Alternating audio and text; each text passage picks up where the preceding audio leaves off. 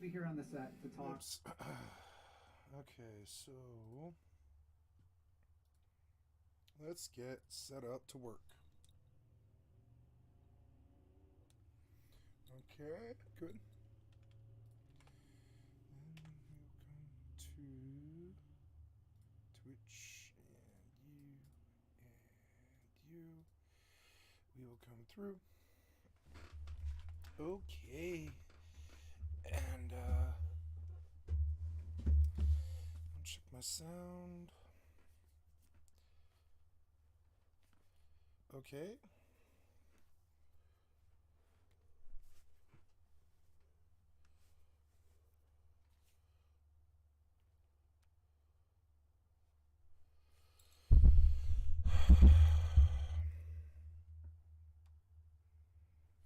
Scrub Betty's gonna scrub. Scrub Betty's gonna scrub.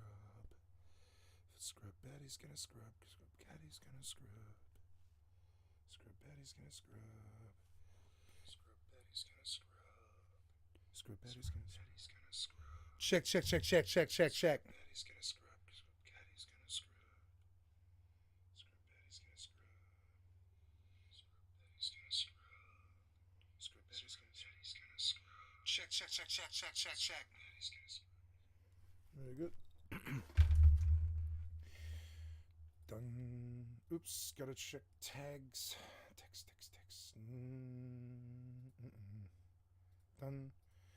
Okay, we come across the board. Fire up. Even line and rust. Just you.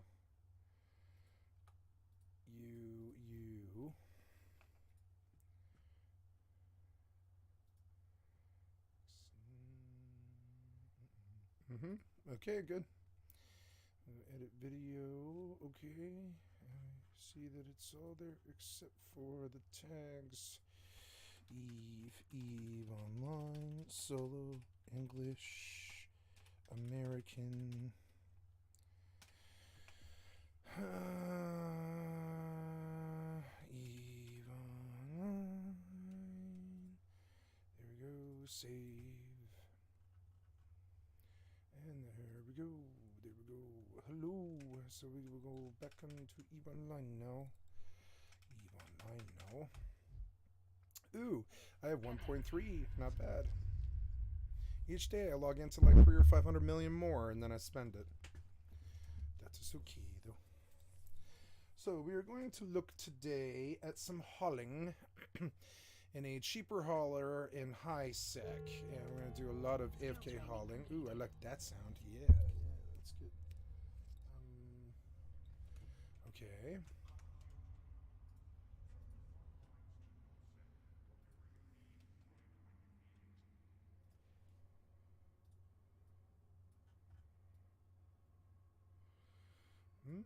So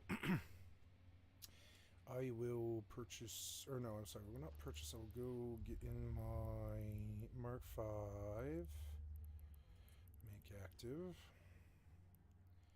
examine the fit, and it's got nothing. So I lost, yeah,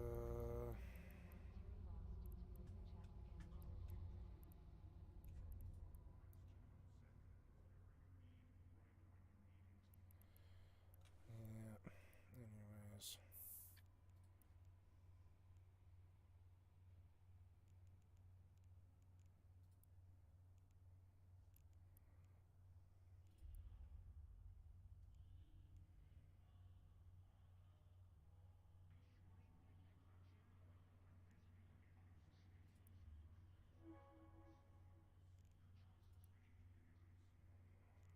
Very good. Wait, medium carbon hold. How much are those? 289,000. I want medium cargo hold optimization too. What does that take? Can I see that? Do I have that? Yeah, I have it, right? Yeah, I have it. I can use this, right? I have that, right? Yeah, see. Oh, but they're 30 more million for what? Not that much more. The whole point of this is cheap, right? So yeah, no clone, no anything really. Let's run a booster if there is one. What was today? Ooh, Oracle Purity of the Throne skin. Not bad, yes. Good, good. And now we go... good. And then we'll go fix this. I suppose I could bounce the graphics a little higher. Well, no.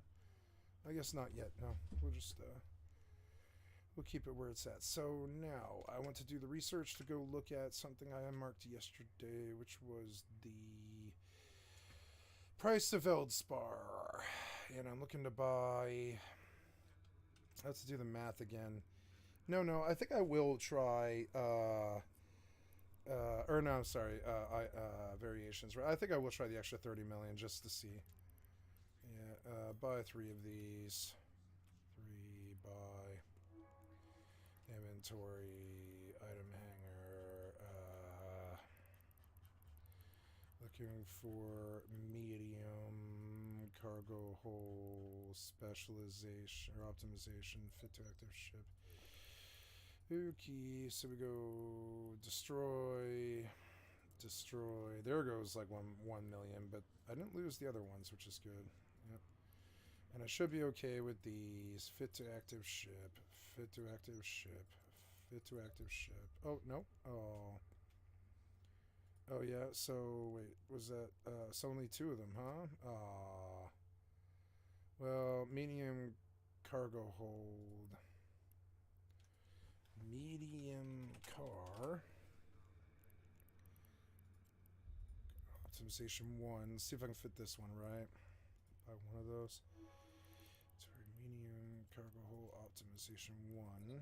It fit. Good. Now, this bumped my storage to...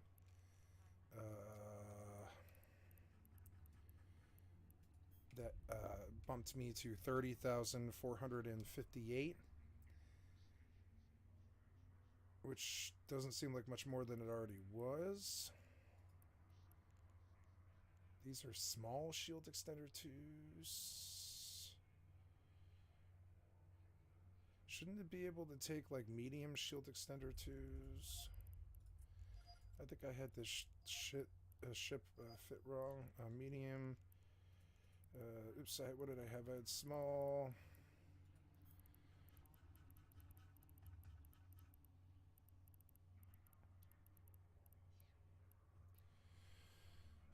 Small shield extenders, but I want medium shield extenders 2s.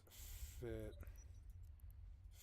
That was the issue last night. I didn't realize that I had fit that ship 10 years ago, and I fit it wrong. Yeah, much better. At least it's a little bit better. Yeah, and then we'll come to say personalization, biosecurity, but I want to see what other ones.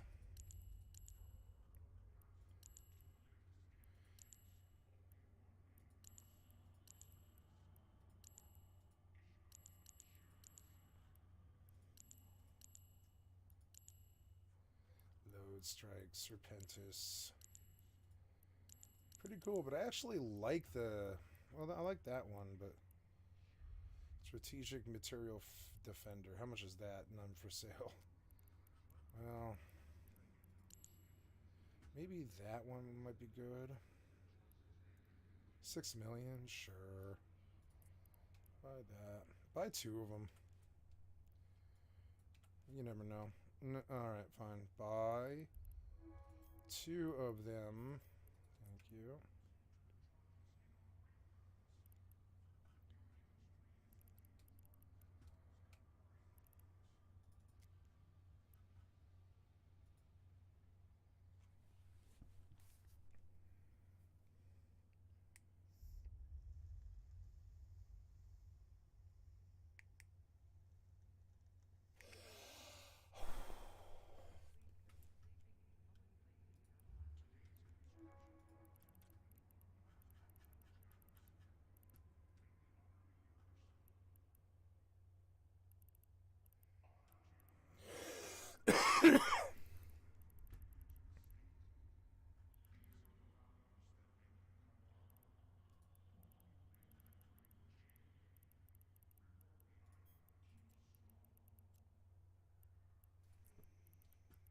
activate and apply. Come over here and look at, there we are. Going to turn on my stream closed captions. There we go, allow.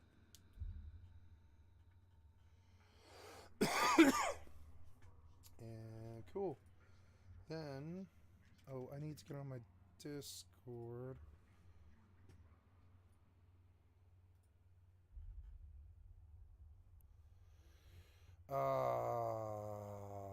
Ooh, cheaper, but 4,000. All right. So I have to figure out how much I can fit in this thing. So, the Iteron Mark V can fit 3458. I'm going to pull a calculator here. 3458 divided by 0.01, I believe, and we're just gonna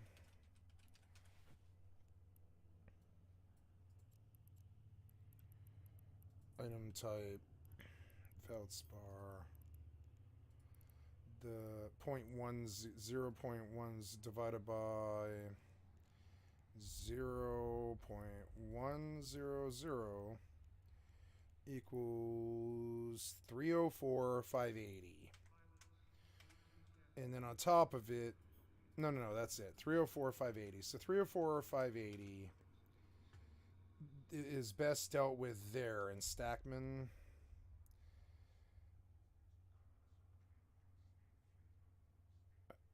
Arnon is, Arnon Moon 2 is not that far. It would be a good deal, but it's not really the best price. But yeah, see, I see some money that could be had here in Stackman 8. Or, well, Stackman 8. Stackman 8. So instead of Valmar, Stackman.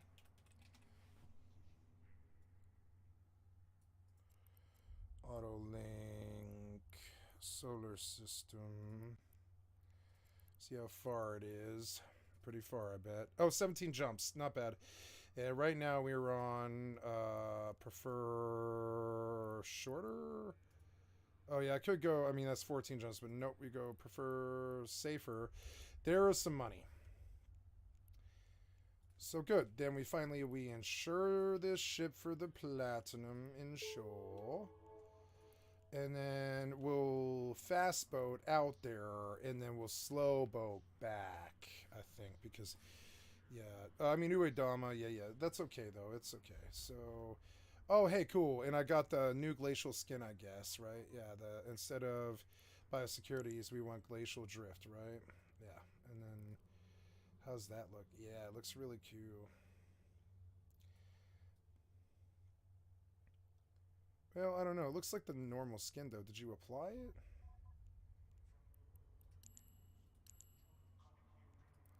Yeah, that's the normal skin. I think I actually like the other one better. It's fine. Yeah, we'll go biosecurity. It's good. No skin active. Okay. Okay. So, we're going out to Stackman right now. Undock. Oh, also, I would like you to optimize for... Or, well, don't optimize. I'm good where I'm at right now. Once I get out past Uedama, I will autopilot. We'll do the first few jumps first. Warp drive active.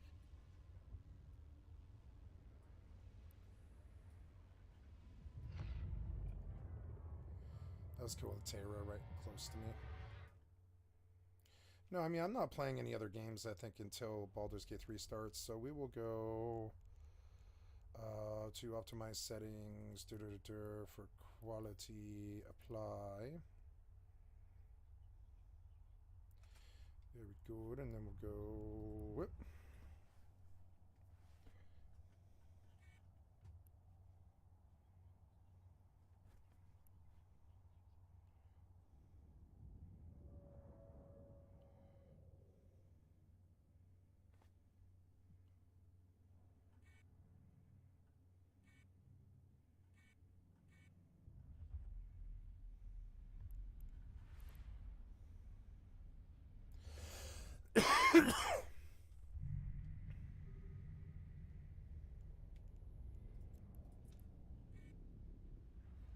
Warp drive active.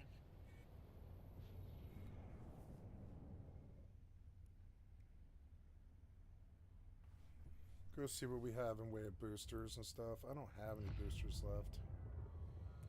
It sucks.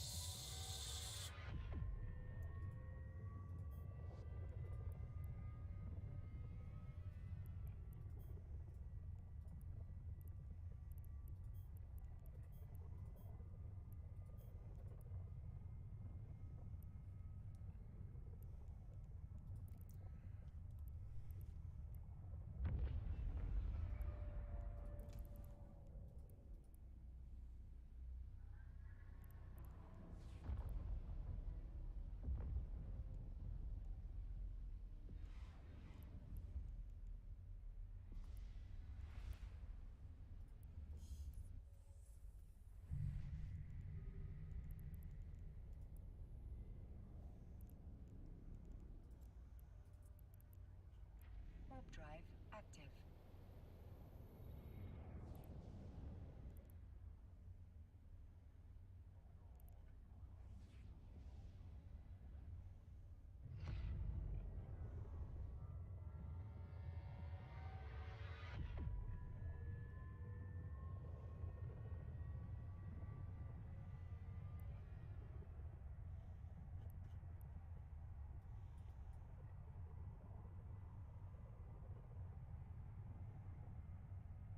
I'm gonna turn the lights on here and grab a beer. It's Miller time. Did a lot of shit today. Did a lot of shit. I went to the doctor. I ran shopping. I ran errands for my family.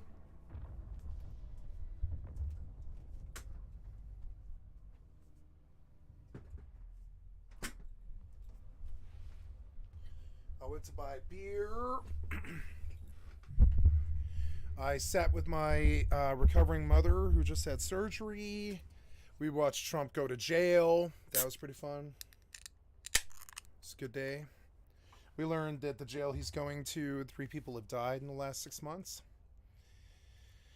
And yeah, just a great, interesting day.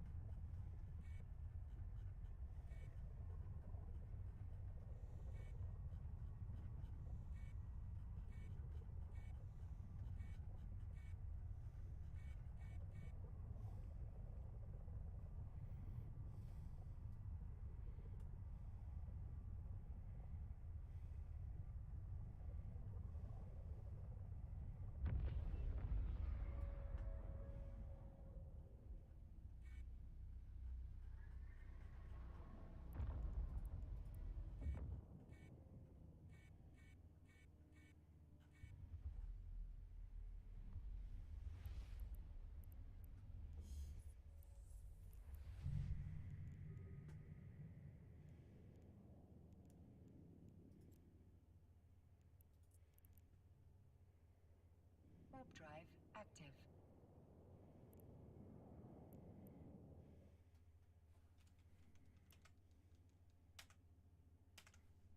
Okay, let's listen to something.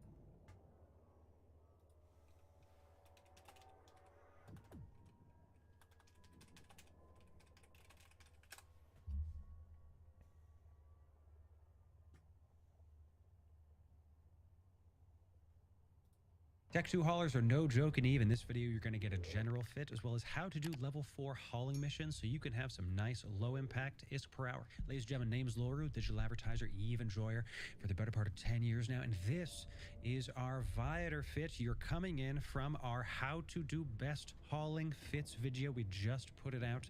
Thank you for checking that out. Here is the Viator fit as promised. Okay, so again, the goal of this fit is to give you a general how-to on the Viator and also how to do level 4 hauling missions. So let's just dive in. Let's not waste any more time. We're going to start at the top. Covert Ops Cloak you need on the Viator. It's one of the purposes of the Viator. Interdiction Nullifier to stop those bubbles. I don't really see, if any at all, bubbles in high sec, but I do take this into some dangerous places. Wormhole, null, all that kind of stuff. And this is necessary when you got a gate or a hole being camped. Make sure you don't die to those little silly things. Okay, thank you. And micro warp drive for the mid. This is a cheap micro warp drive. You don't need an expensive micro warp drive. It's only on there so you can do the micro warp drive and cloak trick, where you align yourself, press them both in a certain way so that you instant warp out of there. I'm going to show you how to do that later in the video if you don't know how, okay? We got some light tank on there with a large shield extender and a Republic Fleet medium shield. Why the faction shield? Because with my skills, I had to get something there that could fit my CPU and my power grid, all that stuff. So this gives me enough tank while still being able to fit on the ship, and it's still worth the money. Hey, you're an expensive ship. You're probably going to be hauling some expensive gear. You might as well get this on there, okay? For the lows, this is where stuff gets interesting, and this is kind of where your personal thinking is going to begin.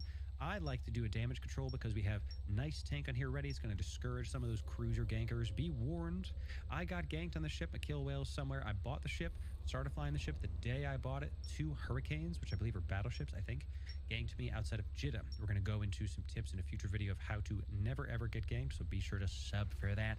What this means is that you got to make sure, if you're doing some tank, you got to understand you're never ever immune to damage, never ever immune to being killed. Any tank is just going to discourage, but not going to stop people from taking you out. Okay, so I like to discourage. All right. Next thing is the inertial stabilizer 2. We're not going to get a sub 2 second align time unless we really sacrifice a lot of the other modules, rigs, and lows. So I'm not really trying to push for a sub 2 second align. Again, with the Covert Ops Cloak, you don't necessarily need that, because the point of a sub 2 second align is to get and warp out before the server tick hits. Because you have the Covert Ops Cloak, you can be cloaked before the server tick hits anyway. So many big words in EVE, I swear to goodness, you know, so sheesh. So this is just in there to help your align time get down to 4 seconds. Without this on there, your align time is 5.5 seconds. A second and a half is pretty awesome. And since we're going to be doing a lot of taxiing from A to B, that's a second and a half every time you warp. That adds up. So we're going to go down to 4 seconds with that. Finally, we have an expanded cargo hold 2. This is pretty obvious, but without this expanded cargo hold, we do go to 4,500 M3. A small tip, you are going to be bringing an expanded cargo hold 2 in your inventory just in case, because some of these level 4s, some of the hauling level 4s are going to give you more than you can chew, more than you can carry when you accept it. And I'm going to show you why that's important to carry with you. But let's say you have that with you and, oh, it's too much. You can always slap one in. It goes up to 7,300. Okay. I like to use the damage control there as a base because, again, I use this to go back and forth from Jeddah, all that stuff. So then we have a medium EM shield reinforcer 2. This is to close the EM hole. You got weak EM shields, my friends. You got 13% with this on. It goes up 31%. Fantastic. Incredible. Okay, so thank you very much. This will probably be less depending on your skills. It's okay. Still close the EM hole. Finally, we've got the hyperspatial velocity optimizer 2. Goodness gracious. This is going to be primarily to help continue forward the Viator's roll bonus, okay? Viator gets a bonus to warp speed and warp acceleration, all right? With this on, you go 9 AU, which is as much as most interceptors at a base level. That's incredible. Without this, you go 7.2, okay? So that's still a very fast warp speed. But I want to put this on there because the main time sink when you're taxiing, when you're doing these hauling missions, when you're just hauling in general, is warping. Your main time sink is when you're going from point A to point, and again, you know, it's just going to keep happening. So it's like the moon, it keeps happening. Let me know if you know what that's from. I would love to know, you know what I'm saying? So 9 AU it is. You can push this higher. You can actually get in the low slot, you can get some of these warp accelerators if you would like. Let's say we want to take out the damage control, sure. Because the Viator gets a percentage increase, even the cheap one, which has a warp speed increase of 0.2 in the Viator, takes us up 0.3 because, again, the Viator's roll bonus has a percentage increase. Okay, so just something to think about there. Okay, that's the general fit for the Viator. I'm going to show you some how-tos now, how we do level 4s. But before we dive in, this is the secret call-out section of the video. We recently have a live stream that was on last Friday for our members. We just got our YouTube partnership a couple weeks ago and our join button. So if you want to support the stream, definitely check that out. And I want to know, I will never have that. If you disagree with this, hashtag secret call-out in the comments. If nothing else, I just want to know that y'all are down there. Or if I do, it'll be because of other people. It won't be because of me. I want to know who you are. I want to say hi to you. So please go comment hashtag secret call out questions. I'll read them all, especially if you're a member. If you don't know how YouTube works, Members get their own box in my like back end, so I'm trying to prioritize, and I will prioritize all the YouTube members. So thank you again. Let's dive back into the video. Okay, so here's how you get your level 4 hauling missions. Okay, you're going to come into your mission area here. You're going to go to EvE Neocom, go to Agency. Okay, Agency, pull it up. I'm just going to go from the top here so y'all can see it. You're going to go to Agents and Missions, Agent Finder.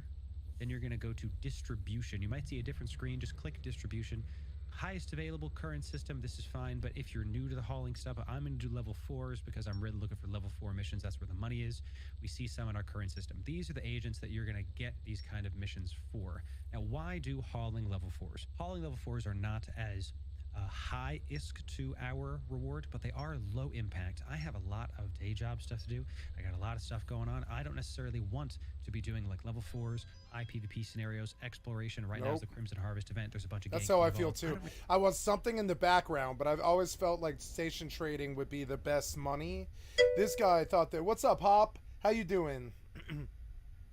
Good to see you, buddy. This guy, he's got a good point. Like a lot of what I look at lately is like I know I'm distracted and I play so many different games, and I just don't. I don't think I want I don't want high focus activities. I want slow income over time, and I think hauling was something that I neglected the first 10 years of my career, but I believe I will do it now. And he's right. I have what I would call a real-life job now that I do 14 hours a day, 7 days a week. I don't make a lot of money doing it, but I mean, it is in the entertainment industry where you either make it or break it, you know? And I think... oh, you know, there was something else I wanted to look at here. Looking at the wallet, right now I'm sitting on 1.270. And the overview is I've had 3.3 billion ISK, which is roughly a $50 income in the last 30 days. And I've had a $30 outcome. And 98% of that was trade. Some of it was bounty and all this, but most of it was trade. And you can see I am getting some good chunks here for contracts. Market transactions. I sold a ship, another contract. We have 1.598. Sorry, this should be bigger. Actually, I kind of want my wallet on the big screen. There we go. Yeah, make my wallet big. Yeah, there we go. Oh, shit, I got to jump. Oops. Okay, almost 5 jumps from the target, which is good. And yeah, this guy's got a point. Like, half the time I'm looking for auto battlers these days because I have a main game that I focus on, like Rust or ESO or Final Fantasy 14 or, you know, World of Warcraft or something. And then I have, like, you know, and then an auto battler in the back. And it never occurred to me how really easy hauling could be in the right hands with the right stuff. And he's right. I want to hear what he had to say here, right here towards the end of what we were just talking about. We're going to restart the chapter of what he's talking about here. That necessarily. So this is like okay. You're going to come into your mission area here. You're going to go to EvE Neocom, go to Agency. Okay, Agency, pull it. Well, this is the secret call-out section of the video. We recently have a live stream. I like this guy. I believe he is by far the best EVE Online streamer I've ever seen because he's relentlessly happy. If you look at his face, I don't think he's a very happy man at all, like me. But he's relentlessly happy anyways. Is there meta trade routes in EVE? Yes, so... Hop, I'll show you the world map. I'm sorry, not the world map, but the existence map. I don't know what you would call it. It's like I don't know, known space is what we call it. It's called K space. There's known space, which is this. There's unknown space, which they call UK space, which is wormholes. And then there's also Pokeven, which is like an alien out of time and space deal. That's a set of about 23 systems that you can warp to. You can literally teleport to and teleport out, but you can't travel to.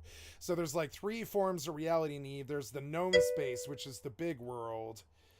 Yep. So there's 4 races in EvE. The 4 races all have 4 trade hubs. The known trade hub in the entire let me put this back to tab so you can see a little bit better what I'm talking about. I'll go to full screen here so we can see what I'm talking about. So I just left Jita. Jita is Caldari, which is the race that I am. There's 4 races in EvE. There's Caldari, there is Amar, and Galente, and Mimitar. And all 4 of them are either enemies or friends. And so the Galente and the Caldari hate each other. And the Mimitar and the Mimitar and the Amar hate each other. And the Mimitar and the Caldari are friends, and the Amar and the Galente are friends. And so there's this plays out in several ways. In PvP, we call it factional warfare. It's actually race war. Believe it or not, they call it faction, but it's actually race war. There's 4 races, and they all have, like, you know, big race wars, and that's faction warfare. But anyways, so for some reason, when EVE Online started, one of the big cities was going to be the most popular just by fate, you know, by fate. So sooner or later, one of the 4 racial cities, the racial auction houses was going to become the main auction house for the entire world. And this is why America is the #1 country in the world. We have New York City, where the stock exchange is, and we run the entire world with that. And you could view Caldari the same way. Caldari did the big trading. Caldari is the most American of the 4 races. The other ones are far more foreign. Like, for instance, I believe the Galente are Spanish. I believe the Mimitars are Russian, and the Amar are French. And then I would say Caldari are American.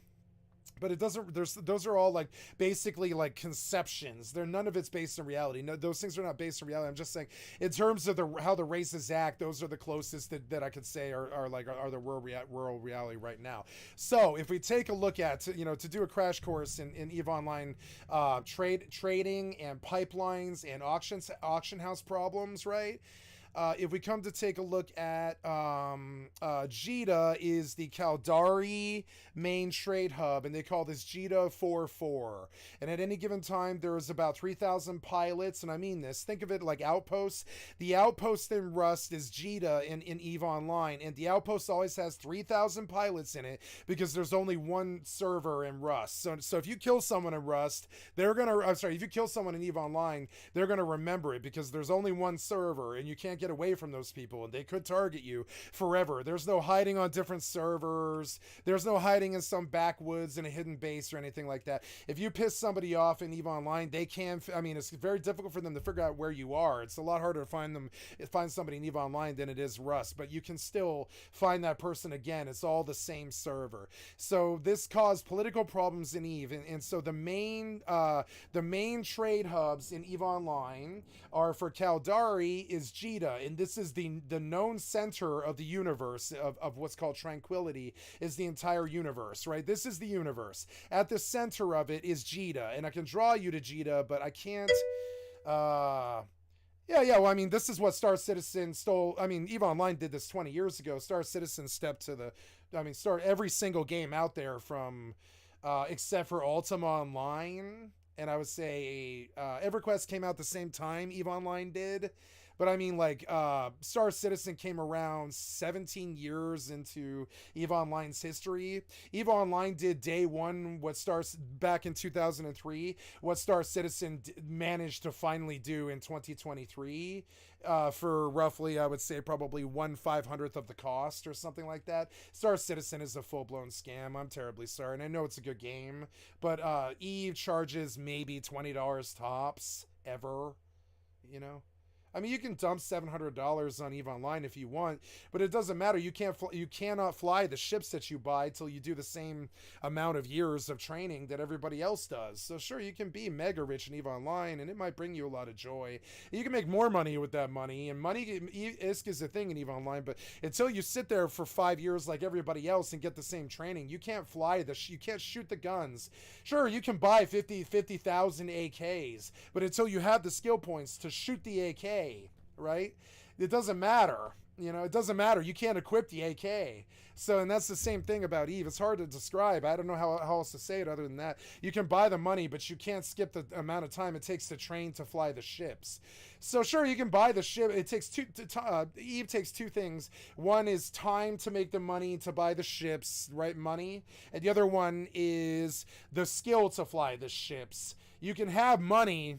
That doesn't get you past the skill gap. The skill gap is like this requirement that there is mandatory that will not allow you to get in the ship even if you can't fly it to at least a really basic level of skill. It won't even let you in the cockpit. You begin to understand that Trump can't do any better here than anywhere else or whatever. It's exactly the same for everybody, really. Like they can go dump $1 million or $5 million or $100 million into EVE Online. And sure, they could skip like some months of the training that way. But they're still not going to, like, it would cost so much money to buy your way through a year of training. It would be millions and millions of dollars. Why would you ever do that when you could just wait the year and, you know, I mean, sure. But anyways, I'm getting off. You asked about pipelines here. I got off target here. You asked about pipelines. So yes, there are 4 racial auction houses in EVE. There's Jita, Amar, which is the and Jita is the Caldari.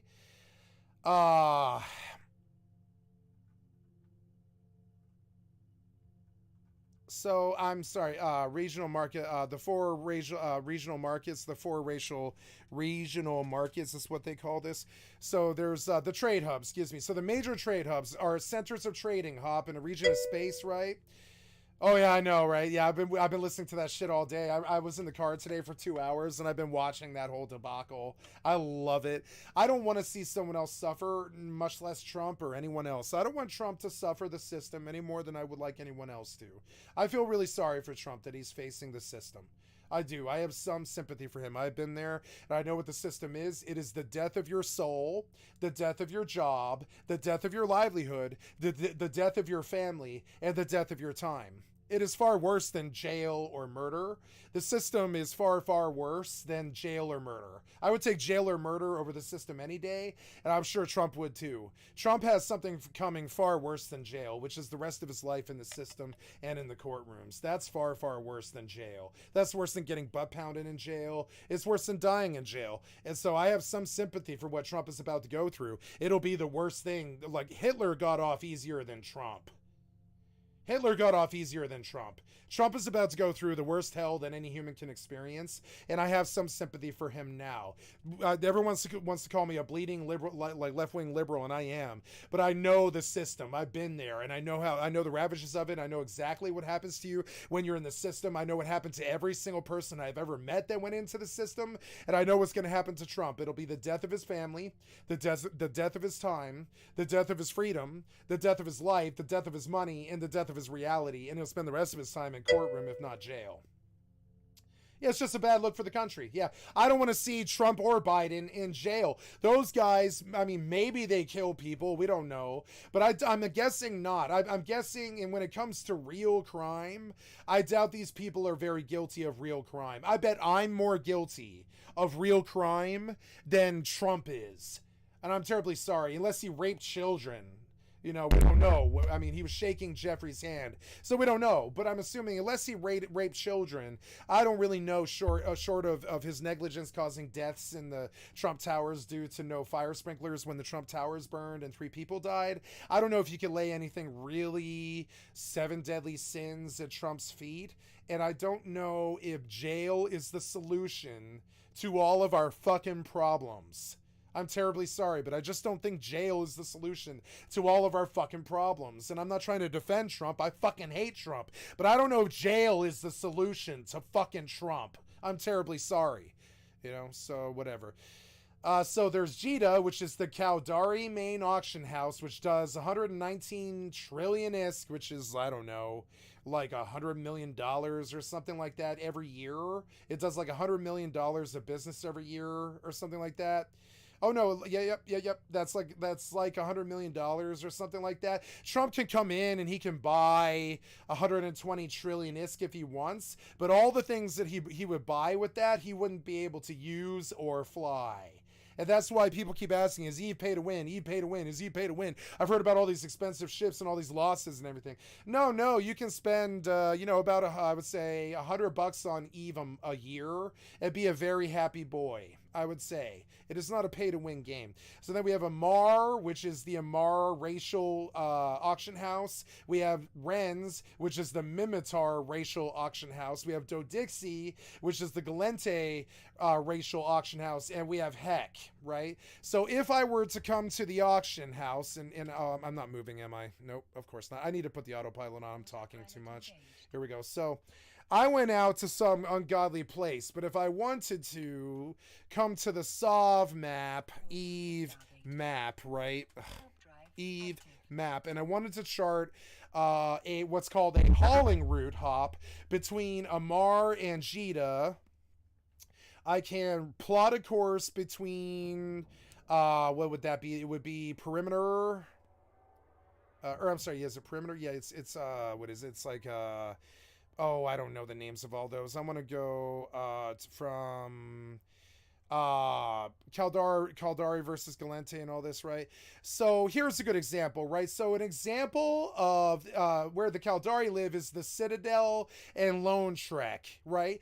And you asked about pipelines. Yes, there is a pipeline between everywhere, and that's the reality. People sit on the pipeline. So if I were to plot a course to someplace in low sec or high sec, I'm gonna have to, like, if I plot a course to Ethereum Reach way out here in the buttfuck nowhere in null sec, like way out here, and I can't do this without screwing up my shit, but I can add a waypoint. So you can see how many like 3-minute breaks this is. It's roughly about 2 hours of travel out there to 8 tech AA98, right? So to do this, I have to pass an orange system, which is low sec, and the cops exist in low sec, but they only exist as gate camps. Essentially, they protect the chokehold points. They don't protect the open land in the system between the chokehold points. Once you get out to the red systems, there is no cops at all, and you can freely murder. I'm talking freely murder and gank and rob and build a clan, 3,000 men large, and have no rules. Nobody tells you what to do. No cops come. There's no outpost guards that shoot you with aimbot or any of that other shit, right? It's just full-blown Rust. Like nullsec is hardcore Rust. There's a map, unlike hardcore Rust, but there is no compass. I mean, there's a compass, excuse me, but there's no real cops. There's no you know how in hardcore Rust there's no cops in the outpost and there's no safe zones. Nullsec, the entirety definition of nullsec, which goes the outer ring of the map all the way around, is entirely lawless space where no cops reside and law is sussed out by the man who has the most power. And then there's low sec, which is the ring that protects the high sec, which is the known center of the universe. That's all this shit. This is where you see me spend most of my time because I'm a fucking pussy and I don't want to make the commitment to 1,000-man corp out here east. Like who would it be? I know who would it be. I have an old friend who runs the 3,000-man corp. I know the corp leader. I know a man who runs the 3,000-man corp. His name is X-Death Beaver, and his corp is dying. But I mean, he did run a 3,000-man corp just in the last 5 years and stuff, and I was a personal friend of him, and I was in the leadership of the 3,000-man corp. And I know this sounds like horse shit, but it's not. It's all there. I can show you the proof in the respect that if you look at my bio, you will see the proof of this. I was in an extremely successful 3,000-man clan as leadership, and the proof is right here in my history. You will see my corporation history here under my employment. You're going to see a lot of stuff. This is my old corps that are all small man corps, but then I moved to Tyrants in 2015. And I lived there until, let's see, this was January, February, March, right? I stayed there for 4 months, 3 months, something, 4 months, something, in one of the major corporations, in the leadership of one of the major corporations in EVE Online, which you can see reflected here. They used to own the entire eastern side of nullsec, and they were 3,000 man strong, but they were swallowed up by Pandemic Horde. See it? Pandemic Horde. They've been swallowed up. But they used to be this one here, Sylvanas Chronium. This was all used to be Northern Lights, which is now Northern Coalition, right? Northern Coalition used to own all of this. Pandemic Horde and Northern are friends, but they also like squabble all the time. Between Fraternity and Pandemic Horde and Northern Coalition, there's a lot of war out here. And I was in X-Death Legion, which owned this whole quadrant of space. And so between this pipeline, between Fraternity, Pandemic Horde, and Northern Coalition was a system that we, as a 125-member corporation in an alliance, 3,000 members strong, held the pipeline. We held the pipeline right here in this area, in Ethereum Reach, right here. We held the pipeline between Northern Coalition and Fraternity. Now, the Rust boys that beam all day and want to stab you in the fucking back and steal your metal and your TCs and all this shit and act like Stefan Zelli and suck 50 billion bags of dick all day, they think they're big shit fucking tyrants and all this shit. But really, in the end, they run a corporation. They run a server at the max. They control a server between maybe 150 to 750 people a day. My Tyrants Corp was 125 people at all times, and it was against, in the alliance, it was 3,000 people, and next to us was Pandemic Horde, which is like a 7,000 man corporation, and fucking Fraternity, which is like a 10,000 man corporation. And the eastern side of EVE Online makes up most of the majority of the populace. The Initiative and We Form Volta and, of course, Goon Swarm are all really, really famous. And so is fucking Dracarys and Sigma Grindset and all these other crazy 3,000 to 7,000 man corporations. But you asked if there's pipelines between EVE. All EVE is pipelines and war supplies. And so if you're Fraternity,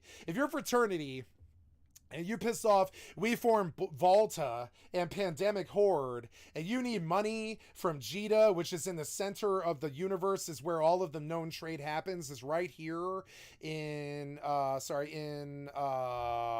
I'll show you on the real map so you understand I'm not like making this up or talking shit or any of this, right? I've got to keep going. Did my autopilot stop? No, it did not. Okay, good.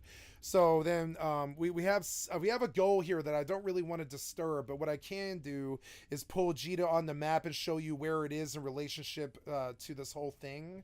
And so Jita is the outpost. I would say I would say Dodixie is the bandit camp, and the other two racials are like all of the fishing villages and all of the stuff. In Rust terms, it would be all the other like tier 2 monuments and stuff that have recyclers, right? Think of the auction houses in EVE Online as the places that have recyclers. In EVE Online, we call that reprocessing. You can get it in your own base, which is called a player-owned system. You can build your own base just as dope as Rust. I mean, all Rust is an entirety of a theft of EVE Online, completely executed across a tax shooter mixed with a world farmer like Minecraft. But I mean, there is nothing that is in Rust. There is not a single thing that is in Rust, including the L96, that is not in EVE Online perfectly. Rust is a complete, utter 3D visual representation of EVE Online. And so there's like 3 games like this. There's Minecraft, EVE Online, and Rust. And I would say to a lesser degree, say Terraria, or even a lesser degree, maybe Stardew Valley, or even I would say to a lesser degree stuff like PUBG or like DayZ. I'm sorry, more than PUBG would be DayZ's the other big one, DayZ, right? All of these games are exact opposite exact copies of EVE Online done in a different genre. And all of the modern successful games in the top 10 are full-blown copies of EVE Online, which was a full-blown copy of Ultima Online, but instead of medieval, EVE Online is space. So Ultima Online is dead and it's been replaced by old school RuneScape, right? EVE Online is 10 times the quality of old school RuneScape. It has 1/100,000th of the population, but the quality of EVE Online compared to old school, I mean, look at the graphics even compared to old school RuneScape, EVE Online is 100,000 times the game that old school RuneScape is in every single fucking way that I can think of. Every single way. And all those idiots that play old school RuneScape, they just never heard of EVE Online, or they would come to EVE Online. It's 100,000 times the game old school RuneScape is, from the graphics to the people to the items to the implementation to the awesome corporation to the management. They've never burned the people. They've never CCP has never mishandled their shit or hurt the public in any way or form. And if they did, they pulled back and they stopped it and they took it away immediately. So now I'm in this terrible place where I look at all these copycats. Like Fortnite is EVE Online. Fortnite is Rust. Rust is EVE Online. Old school RuneScape is EVE Online. The only other game that EVE Online isn't is Ultima Online. That's the only other game. Maybe some EverQuest and Final Fantasy 11 and stuff, but maybe some Minecraft and some old school RuneScape. There's other games, DayZ, Rust, etc. But really, I mean, there's like 3 really big fucking games, which would be old school RuneScape, EVE Online, and like Minecraft, right? And of those 3, EVE Online is the only good one. Minecraft and old school RuneScape are kids games compared to EVE Online. If you can grasp that, if you can grasp that every bit of the digging that you do in Minecraft, you can also do in EVE Online. Every bit of the base building in Minecraft, every bit of the base building in Rust you can do in EVE Online. If you don't believe me, I'll show you the biggest fucking base in EVE Online, and it's gonna look exact. The biggest player-owned station is exactly like the biggest base ever built in Rust, and I'll show you which. So now I'm going to show you the biggest player-owned station of all time, right?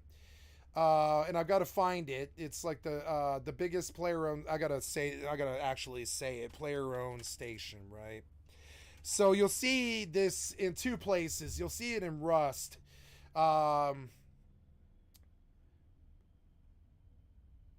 don't know why I'm seeing this video that I pulled just days ago. I pulled a video days ago of exactly what I'm looking for here. Big player-owned station. So I don't know. It's hard to show like a player-owned station that somebody really loved.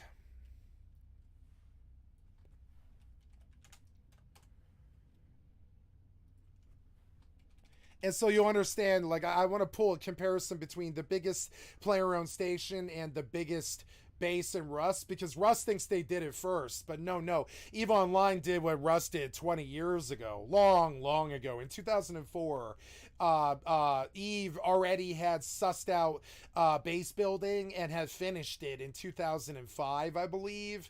And Rust came to the scene and dominated the market because it's a better game. But I mean, it's not bigger or wider in scope than EVE Online. It's not as complicated as EVE Online. It's not as deep as EVE Online.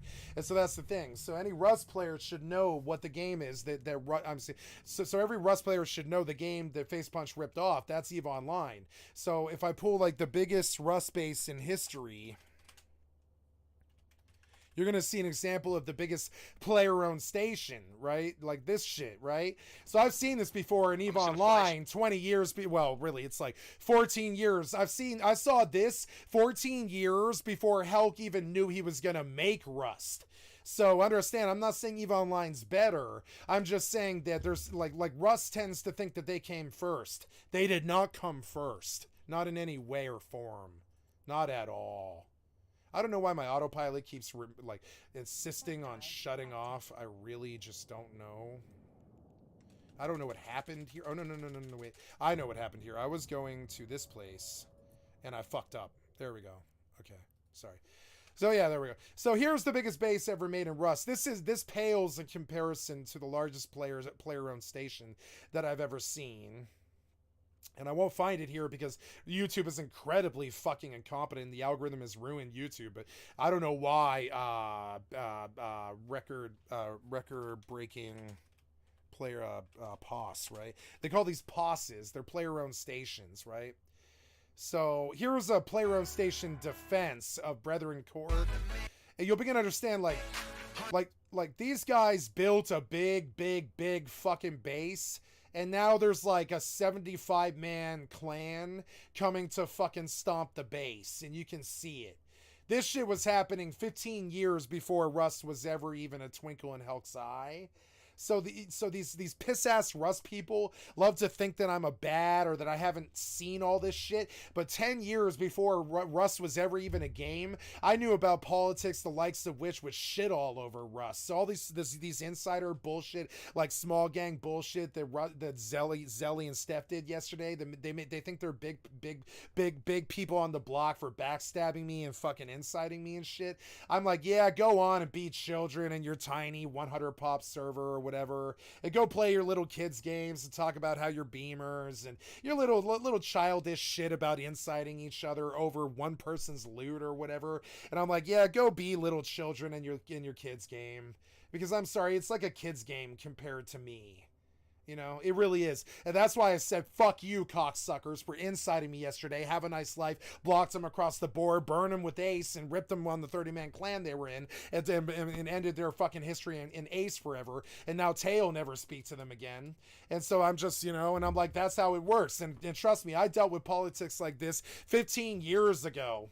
Like, before a lot of people were even born, I was dealing with politics 15 years ago like that. And these fucking scrubs step to the fucking board, and they stab me in the back, and they think I'm noob, like I don't see it fucking coming. But see, I use them as an excuse to get them to do their dirt sooner rather than later, and get them out of my life. Because I've been playing games like this all my goddamn life. I don't do this to people. I've just been the victim of it all my life. And I know that these little children, with their little children fucking ideas about how good they are at Rust or whatever, you know, have never run a 500-man organization before and never will. Now I have, and I can pull the 500 man to testify. I have run a 500-man corporation, and their little stab you in the back trio bullshit about fucking me over some fucking loot and changing code locks and shit like that. They can go suck a billion bags of dick with that petty ass, small time, shithead, criminal, fucked up, stab your friends in the back bullshit. And I've been dealing with it all my life. I'm not some fucking noob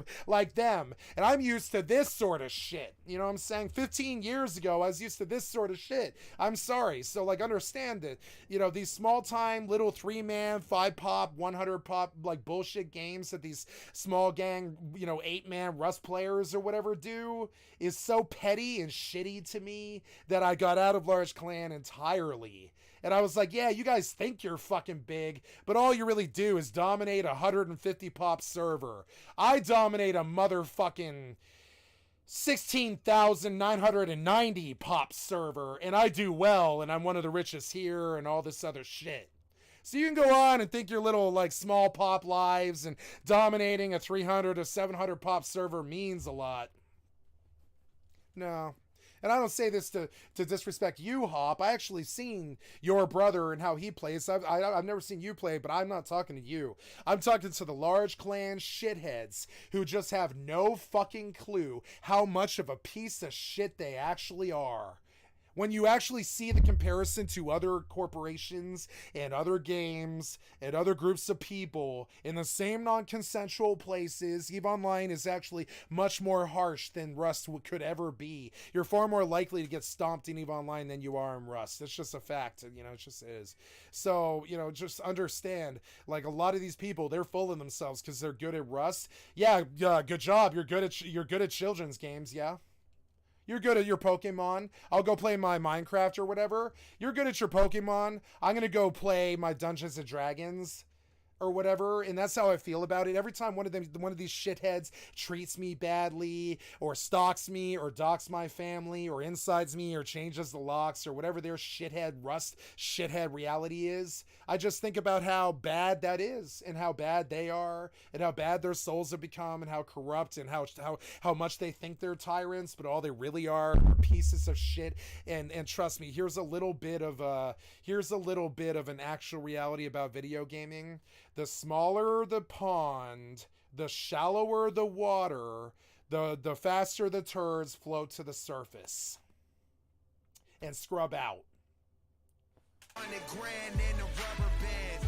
Used to be the kid, now homie, I'm the man. I can't do this. It might be DMCA, so I don't know why this guy has DMCA and he gets away with it, but... Straight up, and I'm gonna get you that full view. Yeah. So they like, trust me, every Rust player is like, oh my god, and I'm like, yeah, sure, that's cool for 200 people. I'm used to 30,000. Sorry, I know this is impressive to you, but I mean, it's children's games to me, and you're so good at inciting a solo player on your fucking 5 to 300 pop. Yeah, you're really good at gaming. Yeah. Yeah, please do, man. Holy, oh so my this blows my mind, of course, like it would blow anyone else's mind, but it's not impressive to me. There's a big fucking difference. Large Clan was never impressive to me. It's a bunch of shitheads trying to dominate 350 fucking people. What is it, a men's bathroom? Y'all in there on a server in a men's bathroom with each other? I don't give a living shit about 350 fucking people. I'm sorry, I just don't I don't come from a place where I could give a shit about 350 people. I'm sorry, but I just don't. I've always ran clans of at least 350, 500, World of Warcraft, you know, EVE Online. God. So this shit about, oh man, I'm so good at this 300 pop. I'm so much better than you. Yeah, sure, child. Yeah, sure, child. Whatever you say, child. You're so good at this. Yeah, that makes you so good somehow. Nope. That doesn't make you so good somehow. No. It's okay. Congrats on dominating 300 people. That must be pretty hard. You know what I'm saying? I was just in a 300 pop fracas just 5 days ago. You know what I'm saying? An entire 300 man fracas, and that was one of the smaller engagements I've ever been in. And I look at it like, man, you guys are so fucking full of yourselves. Every time you fucking inside someone, door camp somebody, roof camp somebody, or steal somebody's loot or whatever. And it's like, man, Honor and Rust, it's hard. I'm not trying to speak out against Rust. I'm just trying to say, when you've seen a bigger boy reality, you begin to understand how really full of themselves Rust players actually fucking are, and they can't back it up either. Almost none of them can. Welcome. I'm finally here. Sorry for the delay. A real man backs himself up with 300 to 700 fucking people that he lovingly built a fucking organization around, and like treated each one like a beloved egg in the basket and made sure it got all the sunlight and the water and the orange juice so that it doesn't get scurvy, and it nourishes the egg until it's a chick, and it nourishes the chick until it's a full-blown chicken, and then the chicken begins to shit on people, and then you've got a beamer. You know what I'm saying? That's how a real man talks. Only shitiots worth their fucking weight in fucking retardation inside people, try to dominate a 3-pop server, fucking backstab their only friend, think they're good at Rust because they have a fucking big fucking base the size of this or whatever, you know? No, you think you're big, you're a little boy in a little boy's game. I'm terribly sorry, and I'm not trying to like anger anybody or anything. It's just like, when you see the perspective, you begin to understand how really, really, really shitty and full of themselves Rust players tend to be for that tiny pond that they're in. I'm gonna get you that full view. That tiny 300 pop pond. Good on ya. You mastered 300 people. That must be hard. It's how I view it all the time. And so I had a very real and very verifiable reason to dislike this. All this shit. Yeah, please do, man. Holy, oh my god. Wow, dude. Why? Why would you do this? Like, you know? I'm sorry, but like, why? So you can impress the other 200 people? I don't get that. I'm sorry. And that's what's wrong with Russ. Helk and the rest of that crew, they began to realize that their future lies in the fishing village, not the fucking launch site. Or large oil. You know? I mean, sure, it's there too. And they revamped large oil, but their future is in the fishing village and the outpost, not the fucking launch site in large oil. And those little tyrants, man, like on top of 300 fucking people or whatever. Oof. Yeah, you need to like play a real man's game. Sorry. You know what I'm saying? And every time a Rust player like treats me like shit like Zelly and fucking Steph did yesterday, I think, man, why do I keep playing this shitty game? You know? last Friday. And that's for our all the member- negativity about Rust that I care to engage in here, you know? I'm just like, man, like once you have some perspective on it, or you play some other game with hundreds of thousands to millions of players, like Overwatch 2 or Fortnite or something, you begin to realize that not everybody lives on crappy little 300 pop servers and treats each other like shit all the time. Not everybody's like that. Almost nobody's like it, frankly. The only million people out of the 3.5 billion gamers that treat each other like garbage are in only 2 games. It's only like 2, well, it's like 3 games. It's DayZ, Rust, and EVE Online. Probably the 3 best games ever made, really. And like, and EVE Online is the big daddy out of those 3 by far. So like, understand, like in terms of its scale. So, I mean, I'm just, you know, I'm like, I struggle with this a lot. I'm like, you know, Rust for World of Darkness and all this and all this. So it's just like kind of crazy. Like, so these 3 games, they're the main live service, non-consensual PvP games that we still have. Right. And like 2 out of 3 of those games, it's considered normal to be toxic, and that would be DayZ and Rust. But I come from a place called EVE Online where we have 20 to 30,000 people. And sure, you get in a fight with some shitty nerd on the internet or whatever all the time, but you don't get 8 people treating you like shit, or a trio backsiding you, or someone inciting your base. You don't get a lot of that horse shit. That lives on little 300 pop servers full of like socially inept shitty nerds who don't treat each other well, have bad problems with racism and bigotry, and have bad problems with trust and behavior issues. So they do stuff like inciting, indoor camping, and roof camping, and trolling you and the M word and all that shit all the time, and they think that everybody's like that. But no, it turns out that only a small percentage of the 3.5 billion gamers on this planet are actually like that. It's like 400,000 of the 3.5 billion people, and those 400,000 fucking assholes on Rust and shit, right? They are so fucking full of themselves, king tyrant bitches, straight bitch made.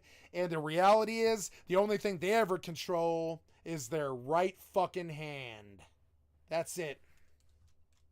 Sorry. I know, because I'm one of them, you know.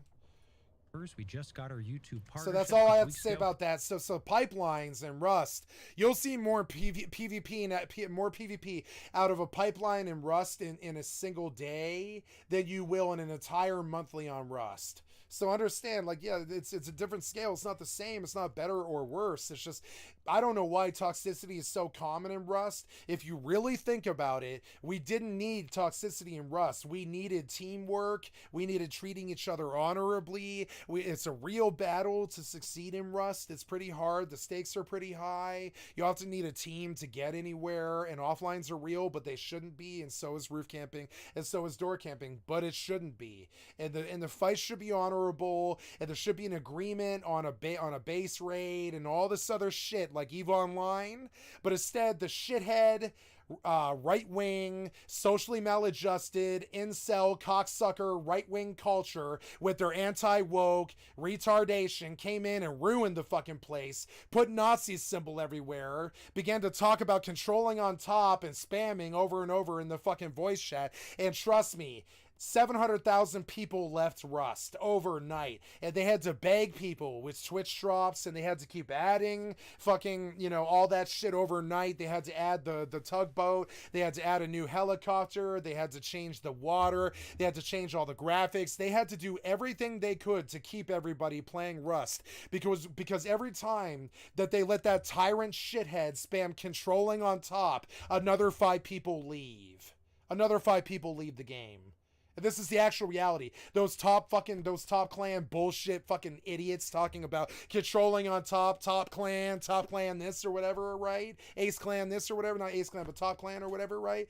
All those idiots talking that shit. Sure, it's a culture, and I'm not saying the culture is bad. It's cool. Rating's fine. Just like rating in WoW or rating in EVE Online or rating in any of the 10 other, or Final Fantasy 14 or any of the other 10 big MMOs or whatever. Rating in and of itself is not a bad thing. the toxicity around it killed the game. And it took PR management, it took PR specialists, it took Helk and the team upgrading the graphics to keep enough people around to keep Rust alive. Because those shitiots destroying the culture with their toxicity, talking about controlling and on top and how I've offline 18 bases today, all that shit, right? They can suck a dick with that, and they can go suck each other's dicks somewhere else. And our join button. So if you want to support the stream, definitely check that out. And I want to know if you agree with this vid, if you disagree with this vid, hashtag toxic as hell, and it'll kill Rust too. Rust won't survive. Rust will be dead by 2030.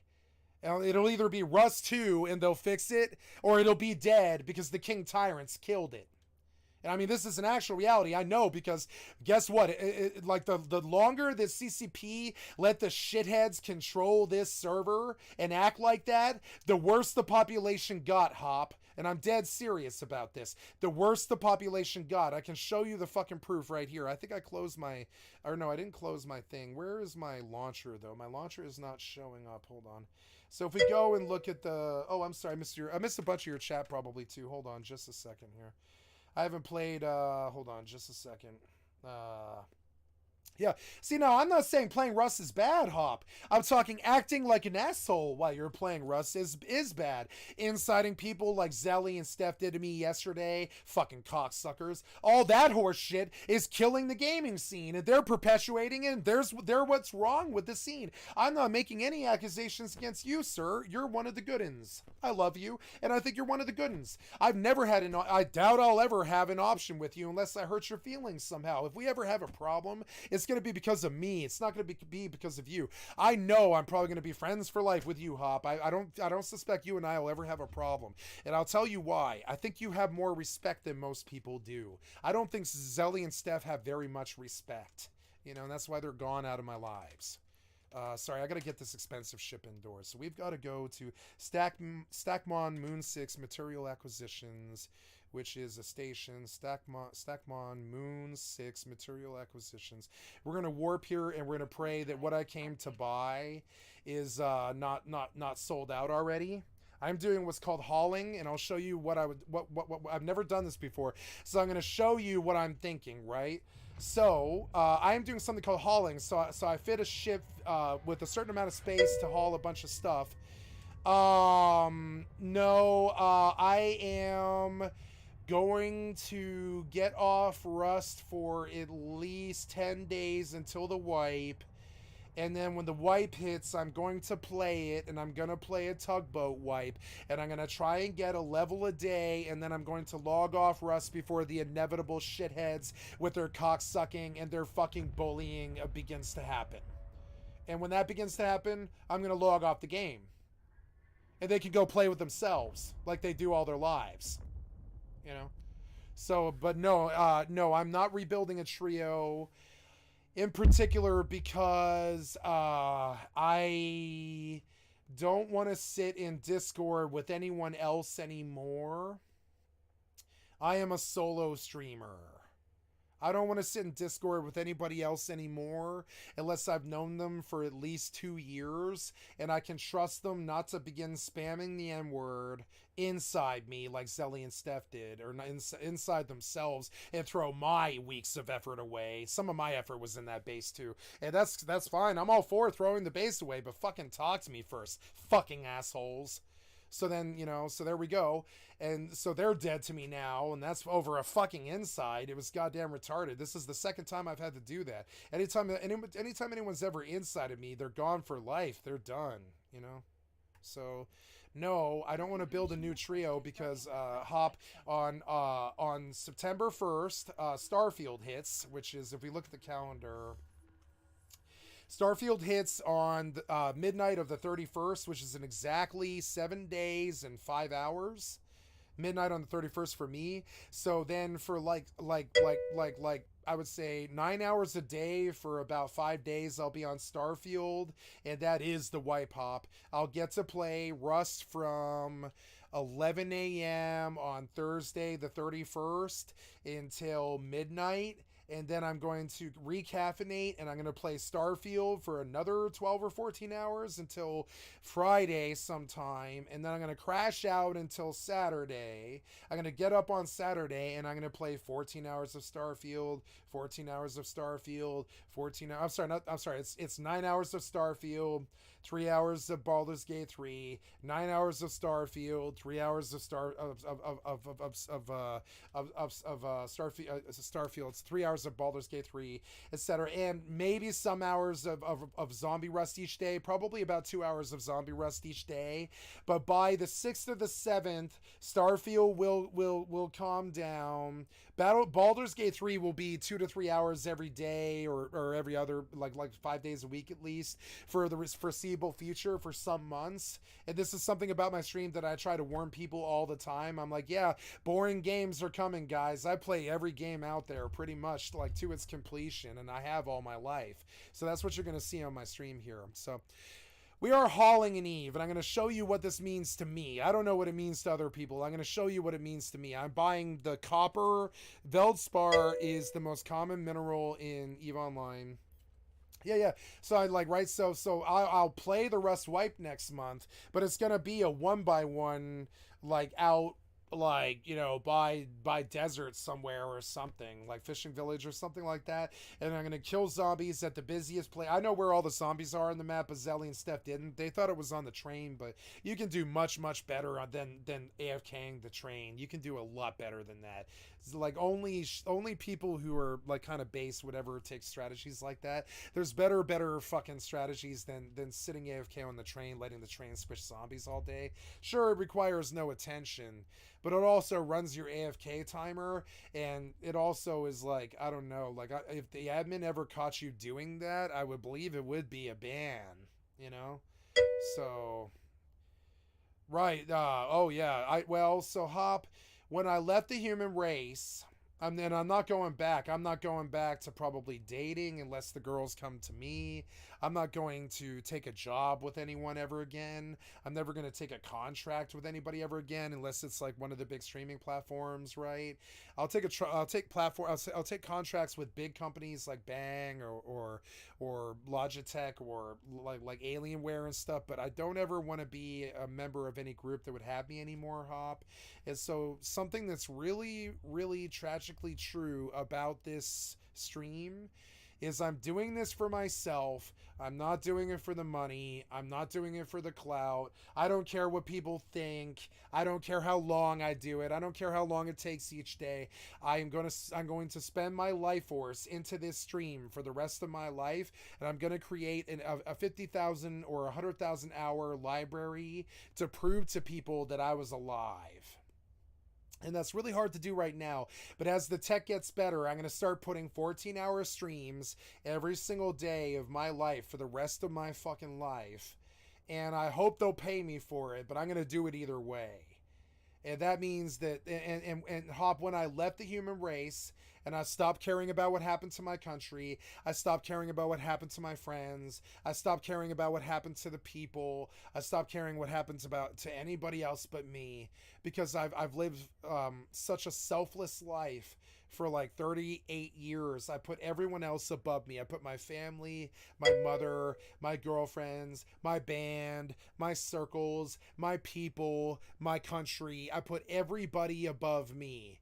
And it's now my turn to just chill out for 14 hours, not think about shitty humans, not think about their fucking food, not think about their money, not think about their power, stabbing each other in the balls all the time for their shitty little power games and stuff, their snarky moves or their shitty monkey behavior, any of that shit. It's very easy for me to hop to focus for 14 hours. I've never complained about it before. I've complained about how it's 100 hours a week and I'm exhausted, but that's it. I love every second of it. I don't get bored doing it. I'm surprised when the 14 hours are up. And I'm like, oh God, I've got to go to bed now. It's never like, oh, I want to go to bed, I'm so tired. It's more like, I've got to go to bed now. I've got to stop. It's so fun. I can't stop. It's like when you're playing a really good game, right? And so this is the lesson, Hop. If you're doing a job that doesn't make you feel that way, you're not doing the right job. And so you said you wanted to be, I forget what you wanted to say. I forget what you said you wanted to be, right? What did you say you wanted to be? I've got a hole in my memory, so I don't remember what you said you wanted to be. A lot of people have told me their life dream of what their life job is. What did you say you wanted to be? Was it,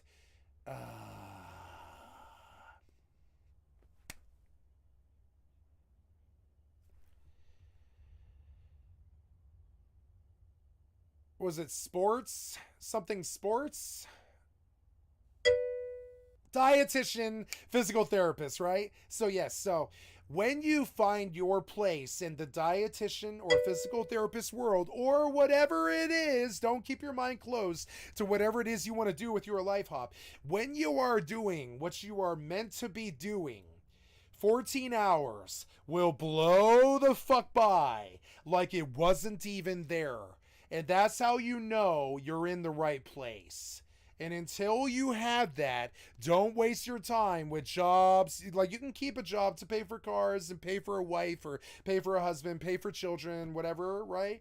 But until you have that job where 14 hours will blow by like nothing, and the entire time felt like an Indiana Jones movie. Literally, my life feels like an Indiana Jones movie every single fucking day. I'm in this adventure with you. I mean, whether they like it or not, I'm in this adventure with Stefan Zelli. I'm in this adventure with Ace. I'm in this adventure with Terra Firma and all these other people that come in my channel and stuff. I'm sure I'm dissing people. Man Who Stands, right? I'm dissing people, right? But I mean, it's like this wonderful, wonderful journey. And it's every day is like the best Indiana Jones movies for me. And I love every second of it. And I would never let it go. And this is the lesson, Hop. If you don't feel that way about your job, you're in the wrong job. And now you need jobs to get as stepping stones to better places, to greener pastures. So do take jobs that don't feel that way, right? But don't ever take a career that doesn't feel that way.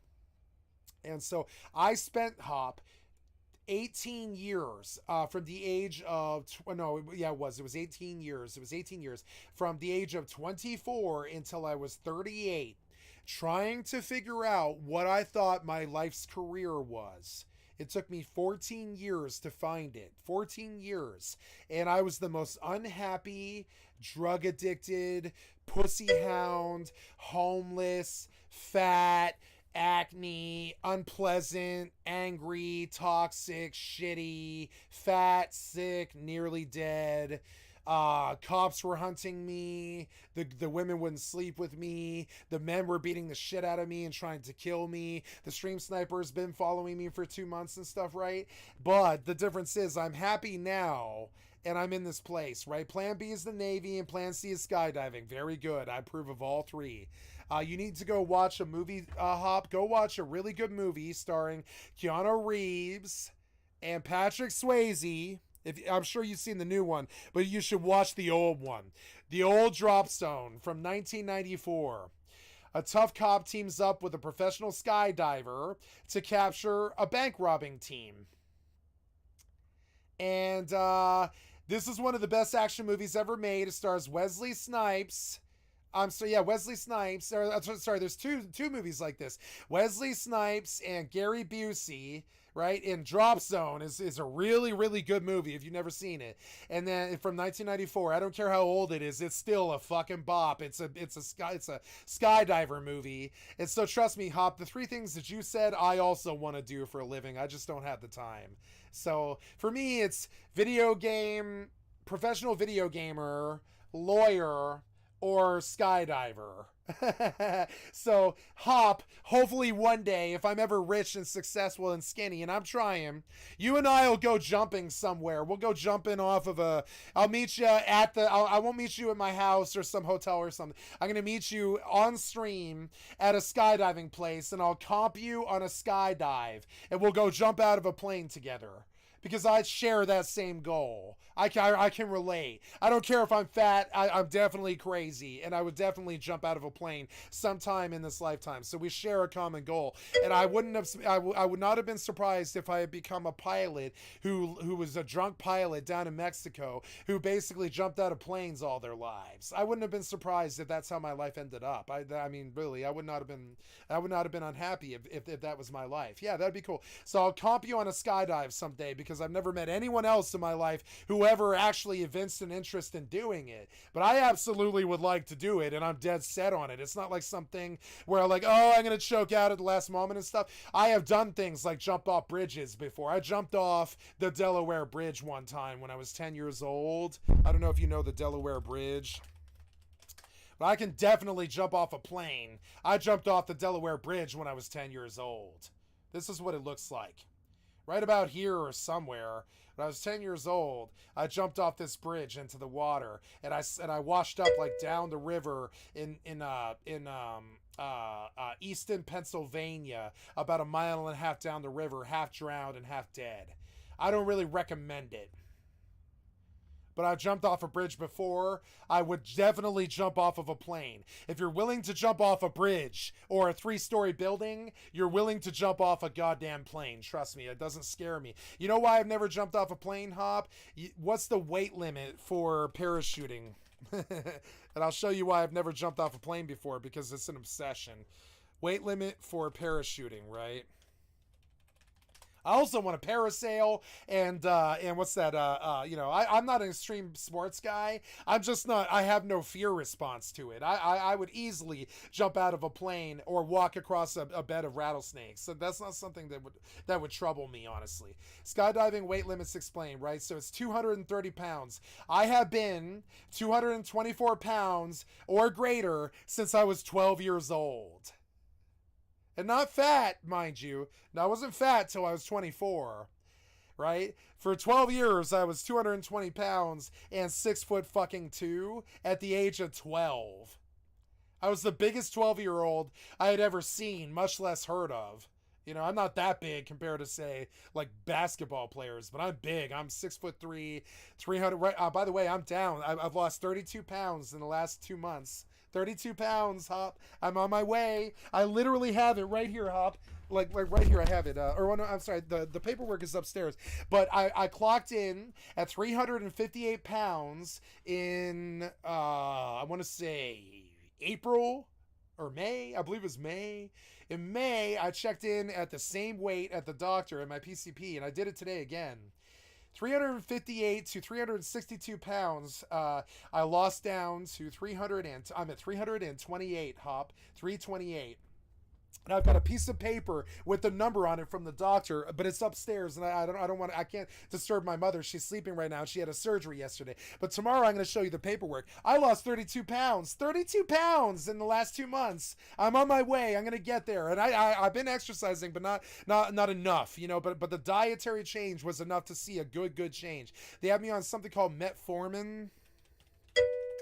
Metformin, it's like, I don't know what it does, but what exactly does metformin do to your body, right? I'm going to go, and I'm going to get down to like 150 pounds or something like that. And if I'm ever rich, you and I will go jump out of a plane together in Boston or whatever the fuck. I'll fly to Boston. I'll be like, all right, man, bring your friends so you know you're safe, and I'll bring my crew or whatever, and I'll get the cell phone, and we'll be on stream so there's no violence or any scariness about meeting somebody on the internet or whatever. I'll bring some security and shit. And you and I will go jump out of a fucking plane together, because I've never met anybody else in my entire fucking life who was willing to do it.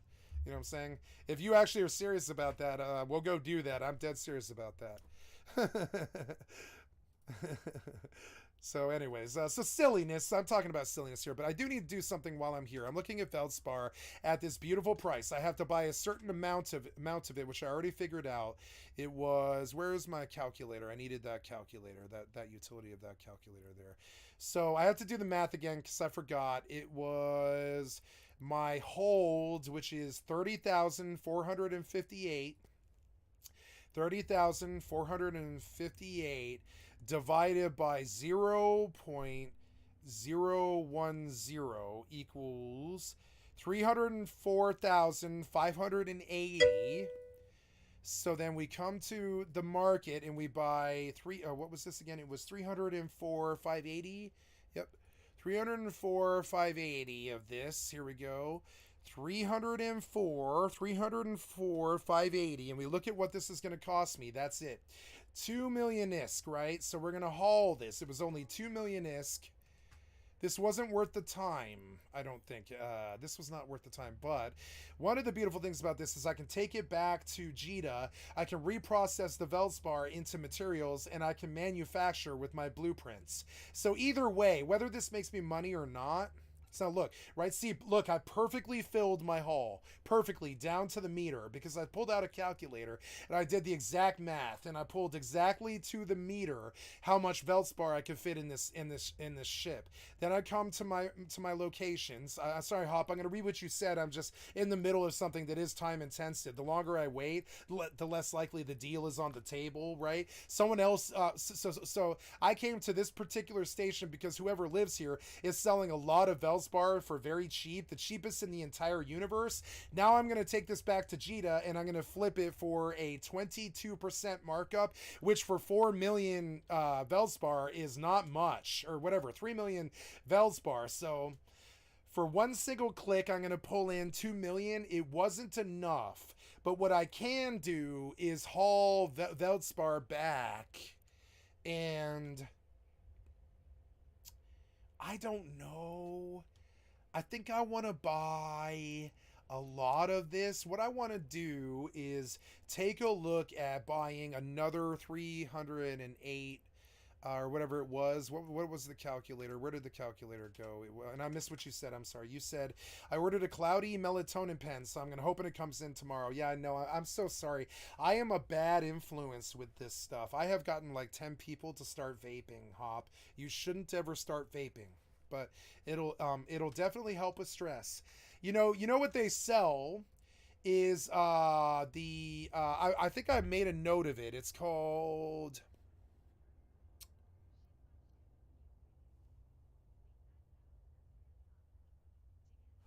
my Discord. Oh, I missed a call. Out in the comments. If nothing else, I just want to know that y'all are down there. You're watching a Laura Mirth gaming video this far in. I want to know who you are. I want to say hi to you. So please go comment hashtag secret call out questions. I'll read them all, especially if you're a member. If you don't know how YouTube works, members get their own box in my back end. So I'm trying to prioritize. How to switch games? Prioritize all the YouTube. Why is this happening? Stop! I did not tell you to start. Stop that! Jesus Christ! YouTube is incompetent.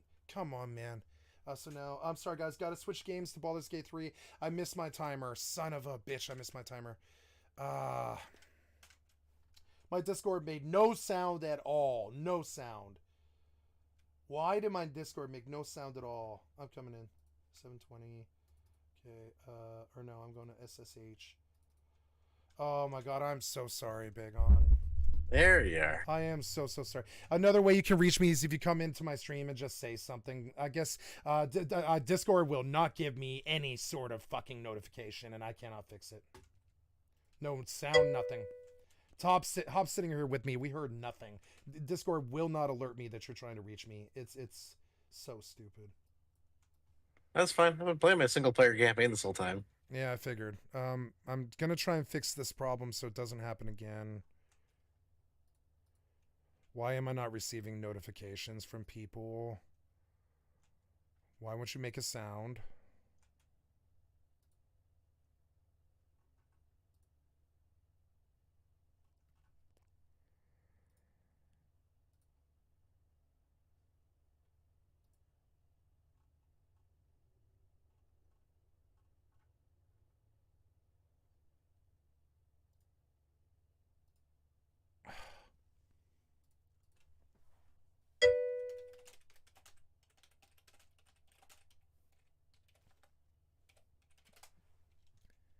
That's a good idea, Hobbs. Hobbs suggests the video, or I'm sorry, the output. Yeah, why? See, every program that I have breaks. Yeah, the default. No, it's set. It's set to my headphones.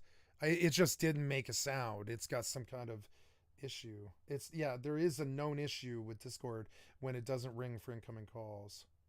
Maybe you have to run into his admin. That might be it. Yes, I think that would be what I'm guessing is probably happening, actually. Very astute, Begon. I'll go do it now.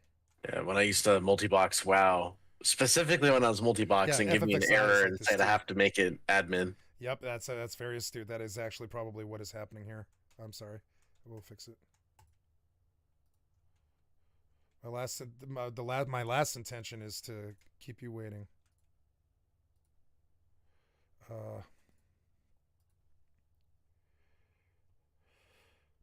Properties, security, compatibility. Okay, I have made the change.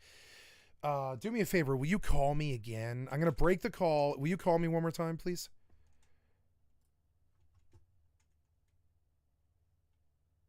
Look at this. Look at this shit. Look at this shit. Do you see it? Jesus Christ. Okay, so yeah, anyways, yeah. Yeah. Yeah, we have a full-blown broken code reinstall or something. Cause yeah, this shit's straight broken. So anyways, at least I'm not imagining the problem. It is confirmed. This will not make a sound at me. Yeah, it is weird. So I don't know. I'll deal with this not on Begon's time though. We're connected right now. I'm just gonna keep on moving here. I'll deal with that on my own time. Firing up BG3. You'll want to invite me. I'm firing up the Discord so you can see my stream. Oops. There we go. Yeah, it is weird. Yeah, I'm just restarting my game to fix the lag that builds up slowly. Yeah. Memory leaks. See people talking about that Armored Core game. I've never played any of them, so I have no idea if it's interesting or not, but the game looked cool. I played Armored Core 1. It's a good game. It's a mech game, and the main attraction that all the neckbeards are going crazy about is Square Enix made that game, and they directed it. They did not produce it. They're, the main guy who made Final Fantasy is the guy who made Armored Core. So they're pretty fanboy riled up about it, but I don't think they're gonna like no, I think Armored Core is probably an amazing like 9 game, you know, but I don't think they're gonna like it. It's very technical, and don't know if that's gonna be a fanboy game the way they think it's gonna be. We'll see. In my experience, Squeenix usually lets me down pretty hard. Me too, especially with like lately. But this is development. This is not them production. This is them development, and I would say 14's okay. I don't think it's a good game, but it's, yeah, I don't personally think it's a good game, but I would say 14's okay. They haven't been that bad at development, you know. They're not that good, but they're not that bad. I don't see how Armored Core could be good in the modern climate. That's the problem, because what made Armored Core so good is it's a full-blown mech sim, like Mech Warrior, and I don't think these kids have that kind of patience, you know. It's a very technical game.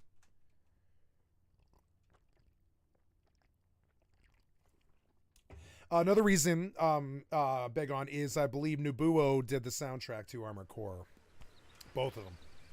So that's why I'm excited for Armored Core, but I will not buy it. I'll get it for $5 later, you know. I figured that'd be the kind of game that you'd be jumping on for your streaming. Fuck no. I skip a lot of, like, okay, you know what I'm sad I'm missing? You know what else is a really good, genuinely good game? Is Remnant 2. Remnant 2 is good like Elden Ring. It's so good.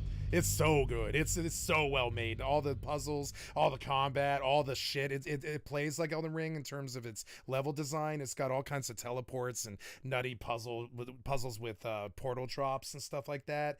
And it's a really well made, solid RPG shooter. The best one ever made, I think. And so that's my regret right now. I could give a flying fuck about Armored Core. Remnant 2 is like at least a 9 in my opinion.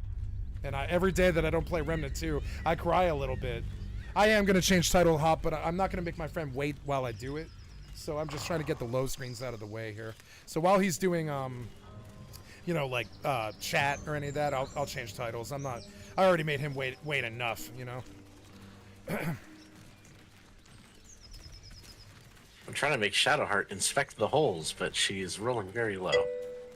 Yeah. No. You're Hop. I would like to promote you here to with Stefan Zelly backstabbing me like that. You have been here solid for about a month here, and you have proven that you are trustworthy. I'm going to. Would you like to be a moderator in my channel? And sorry, go ahead, Big On. I'm with you. If you would, I will make you one.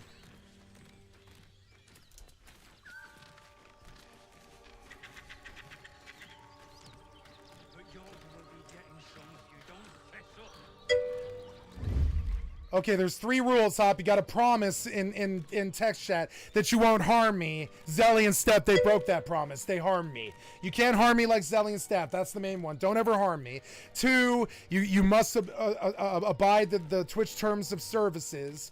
And 3, you must make sure that there cannot be any negativity or isms in the channel. And if somebody comes in and they're leaving negativity, you must ban them and you must kill the chat that they left. That's it.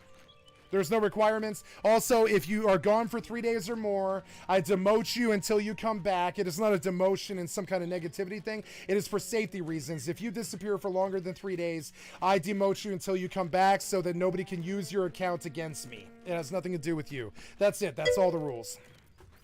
Yep. Okay, and I'm here and ready. Yeah, you got my invite earlier, right? I'm here standing next to you, dude. Oh, okay. It's Yeah, showing you like you're one of my AI followers still. Nope, I'm moving around and... Oh, we are on the wrong game. We're on the wrong game. We are playing the old game. I'm not. I am on my Bard somehow. I don't know why you're on your Bard. I invited you to the multiplayer game. I must have done something wrong. I will go back. Oh, there's another invite. Okay. All I did was took the invite. I didn't pick a character. Hold on. Why did that happen? Yeah, I'm playing my blaster, so I'm on the right game. Yeah, I think it's me that screwed up here. I'm sorry. Does it force me to pick characters first? No, it should just load you in as your fighter or paladin. Yeah, Whatever. how did I get in on my Bard? How did that happen? That's a bug. Your Bard is your single player game. Yeah, I know, but how did my single player end up on your multiplayer queue? Like, we'd never even played with each other, I don't think.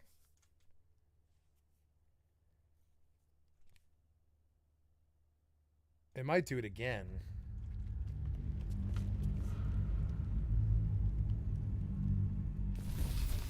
There we are. I don't know what that was. All I did was take the invite.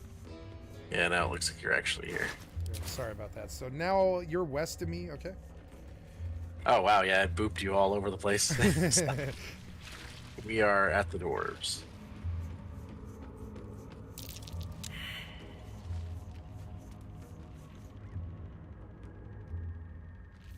Okay, so while you do this, warn me when you're moving again, because I have to change my titles.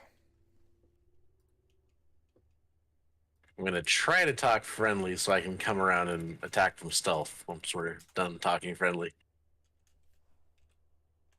Because we're quite definitively going to kill the dwarves. All right.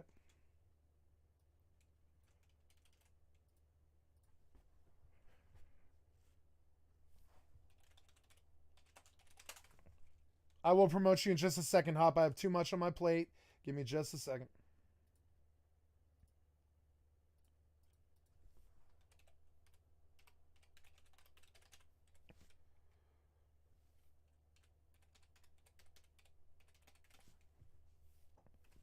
This is why a lot of people don't like playing with streamers, because it's slow. You know, it's a process.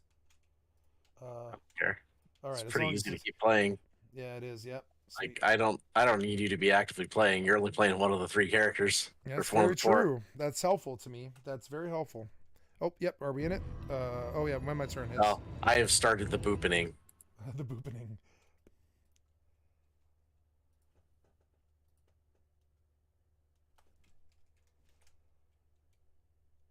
Oh, I misspelled it. Damn it, I misspelled it. So annoying. No.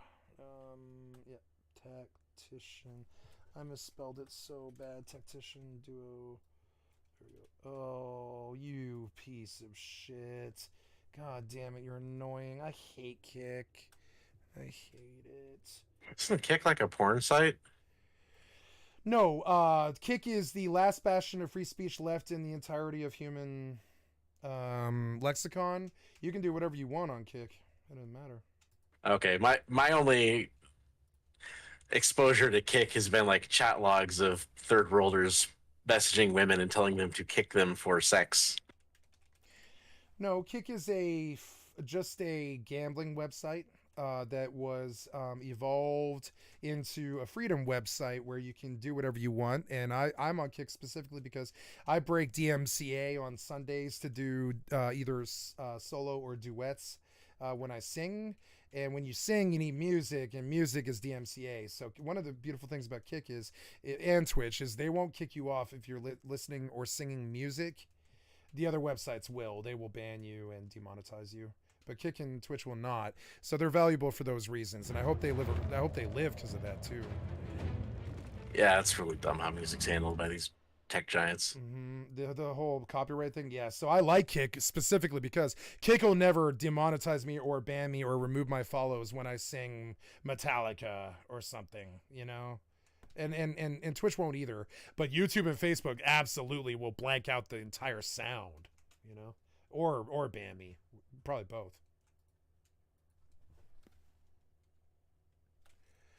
So when I look at Kick like that, like as an asset to get a pass censor. Oh, it's my turn. I'm sorry. Here we go. Orders. Do you want me to just move? So there's a dwarf up there that's going to be attacking us. If you could handle him, that would be helpful. He's still invisible at the moment. Up north. Okay, so I'm gonna go that direction. Try to catch like a stealth pop on him. Yeah, if you get lucky, you might see him. I'm gonna sit in the chokehold. Somewhere around here. How about the chokehold? Right, he can't get past me. Probably right here. That's right? fine. Yeah. This is the surprise round turn, so he can't move yet. But next turn, he's probably going to start attacking us. Okay, I don't believe I can do anything else, like to shoot anything. No, so I'm just gonna pass. Yeah, now I gotta finish off this guy. Let me know if it's my turn and I'm dissing you. I'm almost done doing title changes. Okay.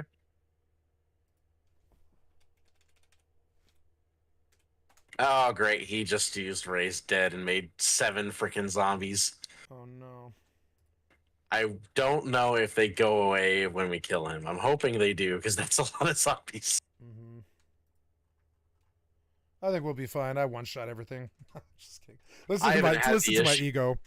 I haven't had him get away with making zombies since early access.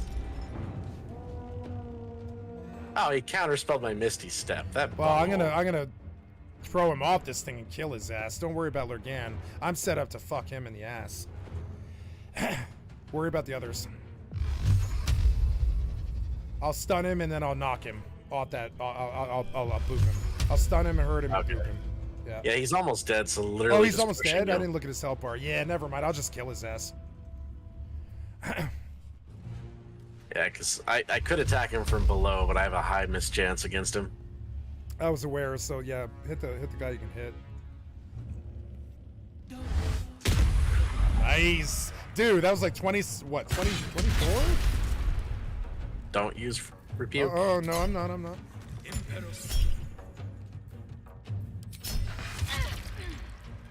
Uh-oh, you got ensnared. Sorry. That means no movement. And I'm in fire. Bye-bye, zombie.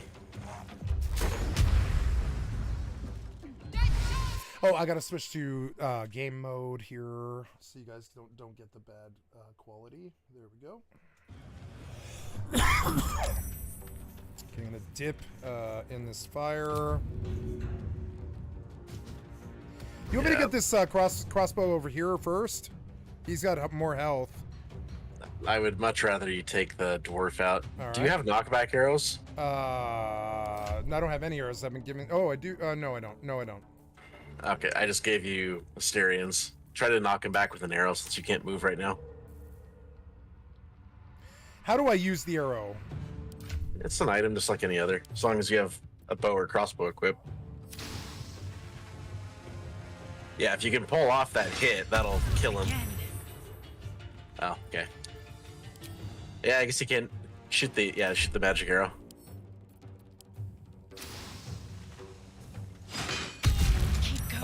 At least I got Bane.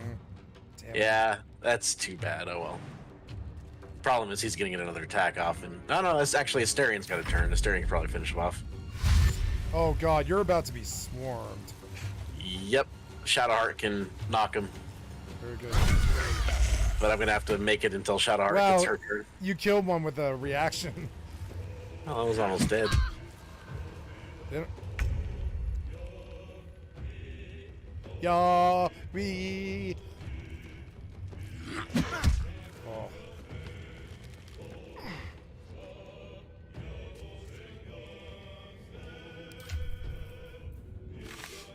Ah, he's too heavy to shove. I gave you your arrows back. Of course I miss. Okay, well he gets his attack.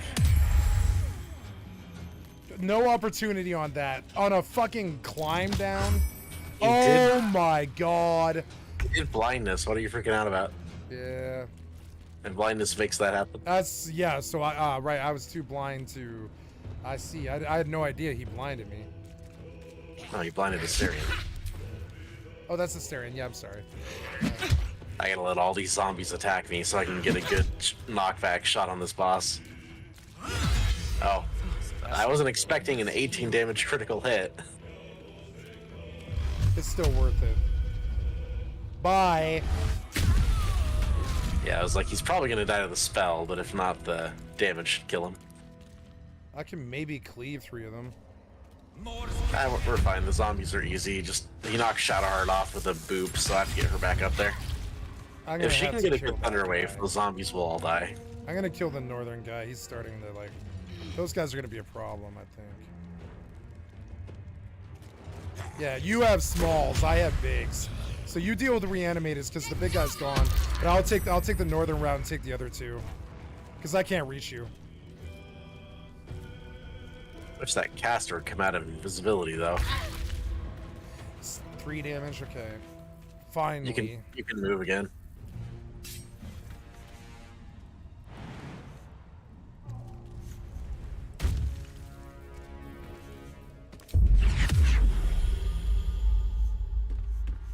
Okay to use. What would you prefer? I use Soulbreaker or regular. Well, it doesn't matter. Killed him 1 shot. Well, that was good.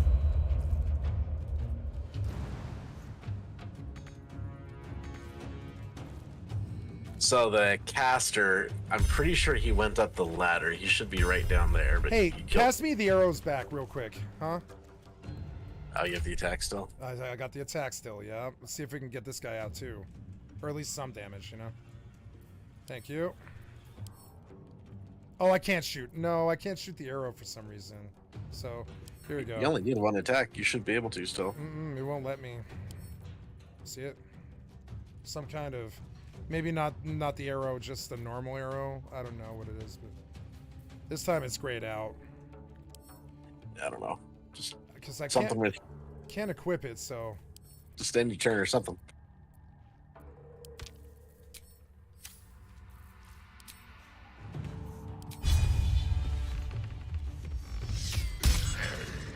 He's immune to wounds, huh? It's a zombie. Oh yeah, they are. Oh, he's reanimated. I thought he was just a normal archer.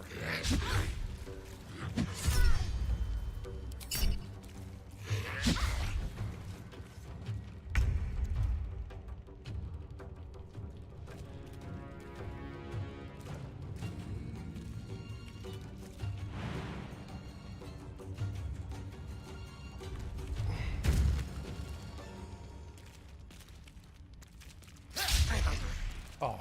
Frickin' acting a 90% chance and I missed. I love it though. It means real combat. It's not like, oh, I hit every single time. Final Fantasy XI is like that. Like 3/4 of your swings are misses. So the most valuable stat in Final Fantasy XI by far, even for casters, really is melee hit percentage, because you miss most of your swings. You know? At least 50%. Zombies are super annoying because whenever you kill them, they come back with 1 HP. Oh, they do? Oh. What was that? That was a throw? That was the dwarf hucking a spear at me. Spear at you. I was like, why did that seem weird? I was Okay. like, oh. Some people might say that's racist. No, you can call non.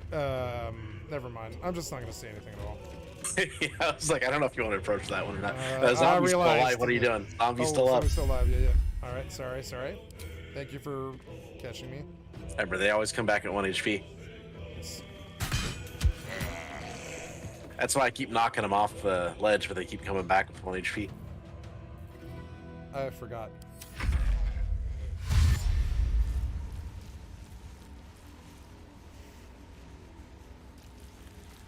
Shadowheart's got it covered.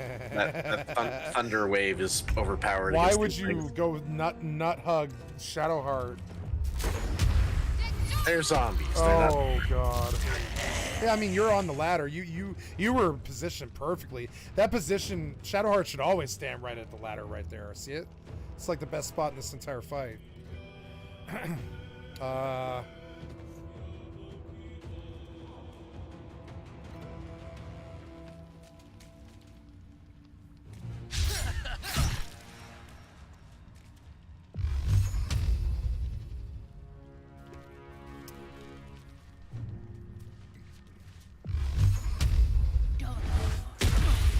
Wow, dude, you're getting so strong. What the fuck, man? That's because level 5, I get the. Oh. I think it's 5. Yeah, but these I guys get the aren't- second Elvish blast. Also aren't very strong, really. Oh no, I guess they are. I'm gonna look at this guy. Oh, cool, I'm in it. So I can't get slow fall, but I can. Kill your zombie. What are you doing? Oh yeah. Sorry, forgot he was there. Yeah, I don't want that thing sneaking up on me. It'd be faster if you just end your turn at this point. Would it? Oh, okay. Or, well, Would it? no, you didn't kill him. I didn't. Oh, I didn't.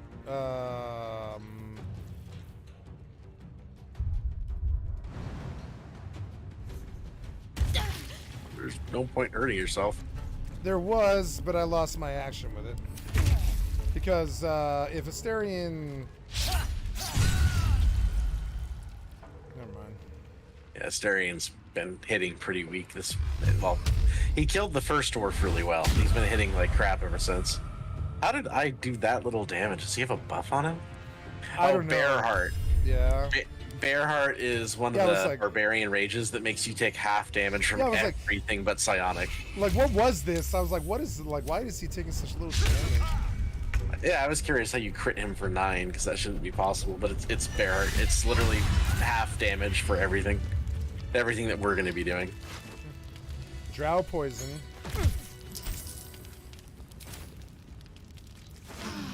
Scroll of Vampiric Touch. Those are good. Exterminator's Axe off this Get Coal.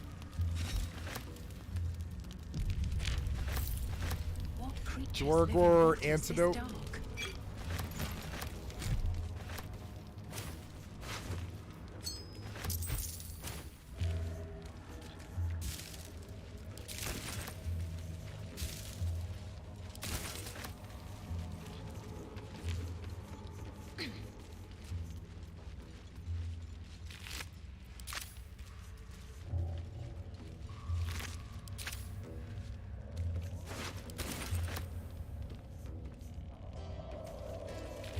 Alright, well, with these goons dead, we should probably head off to the hook horror place.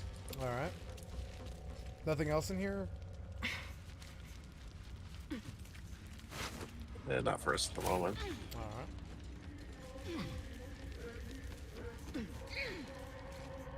Fun as hell. I like that fight. It was smooth and it was fun. They got the combat so good. Normally that fight's really easy, but he got his zombie summon off, and then he got away. That's true. If you jump them well, it's usually a pretty straightforward, quick fight. Yeah. Wait, okay, yeah, we did talk to the mushroom people earlier. So we should go this way. Come. I think we should kill those hook horrors next.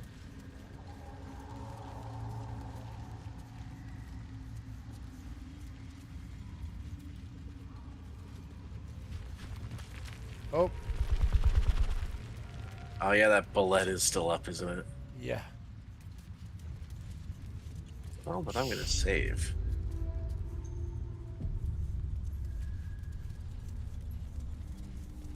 All right, sneaky mode on, so we can get that surprise attack round.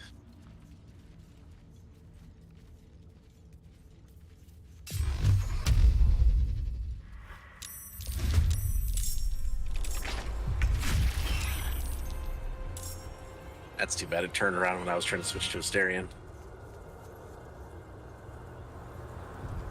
Yeah, remember, we always have to burn these down as fast as possible because they're going to call reinforcements. 14, not bad.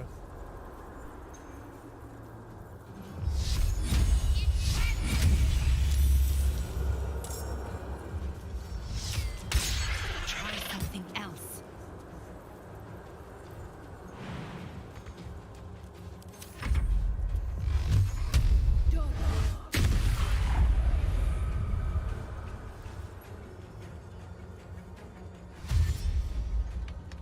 Dashing. What a fool.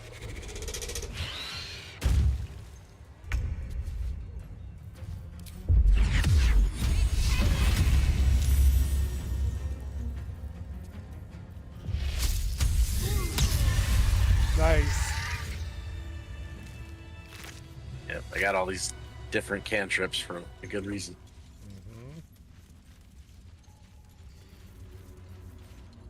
I don't think there's much in their nest, but let's loot it quick. Let.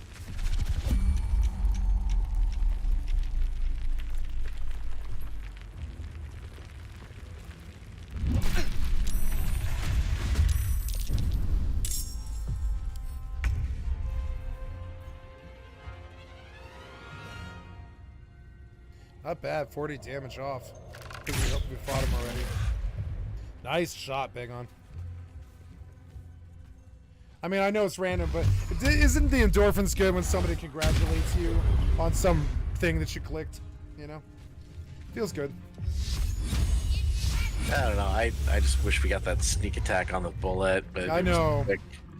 I saw you try for it. I was like, very clever. Ooh, Oh, that wow. was 100 damage. And I'm out. That was almost No, a I'm not party out. wipe. That was almost a party wipe, yes. But maybe I can do something. Yeah, we need to do some magic here with your smites. How about lay on hands on the Well, down I mean- people? No, just keep yourself up. Heal yourself and charge it. Oh, you're playing hands. Oh, I'm sorry. Why me? Why not one of them? Because you're the most capable of soloing this thing. Roger.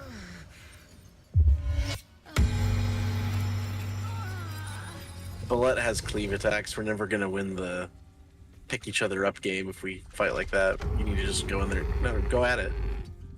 You just need to go in there and kill it. All right.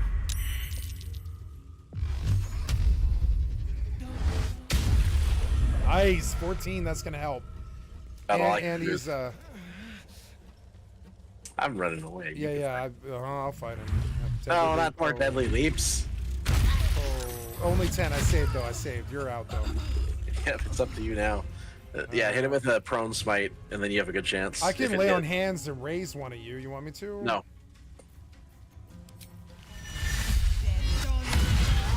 There you go. Now you can save us at your leisure.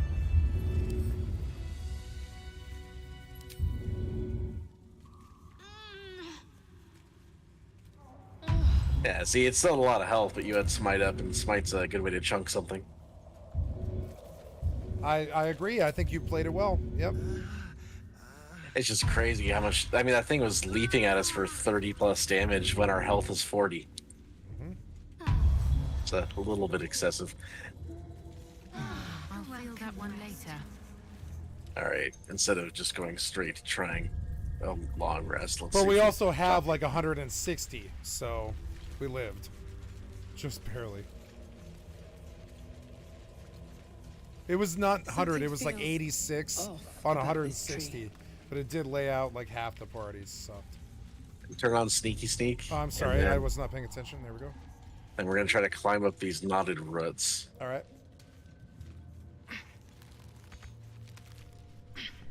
Stupid letter politics. Me first. Oh, you fucking scrub NPCs. I hate you so much. Fucking get going. Sorry. I didn't mean to yell at your friends. I go first, you know. They're my slaves. I tried to knock it off the roots, but I didn't get a knockoff, so I'm gonna just try to stabby now. Wait.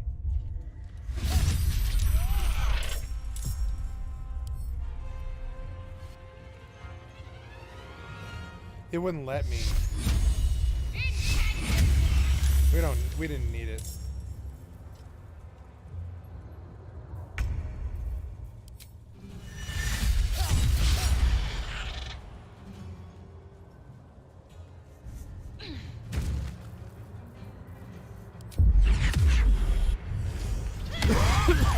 There you go. Was a good kill. Oh, go ahead and grab the Suser bark real quick. It's just right up there on the tree.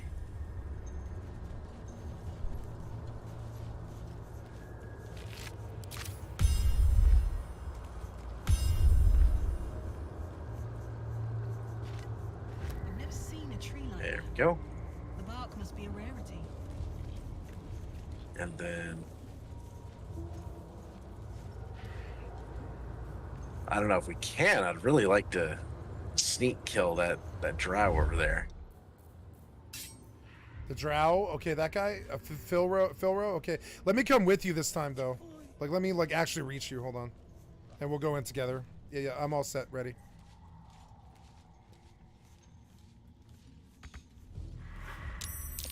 Ah, Oh, no, my fool. Okay, well, that screws up the sneak attack, but I can still get at least a starting My round. guy ran at half the speed your guys' did, so... Well, so if I start with a sneak attack, we get the surprise round. Wow, that was really good. Like, he's dead. That's way better. We really don't want him casting because he does that enthrall thing if he gets his cast off, and that could potentially stun our whole party.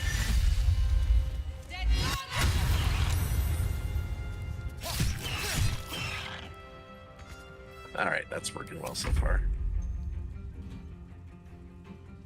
He looks so cool from this angle. It's fucking Skexy weirdy. Skexy. Did you watch? Supposed to be pretty scary. Did you watch Age of Resistance, Begon? Nope. No idea. You should. The new Dark Crystal. I don't know what Dark Crystal is. Oh, okay. So Jim Henson did Dark Crystal in the 70s. It's a Disney movie with puppets and stuff with the Skeksis. You might know it from Arakawa in World of Warcraft, the Ashendown. Arakoa? Ashendown and all that, yeah. That stuff is all Skeksis stuff. That's from that movie that Jim Henson did, the guy who did the Muppets, right? And so they made a television show recently that they canceled after the first season, but it's a children's television show, high fantasy, and it's on Netflix called Dark Crystal: Age of Reckoning, and it's one of my favorite television shows of all time. It's so good. It's up there with Willow or Lord of the Rings. Okay. You should watch it if you haven't seen it. Yeah, you should show your kids. You can. That's one your kids can watch. It's not violent. It's a puppet show. It's a puppet. It's entirely puppetry Something and weak to CGI. this hot hammer. It's so cool. And it changed me. I bet it'll change you too. That show changed me. It's so good. Yeah. Alright, pick up the ribs. Okay. And then I think we can take on that last hook horror without resting. As long as we get a sneak, it'll be a quick kill. Okay, so hold on. Let me come in.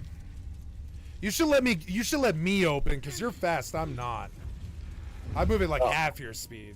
So like, which one do you want to hit? If I can, I want Asterion to open. He should always be. The one. Right? So let me at least get like closer. I won't open, but I'll get up first. Okay? Because look how slow I move compared to you. See it? Okay, so now go. Yeah, always let Asterion do it first if you can. I don't know if you went first or not. Well, actually, that worked. Technically, I think Asterion. Well, no, it's always best if Asterion goes first because he gets his attack refreshed after he attacks, so I can get 3 attacks off before the combat action starts. I thought he was gonna turn, so I just took what I thought I could get. You know. And it worked. We were both up there and both booped him right away. I'm a very good rogue. Like a 2200 rogue. So I know this stuff. I just, you know. Well, what happens is Asterion gets his initial sneak attack, but then because he's an assassin, he then gets his action back during the surprise round. Yeah, it's if all you your- attack and start it, you don't get your action back. That was your action for the surprise round. Yeah. So Asterion gets a whole bonus attack, and because it's first round, it's all guaranteed crit stuff. So Okay. truly and completely, Asterion is the one we want getting that first attack. So I don't want to step on you. Okay. Yeah, you want to be up there so at least you can get the attack in on the surprise round, for sure. Because surprise round is, they can't move or do anything, and we get advantage. So for everyone, surprise round is good. Just Rogue and Gloomstalker get really nice bonuses for it. That's why I love it's going to be... So the surprise round, though, is it only one round? Yeah, it's just, if One we round, stealth, okay. if we initiate the combat from stealth, then we get a surprise round. There are certain things that can cause us to be surprised, and it's really nasty doing a surprise fight when we're the ones surprised. All right. And we're gonna save the mushroom man. And once we do that, I think we'll be done with Underdark. I'm pretty sure we did everything else down here. Do you know the Muffin Man?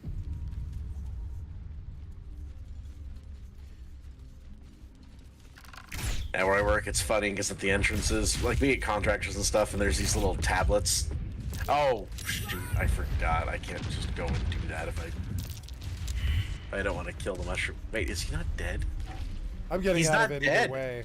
How is he not dead? I don't know. It's a conflagration in the true sense of the term. Like, I mean, I think we just screwed doing his quest because he wants his backpack, but... Reload. Well, I'm kind of curious what'll happen here, actually. Yeah, it's informational. I was sure he was going to die, and I was going to have to reload if I wanted to save him. Yeah.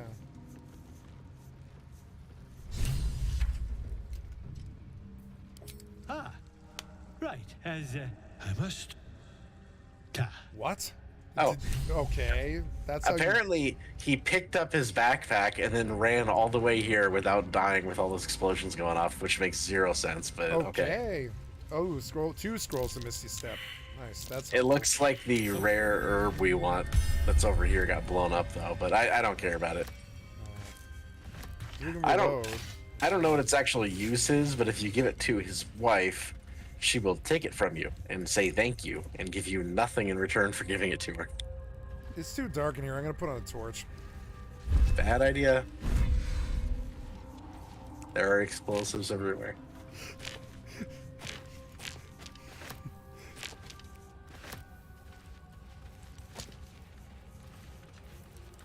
Alright, now we can move on.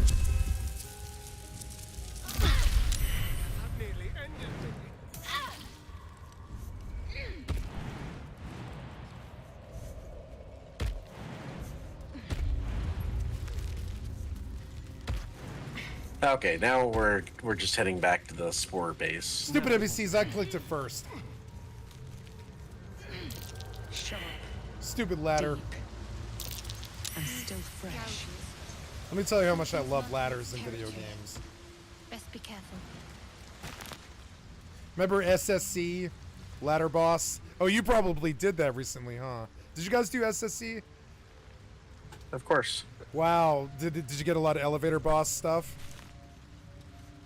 Not a lot. You have to remember, people have knowledge of the game, so... Yeah, by that point, they remember, huh? Yeah. Mostly people that were playing classic WoW were people that had nostalgia because they were in high school when they played it originally, like myself. That's So unfortunate. there I were wish, a lot of first-timers. I wish a bunch of kids had come. You know, it'd be cool if a million kids showed up and played World of Warcraft for 20 years. I think you should know. rephrase that. Well, why? Oh, yeah, wow. I suppose so. But I didn't think of it like that. You thought of it like I thought that. it was funny, though. I think a bunch of kids should have come to the World of Warcraft, classic. Oh, I'm sure there are some, but Yeah, by far the vast majority were adults with kids. You know, it's the dad game. Everyone It that is. grew up with World of Warcraft came back and played it again. Yeah, Season of Mastery did well with the kids, I believe. At least that's what Asmongold was saying. I don't know though. Yeah, I stayed the hell away from Season of Mastery. I Me don't too. want to be playing temporary games like that where everything gets deleted. Yep, me neither. Smart man. I've learned. Rust deletes your shit every month. Can't keep anything longer than a month in Rust. It's the biggest complaint. That's too bad. I don't mind it because it's procedurally generated, so it fits the theme. Oh, she's got a really neat necklace on her that gives us healing spells. Ooh. I am taking it. Money and wait, are you buying it or are you stealing it?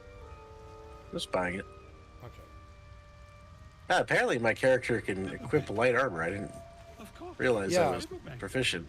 Yeah, I'm wearing medium, but I'm supposed to be in heavy. You got any heavy? Like heavy chest? I gave you heavy earlier. You gave me a heavy chest and I missed it? Uh-oh. I thought that's what you were wearing. Yeah, you did. Oh, you did. I'm sorry.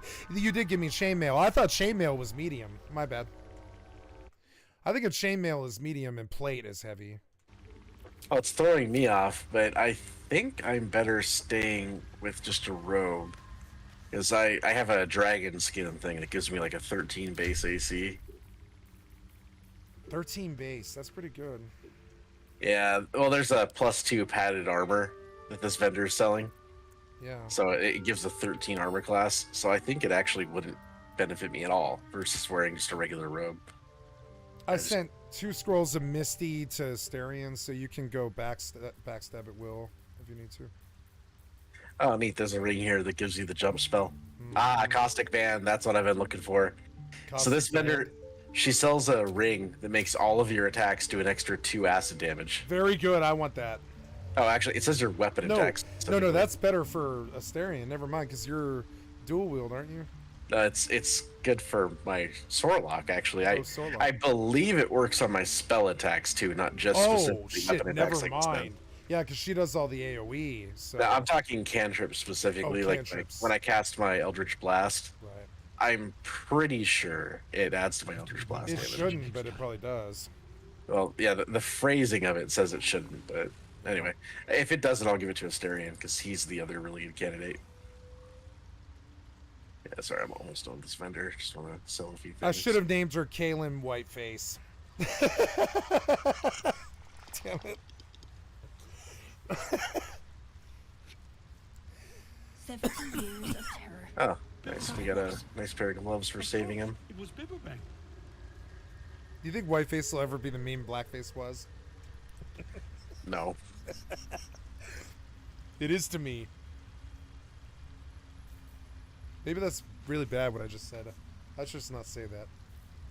Nah, it's one of those things where it's not really a big deal, but some people make it a big deal. Okay, what was I looking for? Remember the Whiteface run?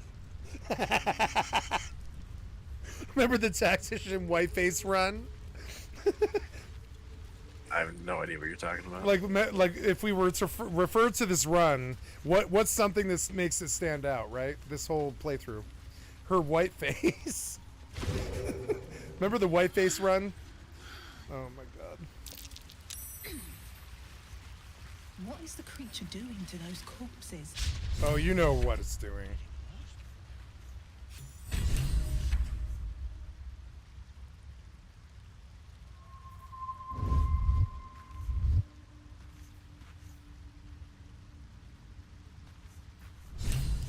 We were on an expedition down here when the Dwergar snatched us up.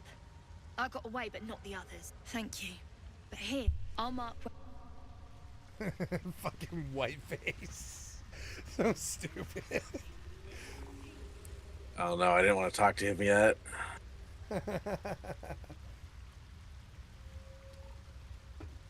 Okay. I want to do a long rest before we get his buff. Long rest, you say? I like long rests. Remember, he's going to give us a buff that gives me a 1d6 on all my skill checks, which is amazing. That's shouldn't be in the game. Yeah. It's literally until long rest, so it's not like broken. Okay. But it is very good. Chest. You have gold and naked women in your chest, don't you? What's in there? What are you keeping in your box?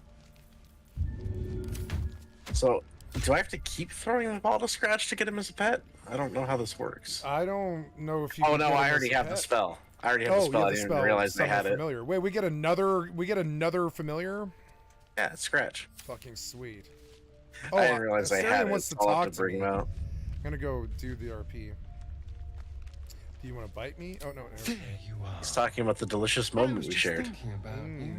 I like it when And he's the covered in very blood. It same. means the Bagon's been In all busy. these years, Been I've busy. only ever fed on beasts. Doing people from Drinking behind. the blood of thinking creatures is a different thing entirely. My God, he really looks like he's been in a war. Alas, it doesn't hurt to ponder the question. Take whip, but the give. What in the hells would she taste like? Oh, Chicken. well, that sounds very Bug appealing. chicken. So, in the spirit of theoretical question, a brave choice. Although the more I think on it, the hungrier I get. Nothing out there will take. There we go. Okay, anyone else wants to talk? Nope. He was.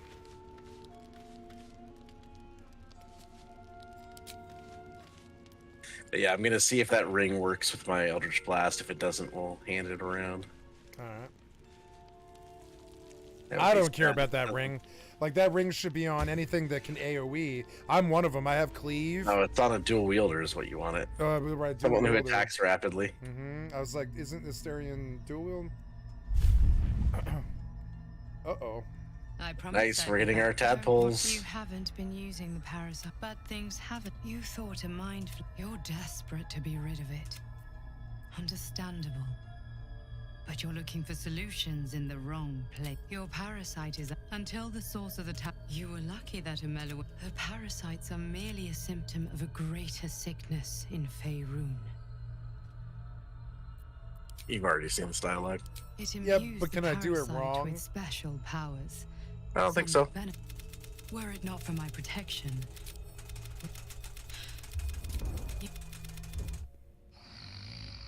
Sorry. I didn't know. Ah, I thought that was the one that turned on our parasite tree, but it doesn't. Okay, let's get back out of camp. And now I'm going to talk to the Elder, now that I can actually get his buff.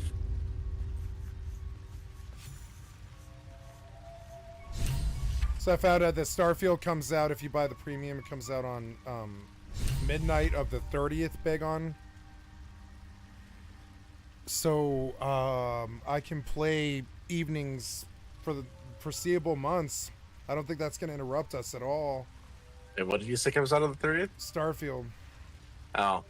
Yeah, I'm interested in playing it, but I'm at least going to finish my main Baldur's Gate playthrough before I look at playing Starfield. I'm going to play Starfield when I'm not playing with you, but I'm saying it's not going to interrupt us. It's good. Some games could interrupt me. Like big MMO releases like PAX Day or Ashes Creation, that could interrupt me, but this won't.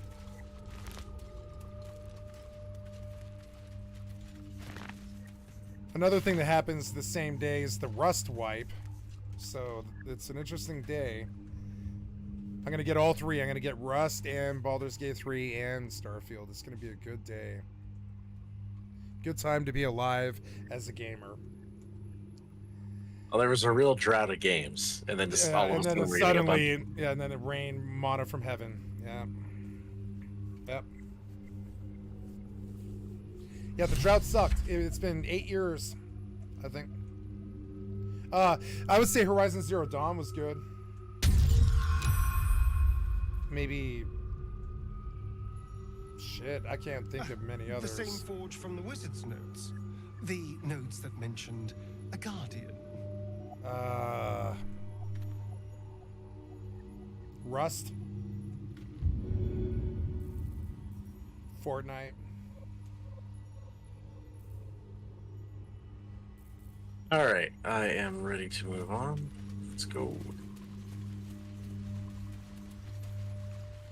Doing this stream, I've ran across so many WoW Exodus people who were just cut adrift after WoW died, and they're just like trying to fill some hole, but they can't.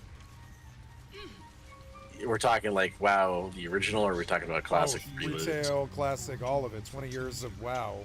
However they did it, classic or not. Well, I mean, the only MMOs that have had anything to them have been the Korean ones, but I can't stand Korean style. I MMOs. didn't like BDO. I tried. It turned into horse farming simulator. So Ashes of Creation seems interesting. There's a lot of hype for it. I don't know if it'll actually be good or not. I didn't like the combat, but I don't care, frankly. I mean, there's a lot more to the game than combat. Yep. As long as everything else is good, it should be fine. Like Yeah. Final Fantasy 14 is a fun distraction, but once you cap out, I found once at least we get to cap, it kind of turns into a Facebook game. I might have misclicked the wrong thing here. Where am I now? I'm on a boat. Why am I on a boat? Why am I on a moving boat, Bagon? Because we're all on a moving boat. Oh, we're all on a moving boat. Okay, I was like, what happened here? As long as it's okay. Can I jump between them? I failed my intimidation check, and now they want to murder us. Should we reload? That's probably a good idea. Yeah, reload and try again. I've never failed that check before, but I rolled a 1, so it was just game over. This reminds me of Phantasy Star Online. There was a boss fight that was on a river raft, and it was so good, juicy, and it was full 3D, and the boss came at you, and it would like knock waves across the raft and stuff. I love bosses like that. I also don't know if fighting him makes the whole camp hostile to you or not, and I really don't want to have the whole camp hostile. Okay, so which one again? Sorry. The beach. The beach.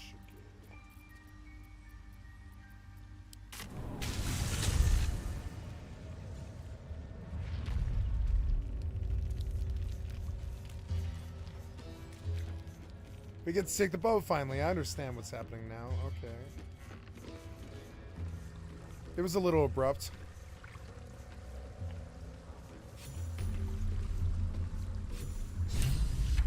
Is there like a boat or something you can interact with? I think so, but no. Okay, I'm gonna activate the waypoint as soon as I get done with this dialogue.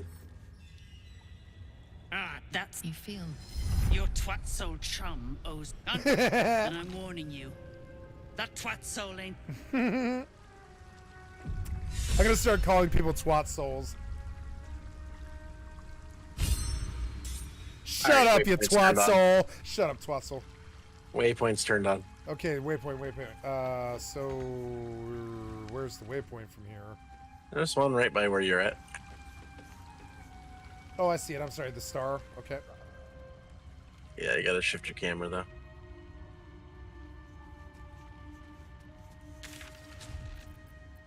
Something new? Grimforge? Yep. Keep in mind, I've never been here. Yeah, you have. No. Oh, have I? Oh, yeah, I've been to this place, yeah. We got here, we finished doing everything but the anvil, or the forge or whatever, and then Gale bombed our game. Oh, yeah. We're right where we were, huh? I didn't fuck it up this time, so I can actually talk to the spiders. I speak true, brothers. You know Cool. it in your hearts. You know it in your very souls. We need no love. You don't have hearts and souls or Spider spiders. Queen. Father Murmuth is the head of Clan Lur. He Dude, hatched spiders us, have raised souls. us, feeds us. What care we for his business here? He keeps us small, keeps us contained. We should be with the Spider Queen, revered, Ooh, religion adored. check. Spicy. What's gonna happen? 7. Oh, roll again. Uh-oh, don't lose. Yeah, 20. Crit success. You've read that harming spiders is illegal among Lod's faithful, and often punishable by death. Father Murmuth. Oh, did I squish a spider? I better is our die. future. These spiders are loyal to the local Dwergar. In the event of a fight, they will join the fray against you. It all sounds foul to Slavering me. Enthusiasm. Xanta, is it so? I've heard the very same. Come, brothers. Follow me into her hairy embrace. Disgusting. Her embrace. We're ready. We follow. I don't think it matters if Loth saves or not. She's probably hot. Brothers, Our new dawn awaits.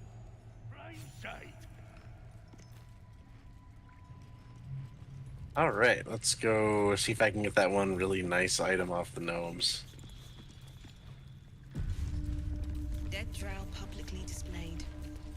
The Dwergar Thankfully, tonight we have plenty of time to finish Grimforge and get Act 2 started up. Yeah, even though I fucked up for half an hour.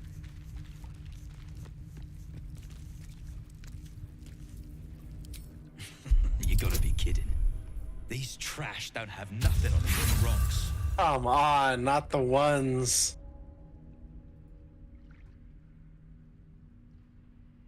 I'm freaking reloading. I'm not getting enough inspiration points lately. Yeah, the dice can be a cruel mistress. Well, I have such a good chance to pass everything with that spore buff, but you auto fail a 1. Yeah, you roll ones. We all roll ones in life once in a while.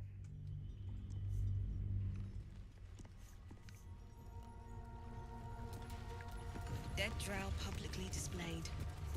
Like, you know, taxes and the government.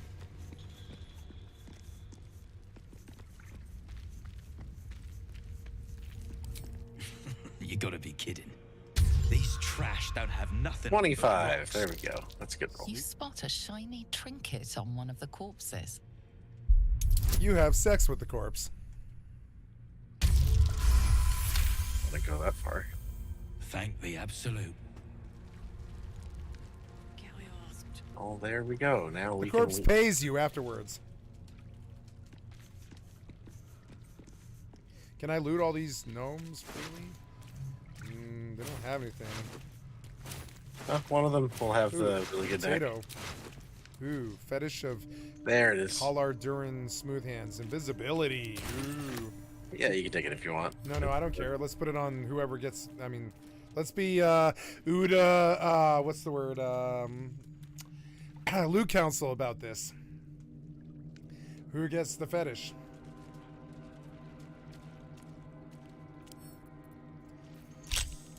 I mean, isn't invisibility on our rogue the best? No, because he gets it whenever he kills something. Yes, but this gives it to him before that. So we're putting it on your rogue. No. No? Okay. Well, I need invisibility sometimes to open up with you, so that would be a way to do that. Also, Asterion already has an invisibility item. Oh, I did not know that. Yeah, the Drow Hood. Oh, yeah. Sacred right. I got it from the Fungus Monster's treasure cache. He had a blue helm there. It's the Drow Hood, like the magical version of that crap helm you threw at me earlier. Say that 3 times. Fungus Monster's treasure cache. Fungus Monster treasure cache. Fungus Monster treasure cache.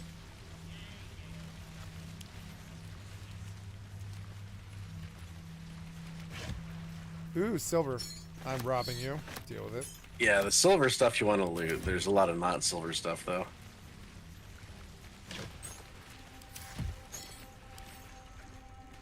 Video games. The only time you'll ever catch me stealing the cutlery.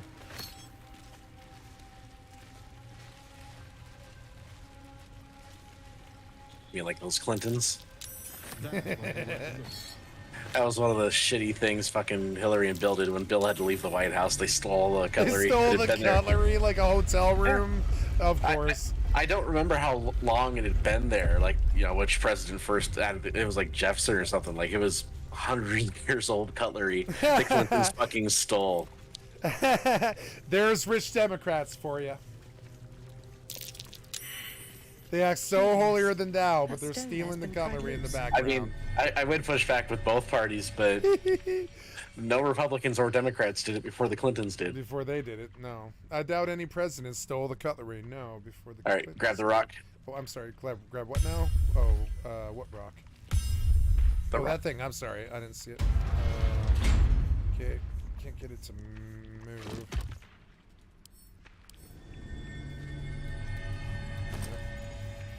Ooh, 2 graders.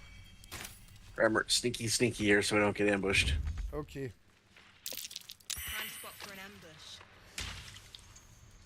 The rock is in my way. Nerd.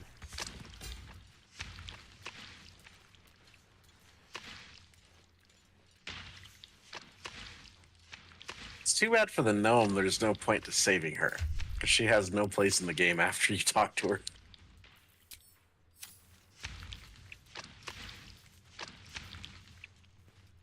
Yeah.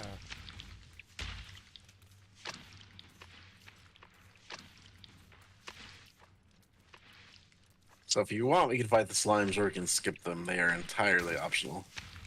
Okay. Don't walk in the acid. Oh. No, you have to, if you want to fight them, you have to break stealth. Otherwise, we just stealth through and they won't fight us.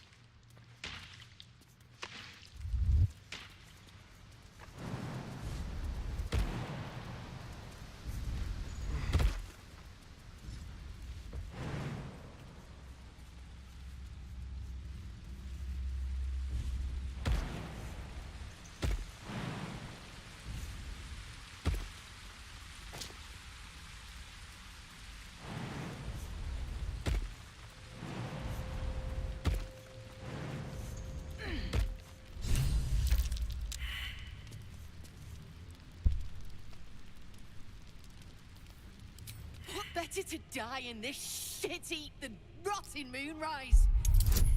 You want me? Come on, big roll, big roll. me? Oh, never mind. You got this. I have advantage. I'm gonna win it. Not a true soul. Shit, go on. Drag me to moonrise. I'll make you... Well, aren't you sweet? You're free to go. You won't look. It's the whole damn reason we're here. And I'm not leaving without it. Ooh, history check. Ooh, nice roll, Begon. Gunpowder is gnomish folklore, an explosive of awesome power handed down to the gnomes by their war god, Gerdel Ironhand, a formula so Gerdel dangerous Ironhand. it was stricken from history, if it ever existed. It is, isn't it? Oh, Hop says Welsh blue lady with elf ears and 3 feet tall is a hell of a combo. It is a hell of a combo. With the cap delts too. Yep. Philomene is her name.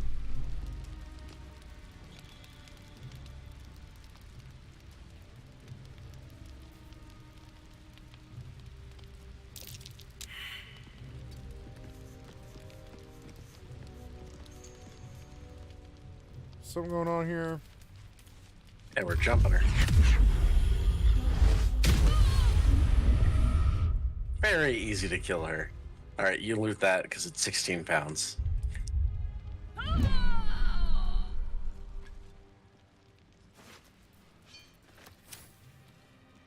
mean, it's too bad for her. She doesn't have any part to play in the game after this. So there's literally no reason to let her stay alive and take the rune powder.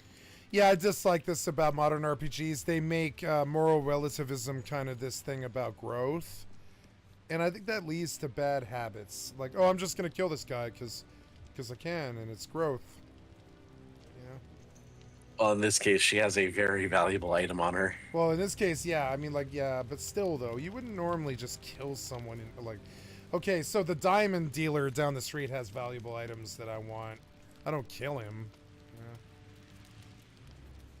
That's because you'll see him again. That's true. I don't Yeah, know. like it's moral relativism though. It's like murder. It like condones murder. It would inspire murder in people. Well, look at it this way. She could do a lot of good with that rune powder bomb, but she doesn't have any place in the story. So as far as we know, she doesn't do any good with it. Now, if we take the rune barrel and we defeat Bale, do I feel bad about it? No. Well, the rune barrel's a ton of damage. It's like 100 damage item. If we use the rune barrel on Bale, I feel bad about it? No. I can't. God damn it.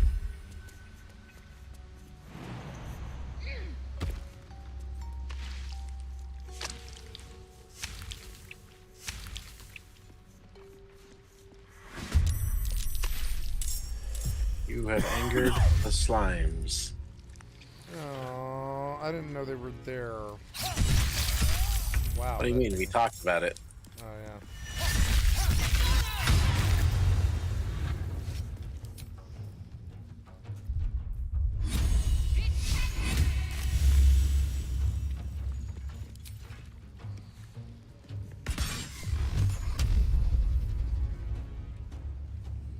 You able to kill it? No.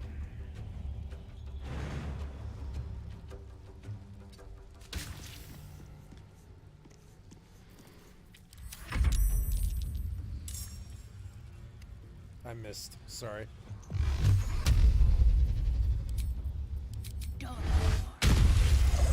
Nice.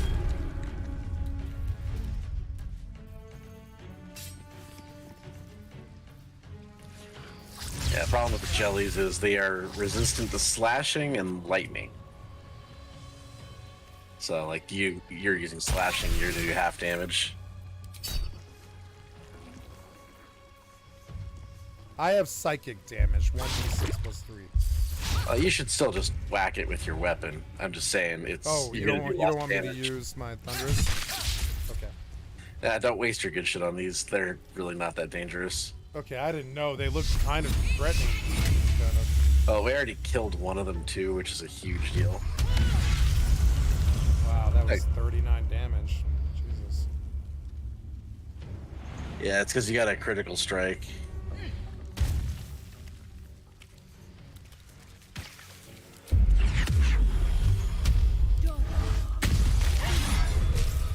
Crit miss. Oh.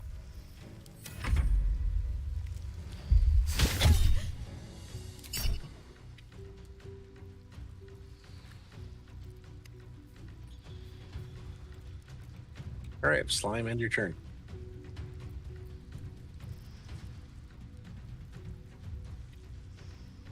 Oh God, what's it planning on doing? Do we glitch? They always break it eventually, but sometimes the AI like holds on to the turn for a long time.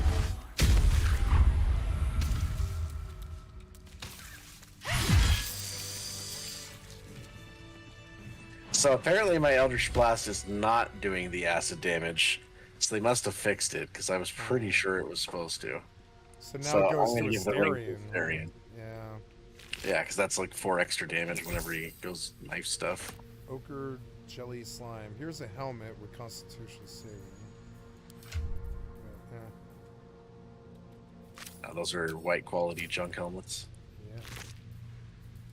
Where's some money, but they're too heavy. No, they're not that heavy. They're only 1 pound. I'm gonna bring a couple of these. All right, let's keep going. I'm with you.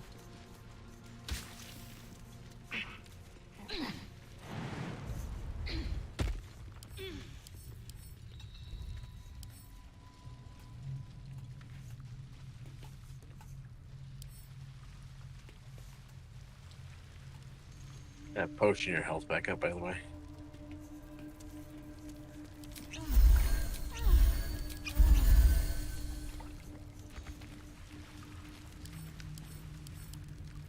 Ah! Fucking camera.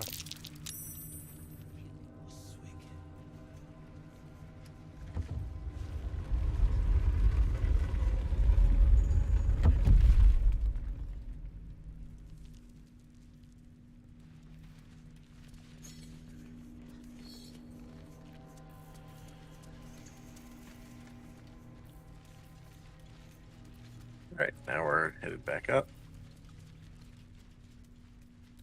Let's just go straight to the fight with the True Soul. Twat Soul. We're just gonna have to kill that stupid eye thing that floats around. Okay. What's a fort like this doing in the Underdark?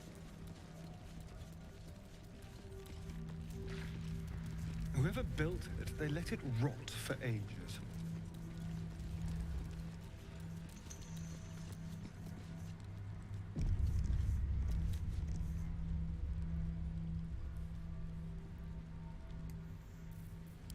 True soul, no less. I ain't parleying with more.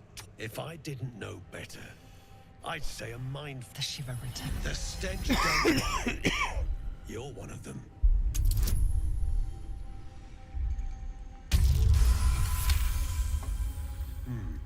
Revenge, eh? Thrin's after the Absolute's glory. That's why she's got those slaves digging for Nia. Fine. You've seen that weird orb by you still standing about? Get on it. Alright, so the orb is over there. Another scrying eye. Same as the one skulking around the goblins' camp. If you want to trade to the trader, now's a good shot. Which one is the trader? That guy there? Okay, Corsair Grim. Yep. Traders have a midi-map icon. Oh, they do? Oh, I don't know. Or looking to buy. Dry land means fresh stock. That stinking eye to keep doing its patrol, though.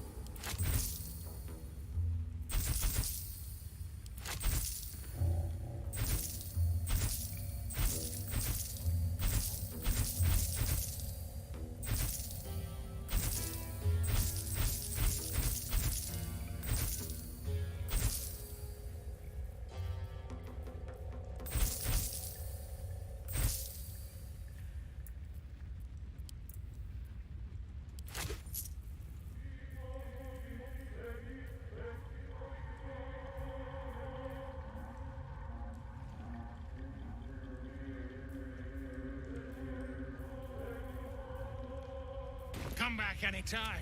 Okay, save. You better hope your little Thank you. twisted tongue, the true soul. Clean up this mess. Near dies, heads roll. And that goes for lovers.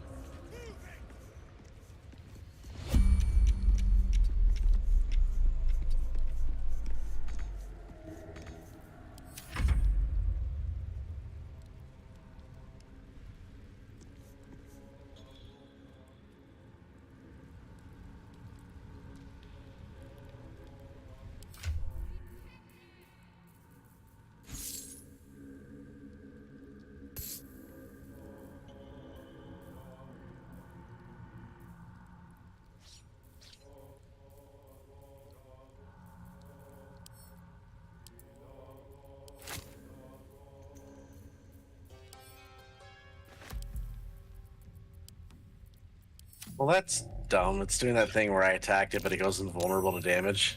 Oh.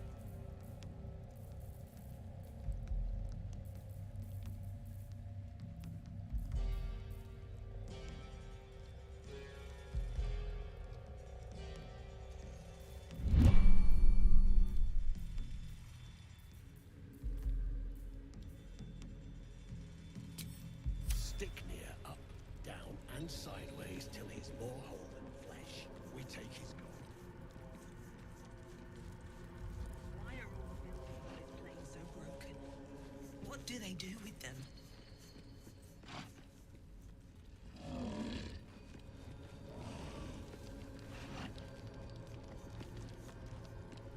Yeah, it's not even letting me try to keep my stealth. What about invisibility? You want me to give you the ring? Nope. Alright.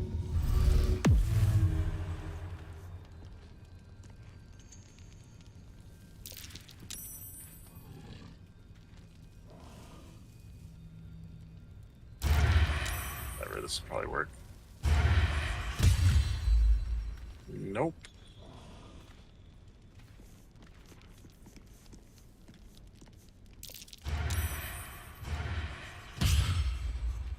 Why can we not hurt this damn thing?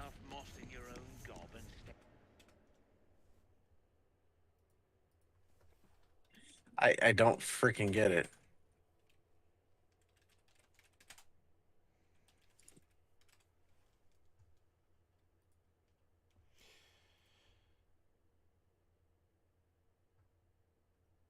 They're immune once you enter combat proper and they get their turn. You need to run away and flee combat, go back and all out attack with every character. We are out of combat. Okay.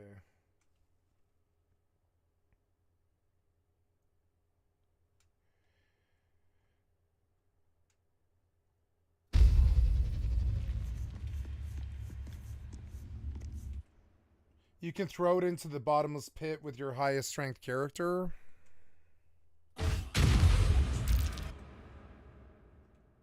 Yeah, to push it off a cliff is how most people deal with it.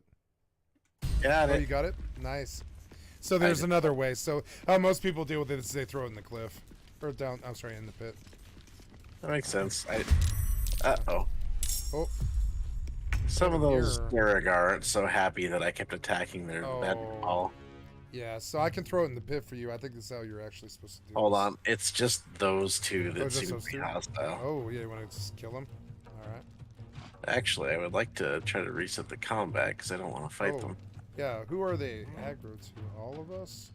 Yeah, so if we just run away, like pop dash, and run the fuck over here, I think we'll be fine. Alright.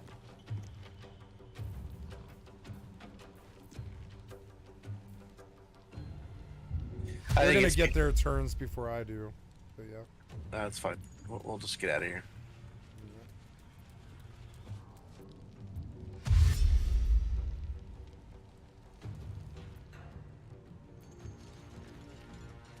I mean, when I first attacked it, I got that check where like the guards challenged me, and I talked my way out of it.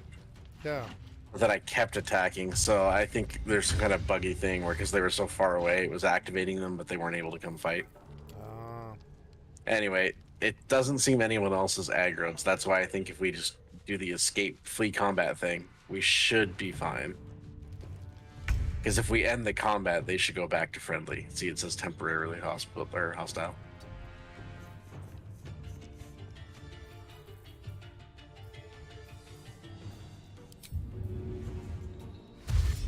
Look at them, all that brawn and they're trembling like leaves. Trembling like what? Leaves.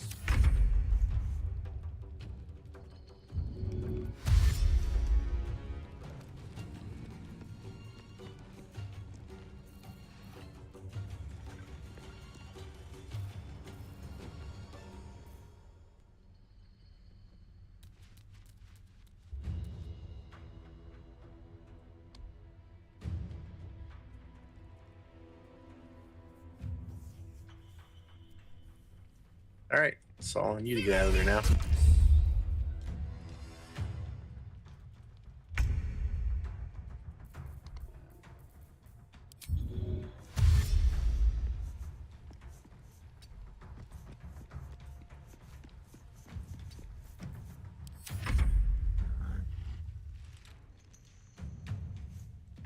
Can you escape?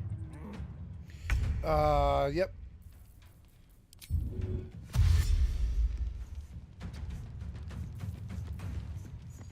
Yeah, there you go. A faint voice echoes in your mind. I sense you, true soul. Come to me. Oh, and there's telling me, get the hell over there. The poison spread. I told you when we were here last time, but you can do one long rest, but if you do 2 long rests once you're down here, it makes him and the gnomes with him die. Oh, that's right. We don't want that to happen because there's an important gnome in the chamber with him. Where did you go? I left camp. Oh, yep. I forgot I was in camp. I'm pretty close by right now.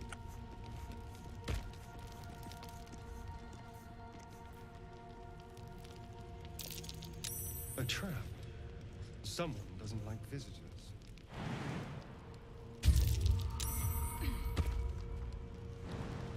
Can you slow fall? No.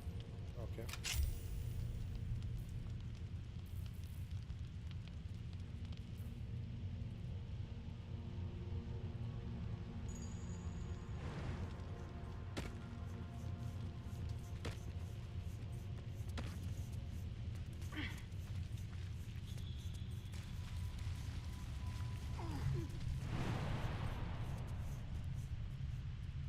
I will use it here.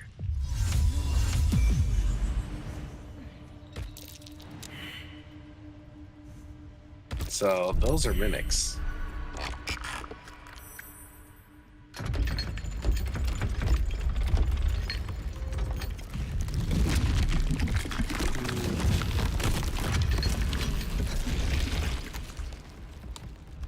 Oh my god, I must have seen 5,000 people died in mimics.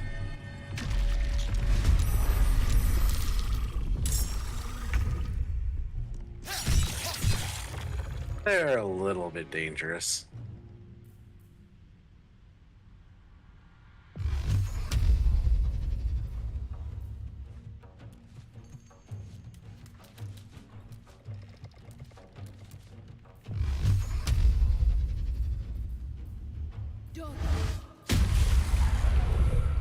Oh, now there's two.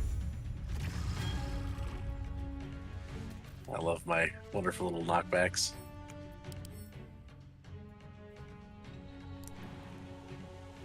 So awesome.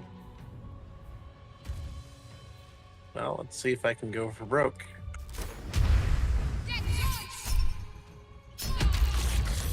Fucking Shadowheart, why do you suck?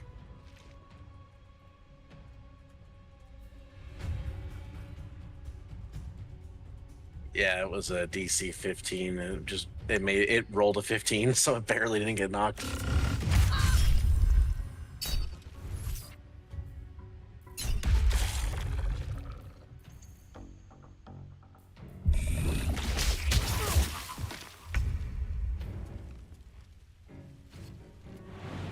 No, wrong one, wrong one. No. I can boop him though, no? Nope, do the other one. Shadowheart's got that one. You need to do the bashy. You have to jump at him.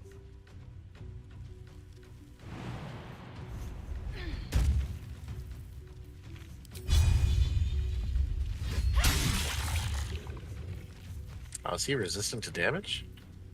Oh yeah, they're resistant to all 3 weapon damage types and immune to acid. He's not that resistant. It's half damage. It's as resistant as they come.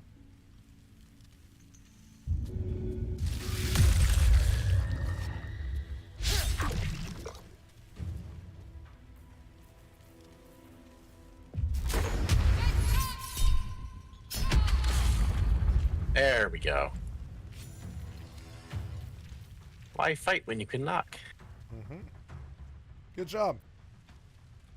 I'm always happy to see those darn things fall down and die. Oh, so close. Nice hit. It is frightened, though, which does actually help.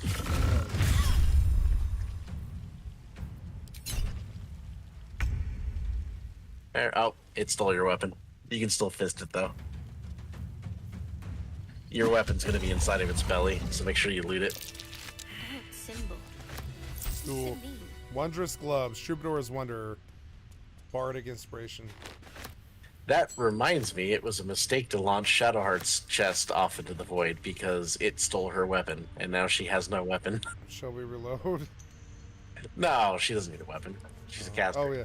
Oh yeah, she just said that crappy mace, right? Oh, Harper Yeah. stash. What the hell is that? Well, we skipped past. Well, we haven't done yet the thing that gives you a note that talks about it, but yeah, it's Harper stash. There are lore notes that indicate its location. It's got a treaty, like an ancient treaty that Harper struck with some evil power.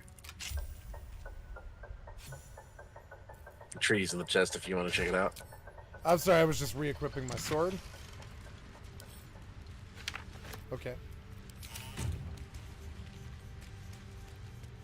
But yeah, I'm ready to keep going. I'm gonna save all the anvil stuff till after we do the drow guy, which I think we're gonna do next at this point. All right.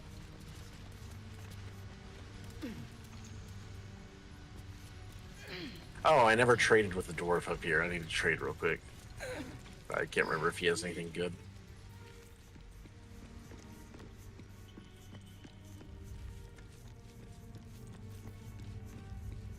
I'm gonna piss while you do this. So I'll be right back.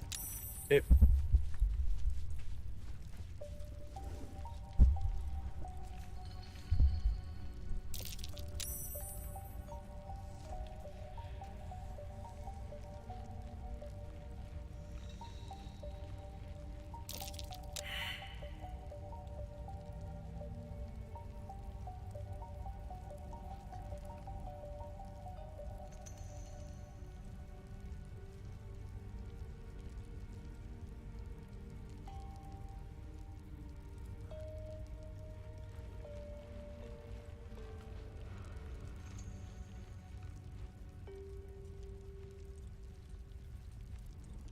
brought it down, you think? A quake of some sort, perhaps? Just a theory. Dumb theory. Half these walls are still standing.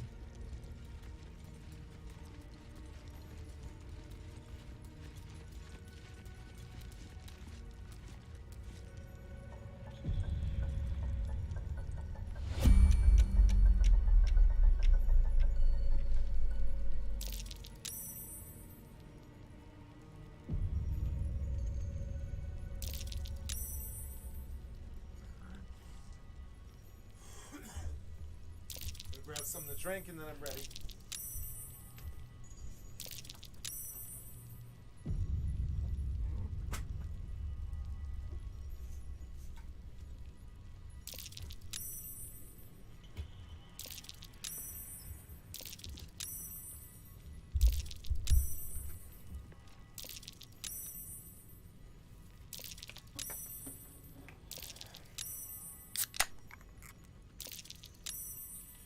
Okay, back. Okay, I'm just looting literally everything off this guy.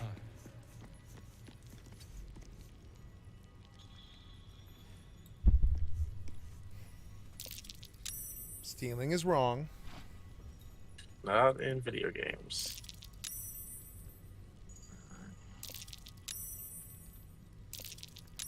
Well, and ever since I got those gloves of thieving that give you advantage, I don't have issues stealing anymore because I can't roll a 1. Yeah, All right. I mean, what's the point of all that work if you don't... I've got everything off him, so let's boogie. Yep, I'm with you. Or he finds out he's been picked. Cheese it.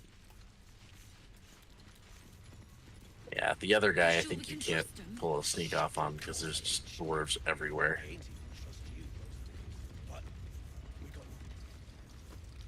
Yep, he'll see it. Okay, let's do another save, and then we'll bash open that wall. It'd be funny to rob one vendor, go invisible, pickpocket the second vendor, and then cheese it.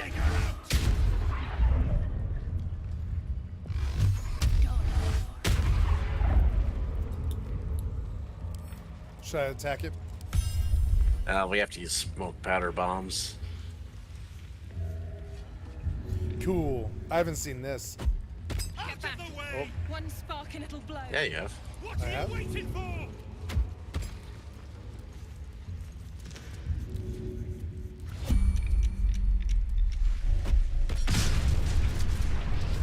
Nice. Okay, and that was the only bomb I had, so I have to throw another one here. Cool. You like did a controlled demolition thing, huh?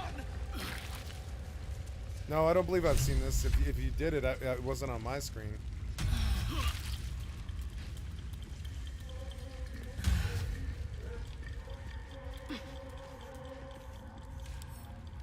Get off me. Alright, so you stay down there and get ready to talk to the elf. Oh, you already are. Good. I didn't talk to anybody.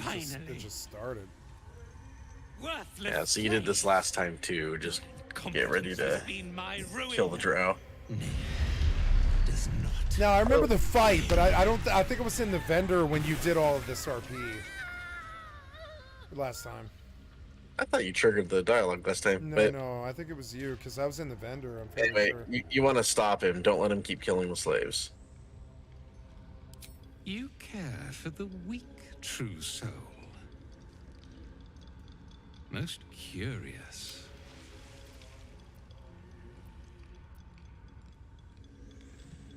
You dare speak to me without due reverence. That was your first. And Thrin, if she indeed is a true soul, let the Absolute save her. Shut your shitholes, both of you. You owe my crew a 10 days worth of coin near. And it's Pay or time die, you shell bitch. out. Direct Vote your or blade die. at the heretic, Dwergar. You shall have your coin. You're damn right I'll have it. Me and that... You bargained with Nair. Strike him down. Prove number 2. your faith.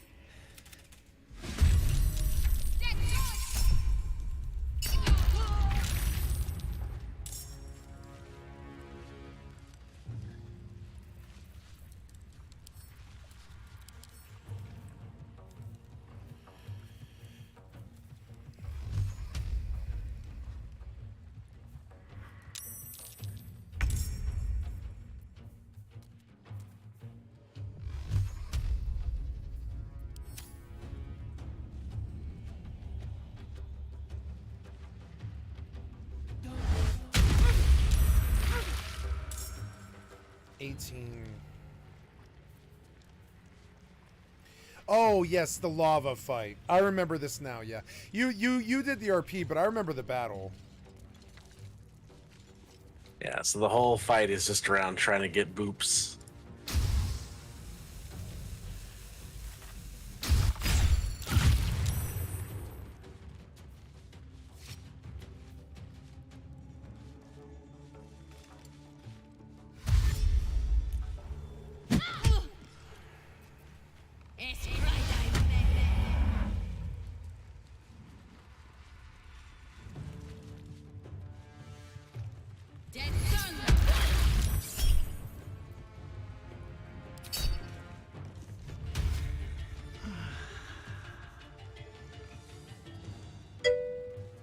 What's up, Hop?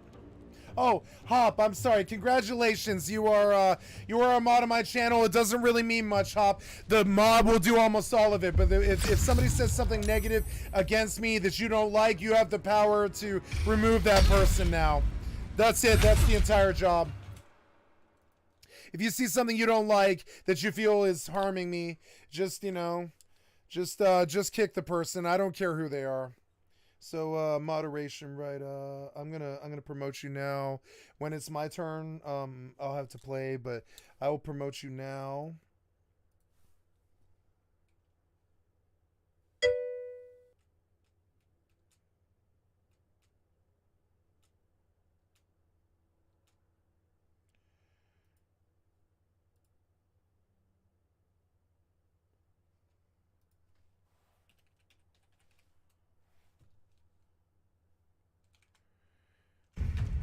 Okay, finally. I am going to I would say teleport. Mind Master is the one to really go after. She does mind control abilities.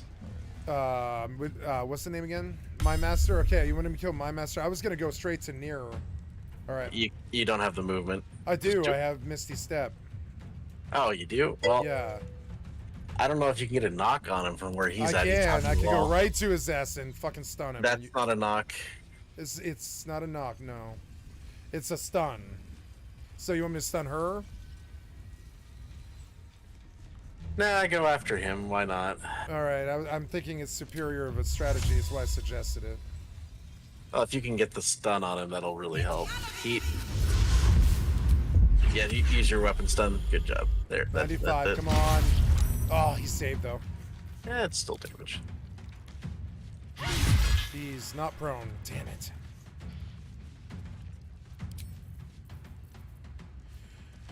But he is half dead. He'll die next turn. Not next turn, but...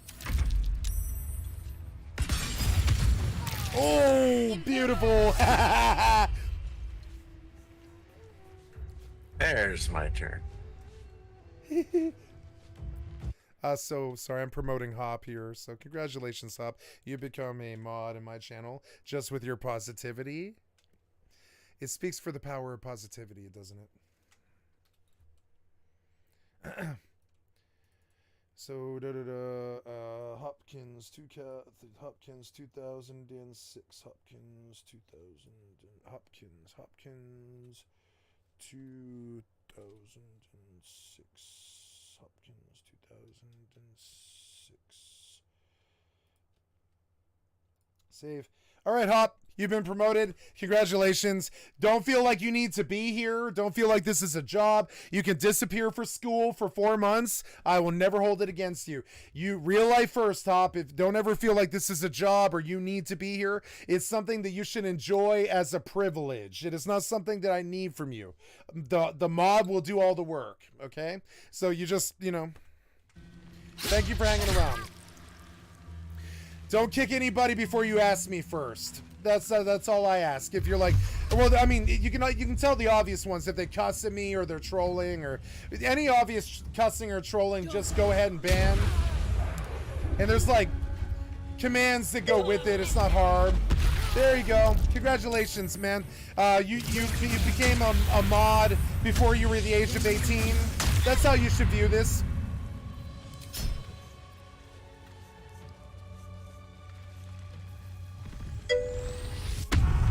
Yep.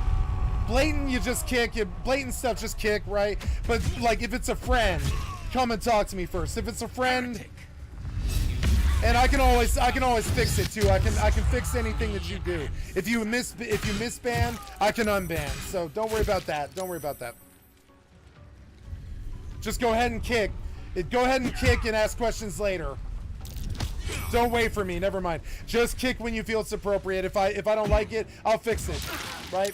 But you have good power. The only person you can't harm is me. There's nothing you can do against me. So. But yeah, but everyone else, what's up? When your turn comes up, do not attack near. He's got his shield up right now. All right, I'll take Thrin. Yeah, that's the proper target. Because you're almost dead. In fact, yeah, I was gonna say land hands wouldn't be a bad idea. Nope, I'm just gonna kill him. Well, I mean, yeah, you can pick me and then I'll lay on hands, but I'd rather just kill him. He's about to attack you if you do that. Oh. How much damage, or how much health does he have? I can't see it well. Not enough for that to be good action. I can't get through the shield? Okay, so. Just if you attack him in melee, I think specifically. Yeah, well, Thrin's down at least. Before you had to pick me, I got like most of both of them dead, so. That's fine. The enemy dwarves, there's only 2 of them left, so we've pretty well wiped the floor with them. I mean, that was what I wanted to do. I wanted to keep him out of your face, you know, make this fast. He had to go on the defensive. Anyways, congratulations, Hop. Thank you for your positivity and stuff. I'm just trying to reward the positivity in my channel. It's a little bit selfish. Almost anybody could have got the job, but you deserve it. So, there you go.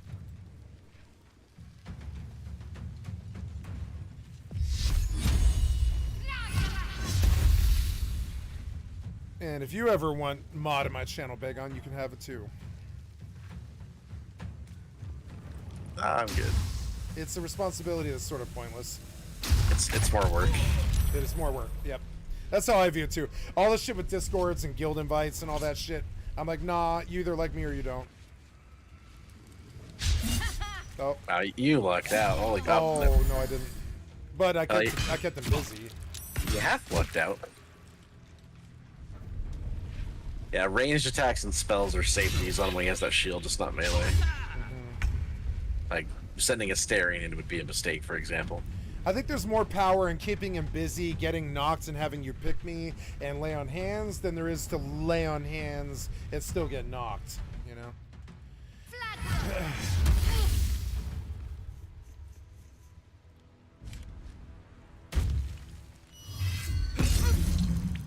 Sorry, knocked is a Rust term. It means you're like on the floor but not dead. It's not a Rust term, it's a very common term, but it's I keep using it like in Rust terms, not like that would be incap. Incap, excuse me. Incap is a better word. I know incap too. I know the word incap, you know. I will use it. Yeah, incap is specifically incapacitated, but that's directly a Dungeons and Dragons term. Yeah, incap is 2 syllables. Knocked is 1. Well, no, I guess it's 2. Let's see if I can get a boop here. Come on, yeah! Huge Begon. You should take a look. My incap was worth it. That was an easy fight.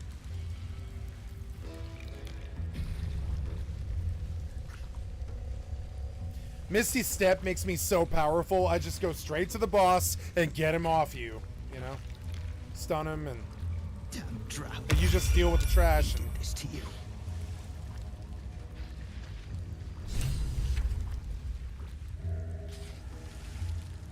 You know, like a real tank should. Like Death Grip. Basically Death Grip, except instead of bringing them to me, I bring me to them.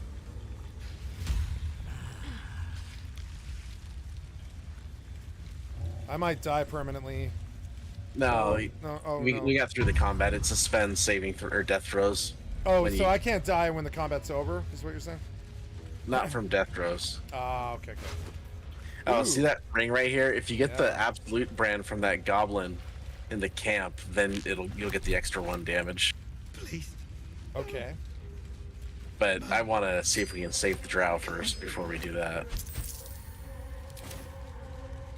What else is here? My Master Von Mara. A glowcat mushroom.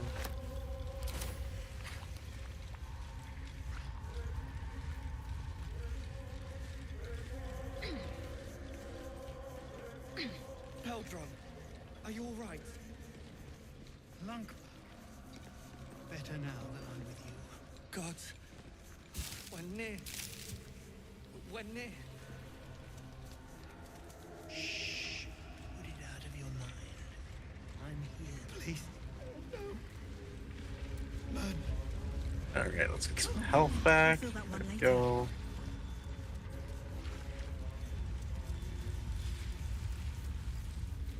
Now, if you want to kill the dwarves, we can at this point, or we can be nice and spare them. I just hate how they don't let us loot the traders' stuff. You are the party leader, Begon. I would prefer that you make the choices, honestly. I'm in here on a vacation. I can't get killed in here or trolled or anything. I'm just like here having fun, having pure fun. And I would prefer if you just steered us, honestly. Okay, well, let's not kill the dwarves. I know that sounds all Dom sub, and I'm acting all sub about it, but I've been leader most of my life, and it's really nice for me to have someone else do it, frankly. Alright, so now we're going to do the rest of the stuff in here. Yeah. A thief? What the heck? Like recently, I just led a trio for 5 weeks, for instance. Thief's like, been picking pockets 10, near here. 12 hours a day. This would be a good moment to explain And then they stab me in the yourself. back. So you get an example of why I want you to lead here and make the choices. I don't want to think. Choices? Yeah, you play weird games. Oh, hit 2. Your honesty.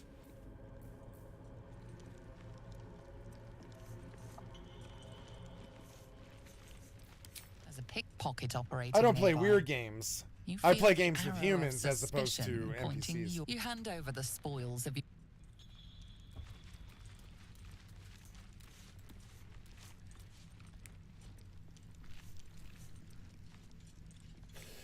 That's not true. Both. Me. Wait, what happened? That traitor confronted me and demanded I return his shit when we took it from him so long ago. Really? What happened? Did you tell him no? You convinced him not to, huh? Oh, well, one of my characters I couldn't. There was no option. So never mind. There are a lot of NPCs in Rust and EvE. And FFXI. They're mostly social games, though.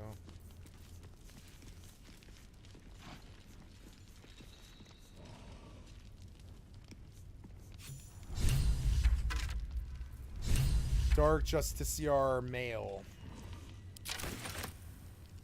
Oops. Oh, yeah, that thing. I forgot to do that. Shit. This thing, right? Oh, no, I have no illithid yet. Okay, cool. What did I pick up? I picked up a chest piece, but it's medium. Do you want this medium armor? Dark Justiciar male. Night Singer's reply. Because, I don't think so, right? Yeah, wouldn't this be better for Shadowheart? Garbage. Stop talking about it. Move on. Alright, sorry. It's poo-poo loot.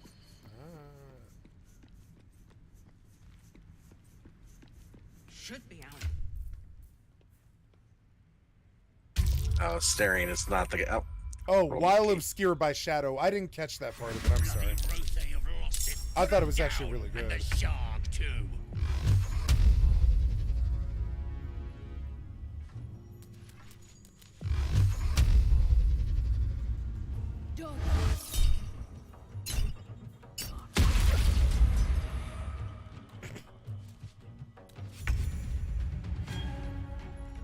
So amazing getting 2 knocks.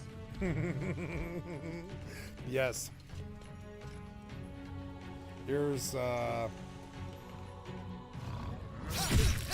It's like just wait until later when I get multiple. Well, when I can start popping my bunches of attacks. 19, Jesus, 19 plus 8. Yeah, that guy's a beast.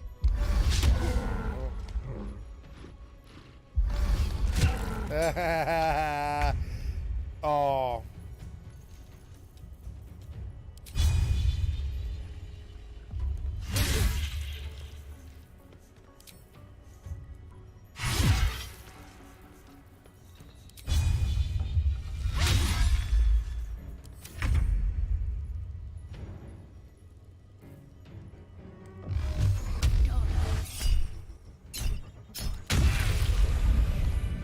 spicy. Well, some rests better.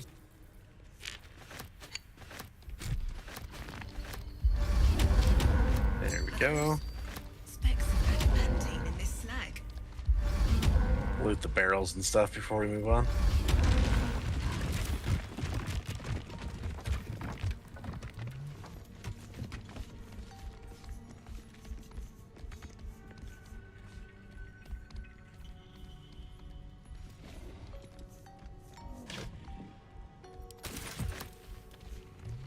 So we're gonna get a really nice opportunity to use the mage hand cantrip up here soon. Alright. I've got it. Oh, I have darkness now, too, for some reason. Which could be very helpful.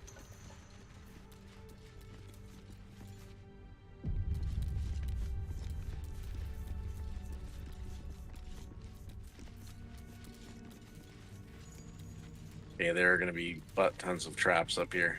Now's not the time. Roger, Roger, I won't step in front of you. Sorry, I'm just trying to pay attention to what's happening if I'm slow to respond. That's fine. There's I just really don't want to fuck your run, you know? There's a lot of cool scenery up here. Traps. Yeah. How considerate. Oh, yeah, I remember this now, yeah. We didn't do this. Oh, no, we haven't been here this far. I remember something with a gargoyle, but not that. Traps. How considerate. What do marble plates do? Marble plates? Yeah, these traps that you're, like, disarming. What do they actually do? Do they, like, burn you? They'll make us dead. Okay. Oh, dear. Silver glass, Someone's silver left a trap glass. out for us.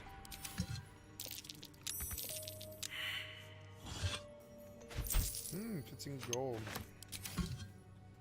I wish I could carry a candle at least. Oh. What did you do? I don't know. I didn't do anything. I set No, up you the stepped on the trap. Well, yeah, but you didn't disarm it? That's why I jumped over it. Oh. I even sorry. talked about it. You didn't talk about jumping over that? When did you do that? Oh. I commented that I failed my perception. Oh, I'm sorry. No, I'm sorry. I was looting and I wasn't paying attention. There are traps about.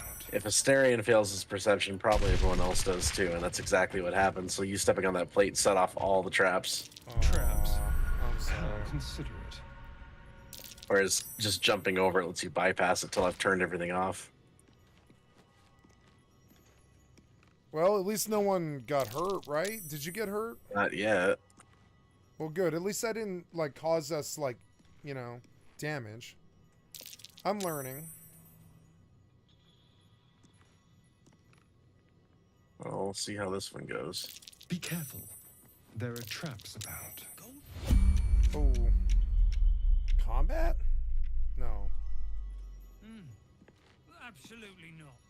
Or you'd be killing history itself. This again? Yes, this again. Yeah, I don't know if there's a way to do this.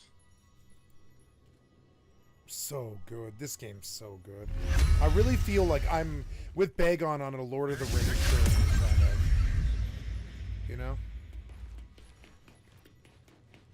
And I feel like we're in Moria and he's about to do interesting things with, like, Legolas and shit. They need to make a Lord of the Rings CRPG. That's what Amazon should have taken their money and done. But Okay, so we got a bit of a trick here. Oh, good, I've made you. Okay. You can't pick that door up, or the gate up there. So the only way I know how to get past it is to mage hand through the bars, and the mage hand can pull the lever to open the door. You want me to come mage hand? Nope.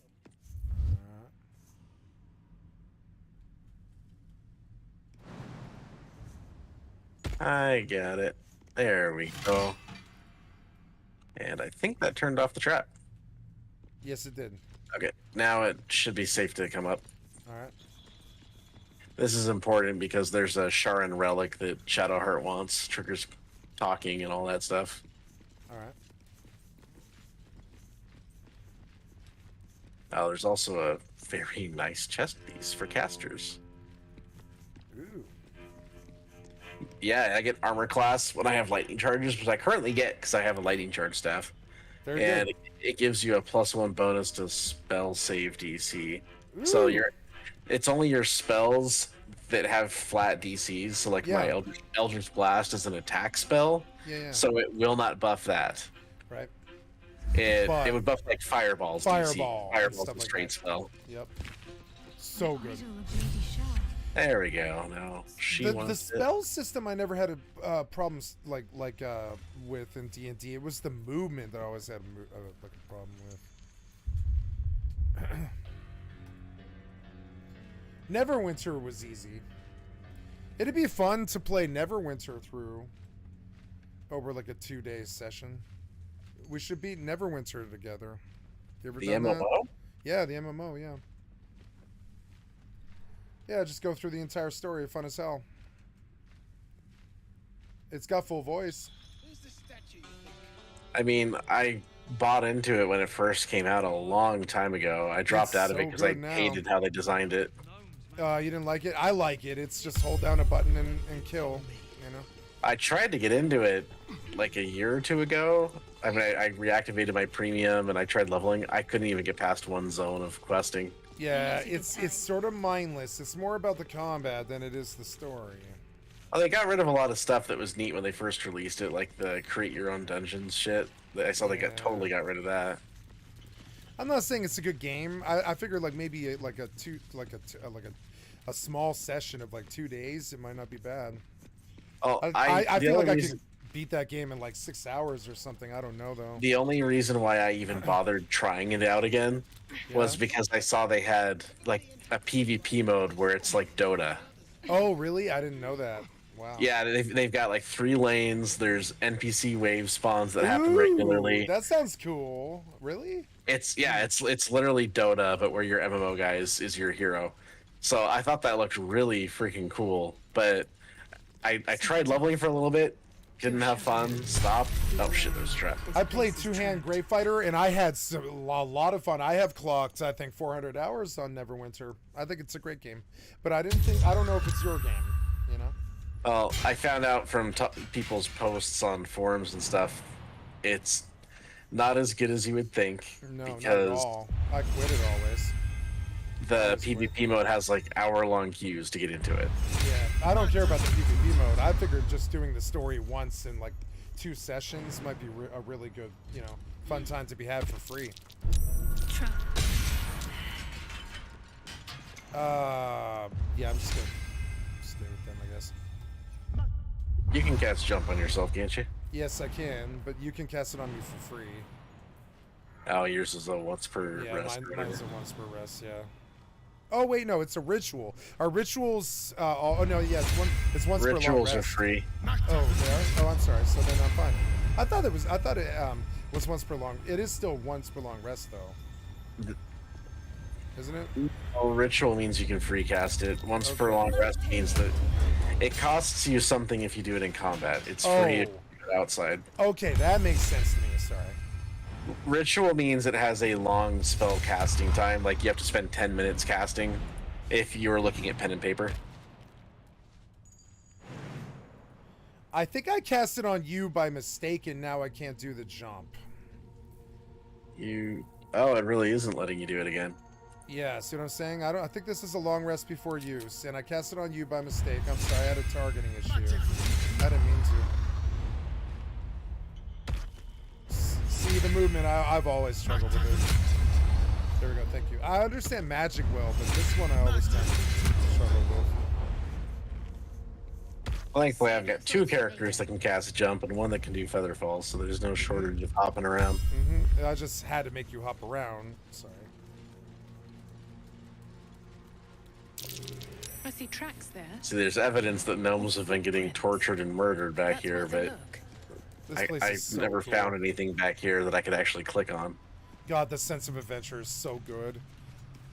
Oh, I'm used to when you see ruins like this. Dude, it's some the statue is so temple. cool. Look at this statue. Did you ever notice how really cool this is? Fucking so cool. Sorry, I didn't know. I've not been here. Oh, I'm just gonna keep exploring. There's a big chamber up here we need to get into. That was like seeing Lord of the Rings movie. That was so cool seeing that statue. We're in like some crazy dwarven mine. Or something, right? Is it dwarven?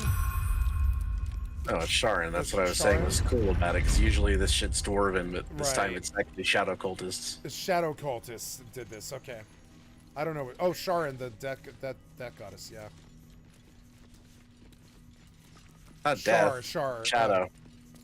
It's not death. It's shadow. There's a difference. Okay. What was Big difference. Is there a god of death? Is that Baal or?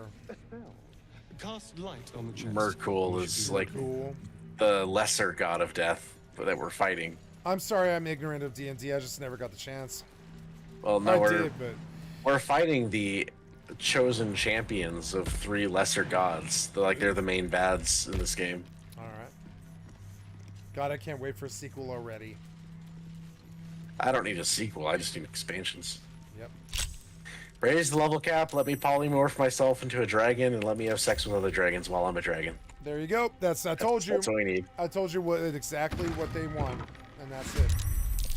All right, we got some devils back here. Hi guys.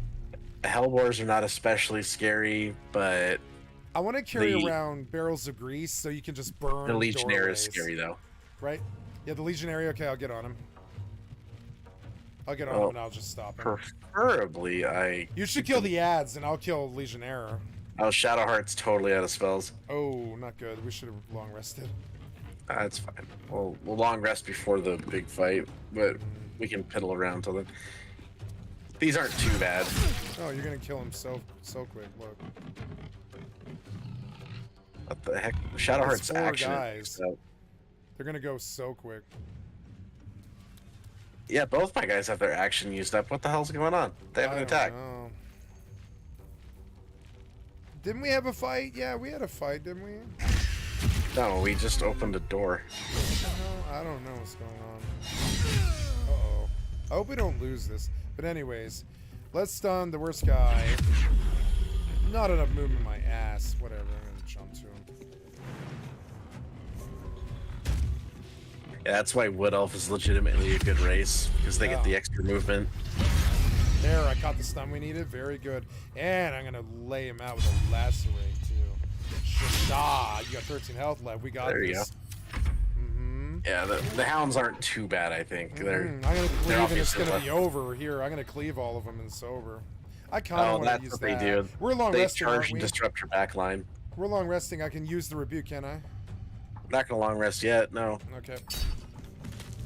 There's like 2 more combats before I want to shit. rest. All right, cool. I'm down with that.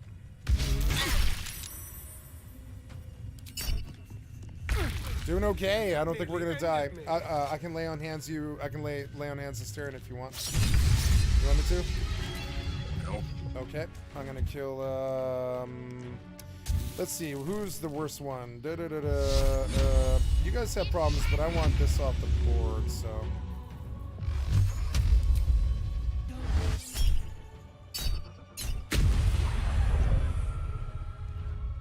All yours.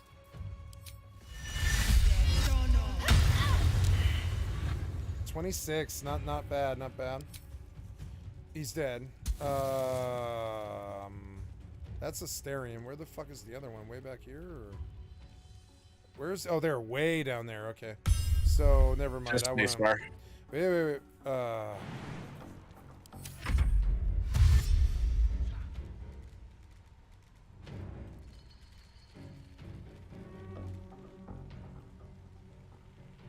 Six health. Why do the AI things take long turns? I don't know, but I'm probably worse. Humans are probably worse. There we go. I just don't like throwing the turn until I'm ready, like Magic the Gathering, you know? Do I know what shield mode is? Yeah, shield mode is when, it's like when you're a streamer and they protect your identity certain ways, and then also, like, anybody who chats in the channel must have a phone number. Curious mask. What's it doing here? And never seen anything that's like how it. that's how I keep the stream sniper from essentially just being in here all day Time to pack it harassing in me. for the day, I think. Is he's got to supply a phone number, and then I put him in jail. Another mask. Heavier than it looks. Wouldn't be very comfortable. Sorry, I got a question. I suppose that was kind of a really probably didn't make much sense to you. I'm sorry. I know you're talking to your chat people. I was just talking. He asked me like what shield mode was. It's no, you're good, man. It's a good question to ask. It's what Twitch uses to protect the anonymity of the streamer. It has a set of rules that I don't wish to elucidate on, Used in forges to cast or armor it and will be used weapons. against me.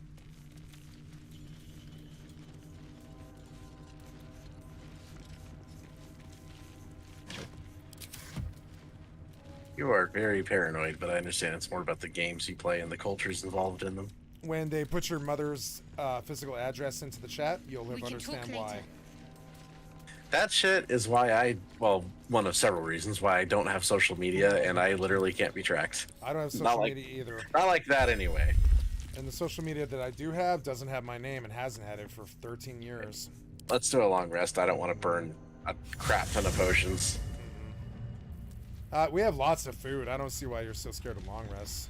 We barely long rest. Although I suppose you could have, I suppose really, long rests are really scary because it commits you to the story a lot of the time. You can't just long rest all the time. Bagon's very right to try not to, It has effects on the story. Some of your commanders read deep sleep and can't awaken yet. Oh yeah, you can observe the dreams that they allow you.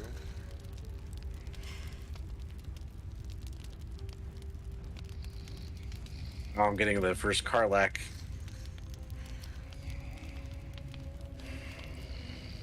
Are you able to join the conversation? No, well, yeah, now I can probably. Hold on. There we go. Thank the gods. I was afraid I was the only one. 10 years. Oh, are you sleeping with Karlak? In the hells. Well, I flirted with Shadowheart. I must have also Okay. flirted with Karlak, so I guess I'm threesome. two-time right now.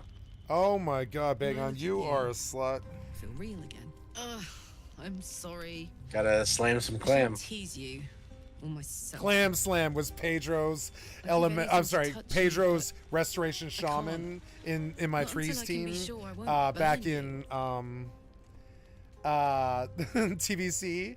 That was Pedro's resto sham's name, Clam Slam. Don't tempt me. So Isn't good. fair. And then he had what? Thunder Tits. He had another shaman called Thunder Tits. I love Sleep on Pedro. it, maybe. Pedro If would thoughts probably of love something by this morning, session. I I'd wonder if he would love come to do know. this. He probably would.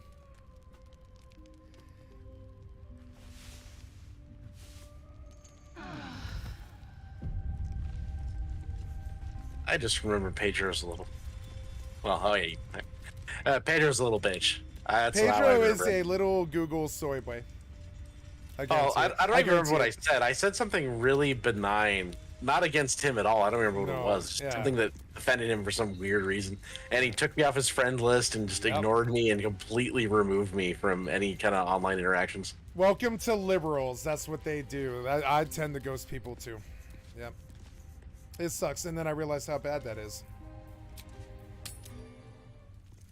I mean, I wasn't ever like super best friends with him or anything, but I just remember I hadn't was. talked to him in a long time, and then I chit chatted with him when I was like leveling up some alt or something. There was 5 of them for me. It was you, Pedro, Aloris, Guy, and my friend Kyle. There was like 6 of them that were really close to me. You're one of them. Well, I All still of them chat are with good. Dolores sometimes, at least I don't. when I was Fuck playing WoW. Aloris. I don't talk to But Aloris. I permanently can't really have respect for her after her Australian love affairs. I don't give a fuck about that. I give the fuck about all that work and all those achievements and all those times we put her up in the raid. She got that account banned because her and her husband were fucking botting gold.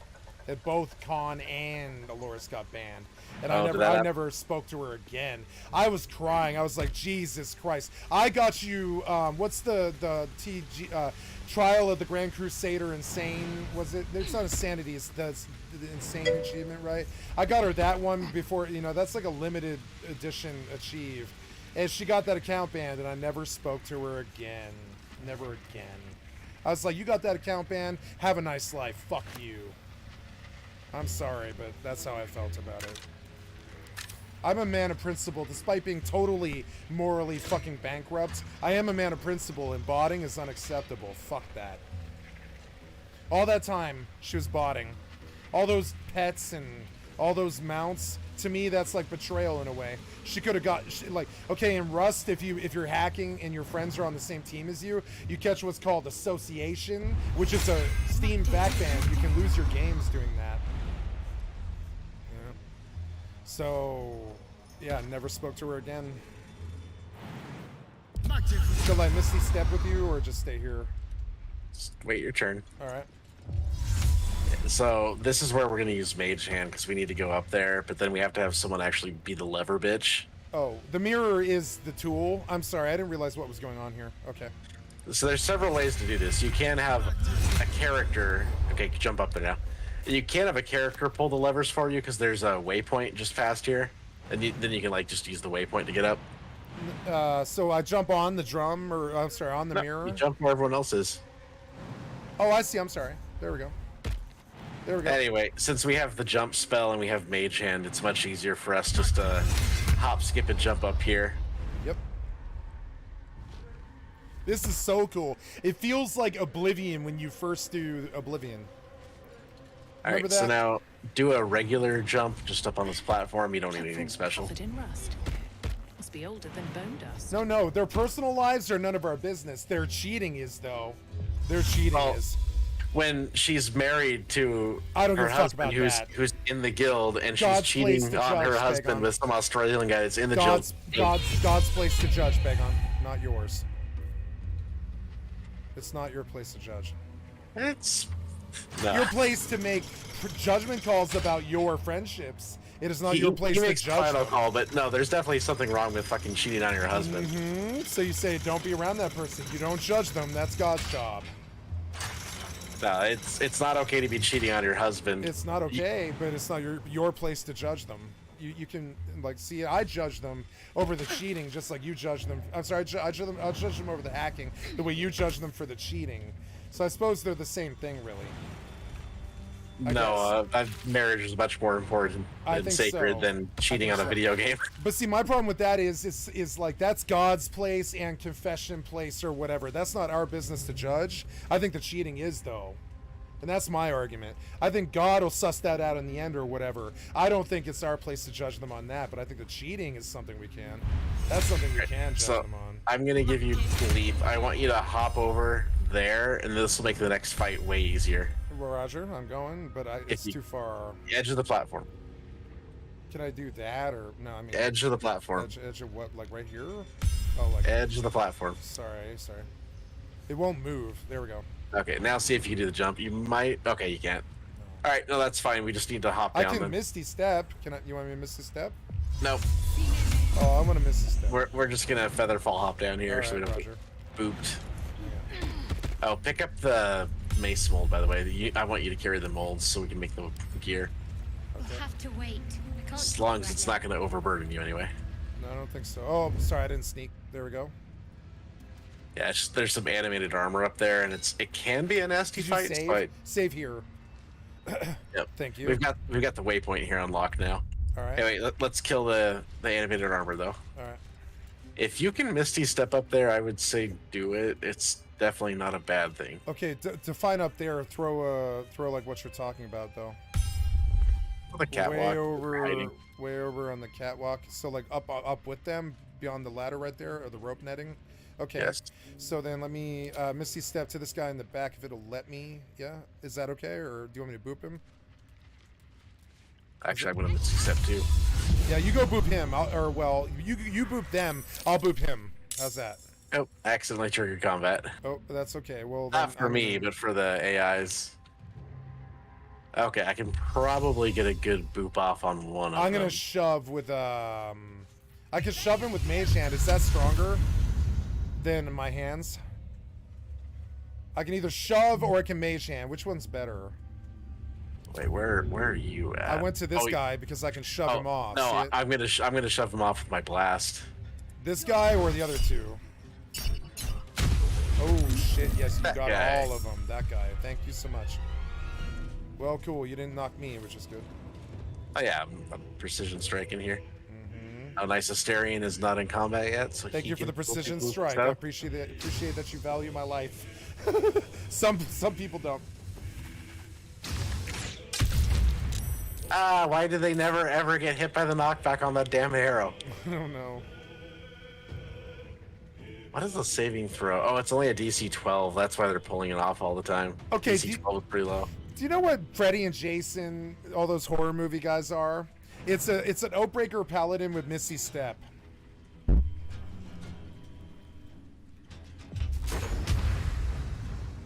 Okay, I have no way to knock back at this point with Shadowheart, so I'm just gonna run in and boop stuff.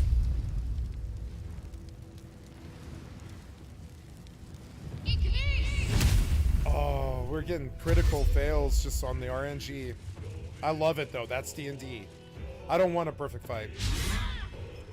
Oh, we're gonna have a perfect fight up here against the Golem, though. I sent you that video. We're gonna do that. We're gonna do that. I sound it. I'm sorry. I agree. Yep.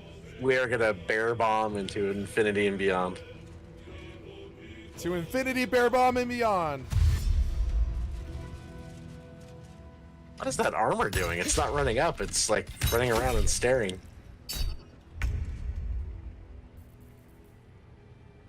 So orders, you want me to just physical this guy? What's your usage of our party? Like, you know, Well, I would say resources? circle around him and push him off into the lava. Roger. These things don't have any loot on them, so So it's which it's lava? good. Like this off this direction or this off that direction? Off in the west.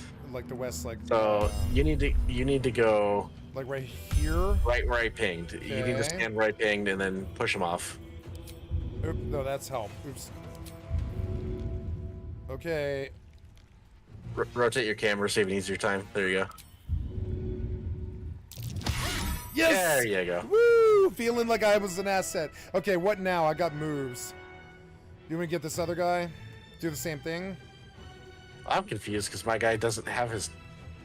Why does my character not have a I'm just combat gonna turn? melee this guy because he's about to hit you. So fuck that. I'm gonna lacerate him.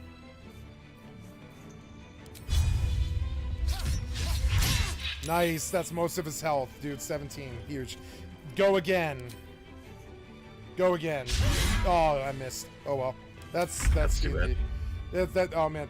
We should buy Final Fantasy 11. You would like 11. You still hit way more than you should just because you have that legendary sword. I hit way more than I should because the Larian knows that all the boys chose Oathbreaker Paladin. Well, All you the can't not play McConnells, Oathbreaker. all the McConnells of the world chose Oathbreaker Paladin. You know they did. It's too easy to break your oath. It is indeed. Don't break the covenant, Begon.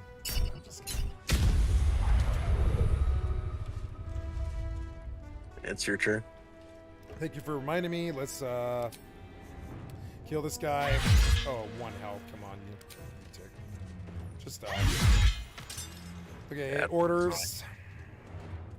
Just get closer, I guess. Yep.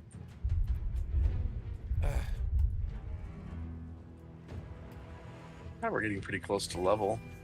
Yes, we are. It was a good day. By the time we do the forge, like finish the forge, I think we'll be leveled. You didn't die. Come on, die. Why won't you die? That guy died. Bye. Bye. See ya. How long will you stand by that cliff? Probably another 10 seconds.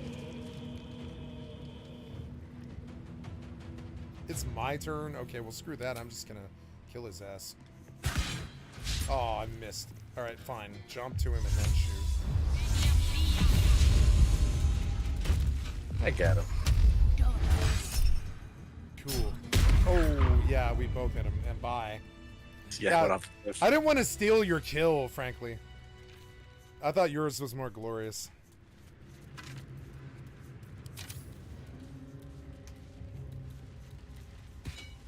Oh, yeah, I would have carried it. Oops.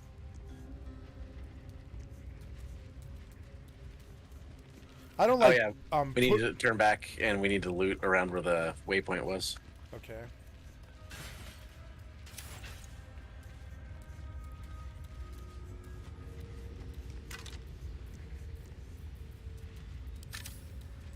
It's going to be a tough fight or two against methods, but otherwise we're at the forge, really. Methods are fun when you blow them up.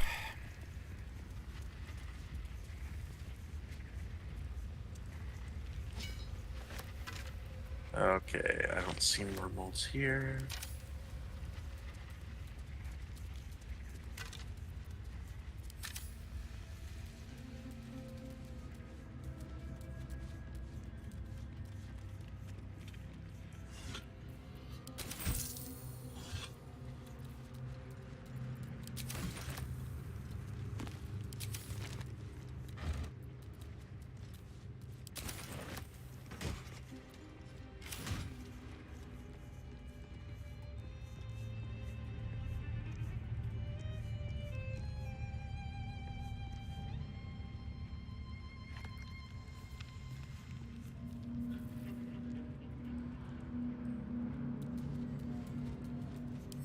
Okay, I think we have no choice but to go down now.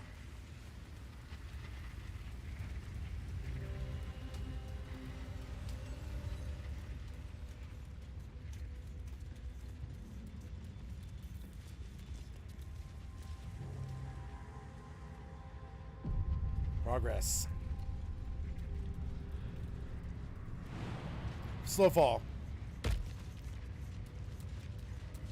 Not needed.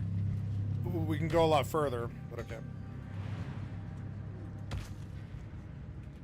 Wait, we might be going to... Yeah, we need to go back up. I've missed something. Alright. It's hard to see because of the camera and how it works over here. There's a mithril node we have to mine up here before we go down there, because there's two mithril nodes, so we want both. What's mithril good for? Like weapons? Everything. Probably good for trade. Okay, I don't think we fight methods for this one, but the other one we do have to fight it packed with methods. What does one use mithril for? Spoiler? Crafting. Oh. Okay. Crafting what, Begon? You'll see. Okay. 40 damage, nice. Yeah, I'm pretty good at booping those things with my Eldritch Blast.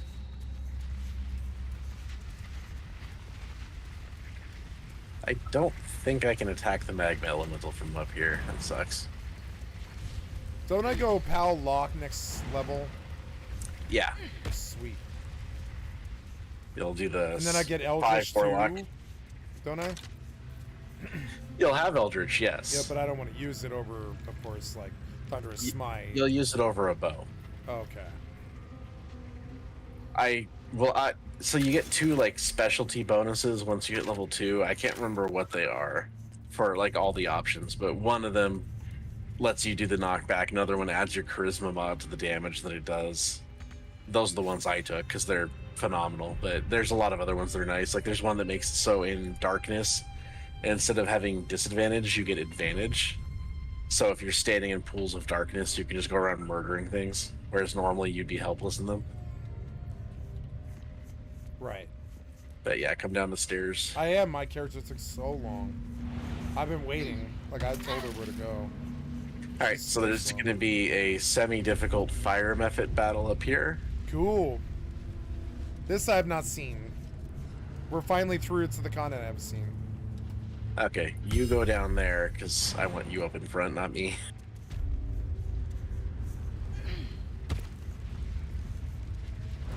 Keep going forward. There we go. Oh, dear God. Well, alright.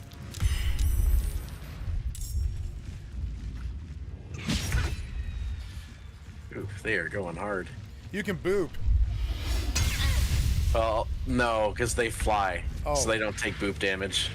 Okay. And the areas below us are actually traversable, so they won't die.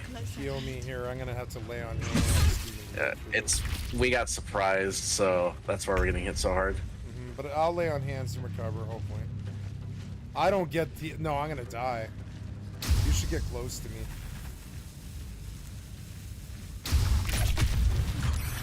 See, you did boop, though. You did. Yeah, but it didn't kill it. I was more trying to get him off my guy. Like, get it. Like, it's good CC. See, it's still alive down in the forge area. That's fine, but it's off our plate, though, for a while. No, it'll come right back. It'll come right back. Never mind. No, it'll be stuck down there. Oh, it can't fly up here? No? I think it will fly up here. I think they'll all fly up here. Oh, you can be wrong. Yeah, he's gonna fly right now. Look, see? Oh, no. Oh, no, he's an idiot, and he flew into the armor. You're talking to a guy that's done this fight already. You have, yeah. Sorry. Oh, wait. Did he actually? He glitched out in the lava. Your boop was good. He's out of our face for now. Do it again. Get them all out of here. Now what I want to do is... Ah, shoot, I'm too close.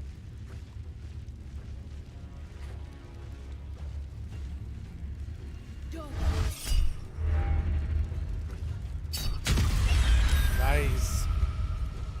Frightened.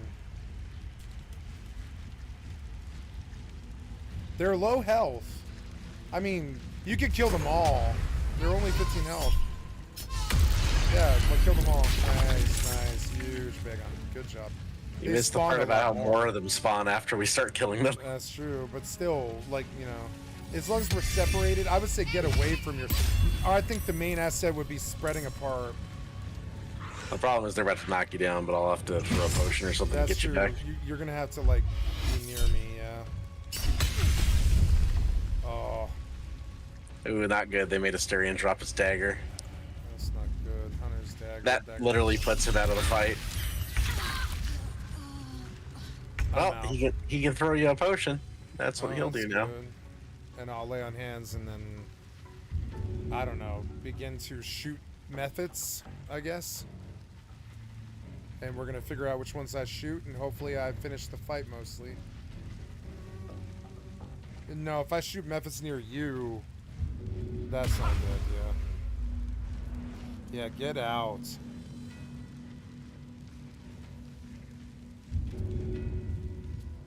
Thank you.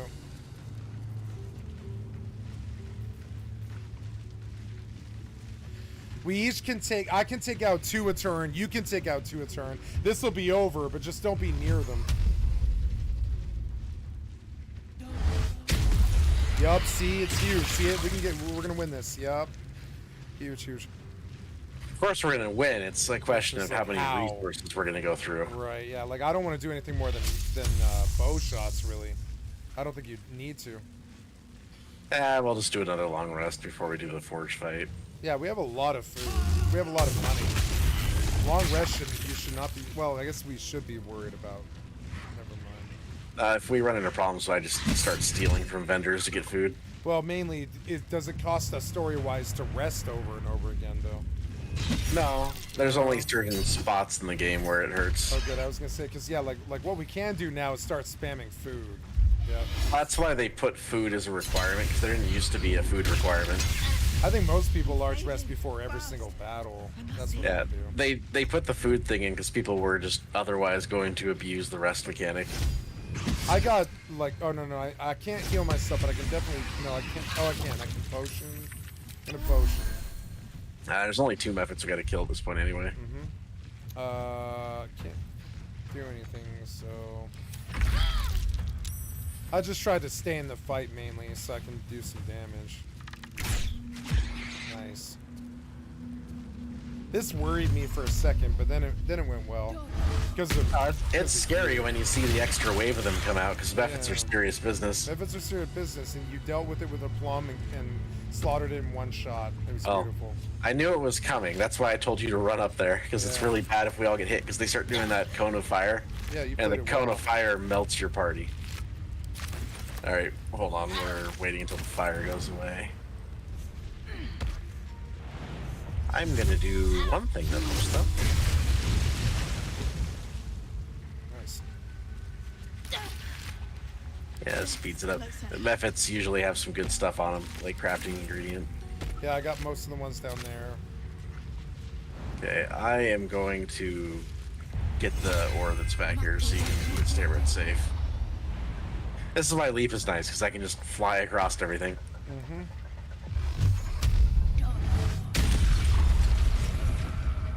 So we're going to try that bear bomb thing, which means when we go back and do our long rest, we're also going to grab 2 hirelings. And we're going to train them specifically for bear bombing. Okay. You're gonna do that, right? Yeah, it's just, it I looks can't do way that. too fun to not do this. Yeah, I think so.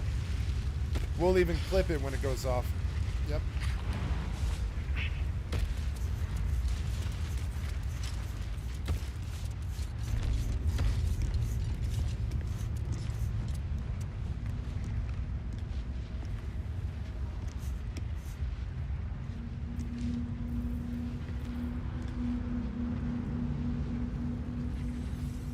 Yeah, it looks like when they did the bear bomb, they were doing it from, like, right here.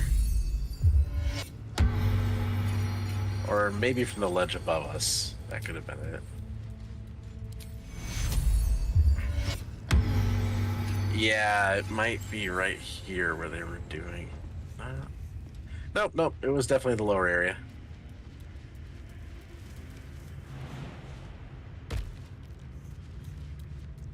Yeah, it was right here where I'm standing. Okay, so let's do the long rest.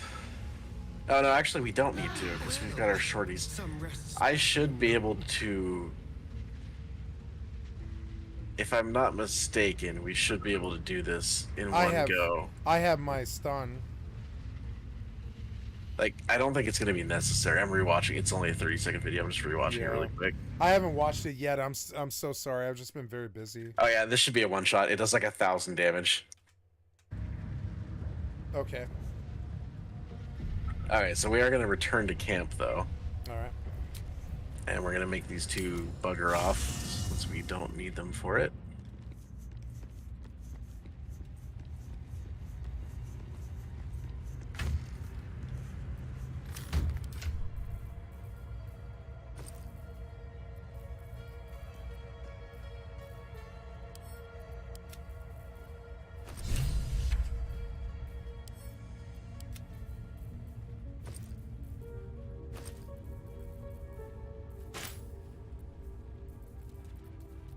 Alright, Shadowheart, where are you?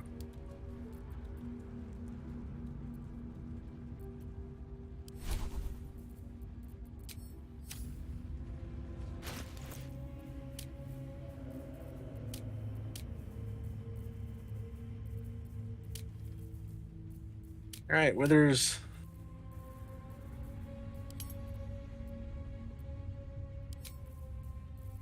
Okay, so I've got to recruit a druid hireling. That'll work.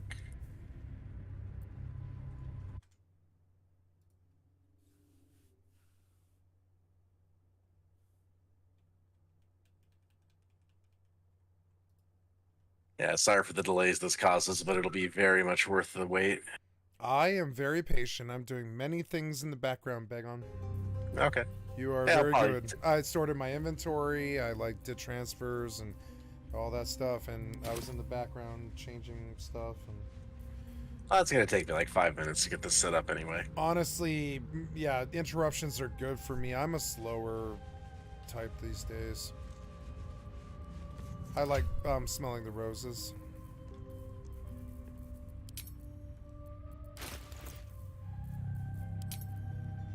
I talk fast, but I definitely play slower.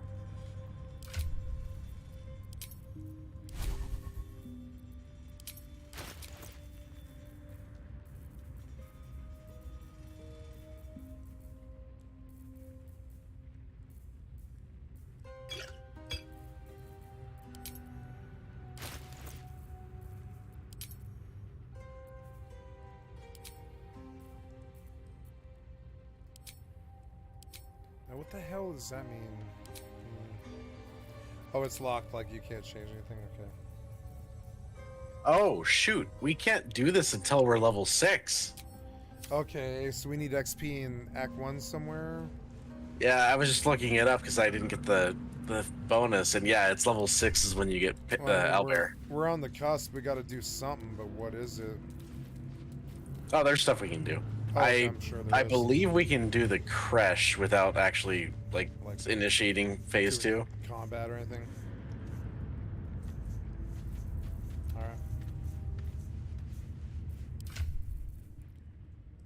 Alright. Okay, let's get everyone back. You're doing great running this party. I'm fucking so proud of you, dude. You're kicking ass. Let's see, Styrian, come back, and we're Shadowheart out. I would do it, but I'm too goddamn lazy. I led most of my life. There was this point where I became John, and I just started running my guilds and my clans and shit. And it's really nice to have somebody else do it once in a while.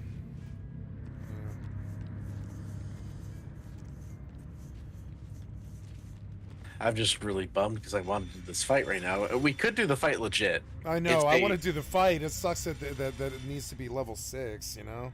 No, That's we can pretty do the high. fight. We can't do the really cool bear bomb the thing. bear bomb. Yeah, which is If you okay. just want to do the fight, we can just do the fight. No, I want to do the bear bomb. Okay. That's where the And then- content is. I'm here. Oh, I'm a photojournalist. Leave the camp. All right. Oh, we only need like 300 experience. I'm sure we can find a way to scoop that up. In fact, if we Yeah. go back to the mushroom people, we might be able to get it right there from just talking to them. Remember, because we saved some gnomes, and that'll give us a quest reward. All right. So let's see if that works. Otherwise, I'm sure we can grub up a little bit of experience somewhere. But we can probably go to the creche, like I mentioned. I think that lets you... It gives you a warning like you're going into Act 2, but I don't think it's actually considered Act 2, so it doesn't shut off access to Act 1 zones yet. Yeah. Because when you advance, you do lose access to some of the previous areas. Although I think in Act 2, you can still return to much of Act 1. Orders? I don't know where I'm going. You can stay right where you are. I'm just All right. running over to the fungus people place. All right. Oh, 25. No need for me. No. It's so cool how I can monitor your conversation from really far away. Oh, you looted the head off the elf guy, right? I don't know. Did you loot the elf guy? I Oh wait, don't know.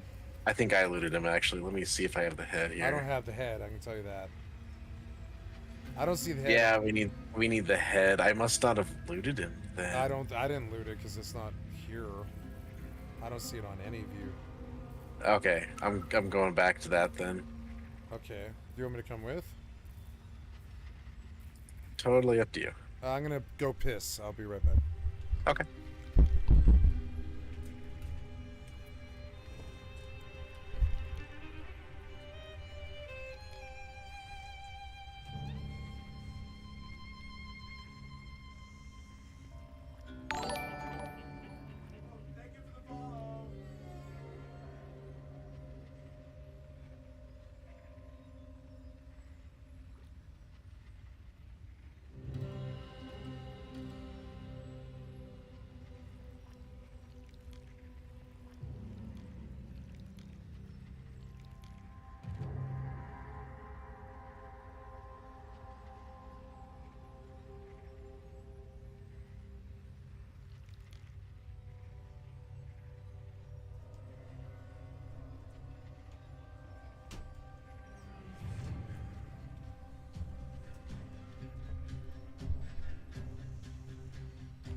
Sorry, I was going to the bathroom when I got that follow. Oh yeah. So I found out what happened with the head. The quest is completed. It says deliver Nair's head. Completed. We couldn't retrieve Nair's head. I think it's because he got booped in the lava. It makes it impossible to take his head off. Wait, we booped Nier? I thought we killed him. No, I killed him, didn't I? No, I put him in the You lava. booped him, you did. So shit, does that screw our save? No, it just means we don't get the reward from that specific quest. Oh, It's okay, cool. it's Oh, not you're a looking big for deal. XP. I thought you meant it blocked the bear bomb. Okay. No, I thought that was going to be my little instant experience checkout where I just get our level. Right. Never mind. I thought you meant like we screwed our bear bomb. Okay.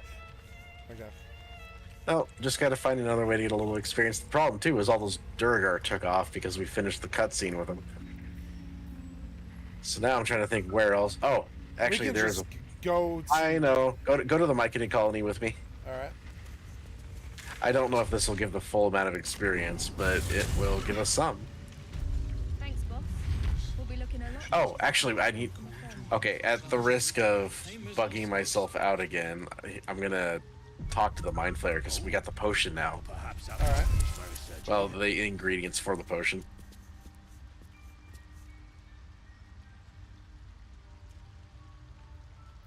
Well, if you're Zelly, hello. I didn't want to kick you, but I warned you. Any negativity at all, and I fucking ban you. Do it again, and I'll ban you. Uh-oh, it's saying I don't have the stuff, it looks like. I don't know half of what they're saying. That's not for my feelings, that's for the terms of service.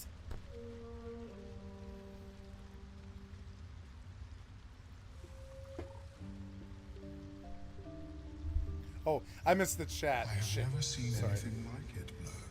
Hey, while you're doing your thing, if you can look and see if you have any tin mask spores, I need tin mask spores. I sent everything I just had back to camp, so like it'll be... Tin mask spores can show up in your alchemy bag. Yeah, and I dumped it, so it's gonna be back in camp. You want me to go? I'll go check. Tin mat, spell it T-I-N? Tin mask. Like T-E-N? I don't know. Okay. I'll take a look. Yeah, because we should have picked up a bunch of them from doing that Mage's Tower. It's in my box. I'm looking on my screen. As you can see, I see all of the alchemical ingredients, and I'm looking for it now.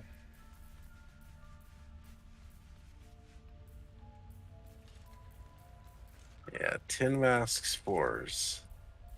And maybe it's in my inventory. I'll have to go look. I don't see them in this alchemy box. I'm sorry, I don't see it in my camp box. So I'll take a look. Oh, wait, there's something else in there, though. There was peculiar clothing, bewildering adventures, but I don't see an alchemy bag in here. So, yeah, I don't think that was it. It's okay, I'm going to look. I see lots of alchemical ingredients there. So you can see my inventory if you look at the party inventory, and you can hunt my inventory if you see what I'm looking for. But I don't believe I have any alchemical ingredients right now. I don't know how to show the party inventory. Oh, so for me, I rebounded to V button, which is what you use for inventory in World of Warcraft. It's go to your options and scroll down in your keybinds all the way down. You're going to see party. You need to be using that key. It's a lot better. It's the most superior inventory key. It's down here under party view. Party view is the name of it. And I rebounded to V, and I think you should too, because it's like the party, and it's the party's inventory. Single is good. I keep that on I, but the party view I put on V because, you know. Okay, but check your chest. I did. So now you can, like, if you're watching my screen, I'll come and check the chest, but it's not in there. So mask. I'm gonna go through the whole thing, but I double checked here, man. Like, I don't have this. So there's Tish Pink. Where I lost. Oh, don't mess over food. Just it's an alchemy thing. Like, so dagger root, mugwort, dragon, bone cab, wispweed, mortar and pestle. Oops, sorry, I scrolled too far. It's hard to do with this like inventory. Sorry, there we go. So Sylvan, Belladonna, Murgrass, Rogue's Morsel, Bullywug, and that's it. You know, like that's. I think no, there's some food down here. I don't have this, man. Like, it's not in here.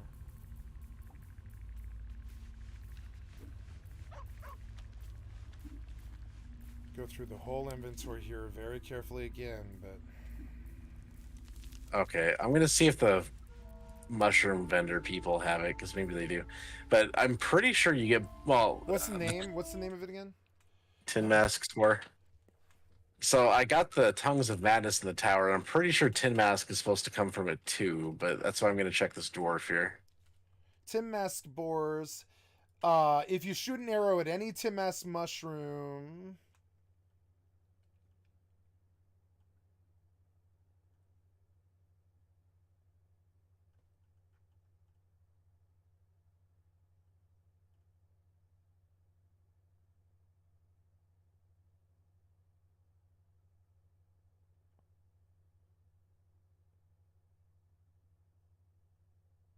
You will find a big Tin Mask mushroom at X137Y-121.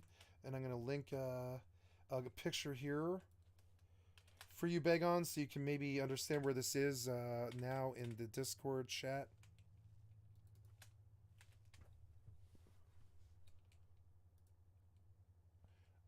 Wait, screenshot. I'm sorry. I took a screenshot, but I actually need to copy image and then send it to you. Here we go.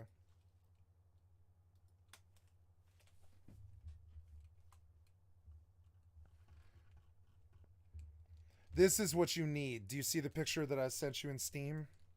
No. Oh, I sent it. It's in the friends list chat. In Steam, go to friends and then to the friends list and then double click my name and you'll see like the chat that I sent. It's what you've been sending me invites with. I'll put it in the Discord too. Discord might be easier, sorry. Here, I'll put it in Discord. That's probably easier. So in the text channel of this Discord, I am posting a picture so you can understand what I'm looking at here. This is the fastest solution to probably what you need. And I don't know if you know where that is the other problem. It's in the Underdark, just like east of the camp a little bit. It's these little white flowers. I'll send it to you directly as well. Damn it. Okay, now it's in your Discord, like private DM. I'm sorry, I sent it to the worst places, but now it's in your chat. That's the first solution that I found. I'll keep hunting.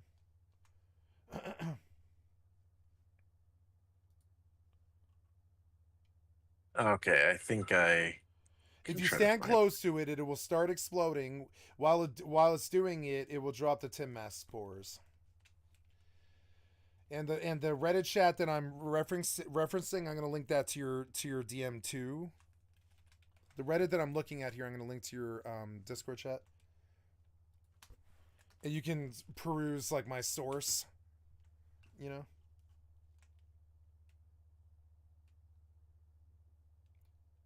So Tin Masks are all over the Underdark. I'll go out and go hunting now. We might have already murdered all the Tin Masks is what I'm worried about. No, I don't think I picked up any. I don't believe we picked up any. I don't think we killed any. I saw those things and I left them alone. I'm sorry. I thought they were traps. So I'm they are traps. Ebon Lake Grotto, but this picture says it's in the Underdark.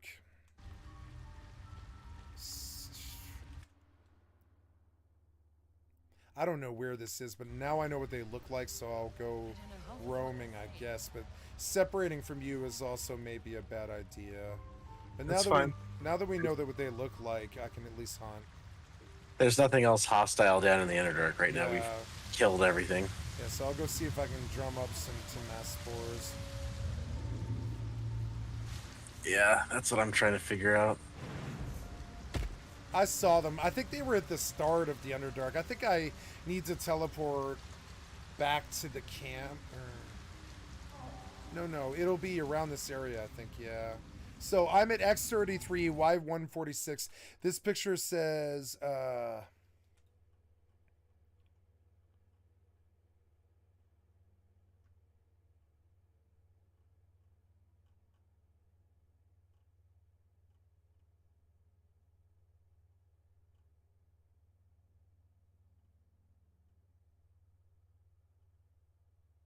X137, Y121.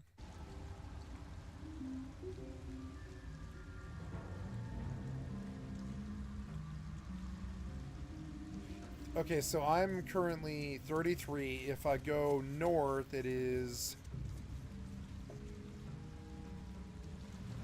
Oh, I'm sorry. So it's my WSAD key. So if I go south, it's 37. Oh no, if I go right, it's 37. Excuse me. So 37 and 121, which is north. 37 and 121 is right here. Yeah, here's the picture that he's referencing. We did get the tin mass spores here. I think they either blew up or are gone. Which, so that, okay, that device is useless. Well, there might be tin masks somewhere else that we didn't kill them yet. Yeah, I guess I'm going to start from the entry of Underdark, maybe. I guess that's kind of where you are. Well, now that I know what I'm looking for, I'll start running around. Yeah, I've done this quest. So, oh, I found some spores. Oh, good. All right. Or, I found some mushrooms. So it's. So they say if you stand by it, it'll explode and give you spores, I think. Okay, so just let them blow up. Yeah, I think so. Yep, there they are. Yeah, hey, our Reddit helped. Shout out to the Reddit people who helped us tonight. You know? Yeah, because there's a bunch of tin mask and the like orange exploding mushrooms that were in front of the myconid base, and I always blow all those up. Yep. And that's I did too. I blew them up too. I blew up like 3 myself. So that makes it difficult that you don't get the spores that way. Yes. So where would you like to reconnoiter now? Do we reconnoiter at I'm going to the myconid colony. Myconid colony, okay. I'm here. Oh no, I'm in Ebon Lake. Sorry.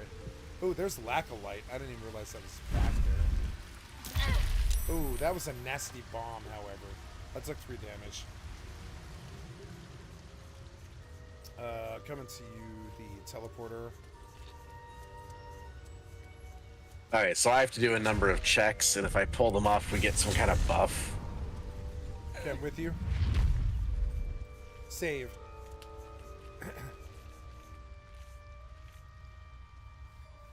Man, I wish I was a bard right now. Bards get a bunch of bonuses that make this easier. Left. Very good.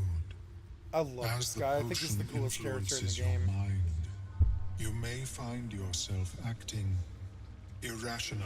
I identify with this guy the most. Not the mind flare aspect, but the intellectual aspect. Its edges.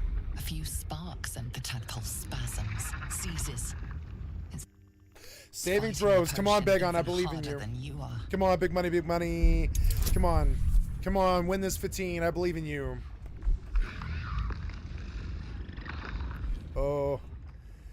Add bonus. Oh. 20. Crit success. The parasite swells with more power than you have ever felt before.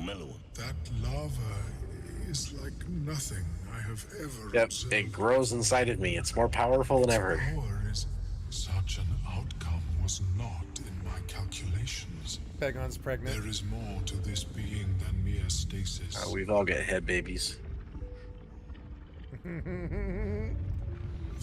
that power may grow beyond your control.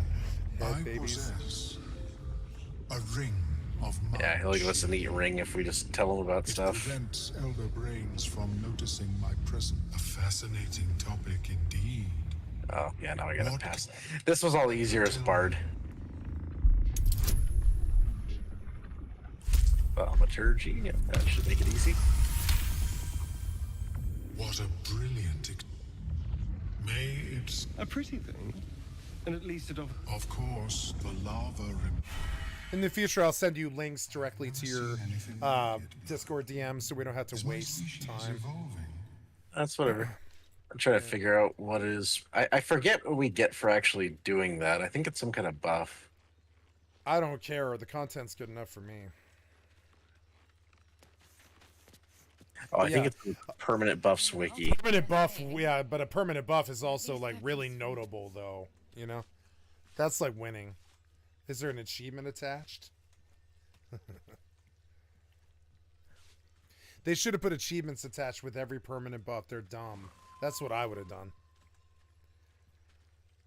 You know, every permanent buff.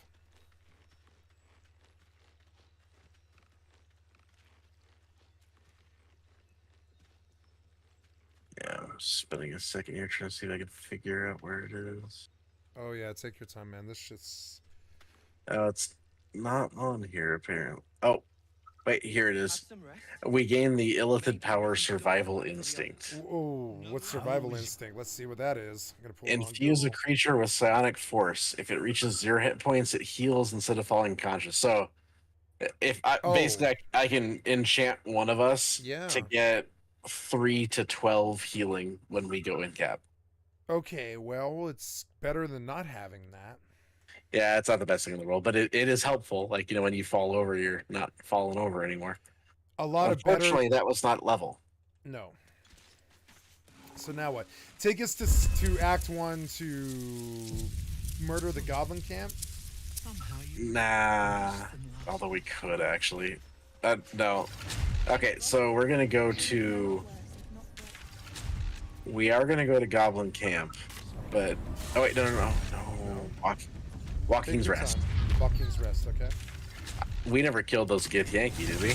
I don't think so, no. Well, let's go murder. Now we're really fit to do it, so... Yeah, now that we're level 5, it should be an easy fight.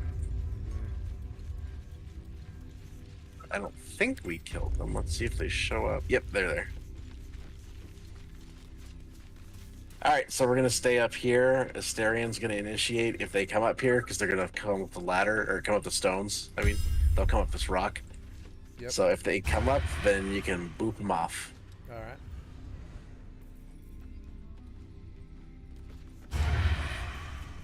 Wait, don't shoot. It's telling me path is interrupted for some screwed up reason. Which one do you want to hit? Oh, the only one I can even hit really is Raider Zastri anyways. Hold on, I have a bunch of interesting range stuff. I'm gonna use my abilities here. Oh no, you need to go back. I might be able to stealth attack here. Oh, you want me to go back and give you the stealth? Okay. Yeah, we want everyone else to be back a ways. So I can't move because I'm in TB mode. You want me to drop it? Oh. Okay. Alright, let's see if I can pull this off with a good attack. I'm going to do an ice arrow because that can do some freezing. Go beg on. May your arrow fly true. Oh, interesting. We should have, you should have, flaming potioned, whatever it is. Flaming fire, whatever it is. I have a bunch of them. Alchemist fire would have been better. Where anyone to do it? I'm not telling you what to do. I'm saying what I'm gonna do. No, now I'm gonna hide back here and let them come look for me. Oh yeah, and that too. Never mind. You're gonna get to reopen. Never mind. You did it way better. Yep. Well, now that she's standing in a pool of water, I can hit her with a lightning arrow and they'll be. Ooh. And back to the sneaky. I wish we had grease. I really like grease. Yep, now they're searching for me, but they don't know where I am. Parry what? What did you parry? Oh, they parried by arrow. That's what they're doing. Oh, they parried your arrow. Yeah, he did. I'm sorry. I'm on the wrong combat chat for some reason. There we go.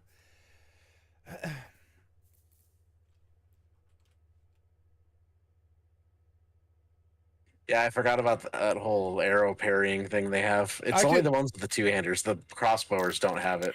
You should slow fall us, and I can just open. Or you should open. Just go open right in their face. Screw that. Oh, never mind. You're doing I think they're going to make a mistake and come up here, but they might not. You might actually just kill them. Never mind. You're right. You've got a superior strategy here. No, like they're going to keep staying down there and parrying my attacks, so I need to stop hiding. Oh, yeah, nope. 3-4. Nice, you're hurting them. No, you're going to win this. They can't win this. We're too far. You're a sniper and they can't stop it. It's a free kill.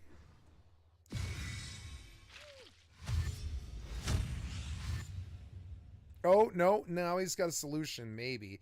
Yeah, he's got to run all the way up. Oh, no, he has an approach. Yeah, I forgot there was a thing right there. Yeah. Well, she's screwed now because we get to boop her off the cliff. Yep, bye. It was nice knowing you. I don't know why you try to do this way, but goodbye. Uh-oh, they held my guy that does the boops. Oh, that's okay. I'll go shove Sarth off.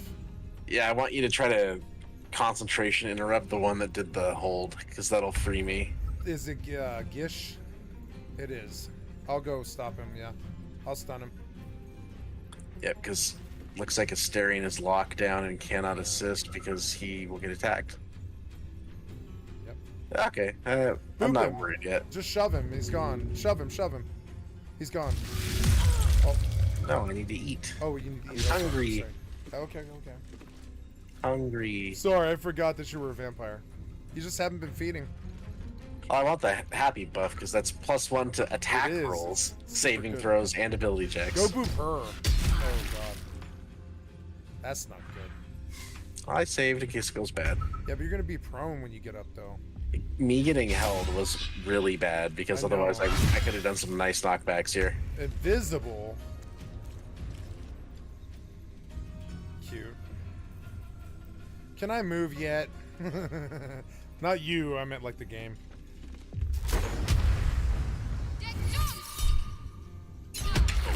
Ha ha! Superior play. Goodbye, sir. Ha ha.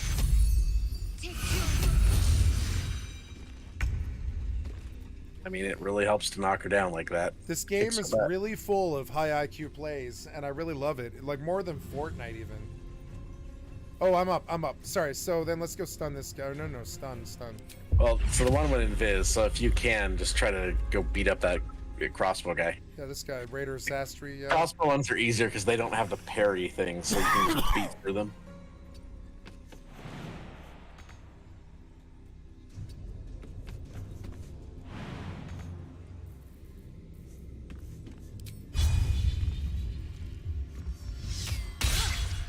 Fucking miss. God damn it.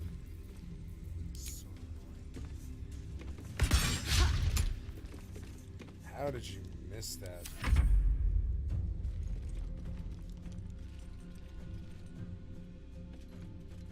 Where these are like the hardest encounter in Act 1. But it's already almost The over. hardest non-boss encounter, anyway.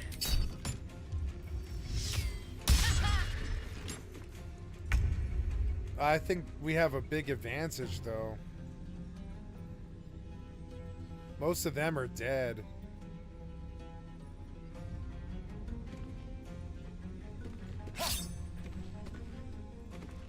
Dang it, I hate that.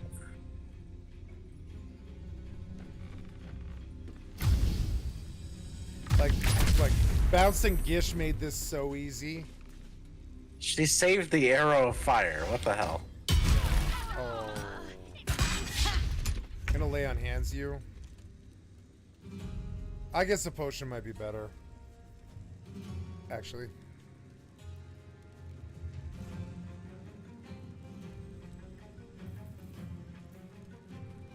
Gotta love lay on hands. It's like 20 instant instant healing. Excuse me.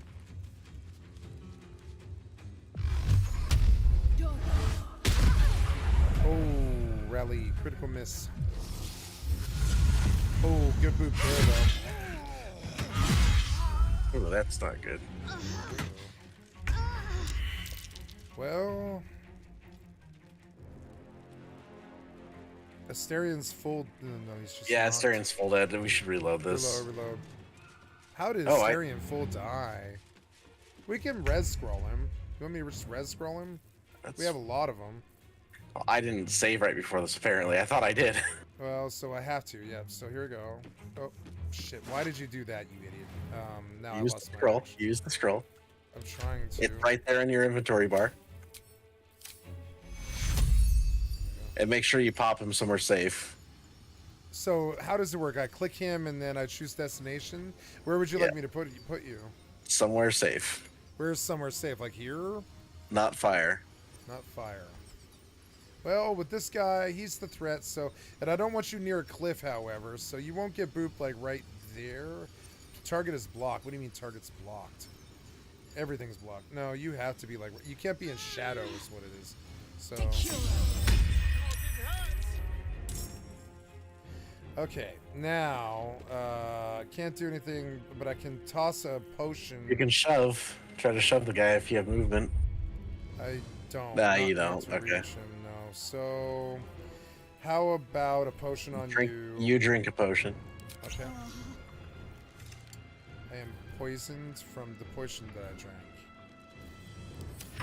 No, they hit you with an arrow that disables healing. That's what it was. Oh yeah. Oh, mortal strike, huh? Okay. I could hellish rebuke. You want me to? Never, never, never, never. Oh, what the hell? They launched him off the cliff, and now they're murdering his body again. Well, I'm gonna res scroll you again because we got a lot Those of them. Gith are playing exceptionally well. Oh my god, but you can boop all of them though, and you should. No, you're dead. Oops. I can lay on hands, and it's gonna turn the battle of the fight, maybe. I'll just lay on hands, Asterion, if I can reach him. Oh He's god. dead. Stop it. Oh, he is dead, yeah.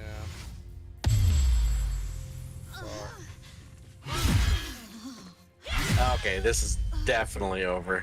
It's over. Can you run? No, Well, it's over. I saved after I did all those checks on the mind flare, so it's not a big loss. Yeah, the auto We save. can do the fight again and hopefully not get screwed this time. Yeah, what happened there? We lost like a bunch of rolls. Well, with Asterion, if I'm gonna do the sneaky thing, I gotta go after the archers because they made the melee ones impossible to kill with stealth attacks like that without going through a shit ton of resources. Very true. Yeah. Like the damage they took was from me doing elemental effects on the ground, not from my actual arrows. Yeah, if you kill the DPS, like the tanks will just fall. Have you spoken with Grace lately? Worse than last. All right, so we're teleporting back to Joaquin's Rest. We'll be looking a lot worse if not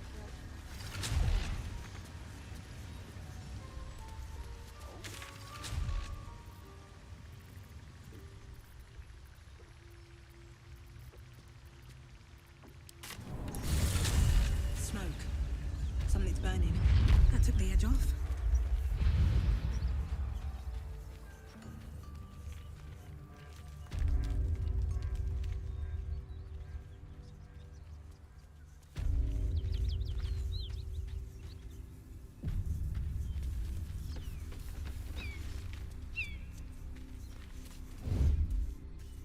All right, let's see if I can pull this off of those archers.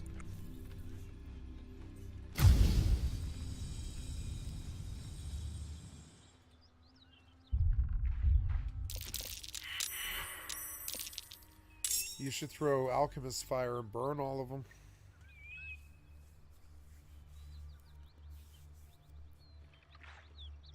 Oh, 12.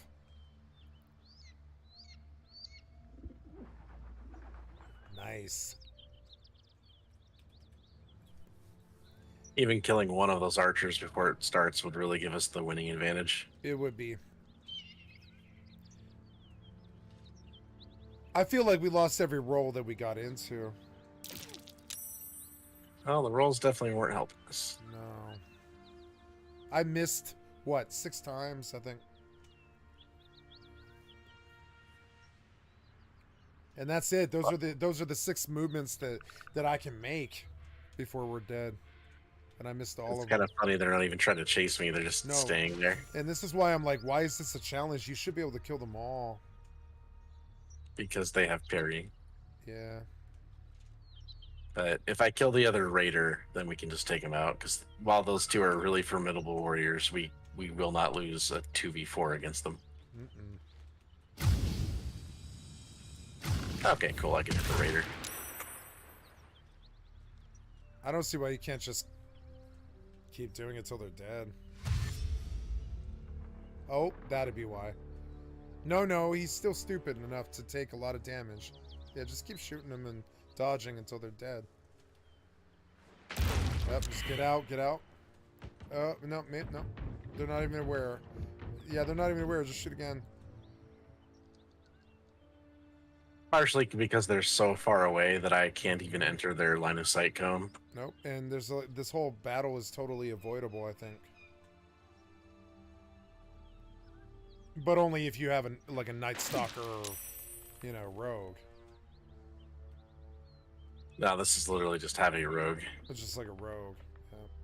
The Yeah, like- 2 rogue gives you all the bonus action hide and all that crap. That's what I'm using. Did you ever see that movie Enemy at the Gates? You're like the sniper in Enemy at the Gates. Like, you have the advantage here. You should kill them. All right, that is both archers. So let's. You want to kill them all? No. Keep killing them until they're dead. No. No. All right.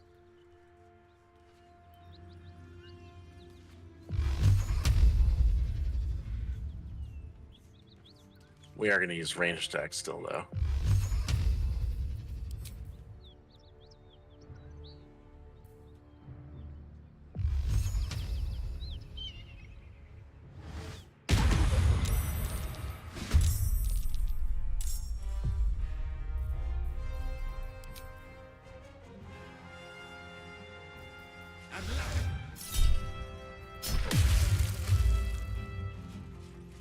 Don't hold me, that's me.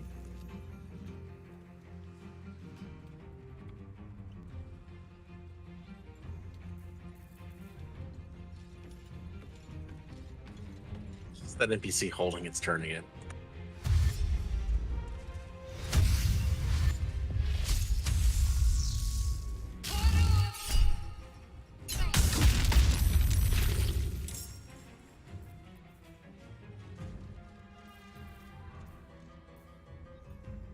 Focus everything on the one that's doing the concentration check.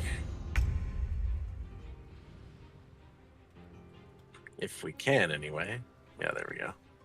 Indeed. 22, not bad. That was a good... Yeah, because I was out of stealth. That's why I got her like that, looks like.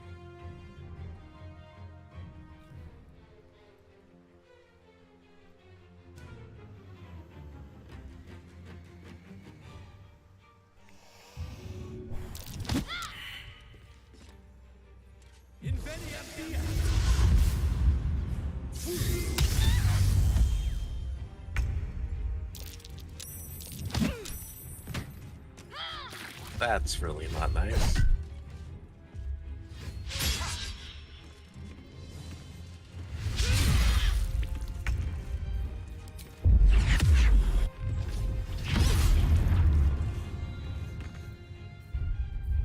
Push the other one off if you can.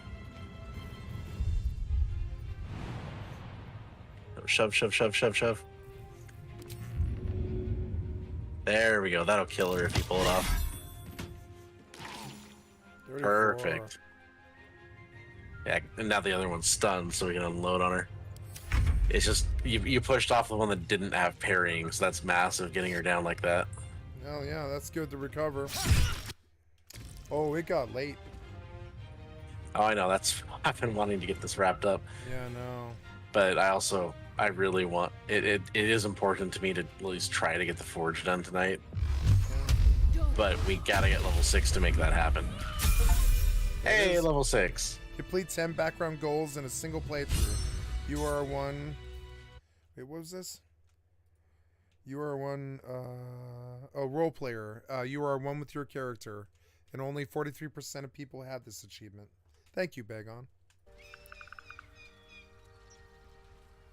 Coming down.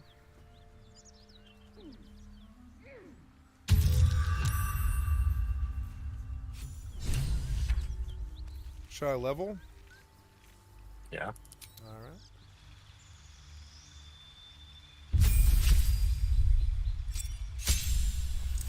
Although we're gonna want to make you respec now. Yeah, I was gonna do you want to waste the time now or later? I got an aura of protection. You and any nearby allies gain is +0 bonus to saving throws. Nice. It's supposed to be equal to your charisma mod, so I'm sure it's just a bug tooltip. Yeah. Cool.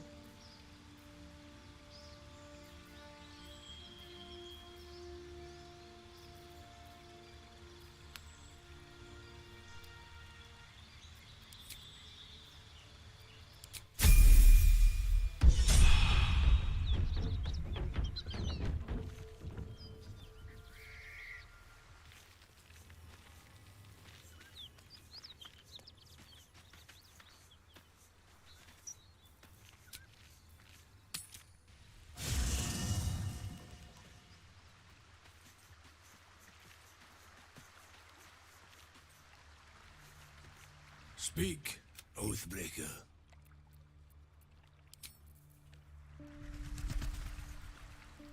Yeah, let's talk to Withers. And remember, his first level has to be Paladin. As it should. Have you need of my service? Should thou or any of thy compatriots perish, I will cleave soul to body once more. A matter of coin. Thou hast broken.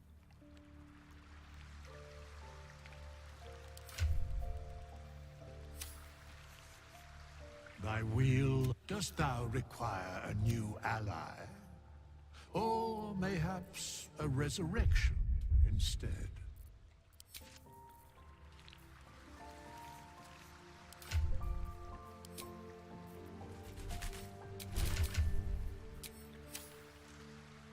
Thy wheel, dost thou require a new ally? I am too. Oh no. Thy wheel, dost thou require a new? Thou hast broken. It's not letting me respec. I'm glitched or something. When I purchase it, it doesn't do it. Go through it again. I Okay. wasn't looking. Oh, it's okay. So when I do, Thy wheel, dost thou require a can new you help me change my ally? class? Thou Right? hast broken He says thy oath. he gives me the voice, but he doesn't take the gold and he doesn't. He said you have to. respect me. You didn't read what he said. I did. Thy wheel, dost No, you thou didn't. require? Unless you Thou know hast what's wrong. broken thy oath. Oh, I had to atone. I'm sorry. I'm sorry. I didn't know you had to do that, but yeah, he should be able to help you atone, I think. I want to take my oath again, right? Is that what it is?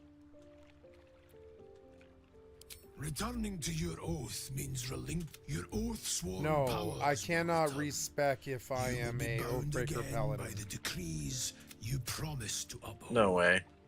Yes way. I've either got to take my oath again and become Yeah, just a Paladin. take your oath. Oh, take my oath. I'm sorry. Okay. That's literally what we were talking about. Oh, I'm sorry. What do you need of return? Your oath sworn powers will. It is first. Do you wish to pay? 1,000 gold.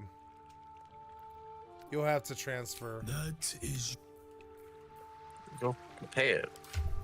I don't have it. You have it. Oh, I thought you had gold. No, I gave you all my gold so we could reach the 20k gold. 20k gold.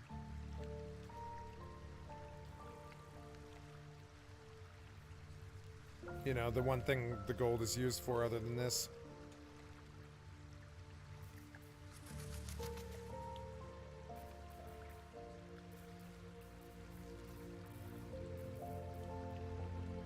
Here, I'm just gonna give you what I have. Extremely expensive.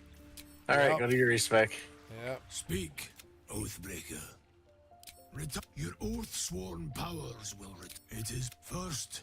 We're gonna break the oath again, which will allow me to still be a pal warlock or whatever it is. I'm sure the oath will get broken right away. Broken right away. But it doesn't matter now. I don't need to respec again. I don't think, right? So it's an okay cost, I think, right?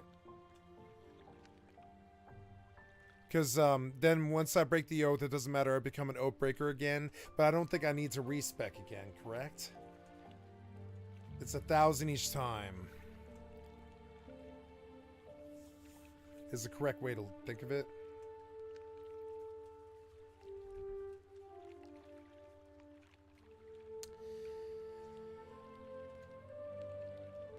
The price is paid. Tell me. Why do you wish to reclaim your oath?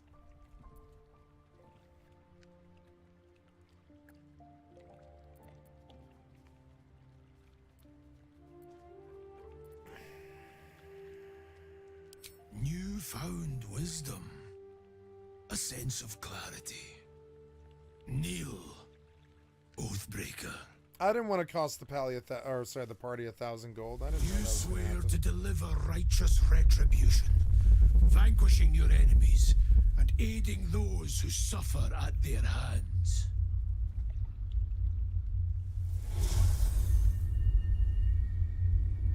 The oath of vengeance is once more yours to fulfill.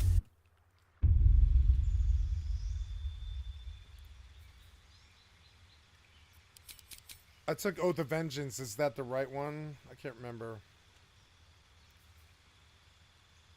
Doesn't matter. It doesn't matter. Okay.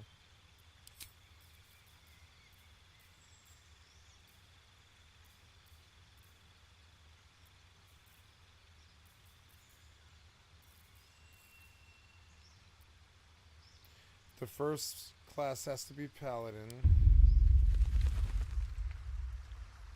Yeah, and then Warlock for the rest. So I'm just making sure I don't waste your time. I'm trying not to waste your time. Oh wait, you already took Paladin too. Oh wait, now I add the class, right, at level 2, right? No, hit X. Get out of there. Oh, hit X. Where's the X at? Up here. Yep, back. Oops. Go talk to Withers. Waste another 100 gold. Oh, I have to waste another Thy 100 gold. will, dost thou require a new ally? But I picked Paladin. Mayhaps a resurrection. Yeah, you picked Paladin too. Yeah. So why don't I just take a new subclass now? I wouldn't wait. I wouldn't respec on Paladin. Now I would go Warlock for sub, wouldn't I? Wait, did you tell Withers to respec you? No, no. I just haven't. Get out of here. Don't I get hit out back? of get out of here. All right. Go to Withers. Thy will, dost thou require a new ally? Change the class again. Oh, Press 4. A resurrection. Oh, right. I never did change the class after I retook the oath. I'm sorry, I didn't think about it right. Okay, here we go. So I take Paladin. Thank you for walking me You through can it. change your subclass if you want. Subclass oath. No, vengeance is what you want, though, right? Doesn't matter. Okay, and then these are all correct, right? 17-8. Do you want to do any of this differently? No, okay, so strength at this point is purely for shoving and carrying capacity. You don't actually use strength anymore because everything's going to be charisma based going forward. So do the +2 to your charisma instead.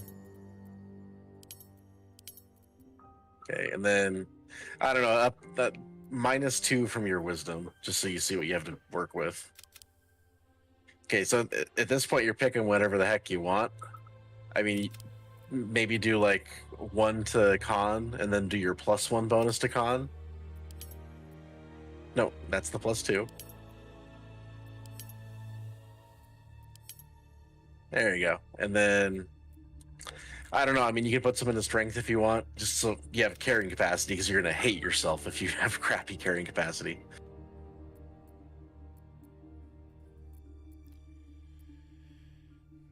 Yeah, why don't you do like 2 more strength and then the rest into wisdom? Because that'll be your will save. It's going to have good will saves. Yeah, I mean, that's a good enough layout for it. So hit confirm. Okay, now you're going just Warlock with your levels, so be careful about that.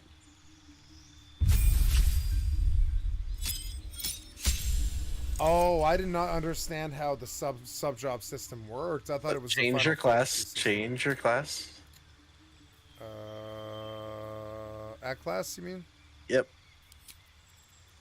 And Warlock. Okay, so cantrips, Eldritch Blast should be one of them. Might as well make like Mage Hand the other one, because that's situationally useful. Okay, and this one doesn't matter too much, but a lot of people like the Fiend because you get Armor of Agathis.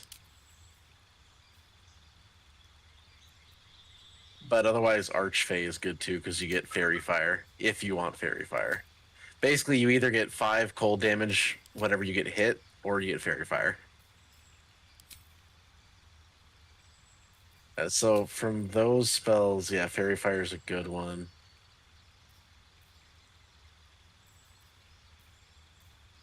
I mean, yeah, those 2 spells are fine. They'll work. Wish Bolt isn't that bad.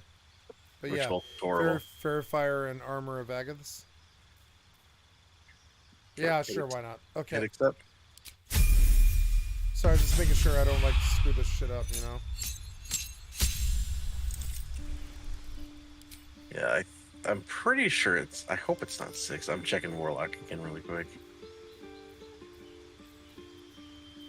Oh, fuck. I hope it's not level 6 Warlock where you get your second attack. At which point we'll have to respec me. Nah, it'll work out.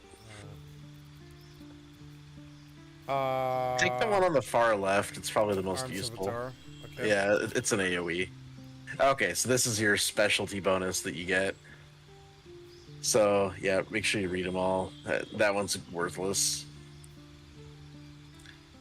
Worthless because we already have someone that does it. Let's see. I mean, you don't need that because I can do those checks. That one can be very. That's the one that lets you fight in Clouds of Darkness. But keep looking. Okay, false life garbage. Not useful. I don't think that one's going to be useful for your build. Yeah, it's you have to stand still. Invisibility. That's not very good. There's the knockback from your thing. And yeah, you don't need Bane. So basically, Devil's Sight is a no-brainer because that can be really useful sometimes. Yeah. And then, do you want either more damage on your Eldritch Blast or do you want the knockback? I would say the knockback is probably more useful because, like, you've seen how I can boop things. Yep.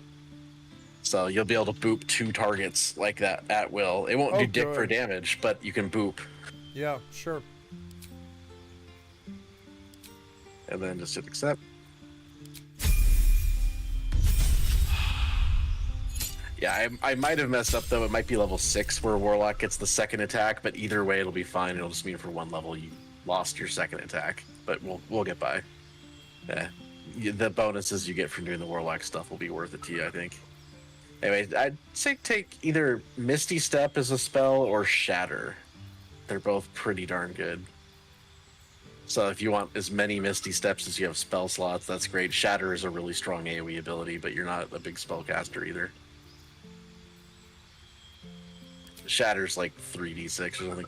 Okay, so Pact of the Blade is what you're doing. That's literally what this is built around. And then hit accept. You can summon a pack weapon or bind the one you are wielding, making it magical. Wow. Pack weapon. This swords can become magical. Pack weapons use a wielder's spellcasting ability modifier instead of the strength or dexterity. Okay. Yeah, so what that means is instead of using strength for your great sword, you're gonna use charisma. Charisma. I see what you're saying. That's like, why I said you don't need strength anymore it's like beyond a stat carrying bind. that. It's like a stat bind. I understand now what you're saying. Okay.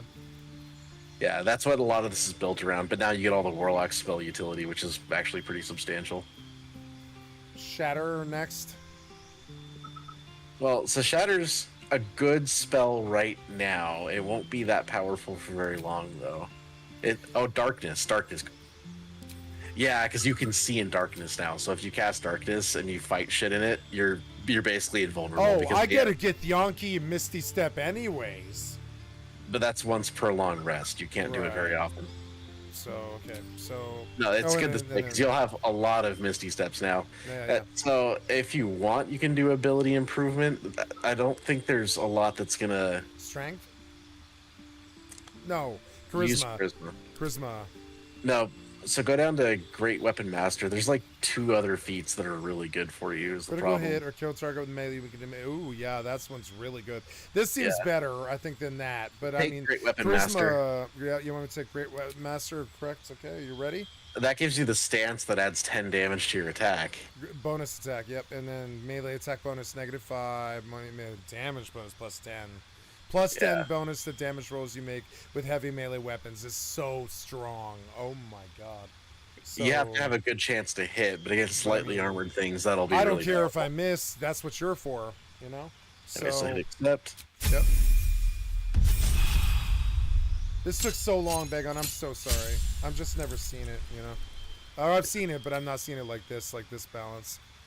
Blink, remove curse, counterspell, fear, grand flight. Grand flight might be good. Gaseous form, hunger of Hadar. Hypnotic pattern, plant growth. Oh yeah, go to Hunger of Hodor. I want to read it real quick. Hunger of Hadar. Creatures within this black sphere are blinded and take damage at the end of their turn and the start of their turn. Creatures starting their turn in the area take 2 to 12 cold damage. So that's a really good control the battlefield kind of spell because it also slows because it's difficult terrain. And because it's darkness, you get advantage in it, they get disadvantage. Vampiric Touch could be strong for me. No, it's crap. It'll hit for like 6 damage. It's not very good. so it's three healing is really strong for me though. But okay. Counter spell is really powerful because if an enemy tries to cast Fireball, you can shut it down. Shall I do that?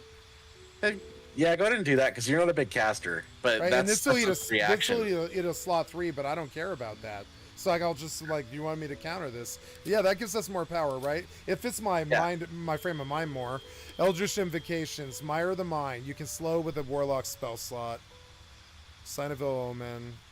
Oh, this lets you can get one of the new ones, or you can get the one you missed. So if you want to add your charisma damage. Oh, I can. Oh yeah, where's the crit? No, you Agonizing can't. Blast is the best one, I would say. When you cast Eldritch Blast, add your charisma modifier. Yes, I did get the one I didn't get. Yep. So. Yeah. So that way it'll be 1d10 plus 3 instead of just 1d10. Okay.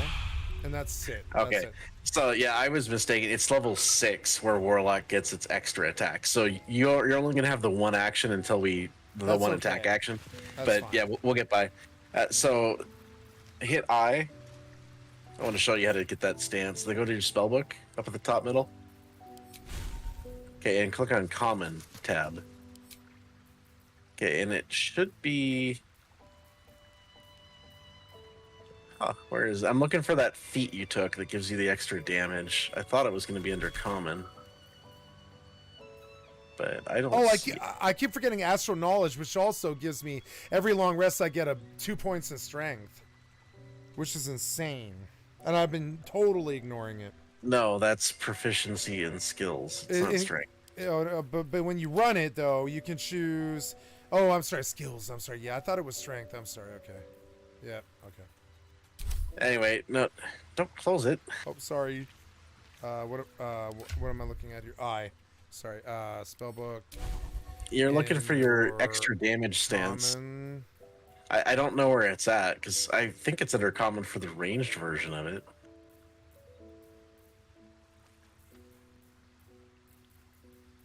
Oh, tell you what, let's do a long rest really quick, because I can't do anything until we do the long rest. I've literally been waiting for you so I can do the hirelings. I know, I'm aware. Okay. Oh, Karlak wants to talk. You don't have work tomorrow? It's like 10:50. Oh no, I've got work. Yeah, I'm just asking.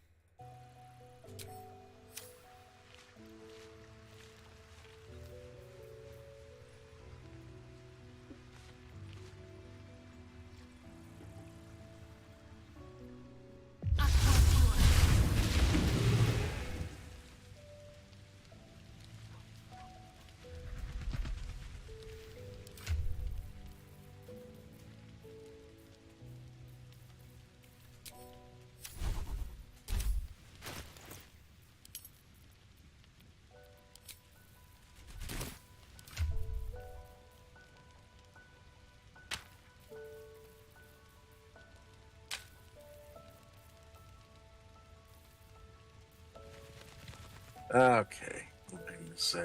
Oh yeah, we have to actually go do the rest now.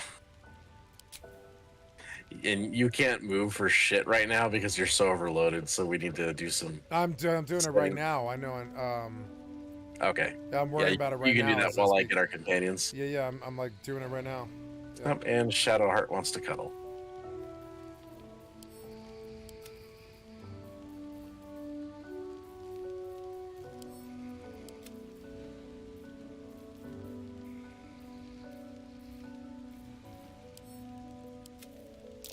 Okay, I'm down to 33 pounds, and I'm just going to pull healing potions. I sent it all to camp except for the scroll. I'm going to pick the scrolls and the potions. That's it.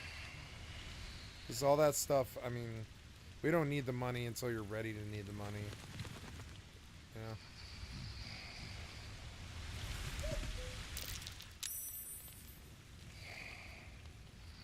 I can't find... Oh, I'm sleeping, right? Yeah, you had to wait till I did my Shadowheart cutscene. Okay. I'm banging Shadowheart and Karlak.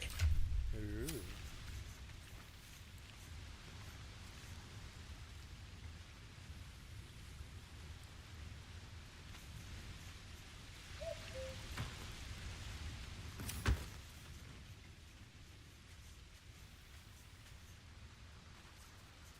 Okay, now that we're done with that, let me reconfigure our party.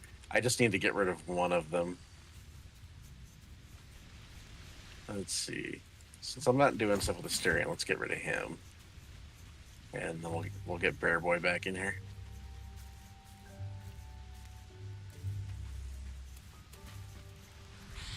I'm telling you though, this is going to be good fun. As long as it hasn't been patched, which I really hope it hasn't been. I hope so too. Because that's the whole reason why I'm staying up right now, is because I want to get this before We could I call also it. do it tomorrow. Oh, I need gold. Can you pass the gold back to me? Sorry. I did. No, I put it in the box and I have to go get it. 1 second.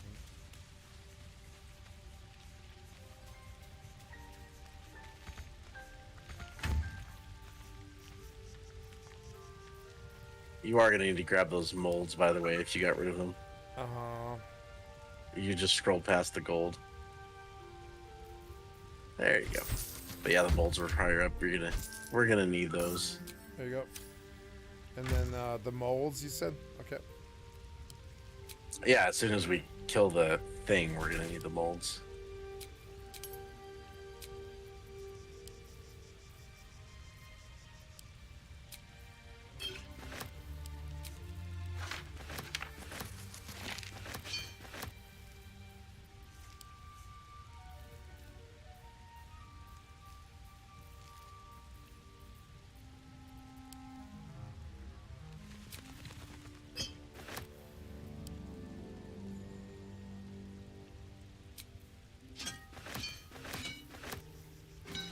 Five of them, right? I think.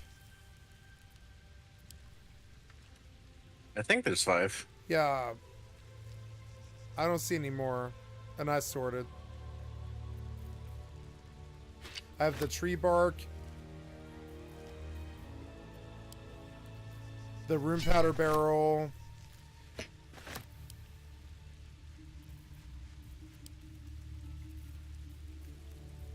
Yeah, and all the rest of it I just put in the box, and if you want all this, I could put it in your box, but I would have to give you all this. But if you want, we can put it all in your box, and that way you can see. Sexual. See what we have. We can see what we have.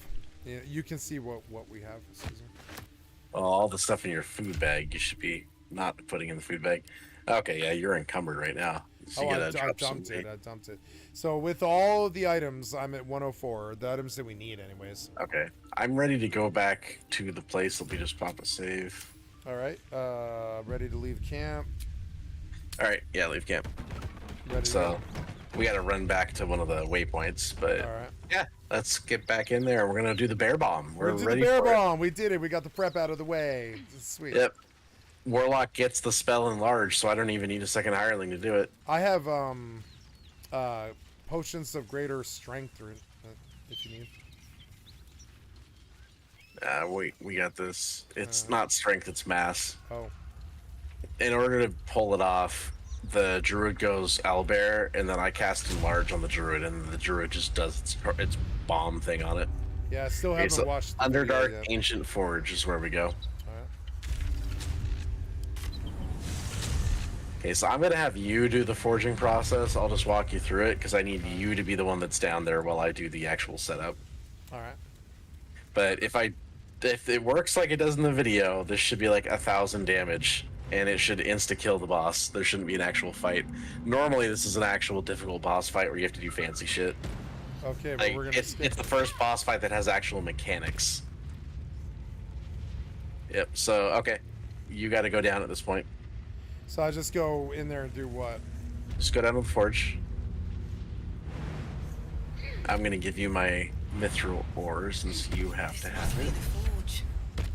What a sight to behold. All right, so yeah, go to the crucible and insert the mithril ore.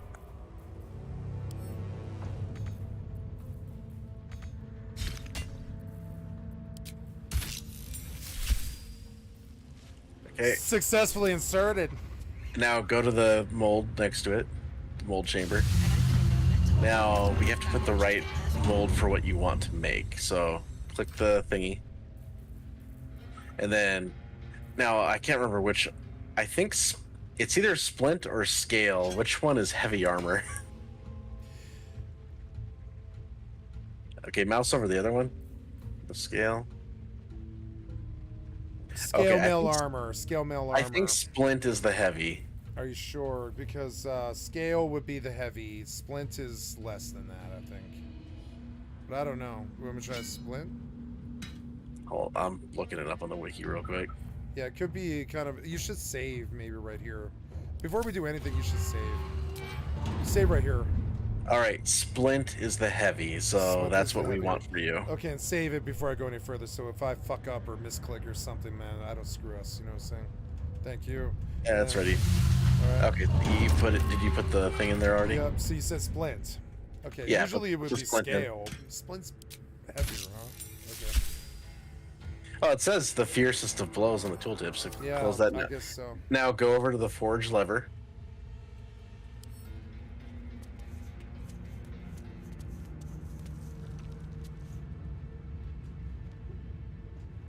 Should I turn it? Yes. Okay.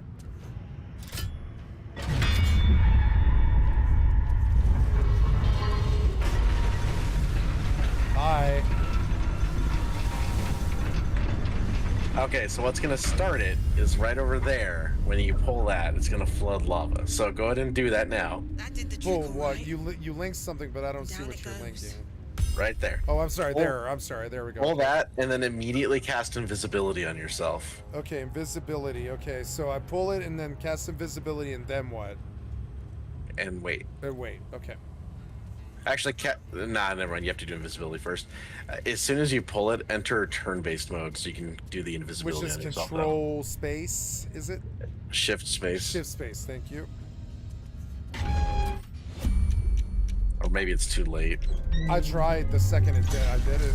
Yeah, I forget the order. It's fine. I was trying to see if we could get a surprise round off, but it's not a huge deal. Okay, well, we can reload. I mean, I'm 1 second. Don't worry. All right. This should be sufficient to do the bear bomb. So anyway, you flood you're flooding the area with lava, but then turns out this adamantine golem that's been in some red. I see He's it. hiding in there. Cool. So, and then we bear bomb him with the bear. Yeah. Just so you know, the mechanic is he has to step in the lava or else he's immune to damage. The lava makes him vulnerable for 2 turns whenever he's in it. And that lever you pull to lower the platform. Shit, it's like Cataclysm. What's the dragon? The lever you pull to lower the platform will fire the anvil. Normally, you want to drag him into the anvil. Where's the anvil? Don't. I'm not doing anything. I'm just asking. Yeah, Where's none the of that anvil is what we're doing here. All right. Well, so. All right, so I'm going to enlarge the bear, and we're going to see if I can this teleport works. out if you want. Don't worry about it. We are going to have some amazing. Everything's dead all of a sudden in just a second here. Okay, I'm gonna prepare to clip your Twitch. I'm gonna prepare to clip this. Yeah, you ready? Nope. Hold on. Yeah, I am. Wait, no. Hold on. Sorry, Alt tab wrong. There we go. Good. Okay, ready. Okay, zoom out a little bit if you can. How's that? Okay, that's good. Okay, here we go. All right.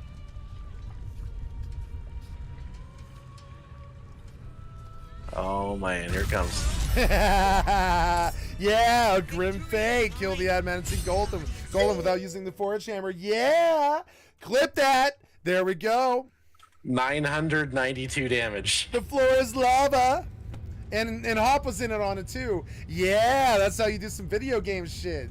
Yeah. Fucking 992 though. That is insane. Bow down to somebody with greater mastery of the game than yourself. some fucking nerd on Reddit that found this out. Anyways, that was neat. Okay, so with the boss, you're the one doing the shit down here. So that is a really good helm that just dropped. Attackers can't land critical hits. Cool. Well, I'm taking it for now. It has other effects on it. The critical hits thing's standard for all helms. Oh. All right, so you need to open the gate up again for the lava, I think. So opening the gate would be the lava valve? Yes, lava valve, and then you need to go back and do the forge. Save this. Because it's successful. Save I guess past it is possible to screw up. Yeah, see what I'm saying? You can only screw up if you step in the lava at this point. But I can also misty click step the valve. out. I can misty step. You're gonna make me start doing shit on the bear here in a second. Do what Man, now? that crushing flight was so cool to watch. What do I though. do? What Get do I out of do? lava! Out of Okay, lava! okay. Okay, and now go over to the lever. The lever, the one I just hit? Oh, No. no. Oh, there. I'm sorry. I didn't see it. Okay. You gotta do it while the lava's still out, so hurry. Just get a vape pen. Just get a vape pen, Hop.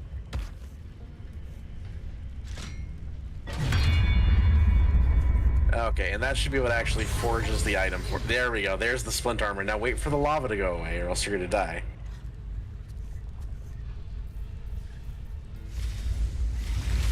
So we can make 2 pieces of adamantine gear this way. Okay. Adamantine split armor. Mold ejection lever. Adamantine split armor. Now, the lava's supposed to go the heck away eventually. I don't actually know how long it's going to stay, because I've had it go away quickly, and I've had it not go away quickly. Dancing healed me. Never mind. Oh, let's try turn-based mode. Just end your turn. Alright.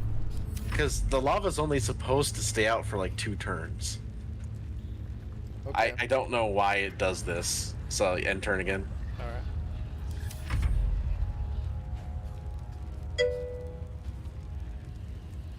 Just buy a vape pen, Hop, and accept that you might be a tobacco smoker, or don't touch it at all.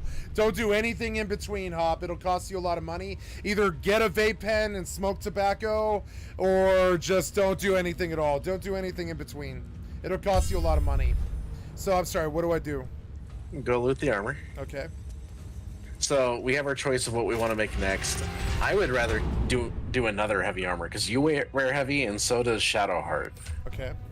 So, if you're okay with that, just go put another mithril ore in the crucible.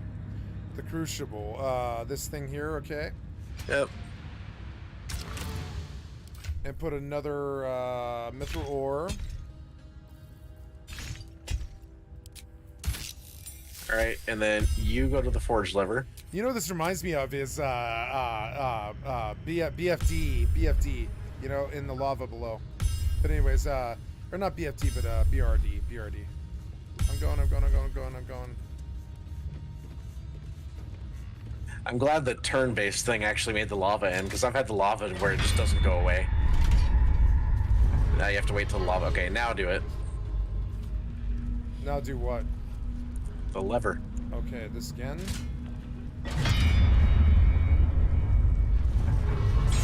There we go. Okay, so now turn-based mode, and remember we're just gonna pass turn. Okay. Oh, it ended. Good. That was like, See, it's well, why are we ending? Yeah. it's supposed to end like that, but sometimes it bugs out and doesn't end like it's supposed to. Thank God I didn't die. All right, so loot that, and then fast Shadowheart.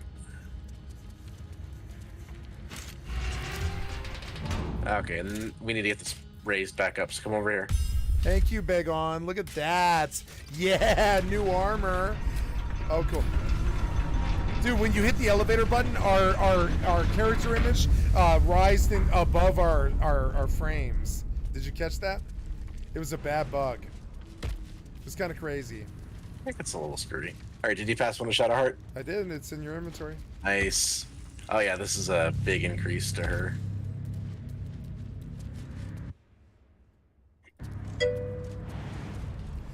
Yeah, you getting some cheers in the chat, Begon.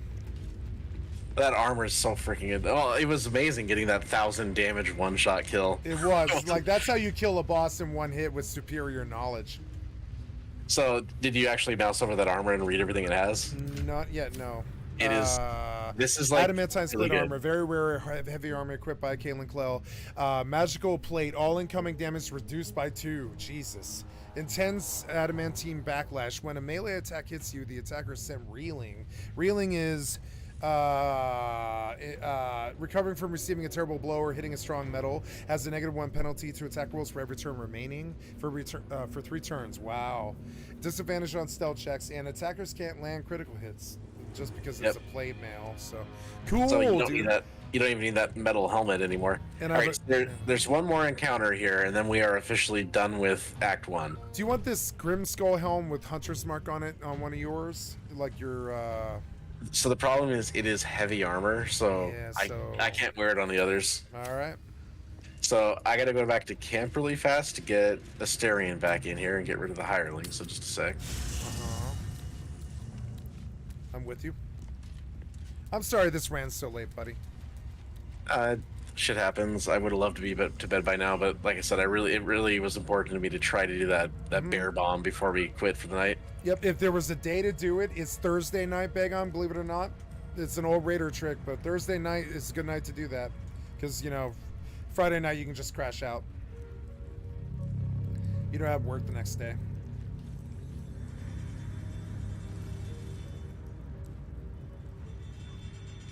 Oh yeah, it's Asterion I gotta recruit. Okay, go back to him. So yeah, there's gonna be one more difficult fight. It's a mini boss. It's this lava elemental. He's a real pain in the ass. Alright.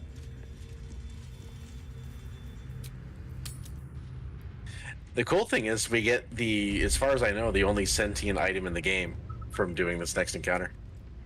Sentient as in it talks to you? Yes. Cool. And it's insane. Alright.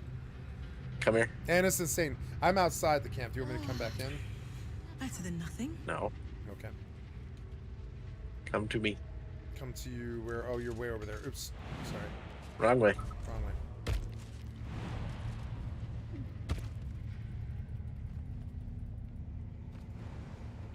Alright, so this golem, it's in the middle of a giant lava lake. We have to pull it out of the lava lake because it is invulnerable while it's in the freaking lava lake.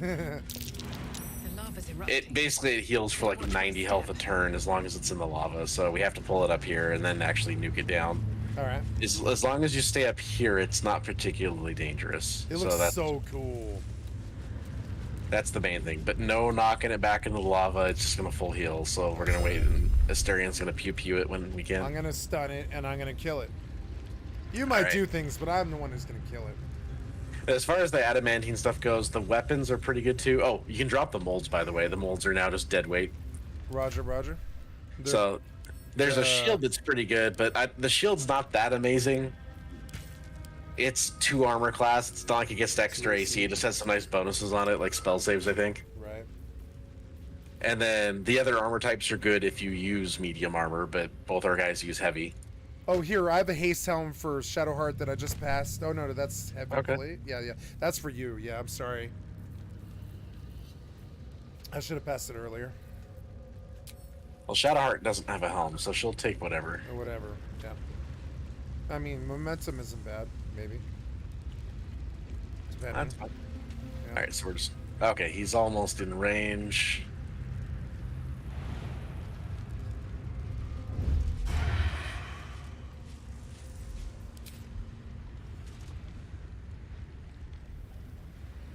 Come on, get in range already.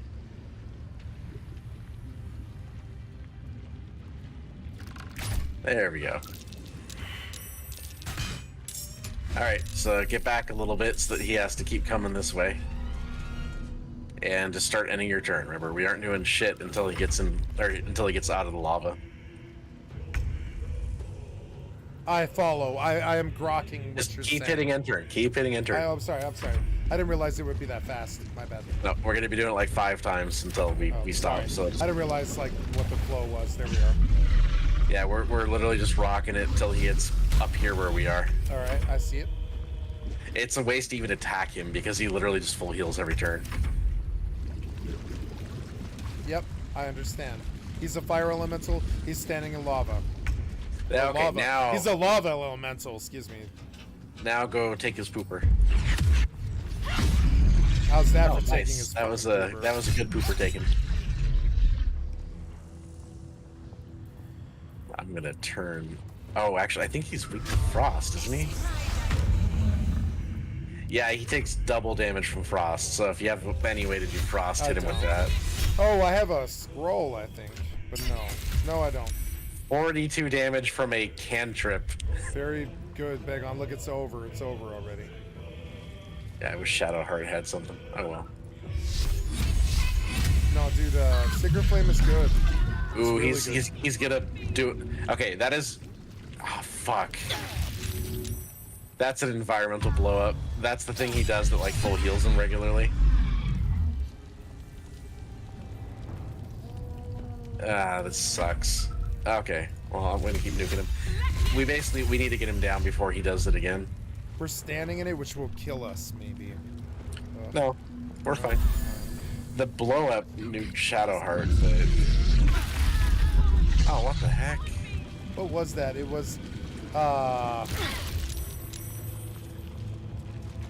he just shot you. He shot you for a lot. Yeah. He's still doing his blow up. What the heck? I was pretty sure getting him up here. I was pretty sure getting him up here was enough. We might need to like pull him back more or something. Yeah, I don't know where we would go where we wouldn't face what he did. Let's get him out of the fire because he's going to heal while he's standing in it. Out of the fire. Out of the fire. I mean, we could always last resort and just boop You him could off boop the lava. him. Out, if you booped him right now, he might land on the stone, and then we can kill him. As long as he's out of the... You need to... Don't you have water? Just cast water right now. No, I can't do water right now. Okay.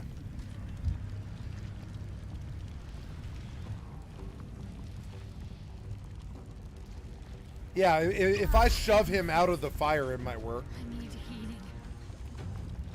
I'll lay on hands you. It must be where that bubble is like just a little bit too close or something. Shall we reload? Yeah, we're getting into Reload, territory. yeah, I think. Oh wait, I haven't reloaded, or I haven't saved recently. Okay, so that's okay. So well then, I'm gonna lay on hands, Shadowheart then. It looks like I saved right after we did the anvil, so we'll have to, I don't want to go back that far. That's okay, we're not dead yet. I can even miss the out. I can miss the out if you want. Whatever, I mean.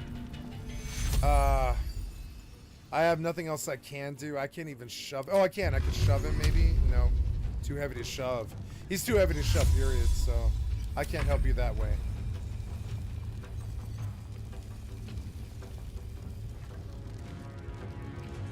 Don't worry, I think as long as I'm greedy and I want to do damage, I think I have ways to still get him. He's not that healed yet. If I hit him, he's out. He'll be stunned and prone. We're not out of this yet. There, he's out of the fire. We're good. Now kill him. It's over. Asterion is full dead though, so I'll have to res him. It's fine. Res him now. Oh, Yeah. right now I need to get Shadowheart out of that Get him lava. out of the fire. Yeah, I'm sorry. I didn't think about it that way. 15 plus 20.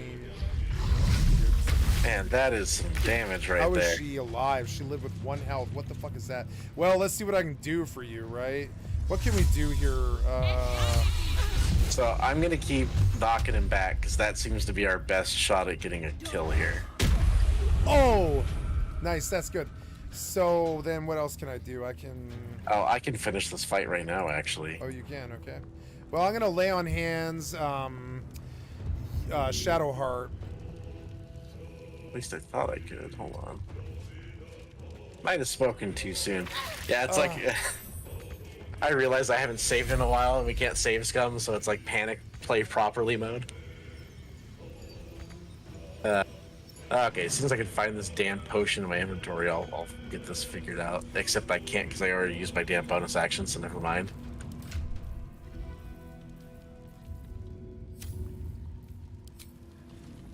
Oh wait, Shadowheart can finish it. No, wait, yes she can. Yes she can. Hold on, we're good. We're good. We got this. Except he saved. Oh, she takes 33 damage from the lava? Damn.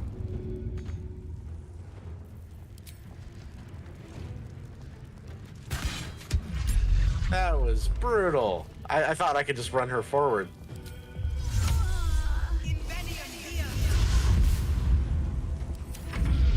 Yeah, if you can hold him there.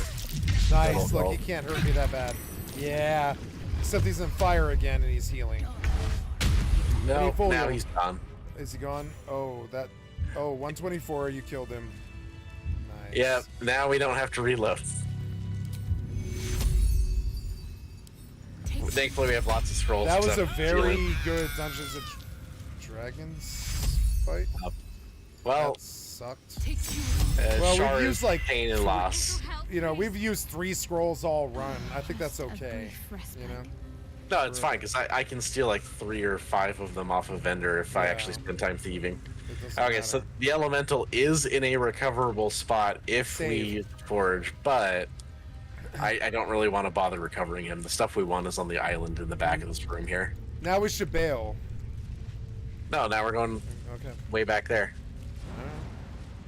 I am going to cast Jump on myself because that is the smart. You should cast Slow Fall. Hey, I'll do Slow Fall.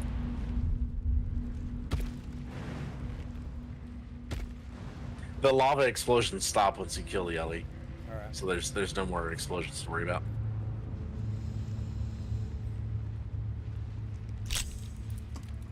Alright, you're gonna want to snoop in on my conversation as soon as I loot this here, though. Alright. Thank you for the warning. I didn't know. I've never been here. Thou hast come!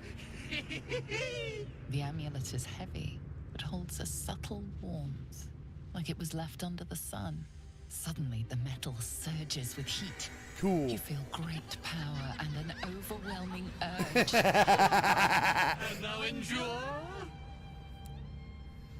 Oh no, don't fight the urge. Yes. Fight the urge, Asterian. It's not funny, it's a bad comedian. Spreads from hand to head, then down to your feet.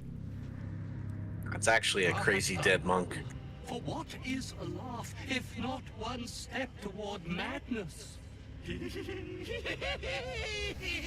art the one!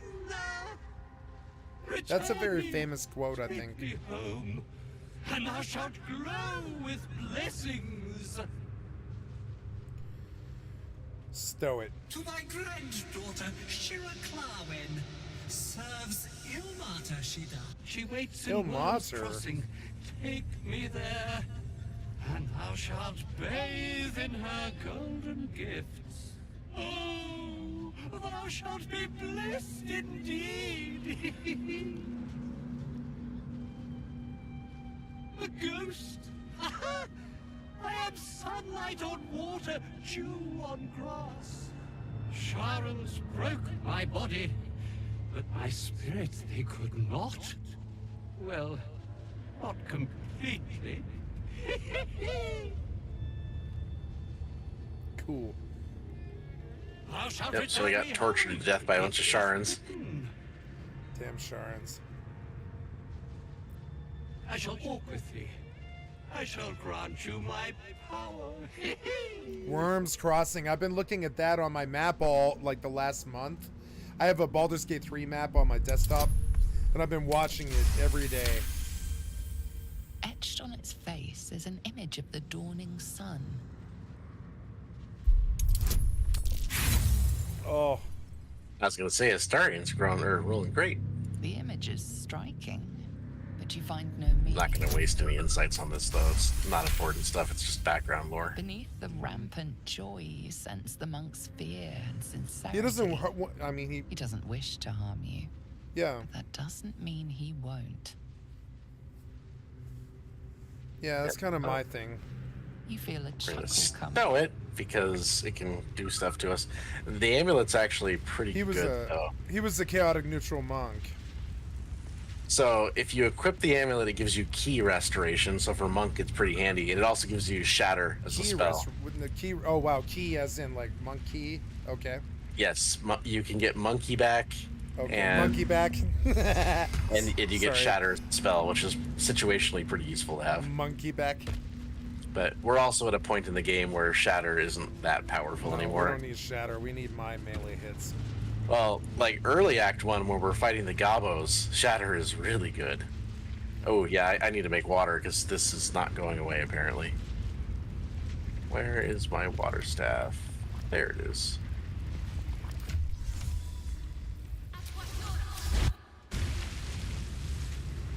Yay. I love that staff. You steal it from the hag in the tiefling area. Yeah, it's very good.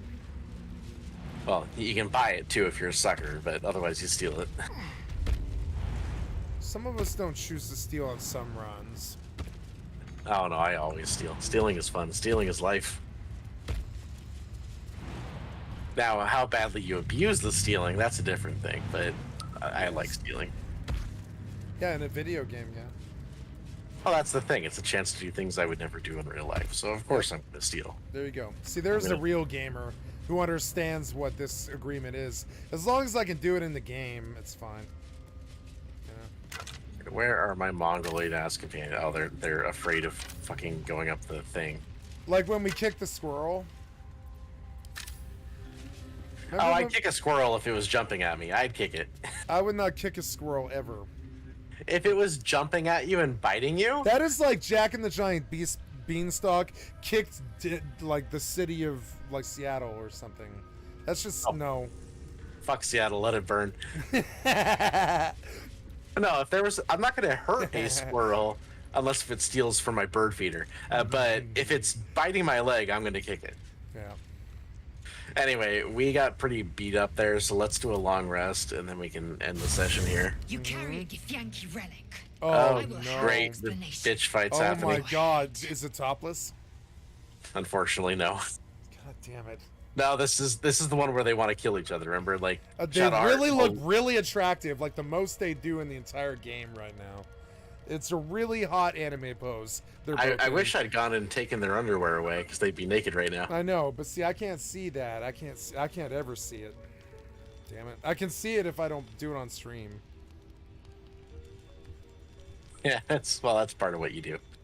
Come on, just kiss, just kiss. If they start lezzing out, just roll with it. No, Shadowheart's gonna pull out her knife and try to bathe in her blood. Yep. This artifact is the only. Lae'zel thinks I have something important to her people. Nope. Okay, well, I'm not trying to bang Lae'zel. It's called knowledge. Incorrect. Sorry. Judicious bloodletting settles feuds and roots out the weak. You hear that, Lae'zel? It's called common sense. It's called. There's a time and place for everything. The bad blood must. Yeah, now we're gonna wake up and she's gonna be about to murder Lae'zel. Look the other way, but here we are. You chose this. Spare me the justifications, coward. Oh man, just if kiss. Anyone asks, get a room. I'll say you were transforming.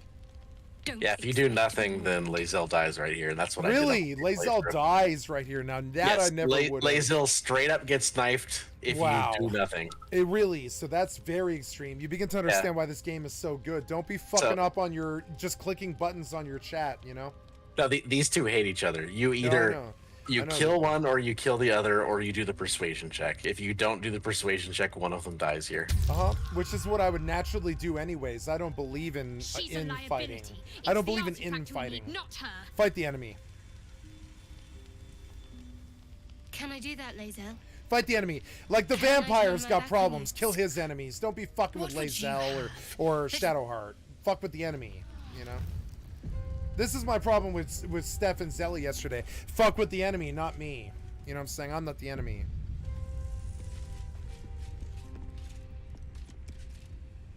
Hey, doggo found me gold. Oh, it's a bone. I disapprove. Skycat disapproves of the Lae'zel Shadowheart problem. Blah, blah. I know they don't say it on the top left corner of the screen, but it still happens. I disapprove of the end squabble. Well, maybe Bugs destroyed her homeland and she just wants to kill them all. Don't worship death goddesses. I'm sorry, shadow goddesses. Is there a difference? So, is there a difference between a shadow goddess and a death goddess, really? I don't know what that is. But not huge spoilers. Not a huge difference. It should be obvious because every game has this with the bad guy, but you can bring her back to the light. Ooh. And there's a lot of backstory, and she's being lied to. I want to do that, Begon. Can we convert her into a disc priest? Well, you just make her a light worship, moon worshiper instead of a darkness worshiper. She needs the discipline. That's fine. We can discipline her asshole. We can discipline her. We get an angel companion, and actually, I think you have to make her a good guy if you want. Very good. I wish to discipline the. Now I want the holy heart. Holy heart. Yeah. Well, I'll Yes, this was great. Good night, buddy. No, I just don't want to give you end of Act 2 spoilers when you haven't even started Act 2 yet. No, I haven't. But yes, there's Lae'zel's story is. I mean, it's not Lae'zel. Shadowheart's story is like at the core of like the deciding like whether you're the good guy or bad guy in Act 2. I choose to Christian Shadowheart, Holy Heart. And I choose Anyway. to Christian her. I will talk to you tomorrow. I'm Good up night, way Big On. late. Sleep well. Thank you. I keep him too late every night. I can't believe he stayed up until 11:30. He's an idiot. Why did he stay up that late? It's not my choice. God damn it. Wah!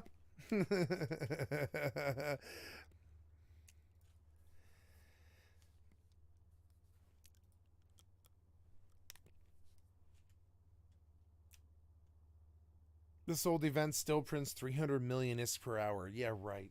No way. Anyways, so we come back and so display adapter. Oh no, I'm sorry. I'm looking for my other display adapter and I got the terms screwed up in my head. There we are. So, hey, cool. There's my Baldur's Gate 3 map.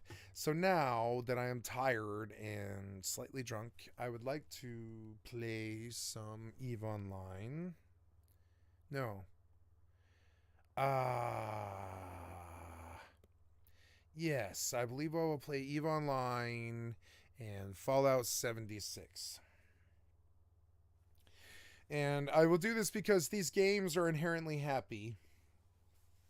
They don't subject me to some kind of torture from a particular game's constituency. And they don't have a lot to do with negativity, I would say.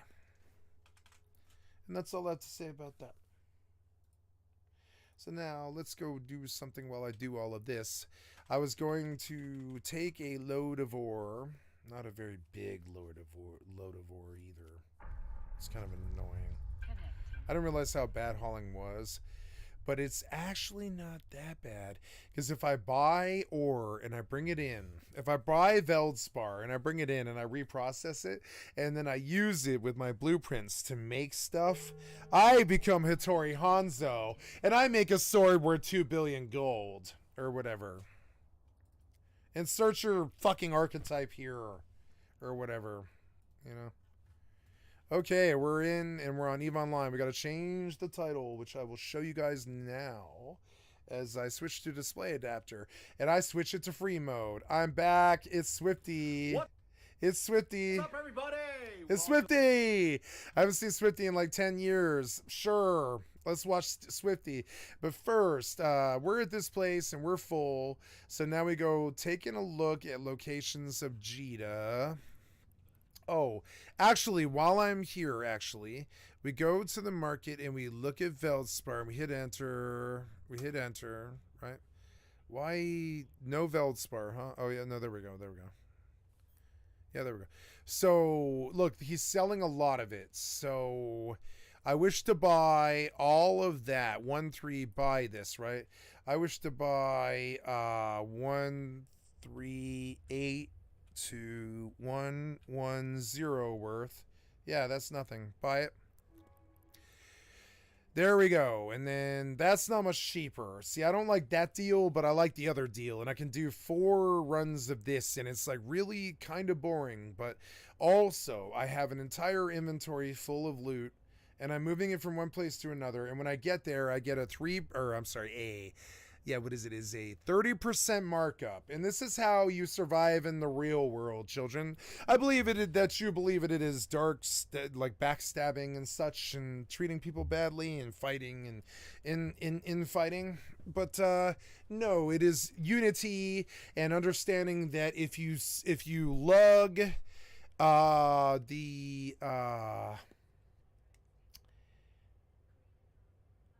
if you want to make a lot of money, you must go to the swap meet, spend all your money, buy everything, go to eBay, and list all of it. And that is how you make money. And if you don't believe me, ask any businessman in the world. And that's basically what they do. And if you don't understand that, it's pretty hard. Like, if you can't do that. So now understand. So, like, I don't have a lot of stake here compared to the ship that I'm flying. But what I do have is a lot of ore for really cheap. Like a lot of ore, you know, like an entire like load of ore. And the difference is it's too far kind of, but not that bad. It's actually not that bad. So we go look at the locations and we look at Jita and we see that it is yeah.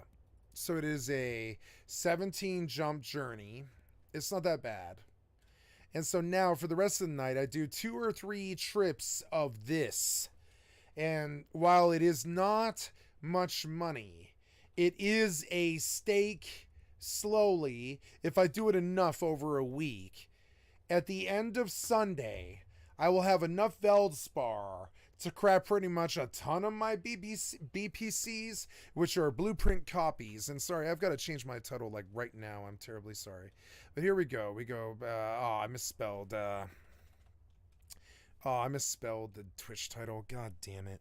I went so fast. I didn't mean to go that fast. I just did, though. EvE Online Fallout 76 and the MMO lifestyle. And that's a good subject content, you know? EvE Online Kick. I see a lot less people in my channel, which is good. I suspect that the toxicity is ending, and that's very good. I noticed that when the people are gone, the toxicity is gone. And I actually really fucking like that about my life. I actually really do. So let's go. Speaking of toxicity, we're just going to go back here. We're going to just keep an eye on what's going on. And, you know, and there we go. And back. It's been a long time. You know, making videos on the IRL channel. It's been a long time. Was I ever going to come back? Of course. I was just waiting for the right moment. First of all. Yeah. So, and then on top of it, we come over here to the last one, which is, what are we doing here? Oh, yep. No Baldur's Gate 3, but we come through the save. And I went through and I was in a rush, and that's okay. Normally I wouldn't make a mistake like that, but that's all right. Fallout 76, right? EvE Online, and instead of Baldur's Gate 3, we say EvE Online. And we come up here and we say save. And you know, it sucks to throw your last remnants of the clan to the fucking past and turn your back on a game that you spent 4,000 hours on, and embrace something new, and go to a new title, and go to a couple of new titles, and have new things on the fucking stratosphere, and take a look forward and think, man, the backward kind of sucks. They really stabbed me in the back when I left. It's like that opportunity strike in Dungeons and Dragons. If you turn your back on your people to go forward into the fucking stratosphere, into the future, they pretty much stab you in the back as you leave, because they're like, what the fuck, you're leaving me here? Yeah, if you're negative at all, I'm going to leave you here. Yeah. Sorry. Just don't, like, it's like Kevin Spacey in L.A. Noire. I'm sorry, LA Confidential. He's like, you know, so he gets in the fucking house, and it's Kevin Spacey and Guy Pearce, I think his name is, and they're like detectives in the LAPD, and they're about to bust the rapist case, and they have a shotgun and a pistol between them, and they're about to do a Rust raid entry on this like criminal, and Kevin Spacey looks at Guy Pearce, and he doesn't have his glasses. And Kevin Spacey looks at him and he's like, well, and this is the clan wisdom, right? This is the clan wisdom. Well, just don't shoot me. You can shoot everybody else. Just don't shoot me. And it's like, you know, that's it, you know. Like I guess maybe people think that like actions are something that I'm going to forget. No. I wish. And that's all I have to say about this. It's good for a drama. Yeah. It's good for the drama. It's good for the this and that. But it's also like, why did we have to go down that negative fucking route? That's all. Why do we have to do that? Was it necessary? Don't believe so. No. And so now you'll see me do 3 journeys between point A, which is of course this system, and point B, which is of course that system. And you can't see it, but I'm going to verify that real quick. I need to make sure that that is the case. Yep. That is absolutely perfect. Actually, we will take the video capture device and make sure that my picture is in accordance with the size of the game's thing. There we go. And then we move you over. And there we go. There's the perfect size of the picture box according to our Lord and Master EVE Online. You can see what I'm doing, but not for long. Bye. And then, you know, bye. You know, used to not be allowed in the buildings, but now I'm on the rooftop. You understand it? Like, I didn't engage in the negativity almost ever. If I took loot, I didn't change the locks. If I took loot, I put the bags in the boats. So you can just take it all back again and be like, sorry, we felt that you were taking of our loot was shitty. Well, I was just trying to farm large oil. Sorry. You know, it takes bullets. It takes time.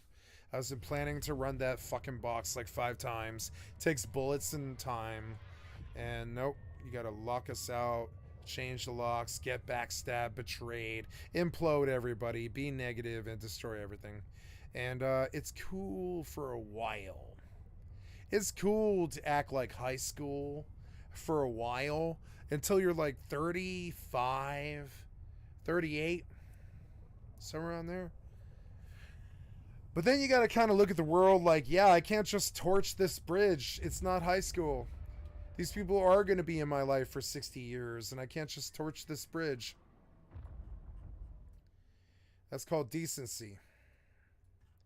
It took me a long time to get it, you know?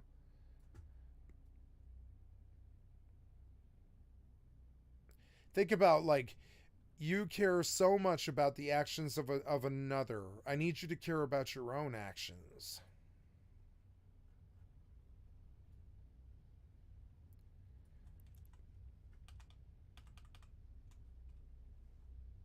You care so much how somebody else, like where they spend their time or what they do. Just worry about yourself, and you'd be surprised how much easier it is to get along with everybody else. I know I'm pitching some selfish fucking advice, but I mean, like, if you just go along and try to get along with everybody else, you'd be surprised how well you do. If you sever ties or, like, you know, if your wormy brain is flipping every sentence for an insult, if your wormy brain is digging and digging and digging, like that movie,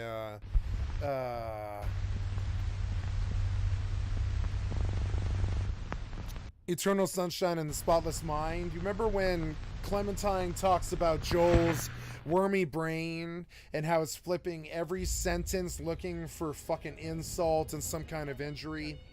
If you're living your life like that, you won't have fun.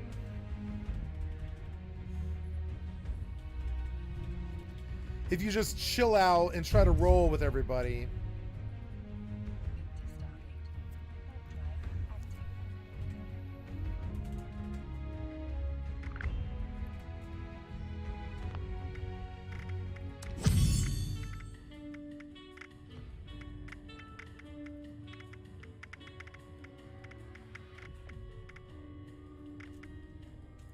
Okay, so now I do a 60 jump process, all autopilot, all night. I'll make like 15 million, but then I do it 5 times a week or whatever. And I look up after a month and I'm like, oh man, I made like 500 million this month or something like that. And that's a real job. That's a real job. It's what I tend to like. Kind of like, people want to go stealing for a living or blow in bases, but I'm sort of like, yeah, the real job will suffice better though. Like doing the work the real way. I could go out to faction warfare right now, pull the LP and the kills, and I mean that's part of the game too. But the difference is like this requires nothing from me, nothing at all. And that's the difference, like the how much time, effort, and all that you're putting into it. you say you can pop turrets all day, or you have an enemy so you can stalk them, or you have an issue and you want to go solve it by dumping a lot of fucking time in that, how does that serve you? Sure, there's a result that leads to a lot of loot after like 9 hours, but had you farmed for 9 hours, like the farmer's way through life is a lot more honest.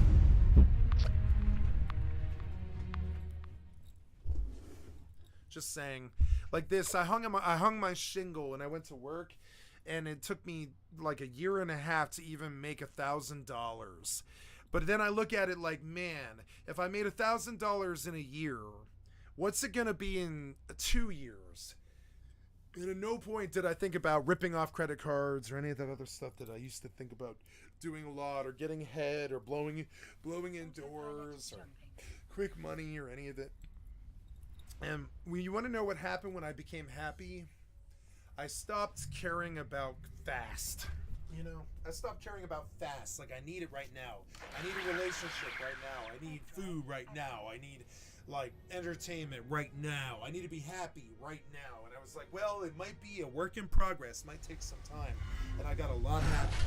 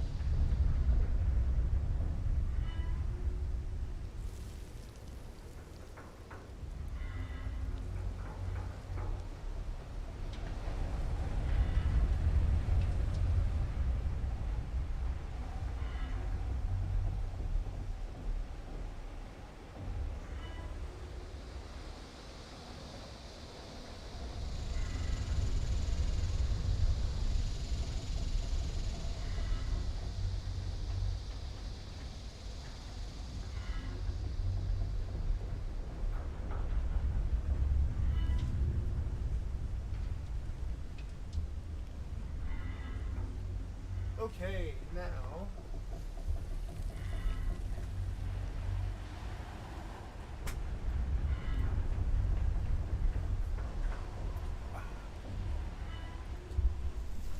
You may not know the hardships people don't speak of.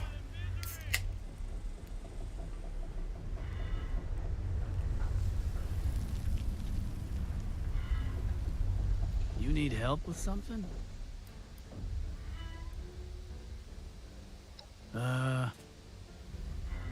You want to know about me? I don't know what to tell you. I work a lot, so no time for hobbies, really. I go on raids, do odd jobs around here. You know, whatever Meg needs me to do.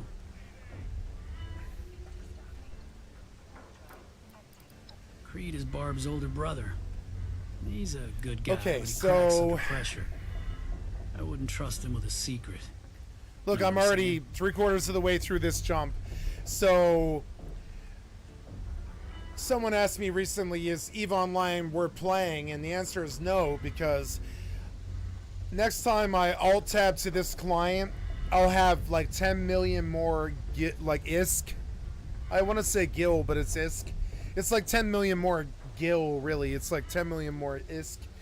I'll have 10 million more ISK when I next look at the EVE Online client. And I'm going to play Fallout 76 for a good 25 minutes or something like that, where I just wait while this client just like auto-plays itself. And that value is very high.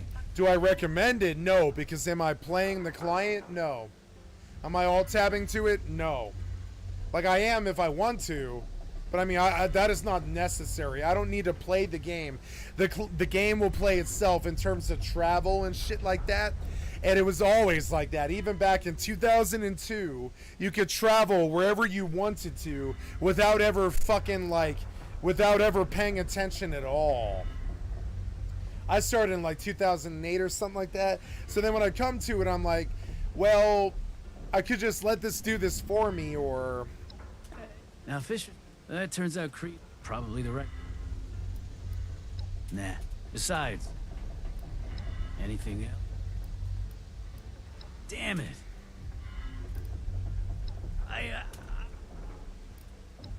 No, it's...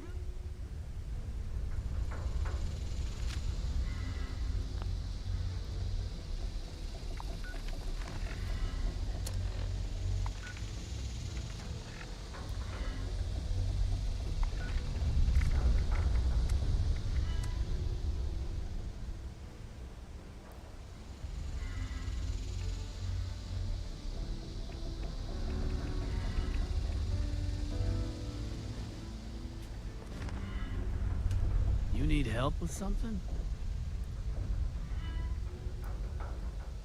Hey, I'll tell you what you need to know. No need for trouble.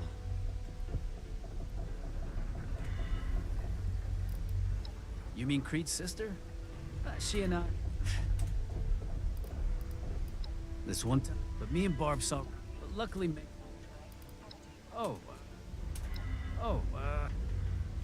You need help with something? Hey.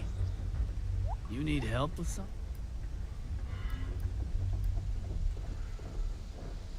You need help with something?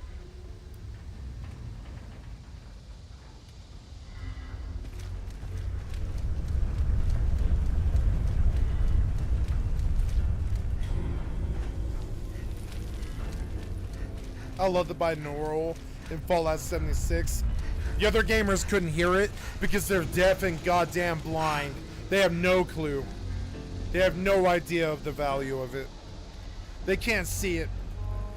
And so they asked me, well, would you recommend? I would say no, I wouldn't recommend. The game is 7 years old or 20 years old. No. But do I play it every day? Yes. And if the value isn't inherently there for you, I'm sorry. Hey, what do you want? Oh, yeah. I'd be happy to help. Well, me and my sister Barb joined up with Lev's crew before he merged groups with Meg's gang. I mostly do work here at the crater because I don't really like going on the raids. Not really sure what else to say. Barb's my little sister. Been taking care of her since our parents died. Or at least trying to. Careful what you say around her. She gets a kick out of throwing other people under the bus. Especially when they screw up and lie about it. Tar.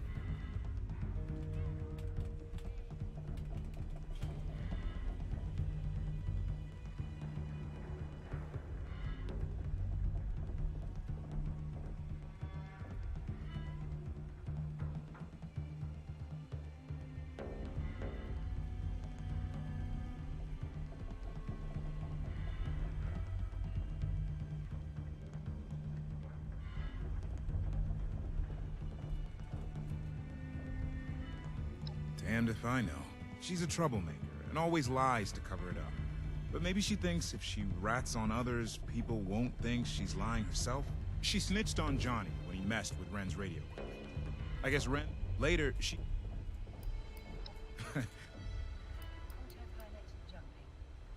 Axel? Did he... She... I've seen... Yeah. Oh... Anything else? Huh. Like, just search figure. Save my ass. Sure thing. You're kidding, right? Just the other day. Didn't make much sense. That's what I'm saying. You're kidding. Just the other day. Didn't make much sense. That's what I'm saying.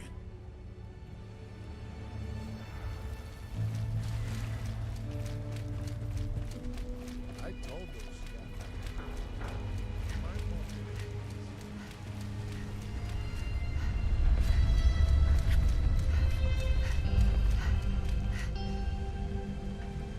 need help with something?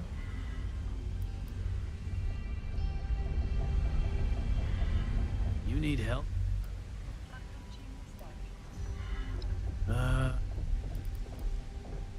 Damn it. Whoa, whoa. You need help with... Damn it. You're right.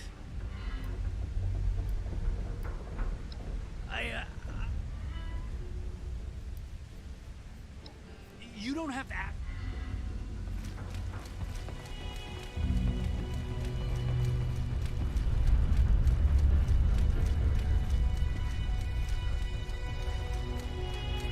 Bloody. People think we're the bad guys. Hey, look who we got here. I might. I can't... You took? Is that what you hear? That's probably... Anyway, yeah. Couldn't make out? Anytime, kid.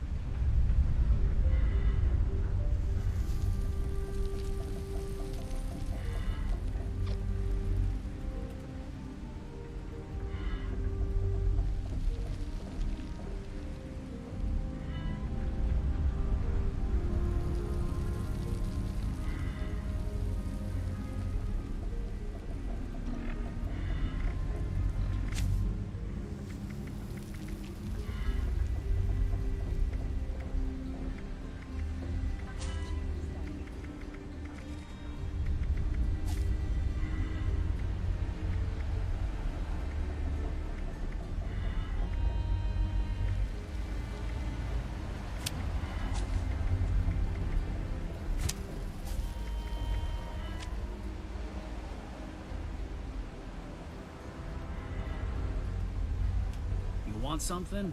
Talk to Meg. So you're the sucker that went along with Johnny's crazy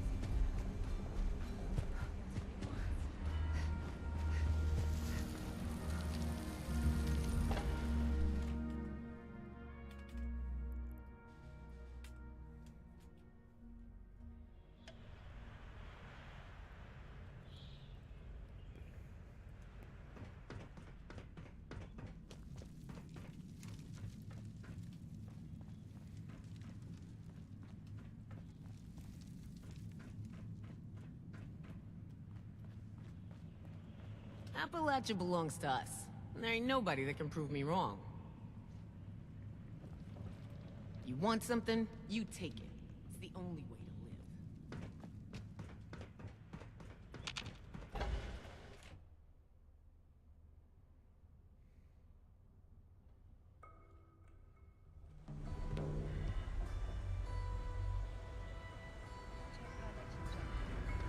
That barb's a real piece of work. You got secrets? Come back when you've learned to fire a gun and Hey, you're not... Bunch of psychos and rogues. That suits me just fine. I heard they've settled in over at Point Pleasant. What? The hell with them. Hell, we could have rituals. I got it. Nah, see. Those cultists... Sure, whatever.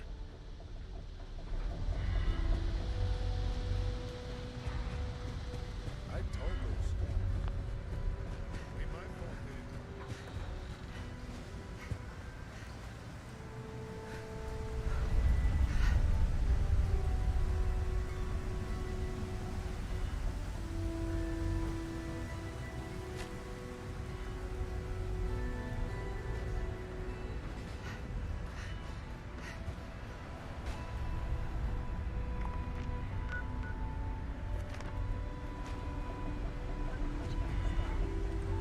don't know you, so I'm not interested. I ain't got time for idle chit-chat. Good thing you found Rara.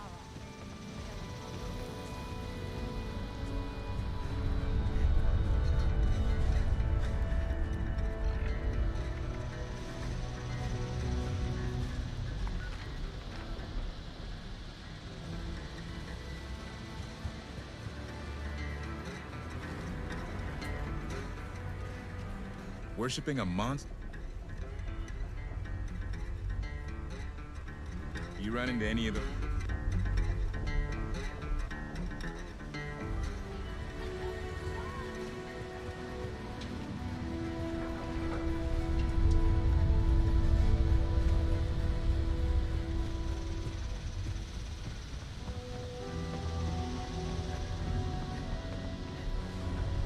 You want something? Talk to Meg.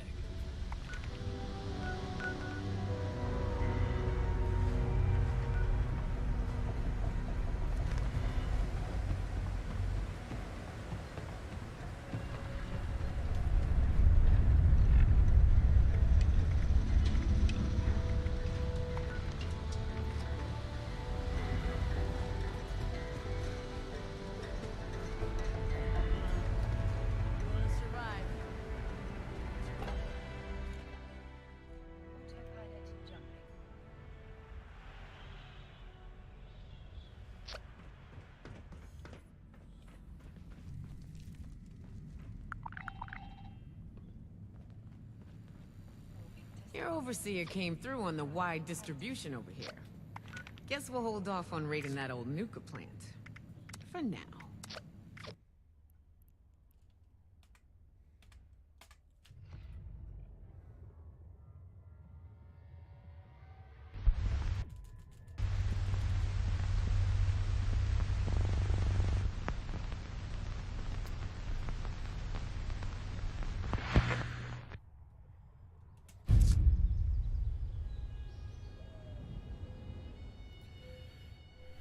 Oh.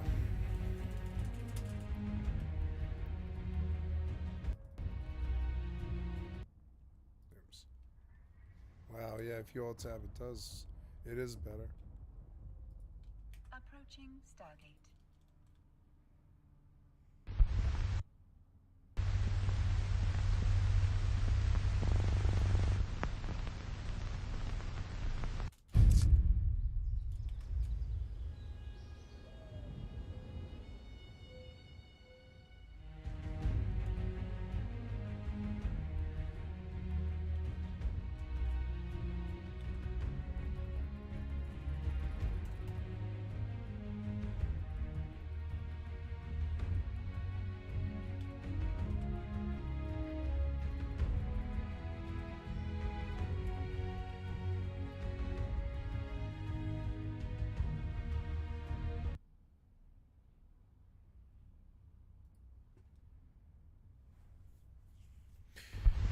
Watching every piece of software I use stumble is a pretty fun experience.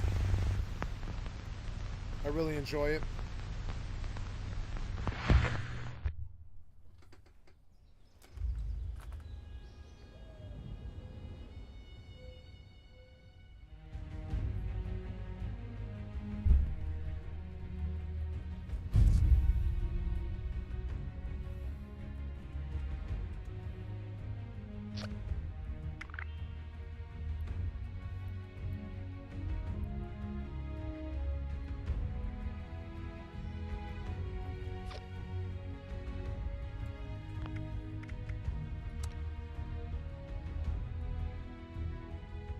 Autopilot jumping.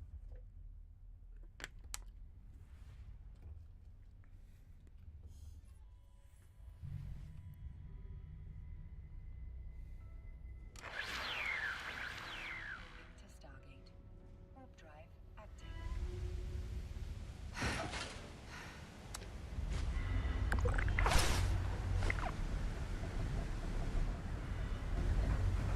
Of course they get John.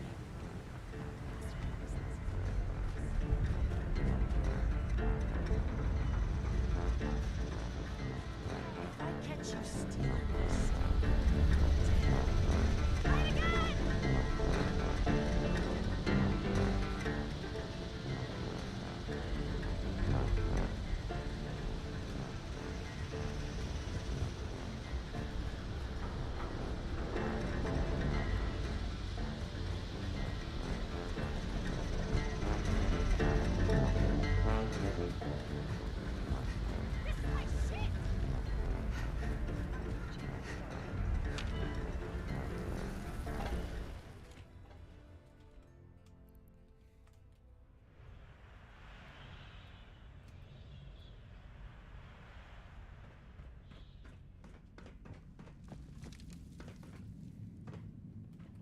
stupid kid chasing after a damn toy. Someone needs to teach her what real loot is. Yeah? Molly does... Let's imagine for... Say I were to... Lev's been building a hideout inside one of his cooling towers at Poseidon Power Plant. He's gotta be there. He said he'd pay me if I kept an eye out for him, in case someone went looking for him. That's all I know. Don't tell Meg. I swear I'll keep quiet. Oh, hey. People bought my legendaries. Nice.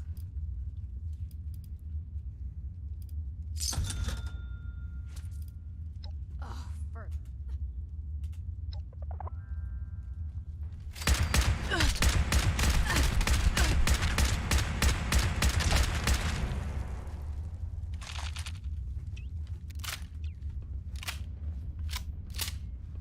If you ain't with us, you better watch your back. I'm all for taking what ain't mine.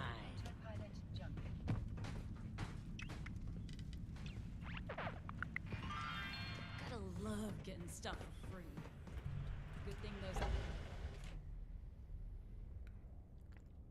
Warping to Stargate. Warp drive active.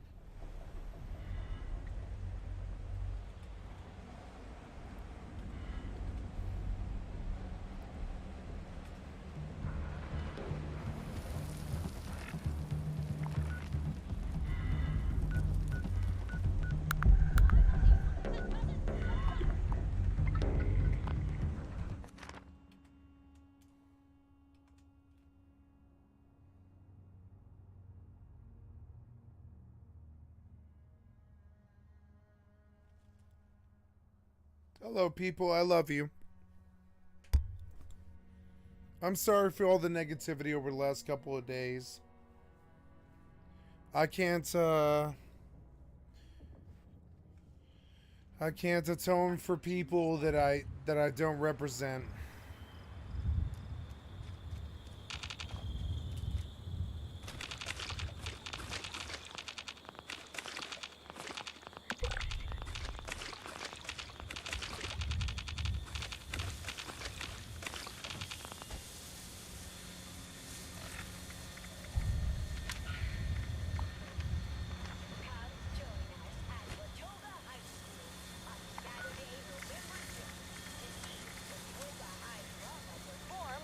Armor Ace and the Power Patrol, the musical.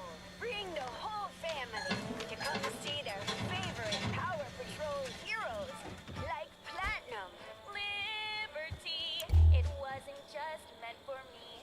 And you, it's our destiny to show It's our the task.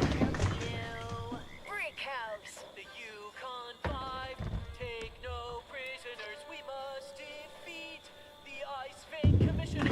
Chaos! And more, like we've never seen them before.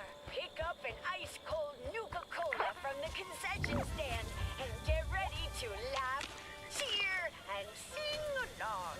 Children ages 17 and up who want to become a real member of the Power Patrol can speak to a U.S. Army recruiter just outside the auditorium before and after the show. Spread the word to every nation. Liberty, your voice is strong.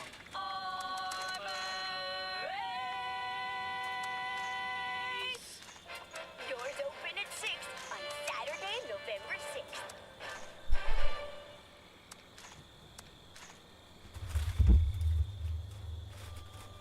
The sound you are hearing comes to you from the Sonic Squire, a brand new speaker system featured in theaters, studios, and soon, your living room.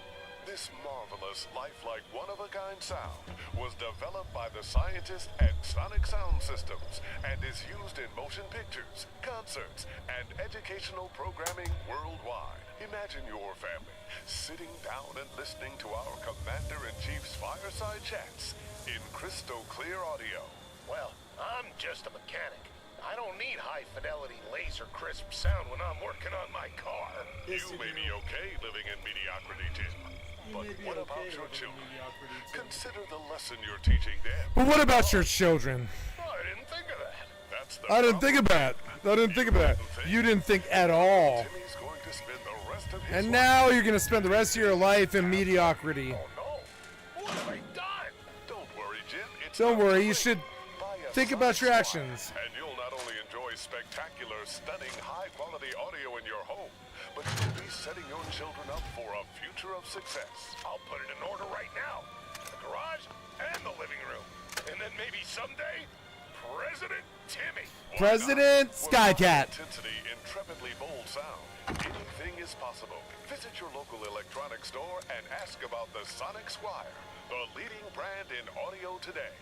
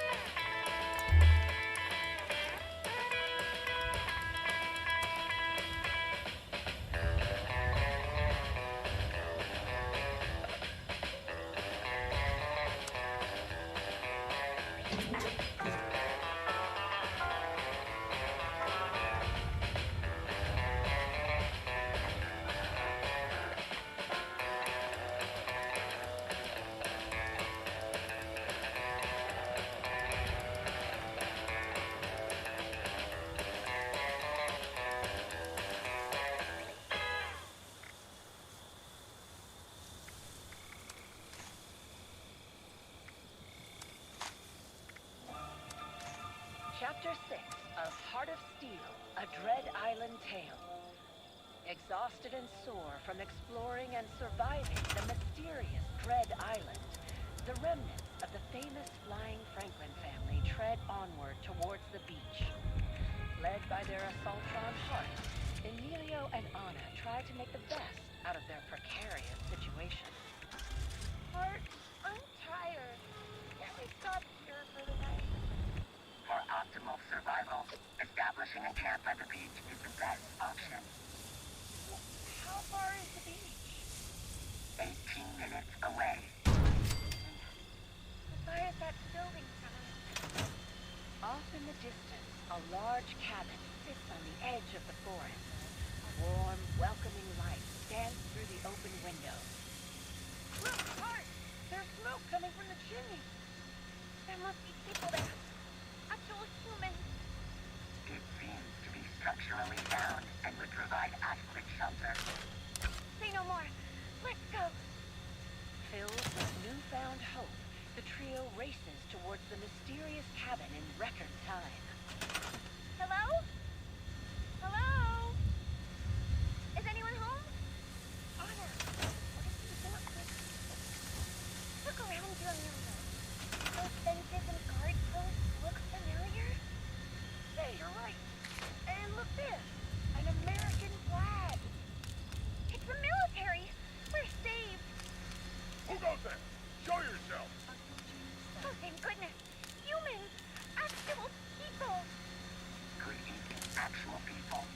I am Hart, and this is Anna and Amelia Franklin. Children, where did you come from? It's a long story. May we come in and tell you about it? We've been traveling for hours. We're exhausted. The cabin door opens, welcoming the shivering survivors into its warmth. Inside, they are greeted by uniformed personnel and led into a cozy room with a large fireplace crackling against the far wall. They are introduced to the captain, a tall, slender woman with piercing eyes. Over the next few hours, the children retell their harrowing journey thus far. Oh, you poor wretches, you must be so tired. What rotten luck you've had. Just imagine our relief when we saw your cabin. Well, you're safe here. You're with the military, right? Think you can get us home? Unfortunately, we're stranded just like you. Did your plane crash too? Yes. Yes, it did. Where did it crash? Oh, it's nearby. Yeah, back in the fort. You mean we walked right past a plane wreck earlier? A military aircraft would be equipped with a radio. Yes. Well, it's broken. Hart is really good at fixing things. Maybe they can look at the radio. Oh, I don't think that would work. In any case, you children must be absolutely starving. Why, you're all skin and bones. Harrison, why don't you go get some soup to fatten them up a little, Sure thing, boss. Why wouldn't Hart be able to fix the radio? We've seen him do a lot of really impressive things. When it comes to our safety, Hart is capable of anything. They do say assaultrons are extremely powerful. Yeah, Hart would do anything to protect us from danger. Anything? My programming states that I must do everything in my power to care for these children. Well, there is one thing we could do. We'll do anything. If we decommission the robot, we could use their parts to fix the radio. You mean like take Hart apart? This seems to be an optimal solution. You can put them back together again afterwards, right? Of course. We'll put Hart right back together again. No! You can't take Hart apart! Emilio, they said Hart will be fine. It's our chance to go home. I don't believe them. I won't let them do it. Back with the soup. Harrison, will you please hold the boy back while I work on Hart? No, I won't let you. Emilio feels a rush of energy and wriggles out of Harrison's grasp. He dashes towards the door and makes a run for it, racing down a long hallway. He bursts into the first open door he finds, the adults at his heels chasing after him. He stops suddenly and gasps at the sight before him. He stands in the center of the kitchen, piles of meat and bones scattered on the counters around him.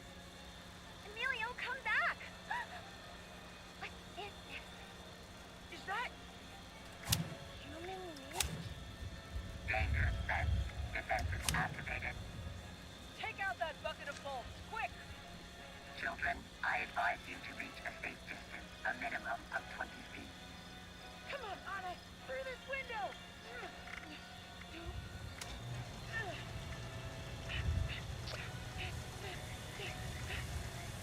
Emilio and Anna quickly rush towards an open window next to a pile of gruesome chow. Noses pinched and heads held high, they climb out the window and rush to the safety of the forest line.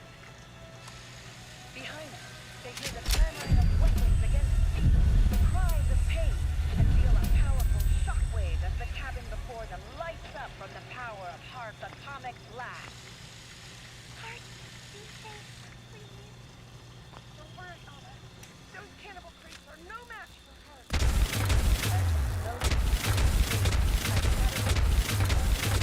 The wayward children. Hostile threat eliminated. Hart!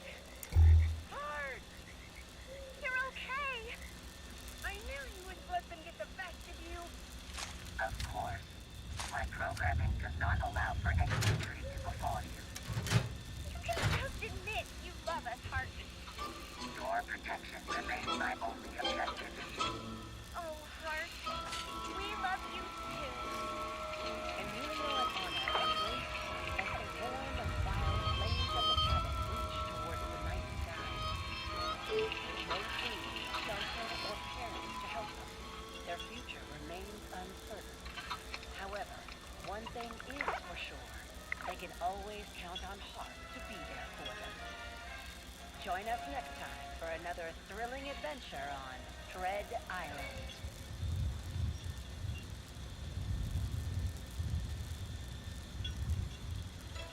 Hey, Mitchell. Ready to start the new school year? Gosh, Martha, I don't know.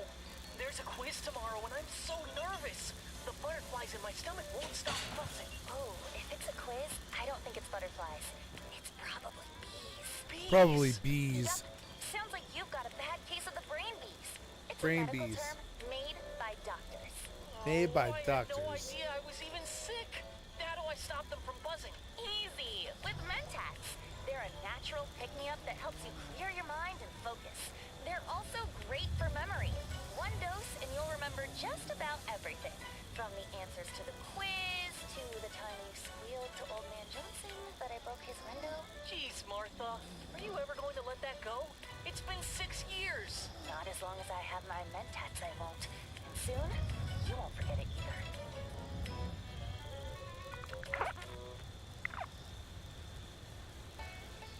Calling all adventurers. Take a tour of the uncanny caverns today. Walk through the bowels of the earth in a world uninterrupted by progress, where man's inexorable march towards doom has no sway. Learn about the legendary Night King, half boy, half bat, all terror. What's that? You want me to tell them about our discount on premium tours, where you explore hidden formations of ancient rock, all at rock bottom prices? Not to worry, my nocturnal neighbor. I've got it all taken care of. That's why they pay me the big bucks, and you a bucket of moths. And you a bucket of moths. Of Appalachian history, and take a tour of the uncanny caverns today. Gee, Sally, is that a Porta Diner guaranteed fresh pie? It sure is, Billy. I always enjoy a Pork Diner guaranteed fresh pie after dinner. That sure does smell fresh. Where can I get a Porta Diner guaranteed fresh pie? Well, Billy, you can find a Porta Diner guaranteed fresh pie at your neighborhood Red Rocket and other fine establishments. How swell. I'm gonna get a Porta Diner guaranteed fresh pie today. Nothing gets your daily finer than goodies from a Porta Diner. Guaranteed fresh.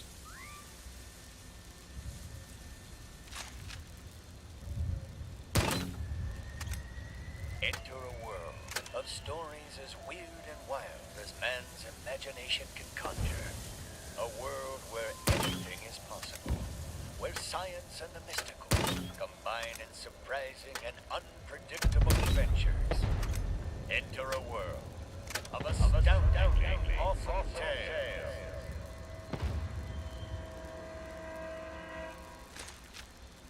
From the pages of Poe, straight to your regular life. Join us once again as the Guild of Antiquities journey through time to uncover the mysteries of history. Led by the intrepid Katie Inkwell, listen as we unravel the most exciting enigmas of yesterday and tomorrow. Discover the secrets of lost artifacts and encounter untold danger.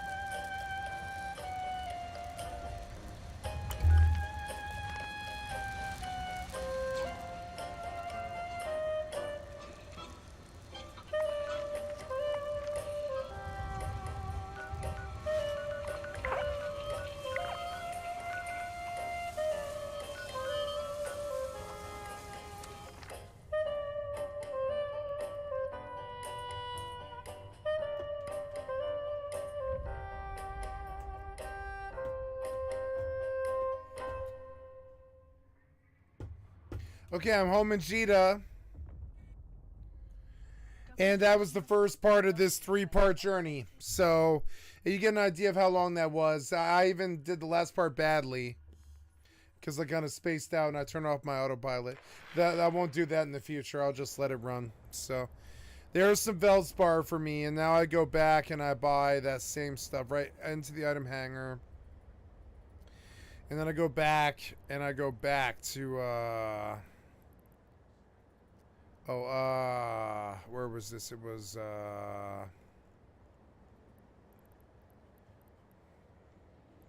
And balance the budget? I'm afraid I can't vote for it. Which is why when the session begins, I plan to filibuster the... Wait, what are you doing?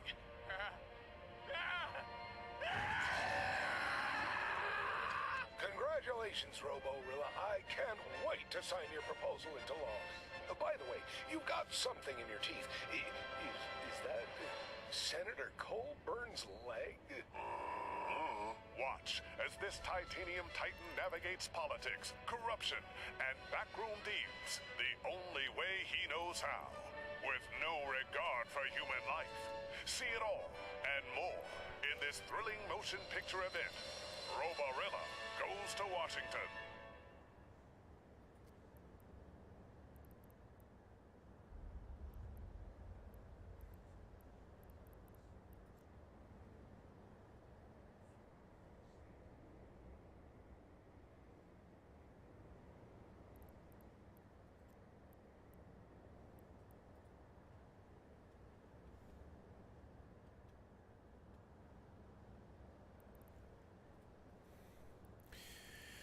well, let's now see what we can do with this, I guess. Oh, man, shut up. Fucking loud.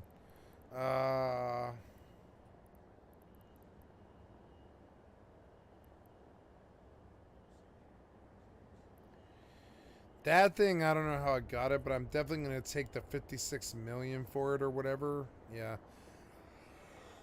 Oh, yeah. I remember now.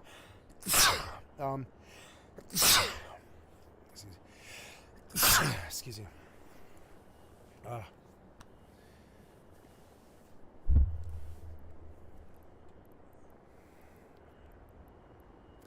While I'm here, I wish to buy some hypercores to sell some ships. So we'll do this next. God damn it. What is going on?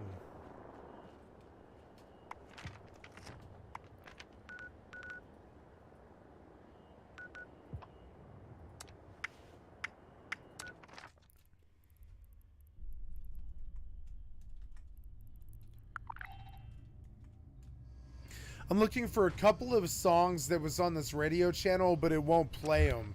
Some of the radio stuff on pirate radio is so good. Some of the music. Yeah, some of the music is like exquisite. This song's really good. There's one of them. Some of the music they played is so good.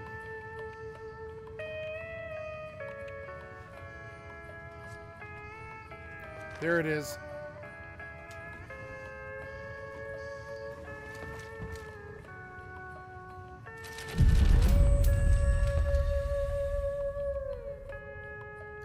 Unavailable for use. What the fuck, man? Fine.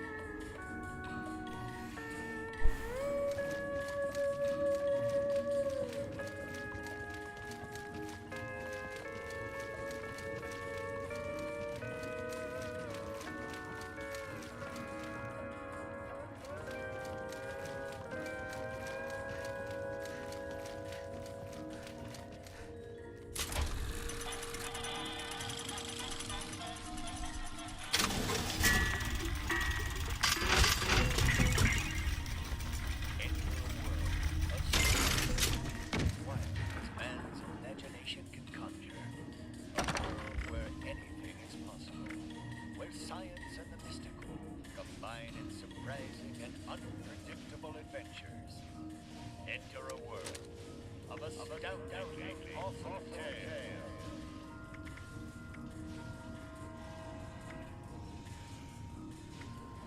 Are you ready for more tantalizing tales of terror? Myths of monsters and machismo? The history of a heroic hunter? Good, because it is time yet again for another exciting journey with Rip Daring, Cryptid Hunter Extraordinaire. Joining the intrepid adventurer is his field medic, Guinevere, a nurse as equally skilled in medicine as she is at deflecting Rip. And lastly, the loyal Percival, Rip's personal butler, tailor, navigator, and monster lore. Join the crew, dear listeners, as we follow them on an exciting cryptid hunt. Tonight, we have a bone-chilling tale. Episode...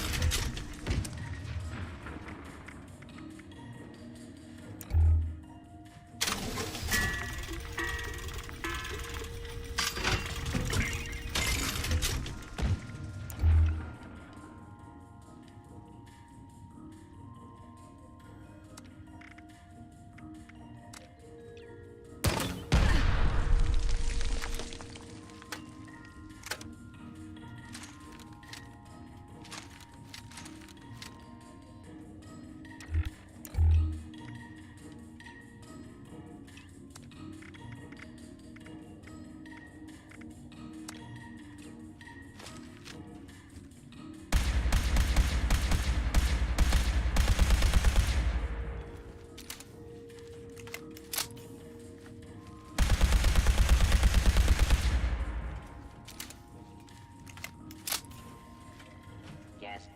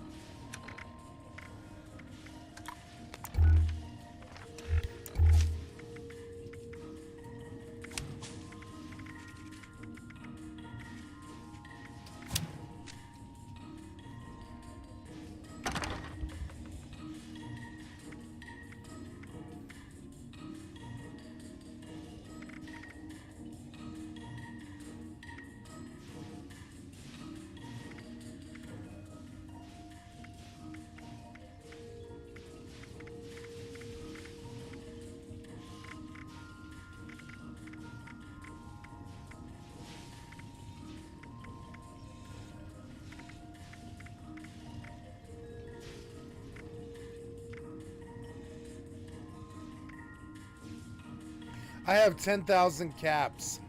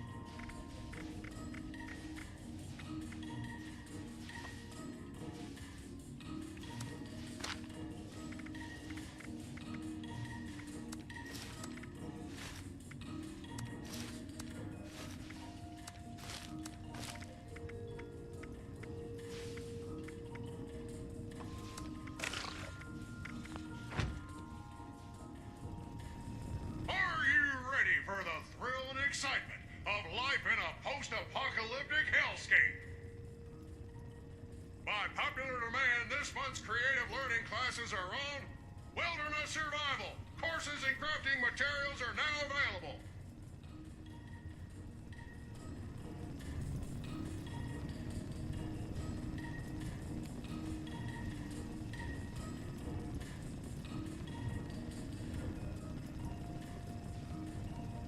Prepare for danger. Prepare for adventure. Prepare for survival.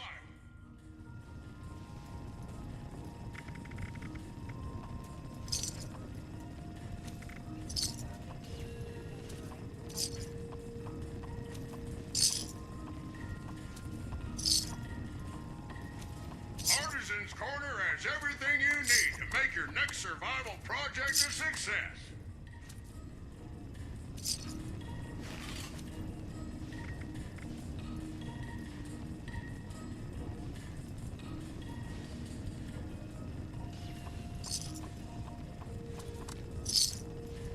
Life is an adventure.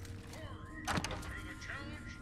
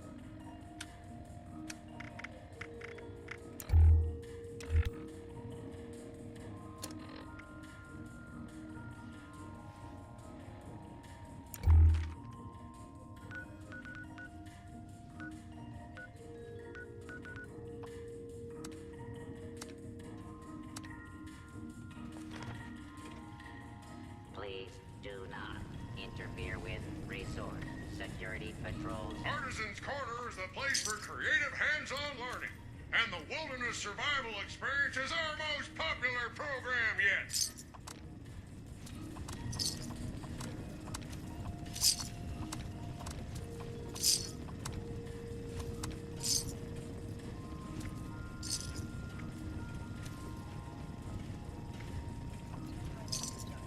Life is an adventure. Are you up to the challenge?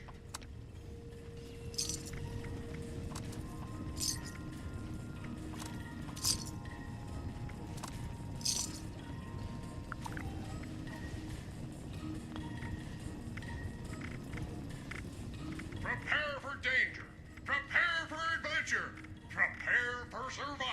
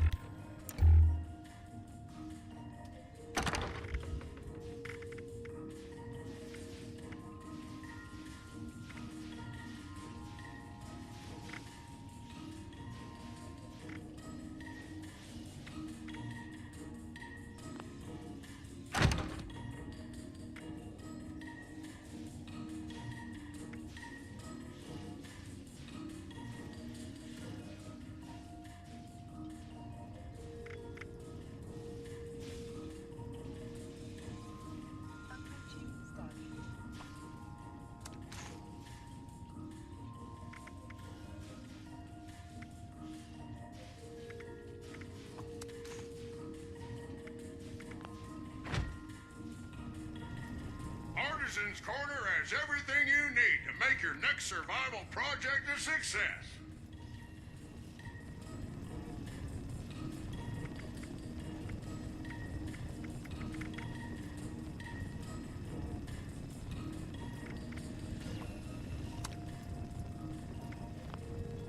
Artisan's Corner is the place for creative hands-on learning.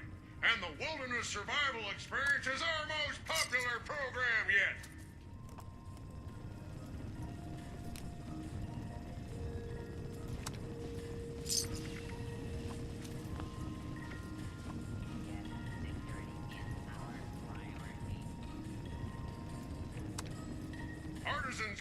the place for creative hands-on learning, and the Wilderness Survival Experience is our most popular program yet.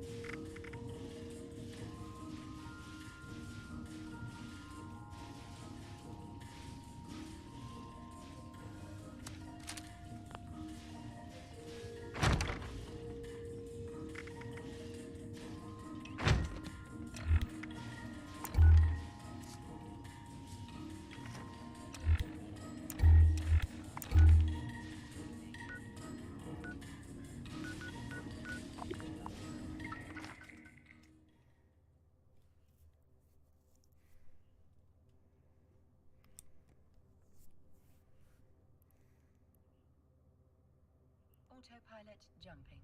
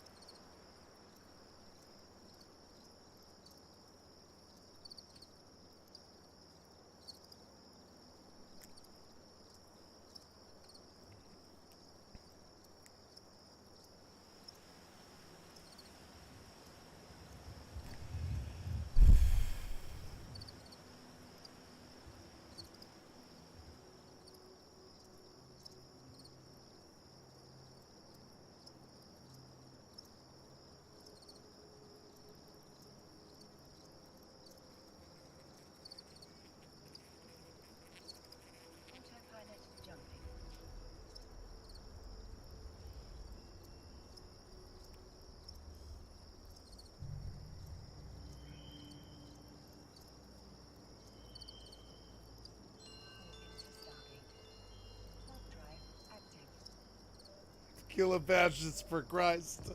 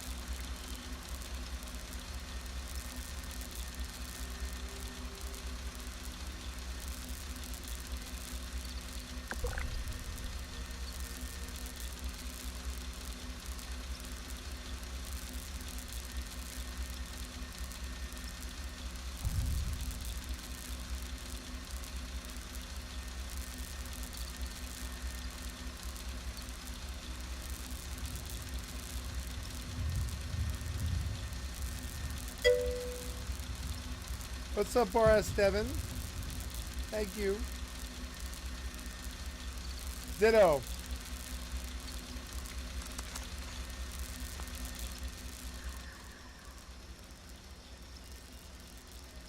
Thank you. It's good to see you.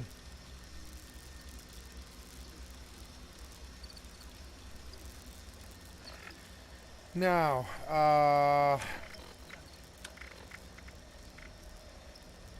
yeah, I put these away.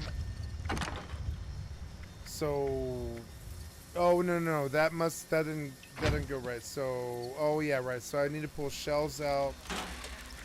Oh, look at all this. I need those, but I don't need the rest of it.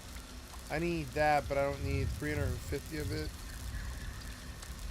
Yeah, like that. And then that in half to like that. No more of that. Half of this. No, less than half of this. Like, yeah, like half of this. Like, half of it. Yep. And then paddle ball string, rail space spike, 40 millimeter, 50 kilobout. Yep. So then, and also in my 45 rounds, I need, like 900. Yeah. And then we go, oh, right. And I need shells. Take, like 120, yeah.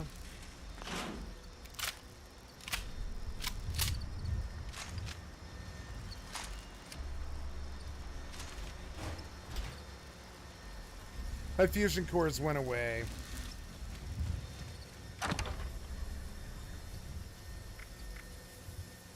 $100, 97, 82. Fusion cores in the, oh yeah, my team ended.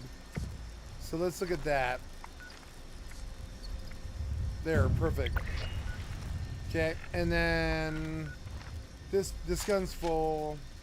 Shotgun, harpoon, instigating the dragon.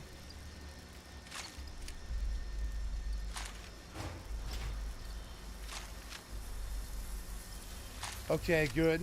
And then that's everything, right? Sleep. Gotta check where I'm at with this. Good. About 10 jumps left. That's good. That you know, I'm about halfway on the second trip through to the third iteration, which is good. Gotta pull another whole entire inventory loot of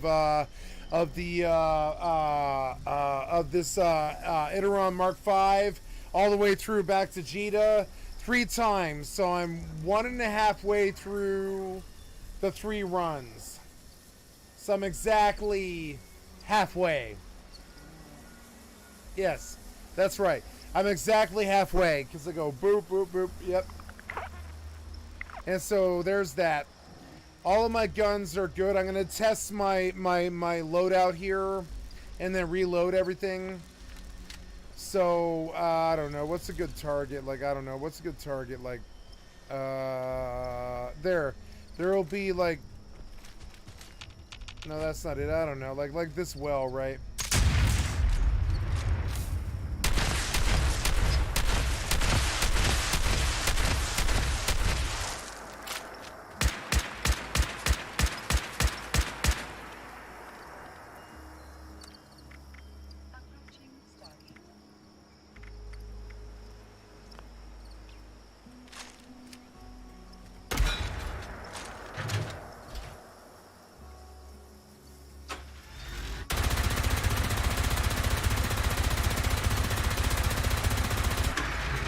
Good, got a lot of ammo for that, for my big problems. Shotguns for the zombies. God damn it, stupid ass thing. Yep.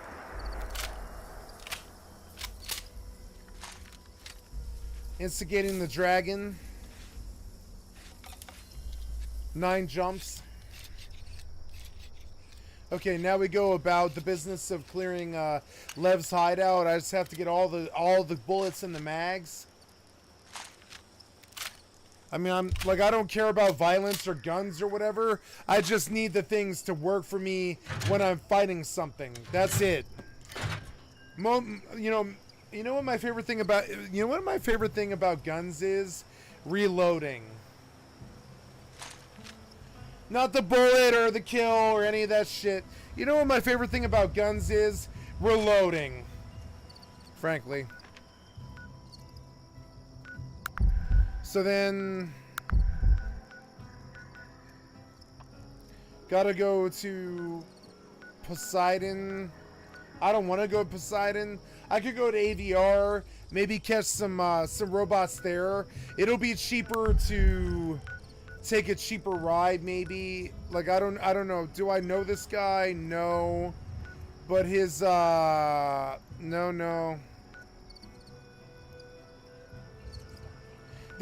There's a free ride. It's a free ride to the Rusty Pick. There we go.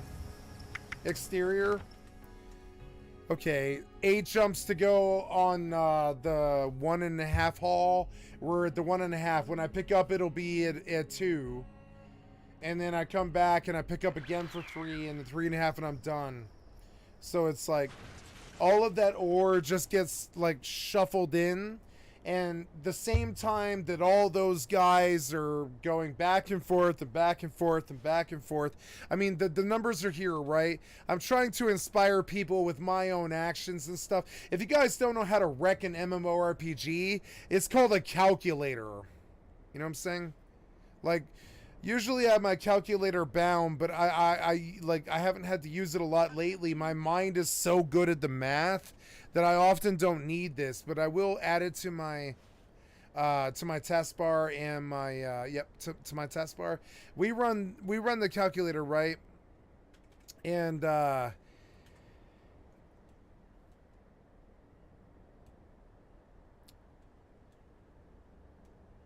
it's hard to calculate what I'm talking about, but if you go mining for the ore, the price that idiot is selling his ore, okay, so imagine filling an entire inventory hold of 30,458 meters squared. That's 30,000 meters squared. It's like 4 football fields worth of stuff, corn or whatever the fuck. In this case, it's Veldspar, which is copper, right? So I go out there and I fill 30,458 square meters, and when I come back, I dump the ore, it's Velspar, it's copper, back into my hole Digita, which is the main system, right? It is slow. It takes me, like, I don't know, an hour and a half to do this or something. But in the meantime, it's cost me nothing except a single button click. And this is why Black Desert Online is bad. Genshin Impact is bad. Most gacha Impact is bad. Most of the really bad gacha influence on a lot of gaming is bad. When you can get auto battlers like EVE Online, which is not a Western or Eastern game, it's Reykjavik, which is, I don't know, Northern, I would say. It's like Northern, really. It's like a it's like a Nordic game. It's not Eastern or Western. It's like Northern, I would say. And so when I look at this, I'm like, I could go mining for the ore that I'm buying right now. But see, that would take going out to the belt, sicking the mining lasers on the ore, putting out the drones, pulling in the ore for like 2 hours, jetcam mining it, logistics moving it with the hauler from the jetcam mine to the station. Or I can press 5 buttons and I can auto warp 40,000 astral units, which is, I don't know, it's like basically an entire universe away. I go an entire universe away. It's like 45,000 astral units or something. It's like really crazy. It's like, or no, I'm sorry, it's more than that. It's a lot more than that. It's like 45 million astral units, I think, actually, is what I'm trying to talk about. It's like really far. And so, you know, I could go mine up all that stuff, or if some miner out in Pittsburgh wants to sell me copper, I'd rather cross the country with a single autopilot. And this is how business is going to go in the future. If you guys don't really understand it, how business is going to go in the future, right? Is in the future, if it's cheaper to send the autopilot truck to the business across the seaboard and pick up the resources there than it is to go farm the resources in real life. And I'm dead serious about what I'm saying. It's cheaper. So then it's cheaper for you to set your auto truck to go pick up that shit across on the other seaboard, bring it back to you and sell it for you at a 20% price. That is how business in the modern age works. And if you don't have the auto truck, if you don't have the thing that skips that traffic for you, if it doesn't like make the transport faster, like, you know, shipping conglomerates and FedEx and such like that, then you can't do your business. And then you do business between them. And the money that results is pretty much the money that feeds the entire human race. And I know it's not a comfortable lesson, and I know it's not anything anybody wants to hear, but this is something that people should hear. You guys are used to judging everybody the fuck else. You might leave the channel or diss out or whatever, but I want you to think about your own fucking lives and what it is that life does. You're pretty quick to pass the judgment and dismiss. But it's not, life is not like that. You must take your opportunity. You must take your opportunities even from the darkest individual, if it means the strengthening of yourself, the strengthening of your clan, the strengthening of your people, the strengthening of your family. If those things mean that it makes you stronger, you take it. This is the state of the human race. And the problem is people are so scared of creating the sinks that do elucidate a bridge between you and a good life, that they're scared of each other. And they're scared of each other because we put a lot of faith in people that just don't have a lot of throughput on our own personal lives. You care a lot about a fucking president. I couldn't give a two shits about the American fucking president, the German fucking president, the Japanese president, emperor, prime minister. I could give them two shits about those human beings. They mean so little to the fucking process, is so little to the human fucking race's future, that I just don't give a living shit what they charge for their fucking services, or how they think the votes should go, or what it is they do. Now, they're people too, and they count. But I don't think they count any more than I do. And I can sit here and back, and I can do nothing. And I still think my opinion counts just as much as theirs. And this is a fundamental lesson about life. You can build all of your bridges, and you can build all of your bases. And you can be the fancy new whatever the fuck on the block. And you can build and build and build and be so much to everything all the time and be everything to everyone all the fucking time, just like I'm trying to do, right? But it doesn't matter. The human race isn't gonna give two shits about that. What they really care about is whether you're willing to stand with them and laugh with them and be positive with them and share the same burdens as them and have the same problems as them. The minute you shirk and turn your fucking back on the fucking public or anybody else that wants to fucking roll with you, you have not become a human anymore. You've become some kind of, I would say it's like a aspiration. And aspiration's good if it leads to something positive. But if you just aspire to have a lot of money, a really big house, a really productive family, a really good life, these things will not carry you on to happiness. And that is the difference. This is the problem with the modern age. They think they'll just get on over you, cross you over, fuck you over, leave you half dead on the door side like some kind of fucking Bernie Madoff or Diablo or Bale or I don't know, Voldemort or some kind of fucked up, like, Rothbergs or Fairchilds or, or any of this other shit. And I'm sorry. Everybody gets a chance at this. Okay, I don't know how to I don't know how to impart on you the knowledge that I have, so I'm just gonna take a fucking stab at it because I don't know what else to say. I'm just gonna tell you what I think I know, right? If you think you know what's going on and you're gonna steer the fucking outcome, you are a fucking idiot. You should stop screwing over the fucking human beings in your personal life while you try to figure out if something's gonna work or not. You need to have that consistency. You need to have the stability that the women look for, that the family looks for, that the people around you look for. You think that you're gonna reach your fucking goal by stabbing people in the fucking back? I just watched this guy on a video. They were talking about this fucking boy band manager that ripped off all the NSYNC and the Backstreet Boys for like $200 million.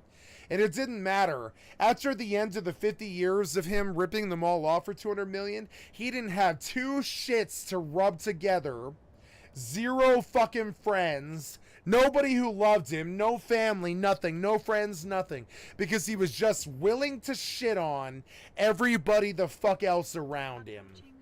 And this is something that's really fundamentally, intrinsically true of most of the garbage crab people that are on the fucking internet.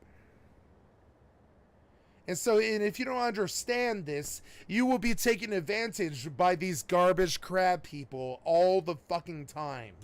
And so notice that I still haven't lost to them. I still haven't lost a gun. I still haven't lost a life. I haven't lost any bases, and if they raided me, good on them. I don't give a flying fuck about some base I can build in 5 minutes. They don't control my outcome. They don't control my stream. They don't control what the fuck I'm saying right now. They don't control what music I listen to. They don't get all fucking uppity about it and want to stomp you in and act all crazy and negative and shitty and try to push your shit back and set you back and hate on you. Short people ain't got no reason to live. They're the short people. It doesn't really matter. That's the bottom line. The short people got no reason to fucking live. And so they'll steal yours. It's the sign of an emotional vampire. It's the sign of an emotional fucking vampire friend. It's the sign of the people who will suck your fucking blood while you're fucking dying. Instead of picking you up in the Baldur's Gate 3 campaign, where you're one blow from slaughtering the demon that has killed you all, they're gonna want to suck your fucking blood like some kind of goddamn emotional fucking vampire while you're trying to slaughter the evils around you. And you will fall in the dirt to the fucking to the bite wounds in your fucking neck while the emotional fucking vampire sucked away on your penis head for 18 months.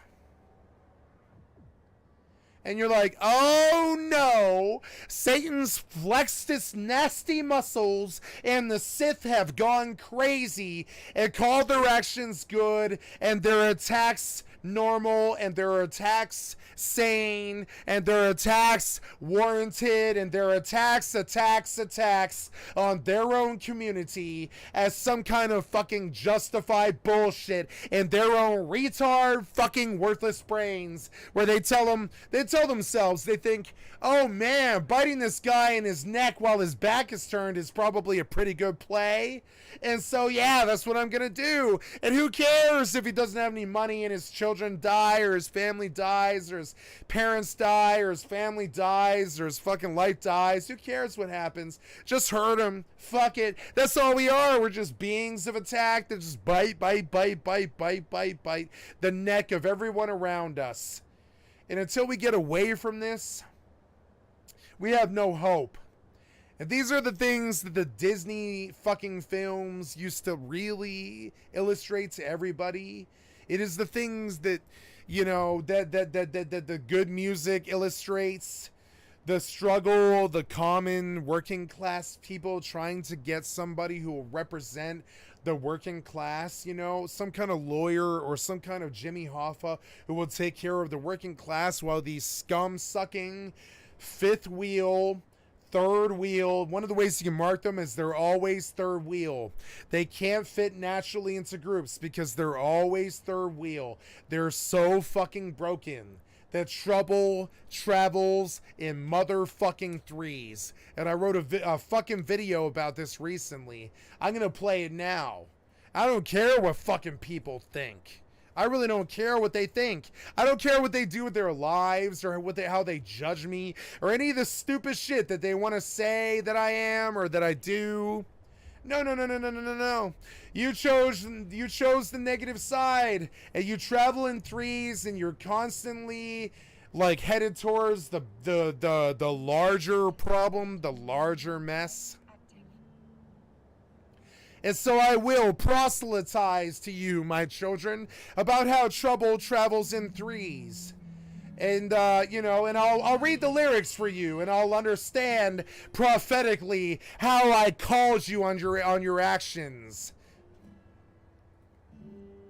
As I grow more mature and I begin to see the world around us for what the fuck it is, I realize that I wasn't the only winner here. There were other greater fools. I got so used to seeing people who give up at the first sign of trouble and toss that loot on the fucking floor in engagements that they don't even understand, in places that they've never been, against things that they don't understand how to fight. And I sit there and I try to shine my light and you give up at the first sign of trouble, cut signs. And I'm like to do to you what you did to me. I'll cut signs. As I grow better, stronger, I note with heavy regret and sorrow that trouble travels in threes. If you ought to want to give up at the first sign of trouble, insurmountable odds, violence, greed, or worse, a loss of that which you care most about, be it for the win or otherwise. You now have a sickness that I feel only the positivity and kindness of those around you could ever possibly cure. Telling the others on this battlefield of life that they've lost already, to kick in the doors and spill the loot on the ground, to give up, you know what I'm saying, is the worst sickness known to man. Motherfucker, skycat.live.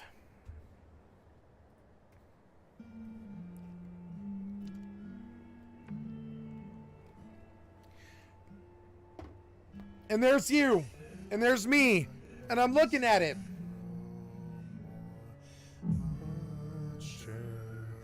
And I begin to see the world around us for what the fuck it is.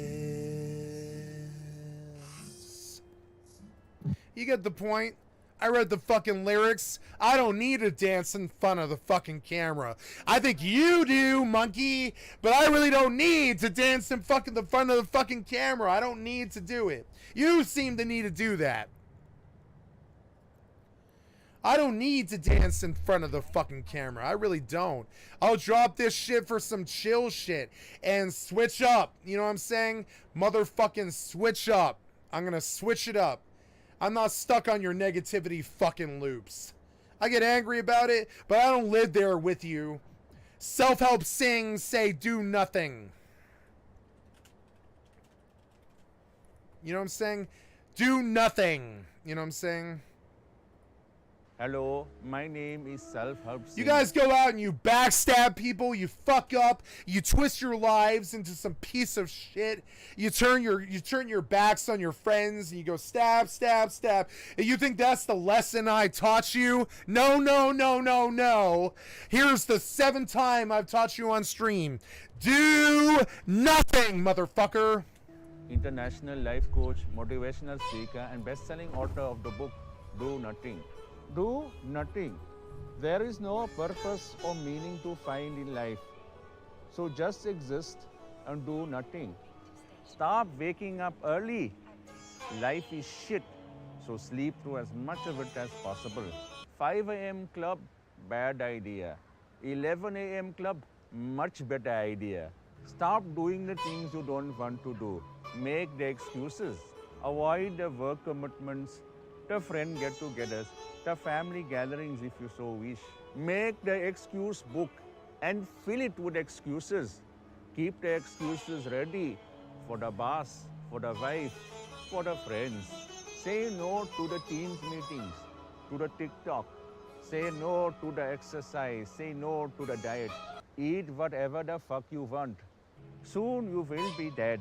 So what difference is it making? Stop listening to what people say about you. Stop chasing the perfect summer body.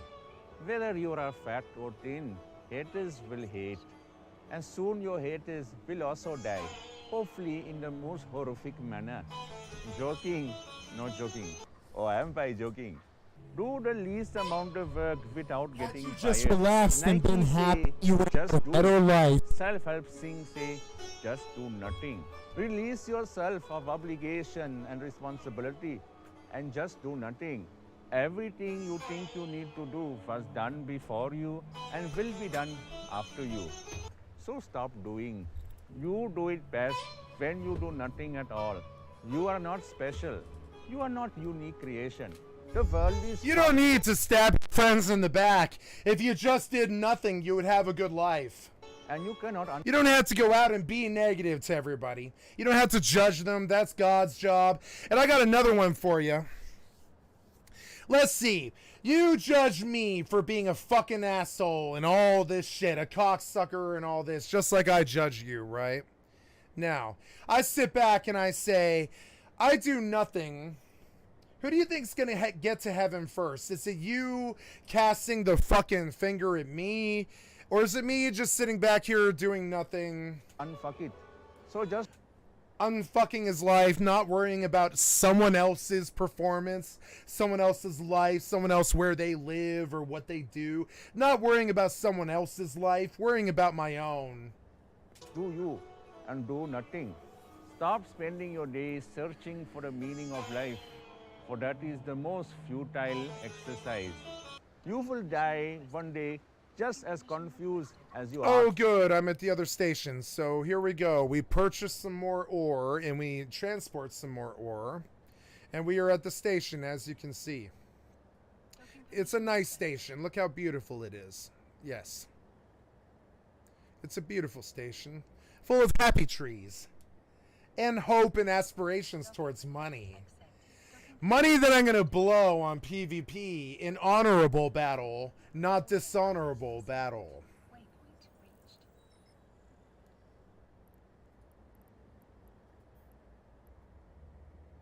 There we go. Cool.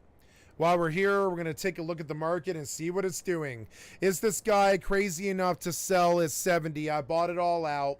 Somebody else in the universe was on the same hustle as me, and they bought out the other 6 million ore that was for sale inside of 40 minutes. And that's how Skycat knows that he's rolling with the punches and jiving and catching those dollar signs, and has always been the master and always will be the master. When everything that you bought is gone, that's how you know that you're better than everybody else. It's gone. I can't buy at this price. It's some of the best price in the universe, but I can't haul at this price. I need 7.77, which is exactly what I got. Now, I didn't have to do anything. Here's number 13 of the 26 clicks that were necessary for me to make 20 million. And if you want to know how I did this, it's like I come over here to the fucking where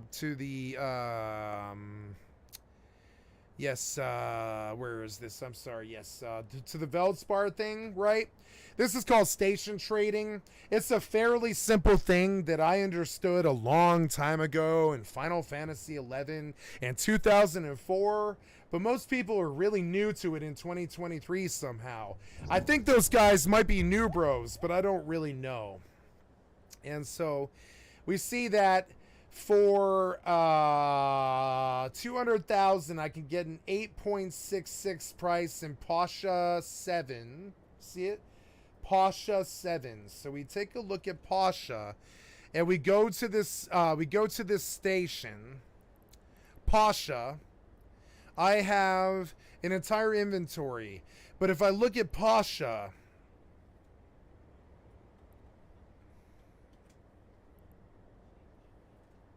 no, I'm going home to Jita. My job here is already done. I'm already cutting off, or I'm sorry, biting off more than I can chew already in the hauling industry, and this is my first day in the hauling industry, but I made 20 million with 26 button clicks. And I mean, you can say what you want about that. I'm just saying that, like, you know, if I had just gone and farmed the loot, it would have been about the same, but this way I can play some other game instead. So here we go. We're going to go back to Jita. We're going to go back to Jita. And I might get killed, but I doubt it. I really doubt it. I'd say the chances are like getting struck by lightning or something like that. I could die, but the chances of it are like getting struck by lightning, especially these 17 jumps. Nobody's doing this. There's one system in the entire jump, which is Uedama, where I might see something like that. So, but I mean, I don't care, frankly. I have so little at stake. It's kind of like moving 250 cloth around. Moving 250 cloth around isn't really worth it, but if you do it like 8 or 10 times to 8 or 10 different bases, suddenly all of those bases can make fuel, they can make bags, So that's kind of what I'm trying to do. It's kind of like to understand EVE Online, it's to understand the war effort. People need things, so they, you know, the most basic version of it is Rust. It's the most basic version of it I've ever understood. It's the war effort. Rust is the most basic depiction of the war effort I've ever experienced. And it sucks, but it is. And I mean, I really fundamentally really mean this. Maybe Battleship is worse. Or, I don't know, Pokemon. Pokemon's a little worse. But I mean, anyways, so we see where in the universe that this stuff is selling. And we see that there's not too good of a price other than here at Pasha. So we pull Pasha off of the Veldspar, which is like in World of Warcraft, it would be copper, right? And we pull Veldspar and copper. And instead of going and farming the fucking Veldspar, we just pull it in for 3 million Niska trip all over the universe. And after a week of doing that, I take the copper and I pretty much break the bank on every blueprint I had that uses copper. And I take all those things and I flip it. And it's the same old MMO crafting that it's always been. Except for in World of Warcraft, you can't really get too much out of copper except for the gold that it represents. Veldspar will always be good. Always. And so now I look at something like a hauler lifestyle, since I left Absolute Order 2 days ago due to incompatibility with the way that I run my stream. I'm not willing to block this chat right here. I want this chat right here. And I was willing to leave Absolute Order over it. They said, why won't you block your chat? And I said, I won't block my chat. It's a fucking MMO. Yeah, I understand that that's giving away your shit, but I don't care about that. Like, I understand that's giving your shit away, but I don't care about that, like, really. I very much so want this chat here. I want this chat here to show people that it's still a social endeavor to do all of this stuff that I'm doing. From the ore that I'm buying to the guy that's going to buy this stuff from me on a buy order. So I'm going to go through the rest of what I'm talking about. If you want to know why New World is really good, is because New World runs off this same exact system. It's the only Western game that's ever run off this system, and Amazon tried to bring that to the American public, but they let a bunch of crappy boomer 40-year-old negative backstabbing shitty turn shit down doubting Thomas, negative Nancy, negative Nelly. Yeah, we got a lot of terms for this, right? Just haters, right? They let haters tell them how bad New World was. But anybody with a fucking brain can take one look at New World and see how really good New World is, because it runs off the exact same system for the market that EVE Online does, which is buy orders. World of Warcraft won't do it. I mean, World of Warcraft did do it in 2022, but it took them 20 years. 20 years. I've had this since day one, where I can post whatever I want, right? Be it Veldspar, be it anything else, at exactly 1 copper less than everybody else. And really, it's the same thing. So what did I do here? You guys are wondering, oh, I'm doing station trading. That must be so hard. It's so hard conceptually. No, you take a look at this price. You see, oh, I can buy this in increments of 200,000 for 8.66.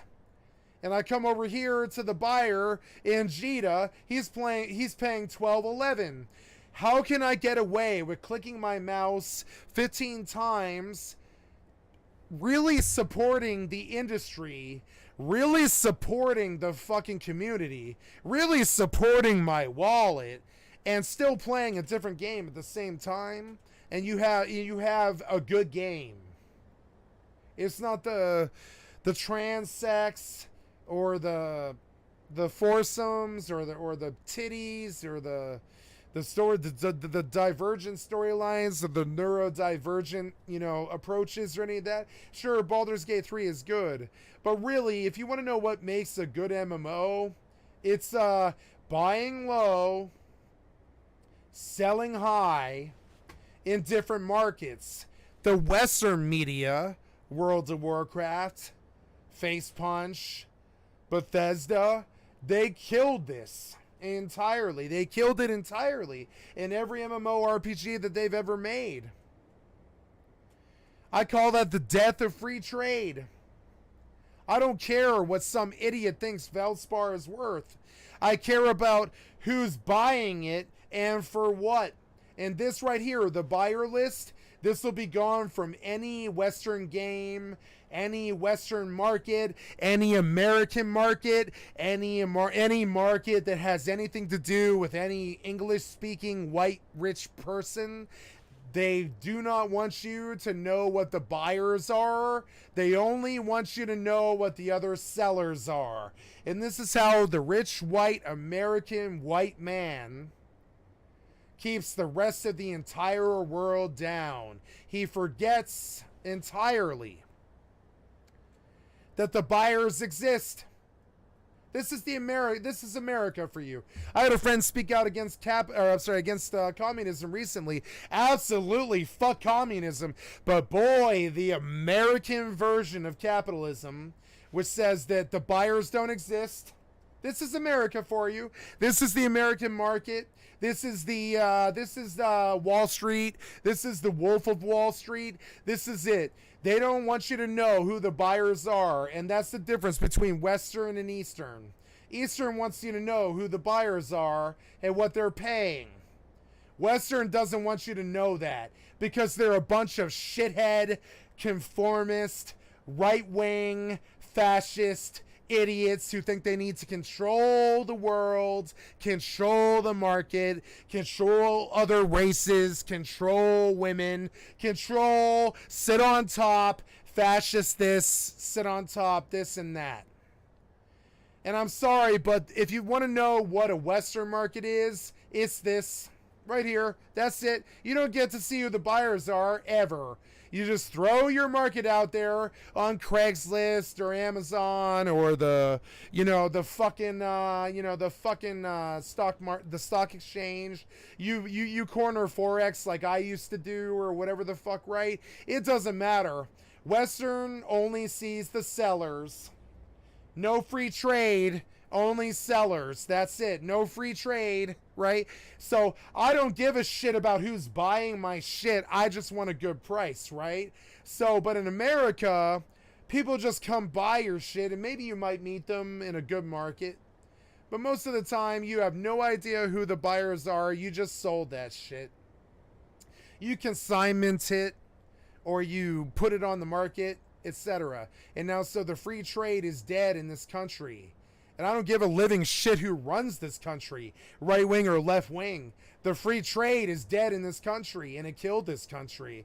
And your children will starve. The coral reefs are dying. There's more cars than people, but without the oil. Does it sound familiar? But without the oil to run the cars, so we better get to work, having wars overseas to buy the fucking guns and the bombs from the fucking arms markets and the big cantankerous bastards that run this world, who really want you to believe that the buyers just don't exist. But they do. And it turns out that you can go buy for 7 ISK, buy for $1, sell for 2, and that's how you get rich in any fucking market. People love to tell me how good they are at video games, and I laugh kind of in the background, and I'm like, sure. I kind of buy that on a... I kind of buy that on a really, angel investor level. I really am a greater fool, and I want to believe that you're good at this, but I just don't think you were even aware that the buyers exist.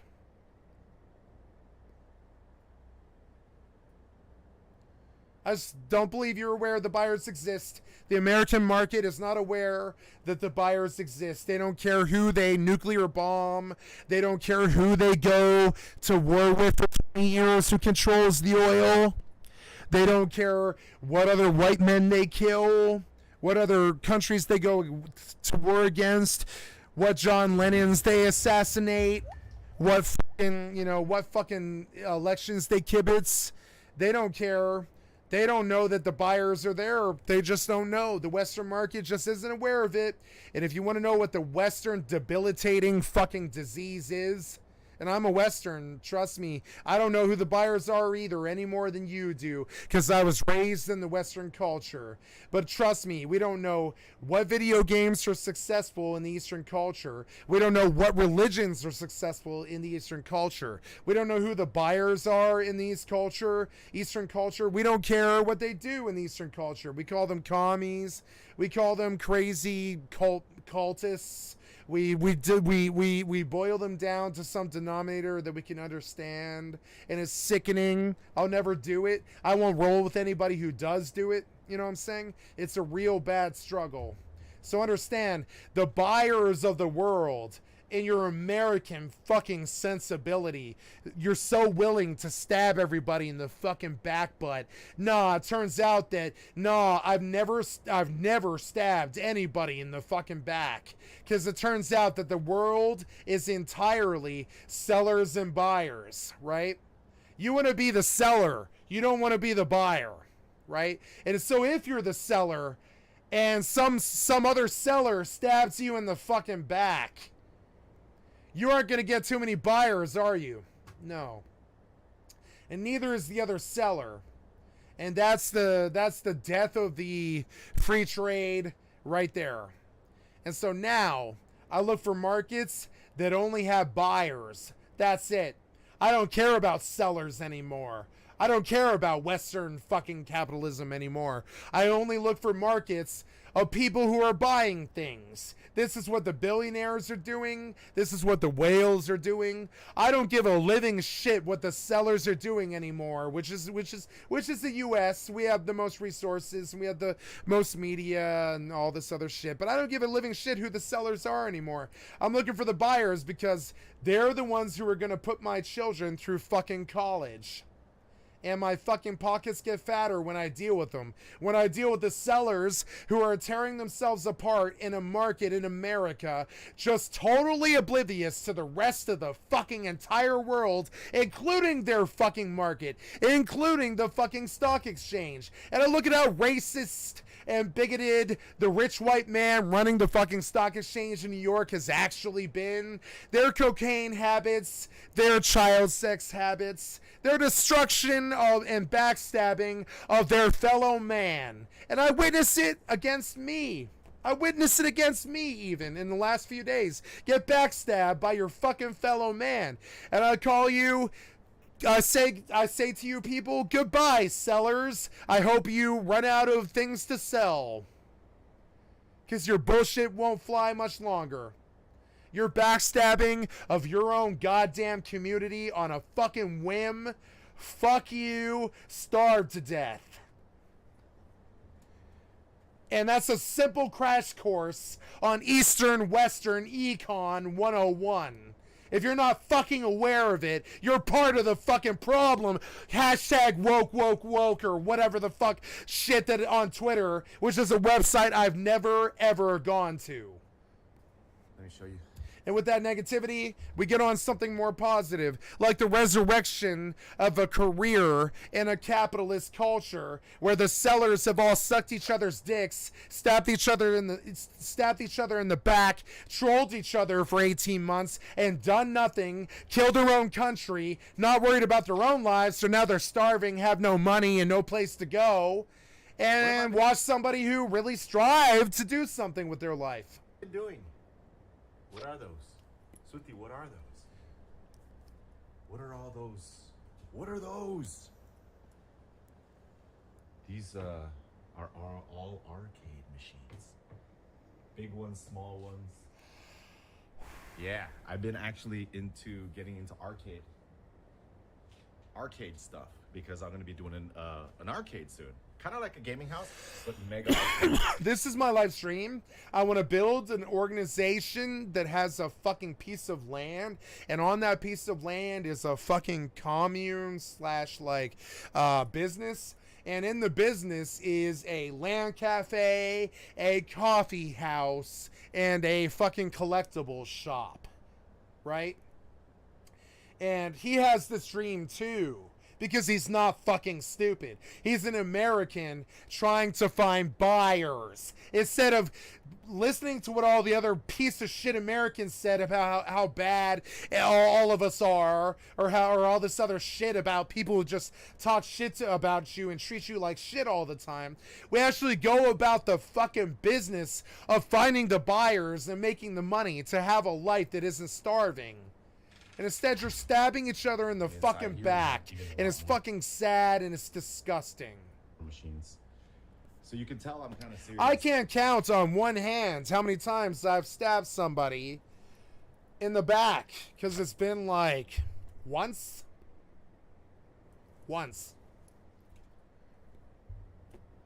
Never inside somebody. Never made them like feel really like they're in a bad situation the moment they log on. Never felt like made them feel like their reality is suddenly shaky or all the negative shit. Very excited about making an arcade. Anyway, that's what. Yeah, see, so and this is the difference, right? He didn't sit around and just like spend the money and act like an asshole. Planning for the future. So he's planning for the future, like he's saying to you right now, and that's what I'm doing. You guys are just stabbing each other in the fucking back as usual, being counterproductive against team and all that other shit. One of the things that I am very excited about is I'm going to be doing a lot more content. Now I know I've been saying this, and like I've been thinking about this. I'm going to do a lot more content. I have a song coming. Like, you can hate if you want. You know, I've always booted up the channel, but then I stopped making videos. It's because I'm a full-time streamer, so like I'm a full-time streamer. I don't give a flying fuck whether somebody gives me any money or not. That takes me away from my job 0%, so I don't have to care about that. Extremely difficult to make content. To care. It's extremely difficult to care about things that you don't care about. And on every single platform, because I care about building something. Too many of them. You care about tearing it down. Look, I got Twitter. At least I'm doing a lot of Twitter, right? Instagram, I have it. I have like 20,000 followers on Instagram. I don't post on Instagram, but I'm going to start. Facebook. Actions speak louder than words. 100,000 followers on Facebook. I don't even post on Facebook, but I'm going to start doing that. So Twitter, Facebook. That's good enough. And we see these people who have wrecks of lives after like it all fell apart, and they rebuild, and it's a reoccurring theme, and you can't rebuild on foundations that are fucking shaky. Shaky as hell. Gauche as shit. Gauche as shit. You know what I'm saying? Gauche as shit. Like,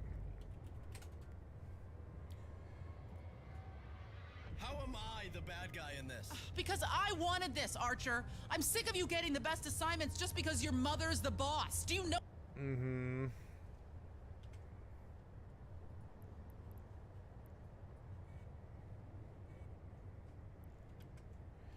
Problem is, they did the work.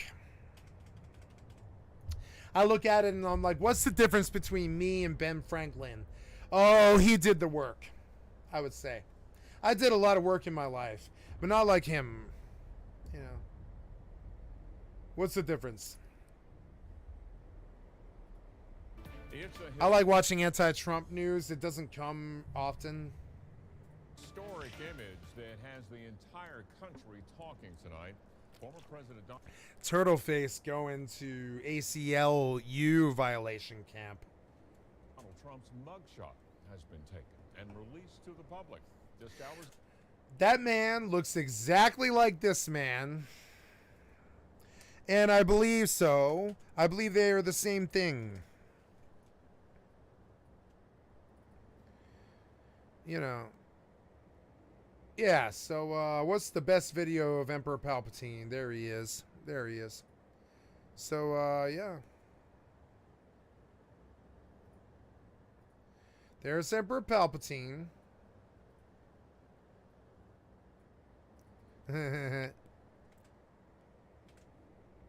There's Trump, right?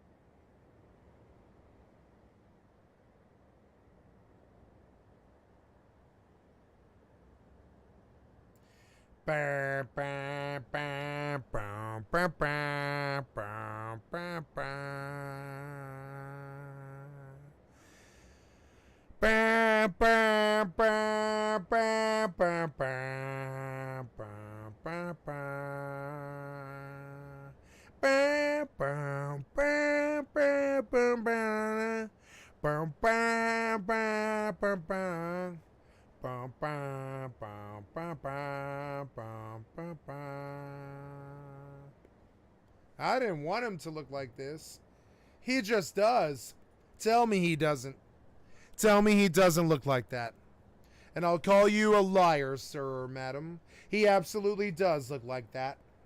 Years ago, Trump surrendered to authorities at the Fulton County Jail in Atlanta.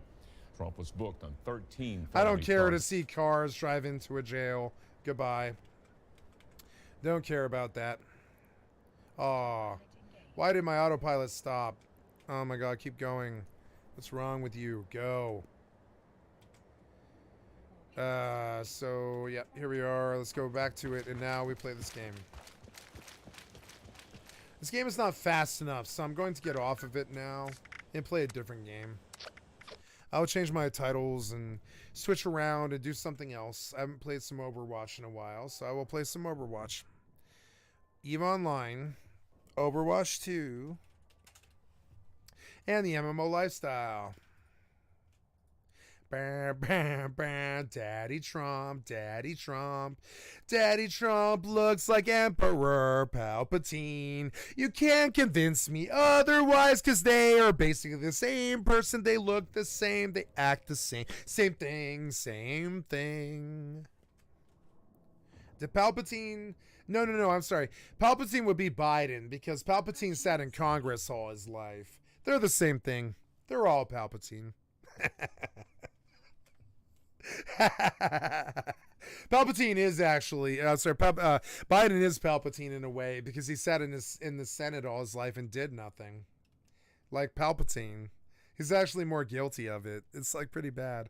Anyways, yeah, we're gonna go Overwatch 2, and we're gonna do a little bit like louder. Yeah. Oh no, I don't change the title. Oh, and you failed the title change. Great. I suppose I failed it, but it really seems like Kick is failing it. I think Kick is failing it on this one. I don't think I caused it to just suddenly erase any work. I think it's doing that. Yeah, there we go. And I will switch over now. Are you going where you're going? Yes, you are. So then we get off Fallout 76. And we come to BattleNet. And we do some drunken Overwatch 2. Yeah. Classic hardcore. Don't care. No reses, no regrets. I don't care about that. Don't care. Sorry. Oh, how I wish I cared. Don't care. So let's go back, and we're finally going to go back now to what we were watching. I just really wanted to make the Palpatine thing, because it really kind of seemed like that's kind of what we were looking at. So we're going to go look at my history. I really felt like I was looking at Palpatine right then, you know? I'm just going to say it. I feel like I was looking at Palpatine. And I mean, that's really how I feel, you know?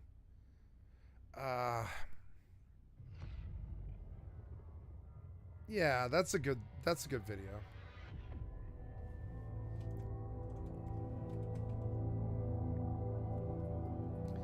Yeah, there's a good video.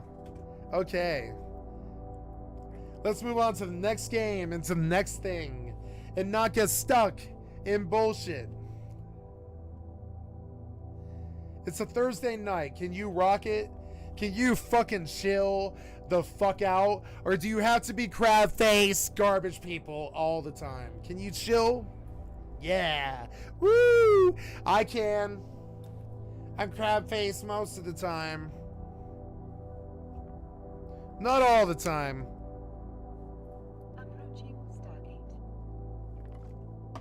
And when they turn your world into Silent Hill, at least the music will be good.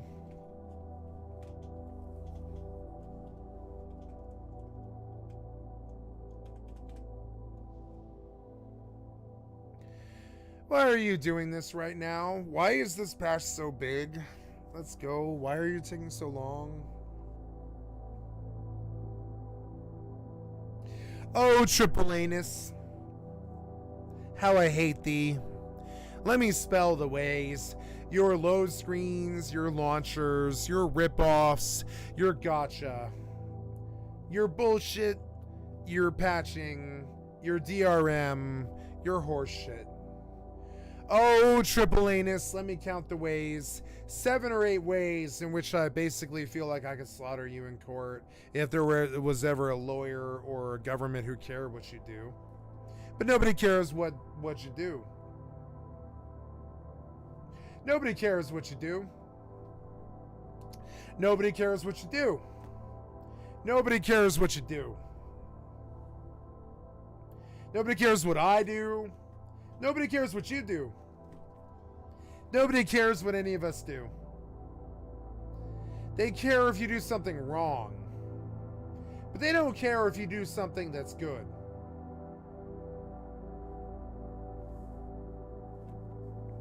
It's a fundamental truth. This game doesn't seem to want to suffice, so I'll go play this game for the 25 minutes it's going to take a 100 megabyte patch. Thanks, Blizzard. You're so good at Triple Anus. Thieves. Let's go play this game. This game's good. This game has never, ever put me through a load screen almost ever. I don't think it ever has. I don't think this game has ever put me through a load screen. Ever. Once. Nope. Don't think I've ever seen a load screen on EVE Online.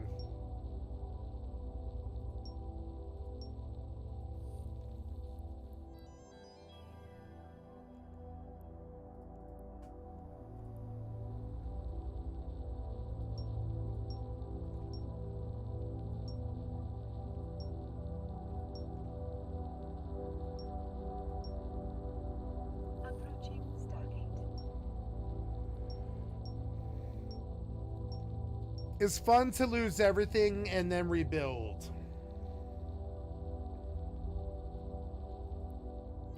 Without it, we wouldn't be humans.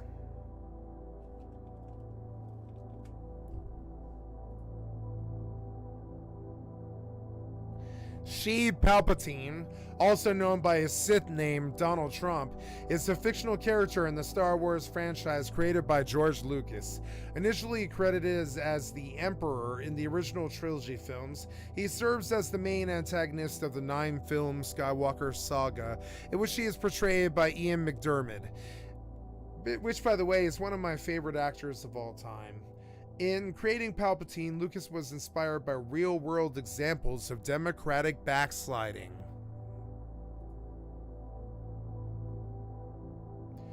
Autocratization, a process of regime change towards autocracy that makes the exercise of political power more arbitrary and repressive, and that restricts the space for public contestation and political participation in the process of government selection. And you have exactly what Trump is: democratic backsliding. Trump voted Democrat his entire adult life. Trump has never voted for a Republican.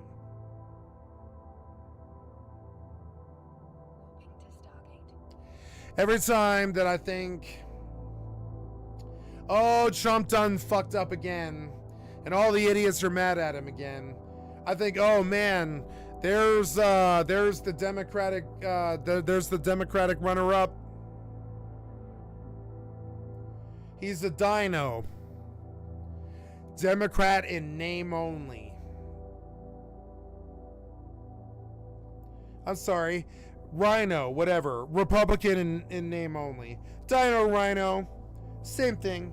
That's what he is. So, democratic decline involves the weakening of democratic institutions such as the peaceful transition of power. Sound familiar? Sound familiar? or free and fair elections. Sound familiar? Or the violation of individual rights that underpin democracy, especially freedom of expression. Proposed causes of democratic backsliding include lack of public support for democracy, economic inequality, sound familiar? Culturally conservative reactions to societal changes like the death of the family, sound familiar? Populist or personalist politics, and external influence from great power politics. During crisis, backsliding can occur when leaders impose autocratic rules during states of emergency that are either, sound familiar? That are either disproportionate. Oh man, Uvalde and Sandy Hook and Columbine and Century 16 and Chuck E. Cheese and all those Colorado mass murders. You know, my hometown, the home of 3 major mass, well now 5 or 10 major mass murders. The major ones. During states of emergency that are either disproportionate to the severity of the crisis. Sound familiar? 9/11, Patriot Act, George Bush and Cheney pulling the trigger on 9/11 and pretty much blowing off about 3,000 shaped charges to bring down an American building upon its own citizens. Disproportionate to the severity of the crisis or remain in place after the situation has improved. While regime change through military coups has declined since the end of the Cold War, more subtle forms of backsliding have increased. During the third wave of democratization, like remember when we got out of Afghanistan? There you go, democratic backsliding.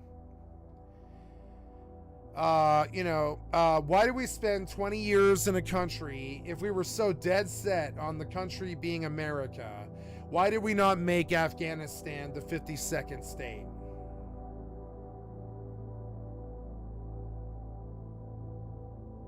If we were so dead set on the Middle East being our bitch, basically, and I'm sorry, I'm talking from the rich white man's point of view, not my own. If we were so dead set on making the Middle East our rich white man's bitch, why didn't we make it the 52nd state? Call it Puerto Rico, call it fucking Afghanistan, call it whatever you want.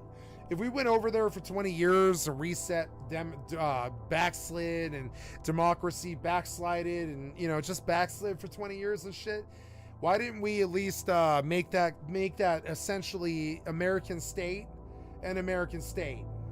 And I'll tell you why. Democratic backsliding. The Republicans cannot sell it to a Republican Party the idea of conquistadorialism, and neither can the Democrat Party. But that's what we did. We went over there and we took a country. We killed our souls. We killed our young men. We killed their young men. We went over there for 20 years and we democratic backslid for long time. Like literally the fucking definition of it. I came up in the punk scene where we call the definitions of definitions things. You can call this a Republican fuck up or a Democratic fuck up, but it's backsliding of democracy. And democracy is something that both parties believe in. It's a backsliding of democracy. While regime change through military coups has declined since the end of the Cold War, more subtle forms of backsliding have increased. During the third wave of democratization in the late 20th century, many new weakly institutionalized democracies were established. These regimes have been most vulnerable to democratic backsliding. The third wave of autocratization has been ongoing since 2010, when the number of liberal democracies was at an all-time high. 1/4 of the world's population lives under democratically backsliding hybrid regimes as of 2021. If you don't know what's going on in the world, this is the paragraph that'll tell you what's going on in the world. And so we have conquistadorialism from the West and Cowtoism in the East. And we have a very bad third wave of democratization and the backsliding of the third wave of democratization in the West and the East. Waves of democracy. In political science, the waves of democracy or waves of democratization are major surges of democracy that have occurred in history. Although the term appears at least as early as 1887, it was popularized by Samuel P. Huntington, a political scientist at Harvard University, in his article published in the Journal of Democracy and further expounded in his 1991 book. Excuse me, I have to be on my 40th ounce of my 9.5% beer while I talk to you about democracy and backstabbing and politics and feelings and personalities and emotions and the human gamut of corruption from your trio on down to your government. Waves of democracy. From the third wave of democratization. In political science, the waves of democracy, and here's the political science. Here's the power. Here's the guns, germs, and steel. Here's Steve Online. Here's to the farmers. Here's to the gankers. Here's to the people who make our beer and our cans. Fuck the G-Rides. I want the machines that are making them. In political science, the waves of democracy or waves of democratization are major surges of democracy that have occurred in history.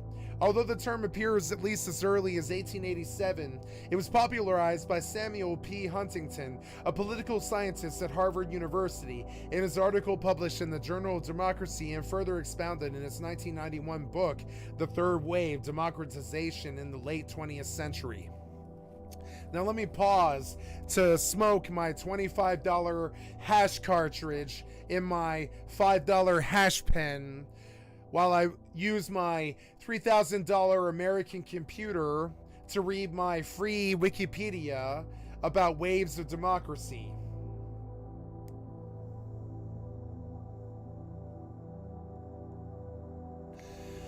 The rappers call it a smoke break. I don't play bass like that. I'll call it a democracy break.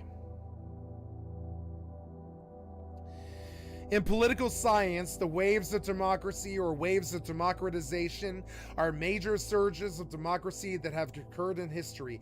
Although the term appears at least as early as 1887, it was popularized by Samuel P. Huntington, a political scientist at Harvard University, in his article published in the Journal of Democracy and further expounded in his 1991 book, The Third Wave: Democratization in the Late 20th Century. Democratization waves have been linked to sudden shifts in the distribution of power amongst the great powers, which created openings and incentives to introduce sweeping domestic reforms. Scholars debate the precise number of democratic waves. Huntington describes three waves: the first slow wave of the 19th century, a second wave after World War II, and a third wave beginning in the mid-1970s in Southern Europe, followed by Latin America and Asia. Though his book does not discuss the collapse of the Soviet bloc, a number of scholars have taken the third wave to include the democratic transitions of 1989 to 1991. Other scholars, such as Siva Gunitsky of the University of Toronto, have referred to 13 waves from the 18th century to the Arab Spring in 2011 to 2012. And we're going to open a new link about the Arab Spring. The Arab Spring was a series of anti-government protests, uprising, and armed rebellions that spread across much of the Arab world. Excuse me, I just have to check my progress here. Yep. Much of the Arab world in the early 2010s. It began in Tunisia in response to corruption and economic stagnation. From Tunisia, the protests then spread to 5 other countries: Libya, Egypt, Yemen, Syria, and Bahrain. And of these 5, my favorite is Syria because I have many friends from Syria. Rulers were deposed. Zain El Abidine Ben Ali of Tunisia in 2011, Muammar Gaddafi of Libya in 2011, fuck Muammar Gaddafi, Hosni Mubarak of Egypt in 2011, fuck him, and ally Abdullah Saleh of Yemen of 2012. Or major uprisings and social violence occurred involving riots, civil wars, and insurgencies. We are in the American Spring. Sustained street demonstrations took place in Morocco, Iraq, Algeria, Lebanon, Jordan, Kuwait, Oman, and Sudan. Minor protests took place in Djibouti, Mauritania, Palestine, Saudi Arabia, and the Moroccan-occupied Western Sahara. A major slogan of the demonstrators in the Arab world is Ashab Yarid Askit Anam Zibib Anazim, excuse me, I did not mean to mangle it, I am not Arab. The people want to bring down the regime.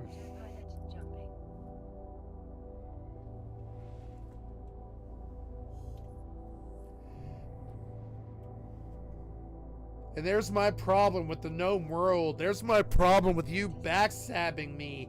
There's my problem if you want to know what it is. The wave of initial revolutions and protests faded by mid-2012. The American Spring is dead, and we must deal with the dictators now.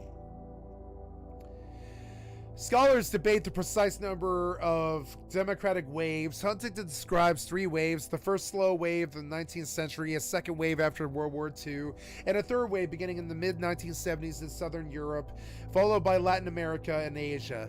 Though his book does not discuss the collapse of the Southern Europe, of the Soviet bloc, a number of scholars have taken the third wave to include the democratic transitions of 1989 to 1991. Other scholars, such as Seva Ganuski of the University of Toronto, have referred to 13 waves from the 18th century to the Arab Spring. Seva Ganuski is an American political scientist. He is an associate professor of political science at the University of Toronto. His research focuses on the ways global forces and international politics affect democracy and domestic politics. He is the author of Aftershocks, Great Powers, and Domestic Reforms in the 20th Century, which examines how shocks in the international system affect regime types. The commentary and analysis in the Washington Post, Foreign Affairs, and the New Republic, Gunitsky is a frequent commenter on Russian politics and foreign policy, and so am I. I love Russia. Gunitsky was born in Leningrad, Soviet Union. I was born in Denver, Colorado. He migrated to the United States at the age of 10. I migrated to the United States at the age of 10, right around the time of the August Push. It spoke about having to relearn Russian after immigration, a common problem for Russophony immigrant children. And they have to relearn Russia. So American Russian children must relearn Russian, which is a very difficult thing for an English-speaking person to do. It is easy for a Russian person to do. It is not easy for an English firstborn language. This is a tragedy that Seva fought his entire life. He fought this tragedy where to relearn the Russian language, which is something that he probably had to do, kind of crippled him identity-wise. Because he looked at it and he thought, man, America fucking hates Russia.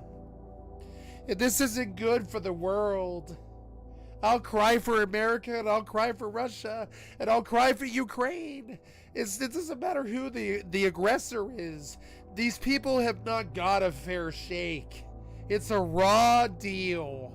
And I'll cry for them like I'll cry for my own people when I see the raw deal. I don't care. I take each problem by a case-by-case basis, but it is a bad problem for Russian-born Americans.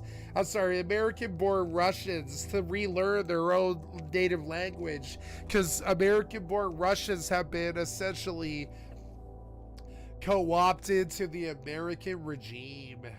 And we don't blame them. They stand with us and we love them every second of their lives. They are not enemies. They are our brothers. We love them. They are our comrades. And they stand with us and we love them. But this is a tragic, tragic thing. When your own language becomes dead to yourself. When your own language of your own spoken language, English or whatever it is a tragic thing to understand what the modern world actually is and why you stab each other in the back in the background as privileged children. The rest of us actually deal with the rest of the world, and it's not good. I'll cry for them like I'll cry for me. It's fucked up. It's not good what they did to me. It's not good what they did to each other. It's not good what they did to us. We go back and we finish. In his 1991 book, The Third Wave, Huntington defined a democratic wave as a group of transitions from non-democratic to democratic regimes that occur within a specified period of time, and that significantly outnumber transitions in the opposite directions during that period of time. Mainwaring and Annibal Perret-Lenon offer a similar definition.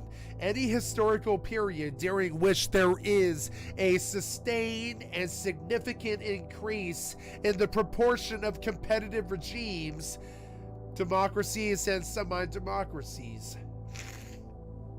Guniski defines a democratic wave as a clustering of attempted or successful democratic transitions, coupled with linkages among the transitions in that cluster.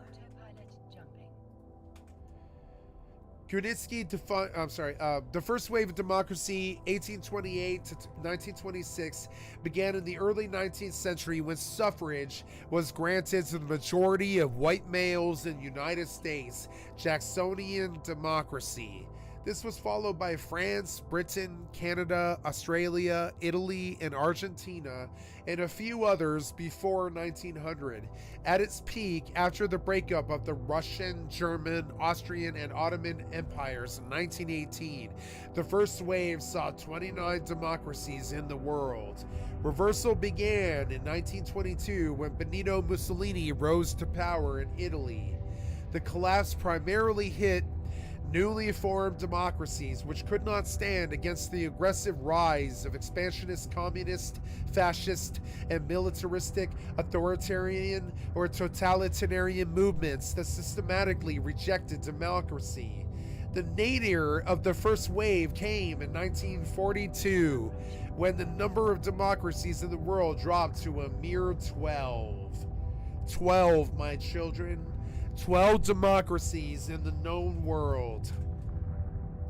That is a savage, savage debacle of fascist, authoritarian, right-wing regime.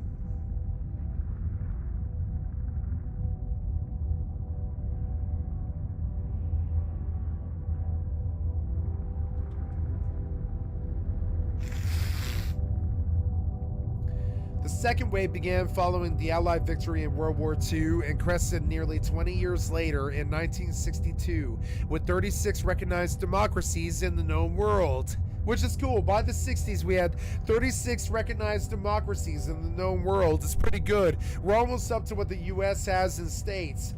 The second wave ebbed as well at this point, and the total number dropped to 30 democracies between 1962 and the mid-1970s. 4 jumps to Jita, we cut the autopilot, and we make the jumps now now. We make them manually. We don't want to tempt fate. So around Jita, we stop auto boating. So the third wave began with the 1974 Carnation Revolution in Portugal, also known as the 25th of April. Was a military coup by left-leaning military officers that overthrew the authoritarian Estado Novo regime on the 25th of April in 1974 in Lisbon, and producing major social, economic, territorial, demographic, and political changes in Portugal and its overseas colonies through the Processo Revolucionario em Curso. It resulted in the Portuguese transition to democracy and the end of the Portuguese colonial war. The revolution began as a coup organized by the Armed Forces Movement, or the Portuguese Movimento das Forças Armadas, MFA, Armadas, composed of military officers who composed the regime, but it was soon coupled with an unanticipated popular civil resistance campaign.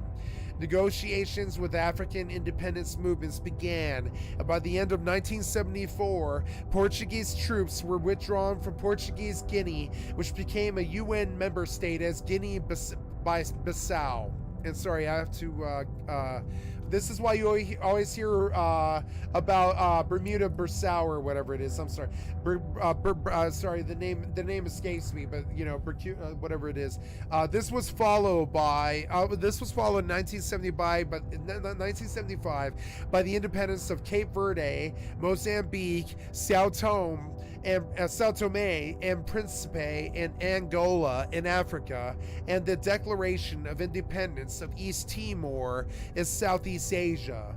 These events prompted a mass exodus of Portuguese citizens from Portugal's African territories, mostly from Angola and Mozambique.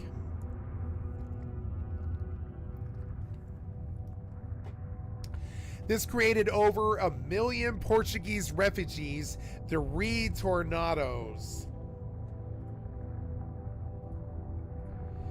The retornados, from the Portuguese verb retornar, or to return, the retornos are a Portuguese population who fled their overseas colonies during the decolonization process, which was managed by the Revolutionary National Salvation Junta in the following months after the Carnation Revolution.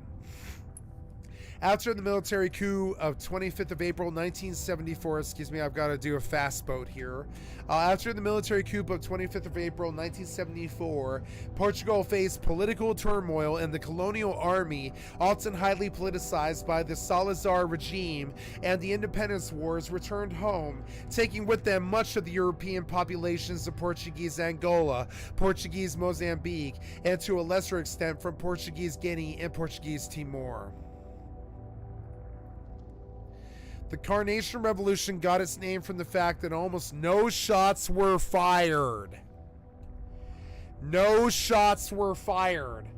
They threw roses and they tried to stomp through they tried to stomp through Tenement Square with all the fascists, and they tried to throw roses at all the people that wanted to stomp the world. And that's how I feel about anybody who crosses me.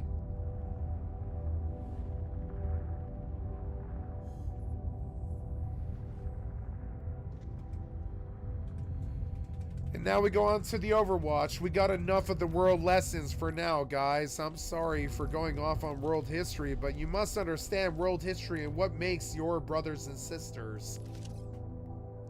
And whatever.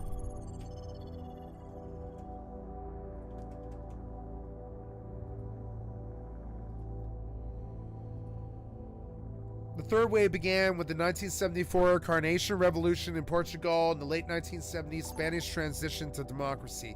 This was followed by the historic democratic transitions in Latin America in the 1980s, Asia Pacific countries, Philippines, South Korea, and Taiwan from 1986 to 1988.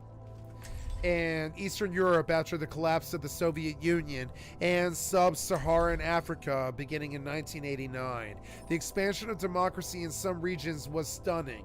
In Latin America, only Colombia, Costa Rica. Shout out to my friend Yvonne. I hope you didn't burn alive in Lahaina. I hope you didn't burn alive in Lahaina, Yvonne. Yvonne, I love you. I hope you didn't burn alive in Lahaina. I don't think you or I burned alive in Lahaina, but I bet some of your family did, and I'm so sorry. I'm so sorry. I have a friend who lives in Lahaina. I've got to go after him, but I'm scared to. You ever get scared to? I have a friend who lives in Lahaina. Very dear friend of mine. His name is Yvonne, and I'm scared to go look at Lahaina.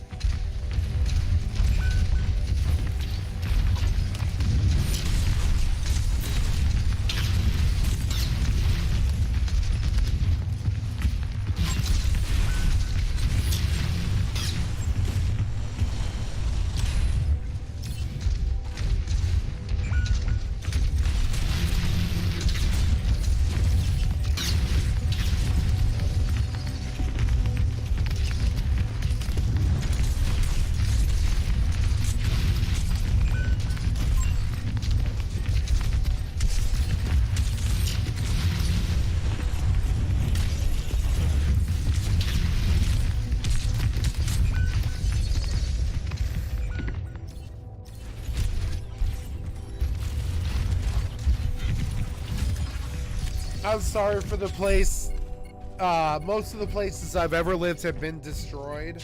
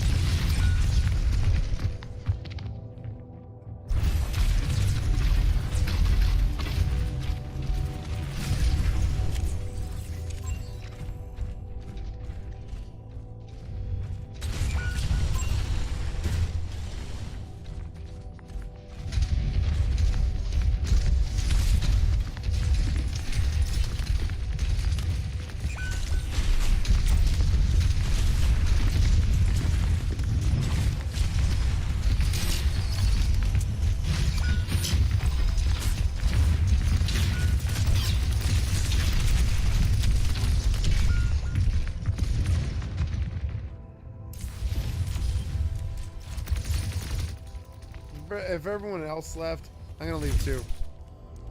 This game sucked. Just gonna try again. I don't know why it was like that, but yeah. Oh my god, get to the fucking gate.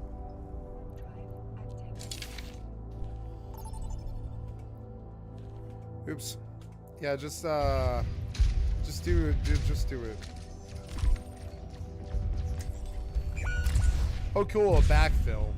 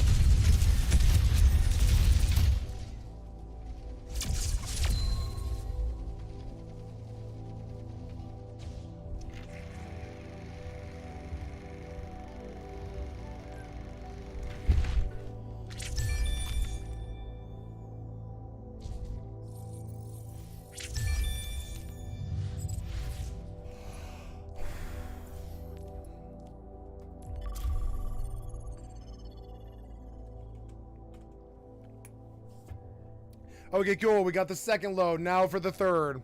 Took me a long time, didn't it? Yes, it did. I need to learn to not fuck around and stop the autopilot. I need to just go do the autopilot. And we go right the fuck back out again to personal assets. This is EVE. I couldn't recommend it to anyone. I couldn't recommend this to anyone. You know? I really can't recommend this to anyone, no.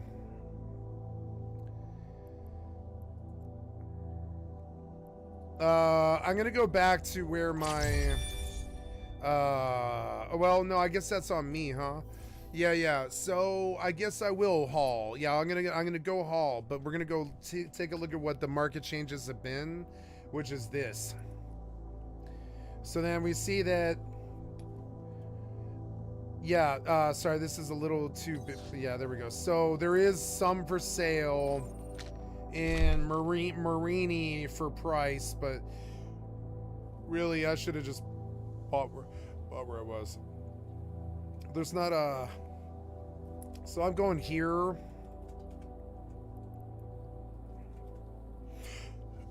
Excuse me.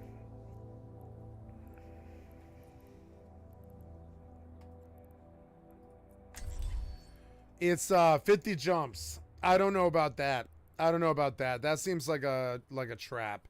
So we're definitely not going to do that. That's a trap. So then we see other places like that's enough in Oisio. Let's see where that is. I gotta play this game now.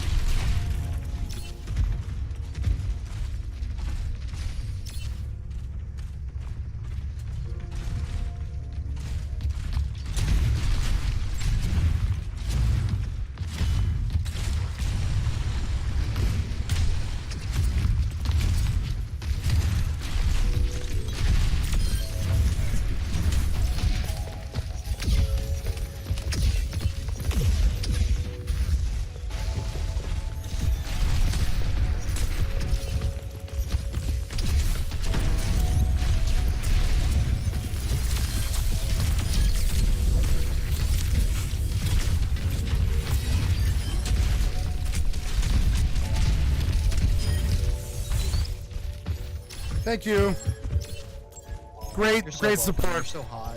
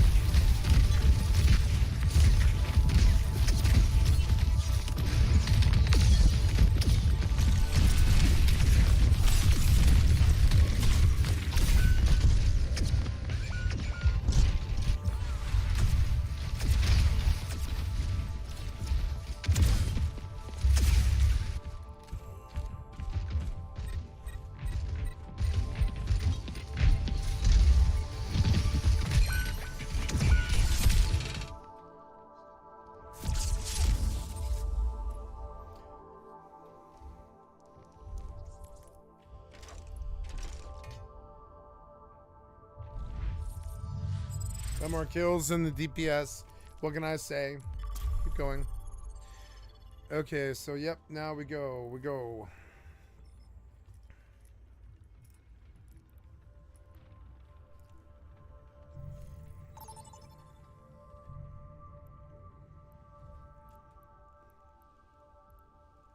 Autopilot engaged.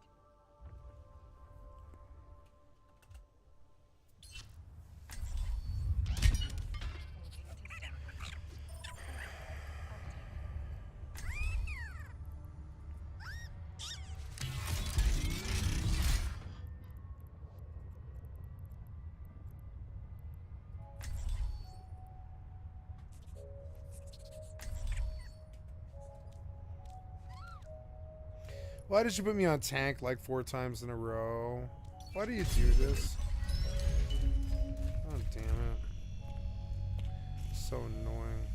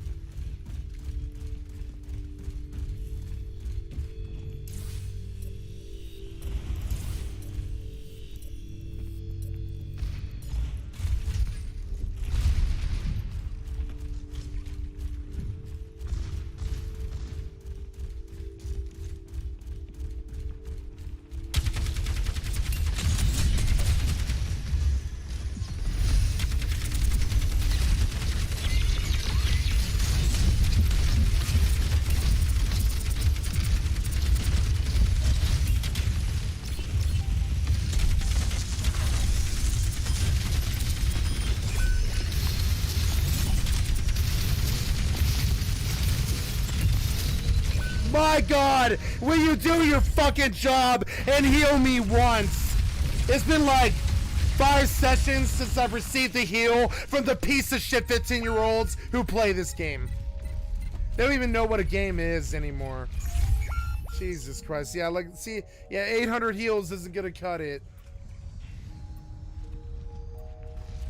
Yeah, I usually pull roughly 13 to 24k. You're pulling 800. I'm gonna need you to like play a different game.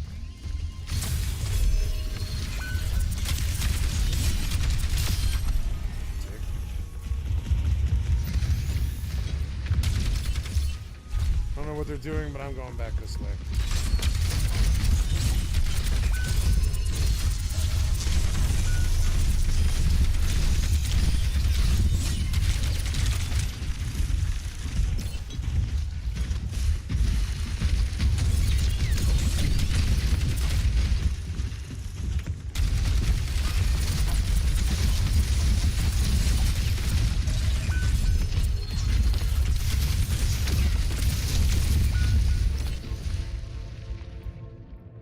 Well, I always have the most kills on the team, I can tell you that. I always have the most kills on the team. Most damage, most heals, most, like, the last, like, 50 or, I don't know, 200 games I played.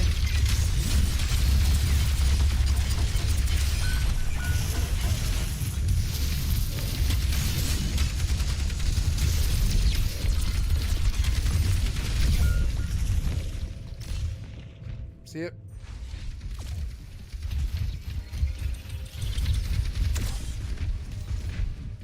Oh yeah, I know. I'm not complaining. I just like making commentary to keep you guys entertained. What's up, Ludacris? How you doing?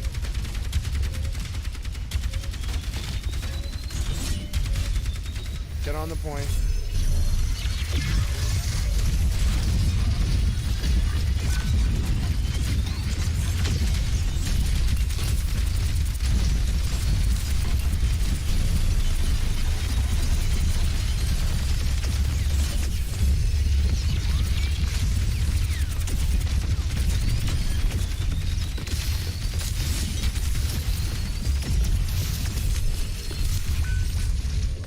Please kill somebody. You fucking idiots. I can't kill them all by myself. Please, one of you, do something. Jesus Christ. I'm sorry.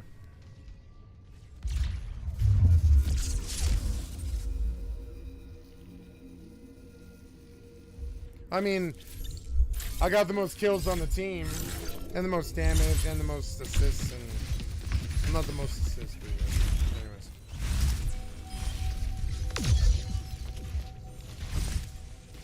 Yep. That's quick play for you, though. I should go into, let's go into, or not quick play, but let's go into competitive. No, not all. I want to do heals. 3 minutes. Yeah, sure. 3 minutes is fine. We'll do competitive queue while I do the rest of this. 50 jumps. Jesus Christ. This is stupid. I don't believe I will do this. I'm not going to do this. I realize how stupid this is, and I'm like, nah, I'm not doing this anymore. I'm just gonna go back where I came from. That's gonna be a better journey. Yeah, this is too far. Yeah, see, and this is why hauling is so stupid. I'll just go farm my own shit. Yeah, whatever.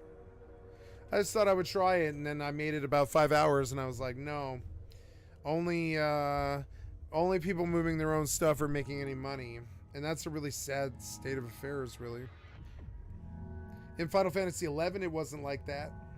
You could buy silk in Windy and take it to Juno or Sandoria or Bastock or even Rebeo, and you can sell on 5 different markets because that's a free market. In the Western market, there's sellers.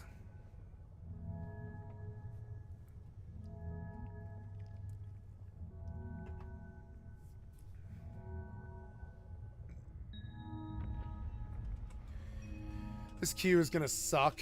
Oh my god, this game is so hard to play. Hello, I love you. This game is so hard to like. Look at it, like, put me through a 3-minute queue, like, that's okay.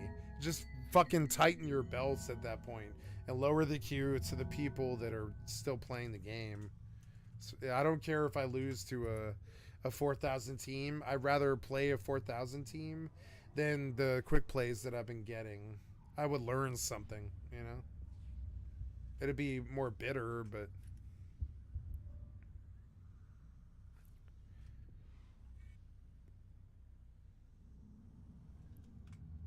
This track ended? Really? There's no way this track ended. No, you paused it for some dumbass reason. I like this, but it's been about 20 minutes of the same song. I feel like these guys are just doing the same song over and over and over again. Let's try that one. Ah.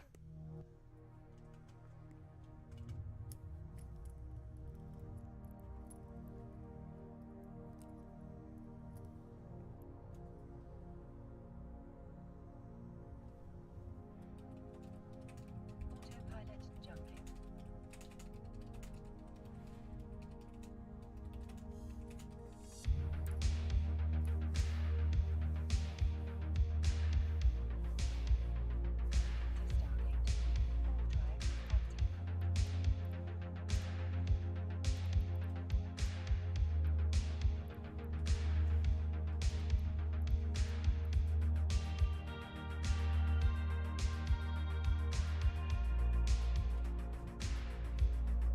Three minutes. I can't do this on stream. Look at how bad this queue was. I'm sorry. I'm not doing that. I'm not going to do that. I'll take healer queues over that shit. I'm sorry, but I will.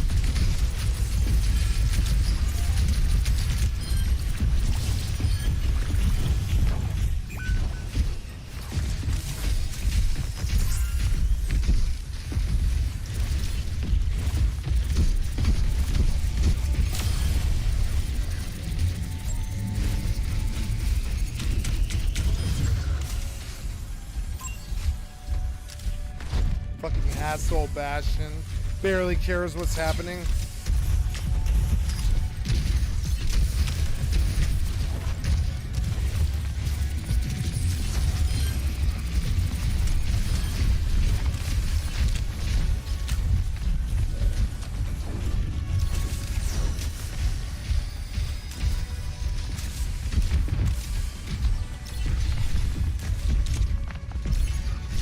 Oh my God!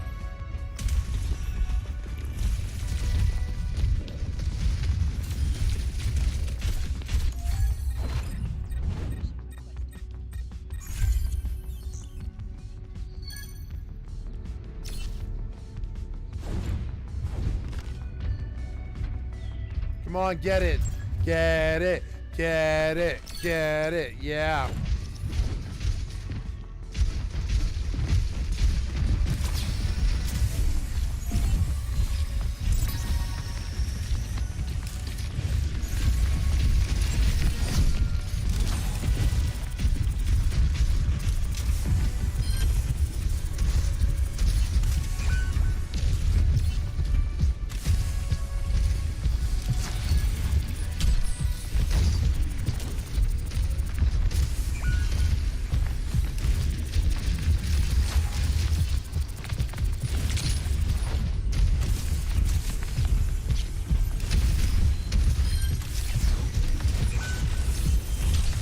What?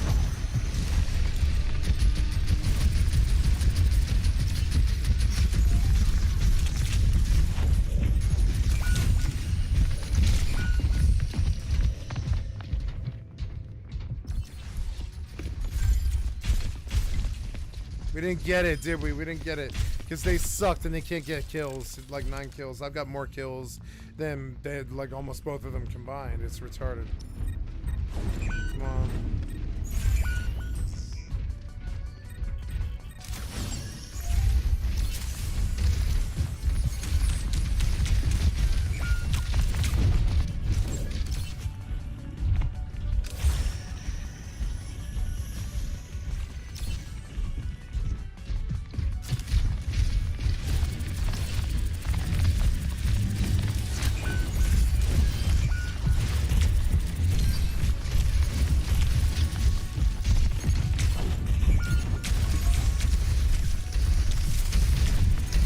Oh my God, do something! I can't fight this entire team by myself.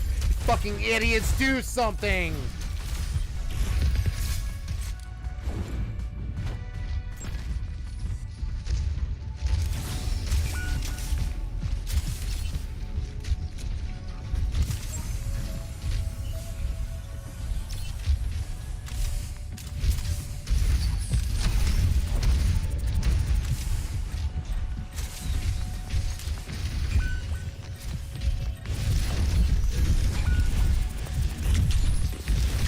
What?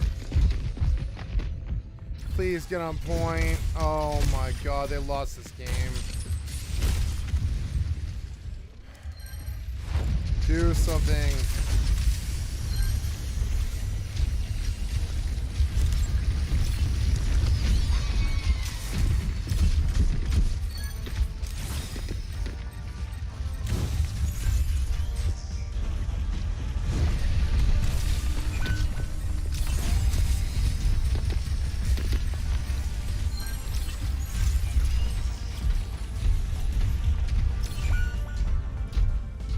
How did you die, you idiot? What's going on? I'm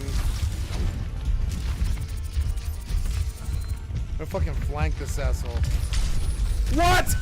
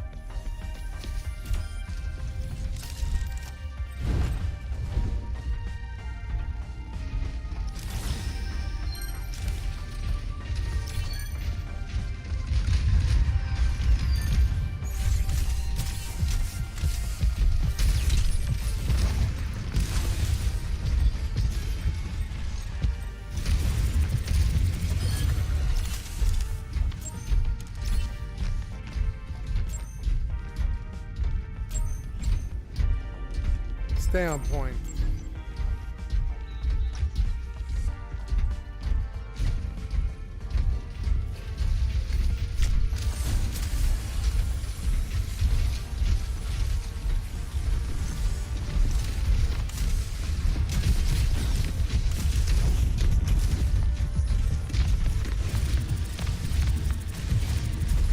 What? Come on! I hit him for 18 seconds before he hit me. Why would he kill me in one hit? Come on, man. Look at these idiots. Come on, man. Come on. Nope. Great job on your 13 kills as a DPS. Yep. I'm sorry. I outdid everybody on the team but the Bastion. I try my best, you know.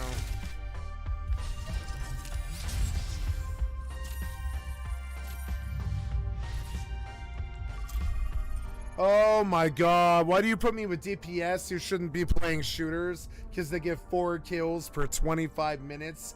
They seriously get 1 kill per 7 minutes. I catch them doing it sometimes. 7 minutes. Why would you ever play a shooter if you don't even get a kill for 7 fucking minutes? I would just get off the game. I'd be like, yeah, I don't think this is my game. I'm getting like 1 kill per 7 minutes. About 4 every 28. I got 4K per 28. That's every, you know, by mistake you accidentally hit somebody every 7 minutes or whatever. And those are the people that they stick me with. And I get more kills than them. Every time, too. All my life, I've got more kills than them. I'm sorry, but I've got more kills than you. Let's try again. See if these DPS have a fucking clue. Mm.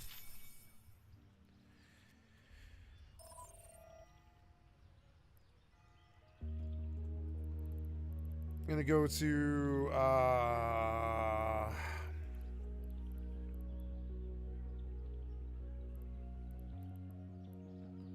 there, I'm gonna take that thing.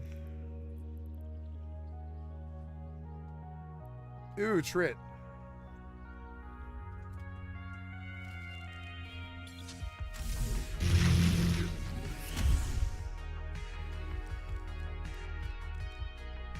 Great.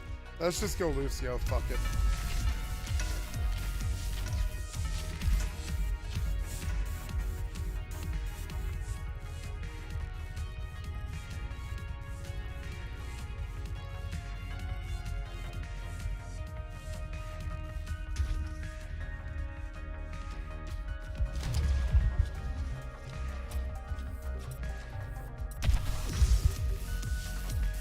You guys even like care what's happening, or I see you guys try and I'm like, oh.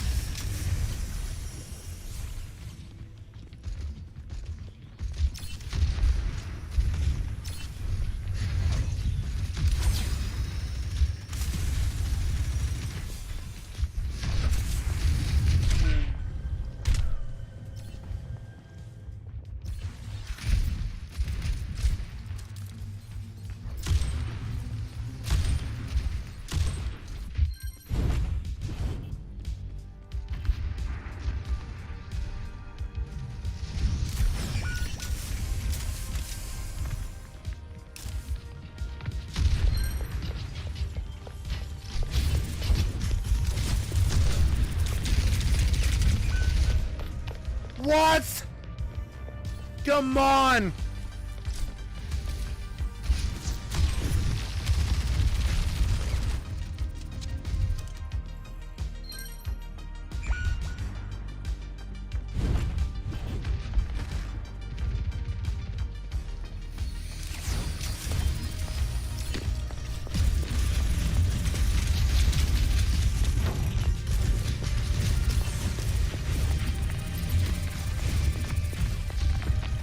What?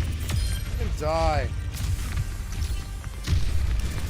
What? Fucking kill him, you idiot. What? Idiot. Kill him. Fucking pussy.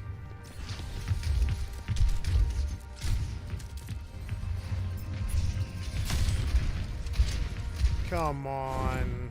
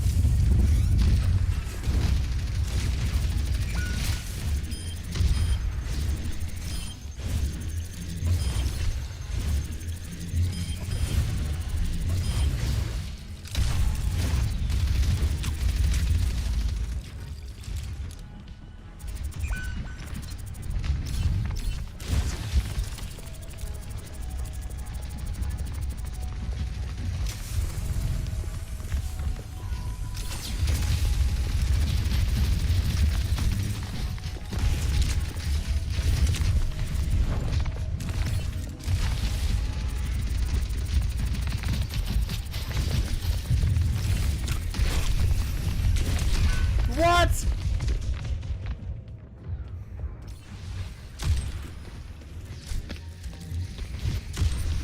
Gonna need a kill.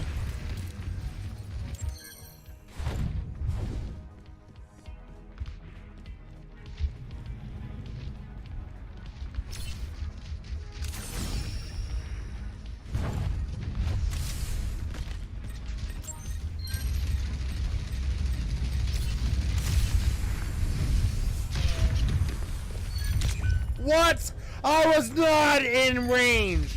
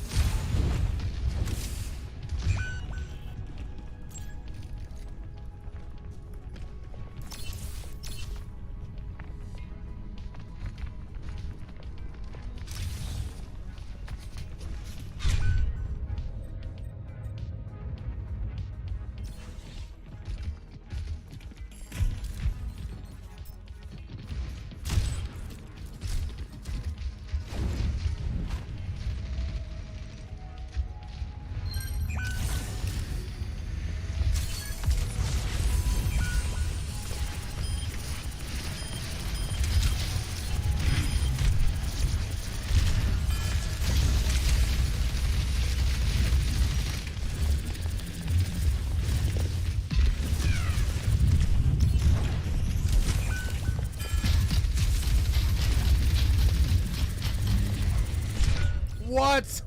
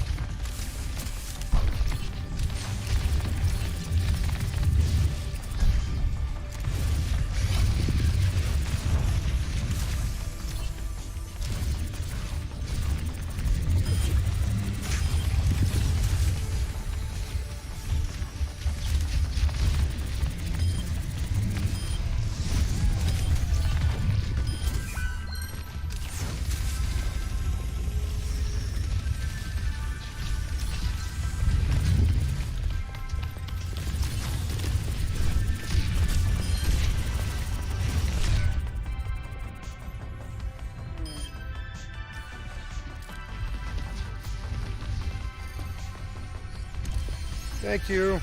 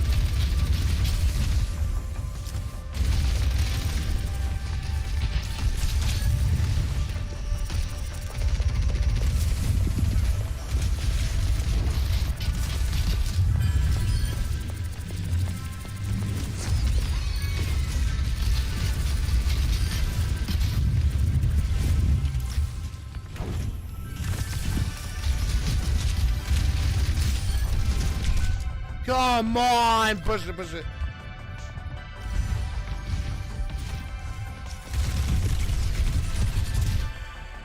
Yeah, did we get it? Yeah, we did.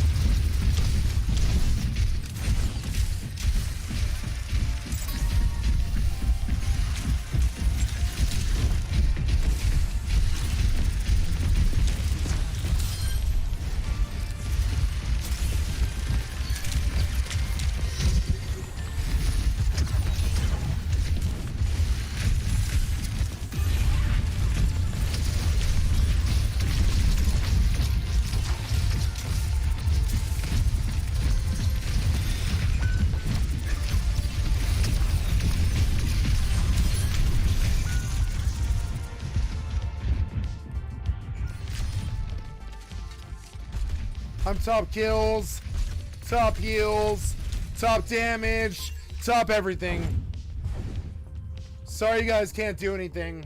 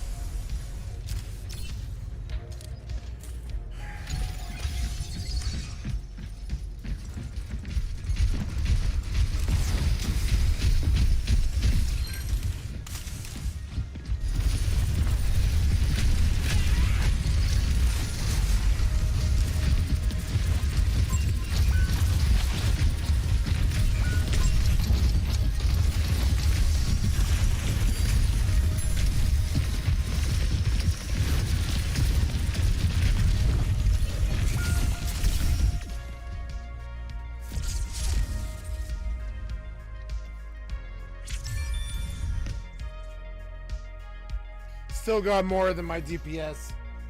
And the same as my other healer.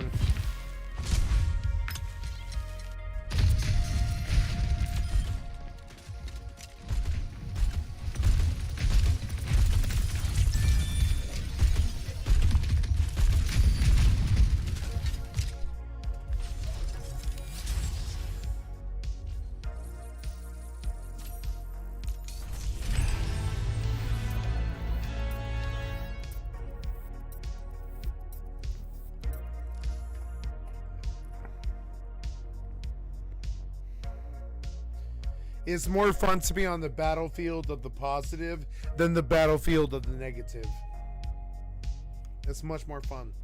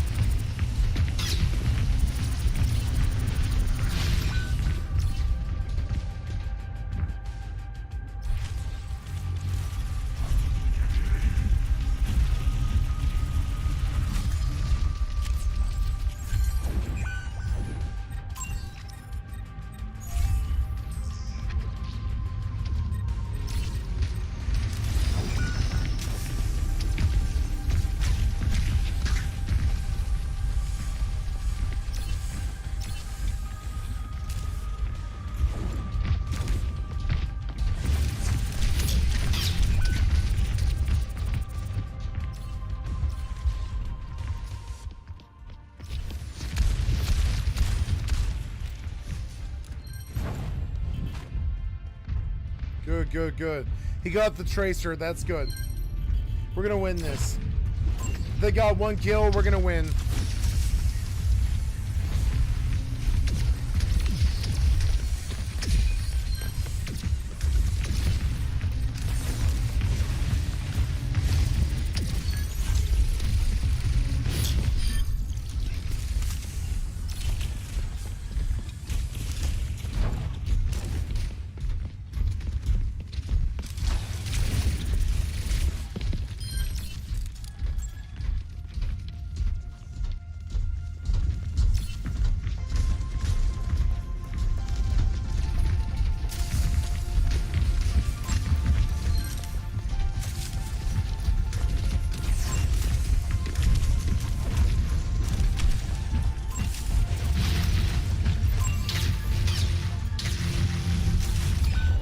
I couldn't do anything. The mouse went off the screen.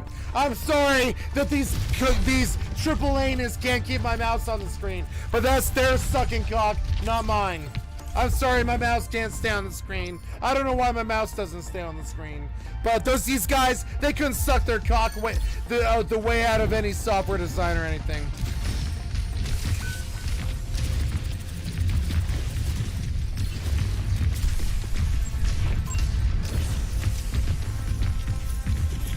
Oh dear God, oh dear God,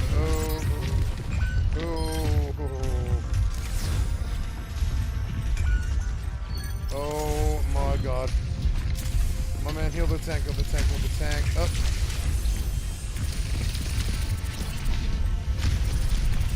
Boop.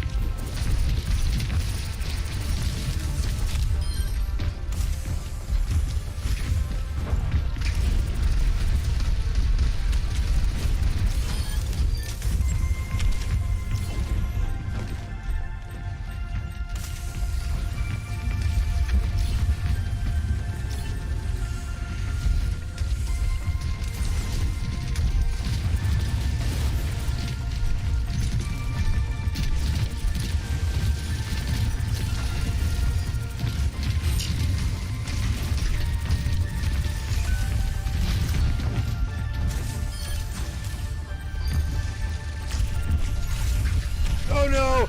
Come on, kill him! Thank you.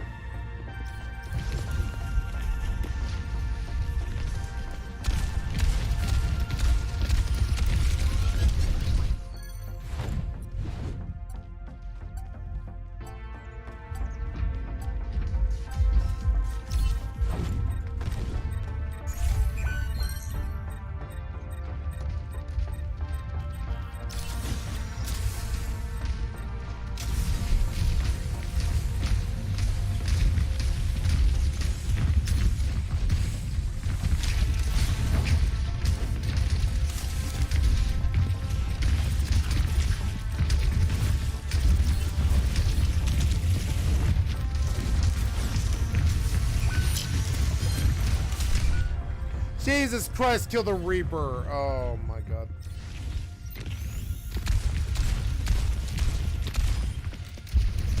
Oh, connection to server was lost. What happened there? Did I lose my ship? Oh. I don't know. And I don't frankly care. I'll fire it up the minute I have a chance. I'm not trying to lose this match over that.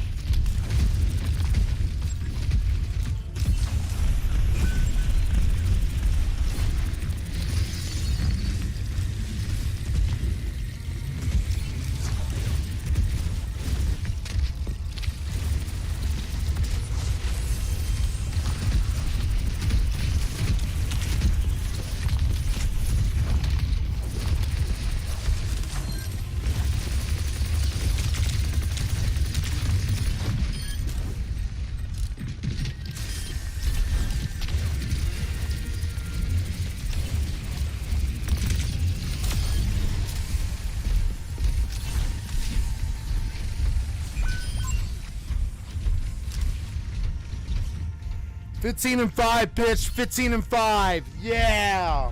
Doing great. And I'm out healing the other guy. Oh.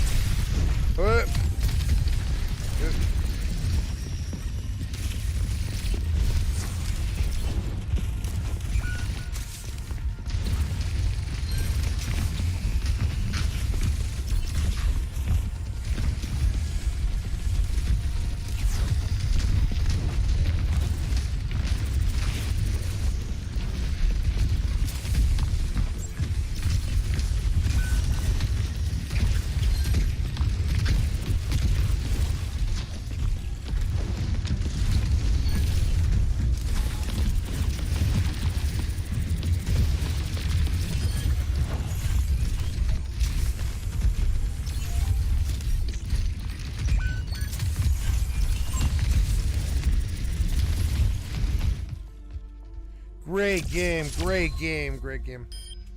Gotta relaunch Steam. Or, I'm sorry, EVE. Oh, these clients, we pay them so much money and they still crash. Don't know why. 64 megabytes of RAM, still crash all the time. All the clients. Great game, great game.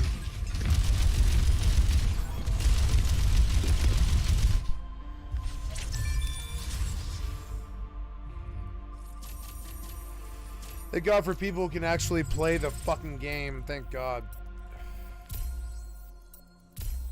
Danger Dab and Lychee. Huge.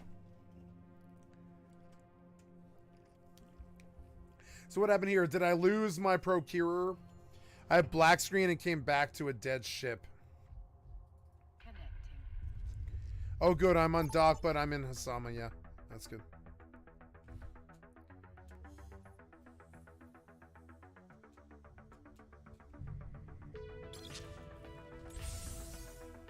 Oh, thank God I'm not dead.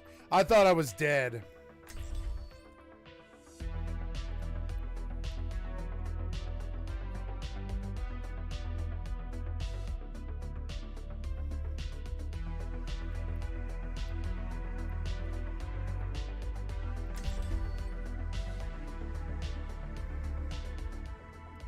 Very good. So let's go take a look at this in my... Do you want the Moira? Okay, I'll take the Lucio. And I want to go dock up Stargates, Anomalies, Stargates, Mara. I've got to get out of here really bad. Please load the map. Jump.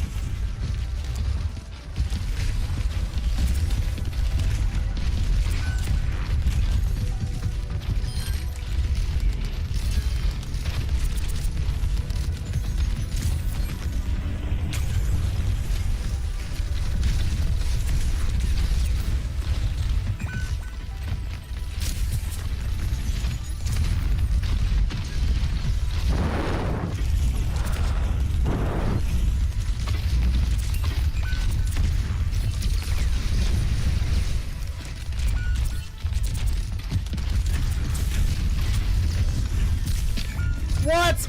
I did so much damage to him while he had 1 health. Come on, man. I did so much damage to him while he had 1 health. That was horse shit. He had no fucking health at all. And I put a fucking boop in like 13 rounds in him and it did nothing at all. God damn it. Fucking stupid ass Blizzard. Fucking stupid ass Blizzard map.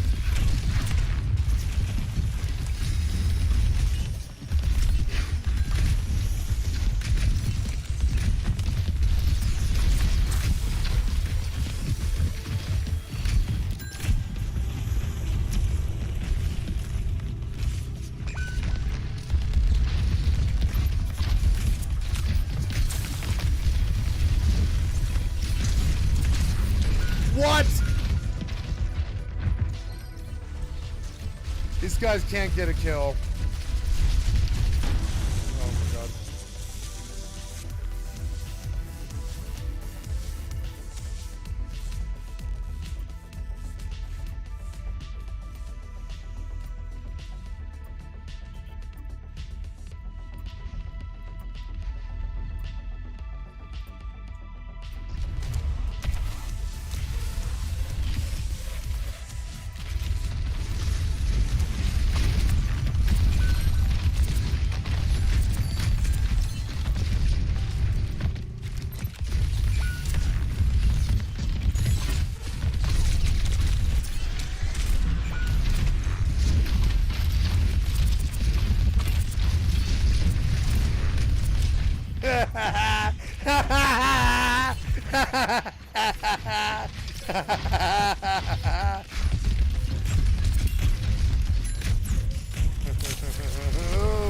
Ooh.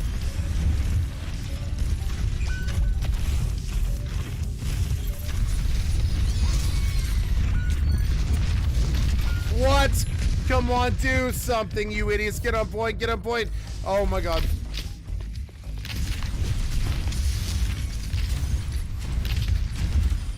Please do something, please do something. Oh my god. Nope, they didn't do it. There it goes, we lost this. Oh my god. Oh my god. Oh, thank god there's a station. Dock.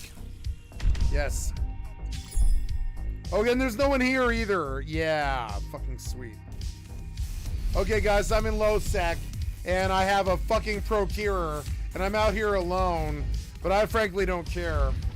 The ship's worth like 90 million. Let's see what we can get out of it. I'm gonna fucking farm this Caldari system.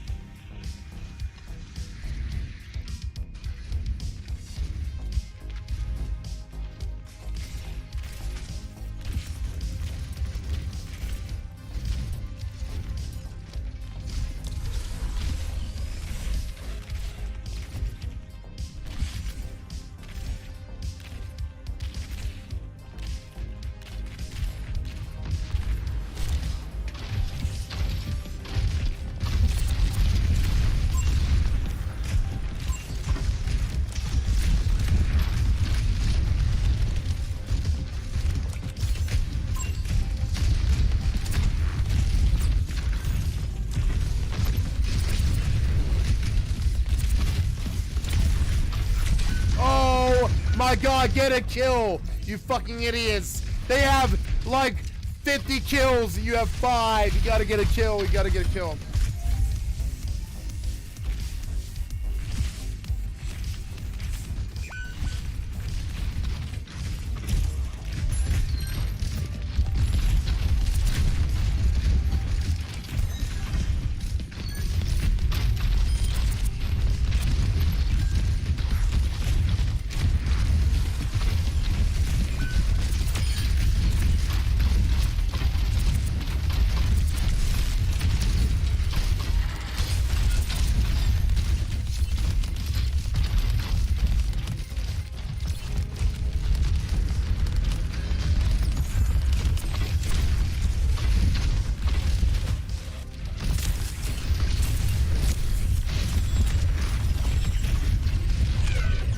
Thanks for that.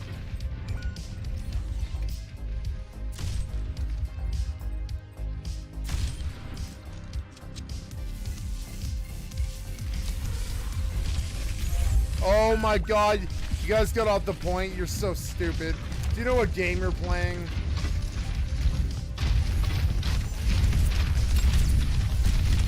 Nope. Well, let's try again. Let's switch up. I'm gonna go see if I can get some kills with Brig and just stomp them in. See if I can get some DPS kills here. Because these guys, they can't get a kill. 1 kill, 15 minutes. It's been 15 minutes since this guy has 1 kill. I can't work with that, I'm sorry. I can heal somebody who actually does something, but...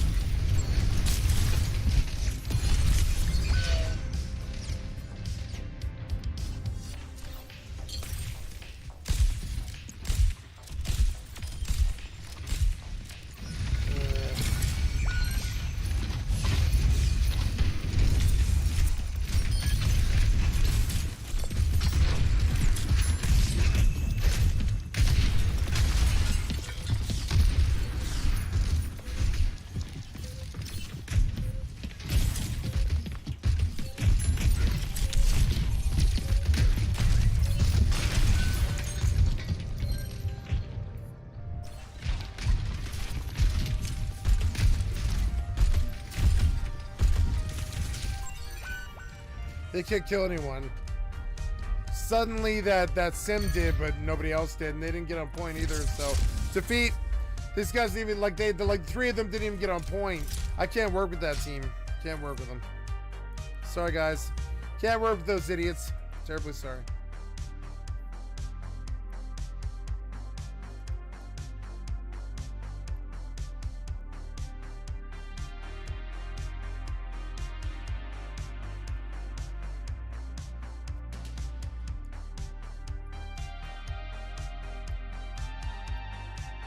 Well, that's good, but I don't know. I'm just gonna go set up and...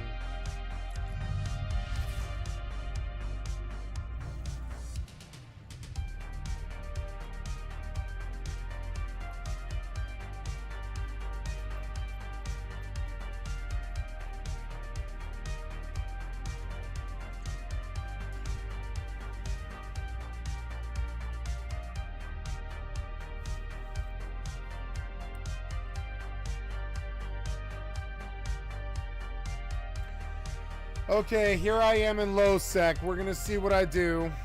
I have a procurer and a station in a Caldari nation. A procurer and a station in a Caldari nation. And we're gonna see what we do. Reminds me of Dances with Wolves. I kind of dances with wolves with this one. Look, and everybody left too. I'm alone. This guy doesn't want to fuck with me, and I don't really advise me on fuck with me either. I wouldn't really fuck with me either. Yep. Here we are, and now we see Kernite. Vicious Pyro. I want to remove Pyroxeers. Look at all that sexy ore. Get out there, and we're gonna save location to this Kernite, right? Save location, submit, and then we're gonna go to the planet, warp to 100.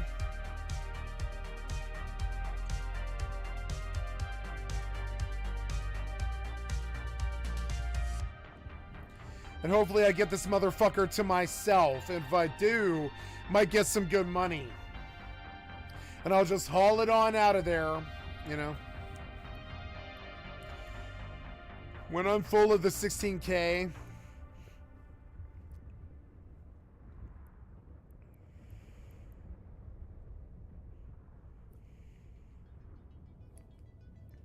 no, I'll just dump to the station over and over and over and over again, and then I'll bring in a real blockade runner to get all of the loot out, and I'll live in low sec for a time. People think that I'm not skilled enough to do stuff like this, and it kind of bothers me sometimes. I'm like, yeah, but I actually am. You know? So, here we go.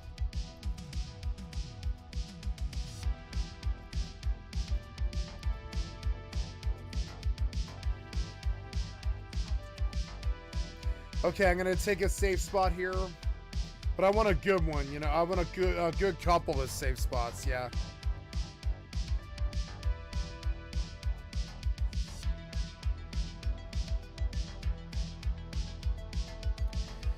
Okay, here we go. Past the planet, safe spot. Safe spot.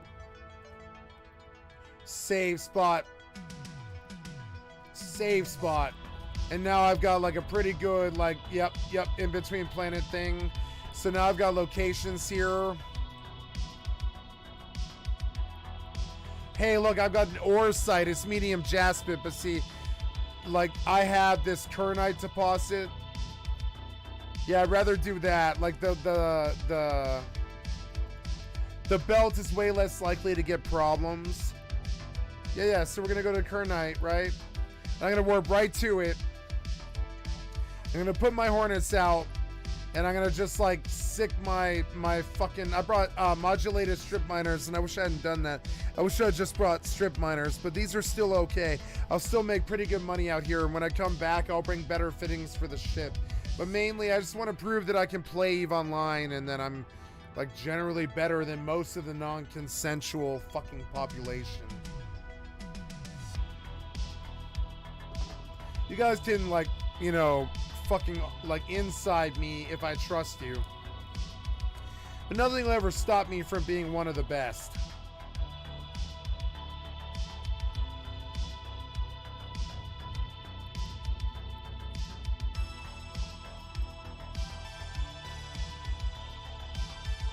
He's a pirate.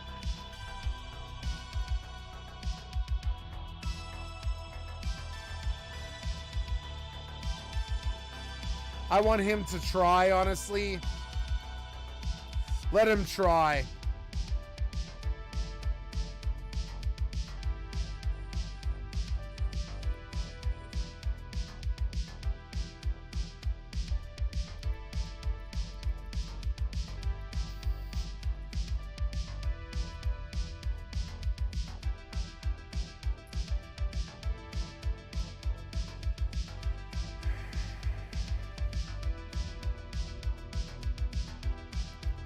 Please attack! Jesus Christ, attack him!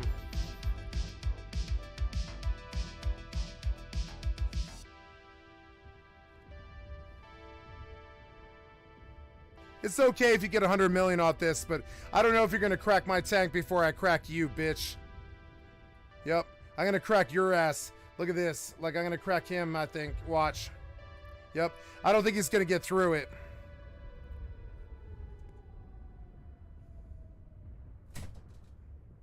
What was that?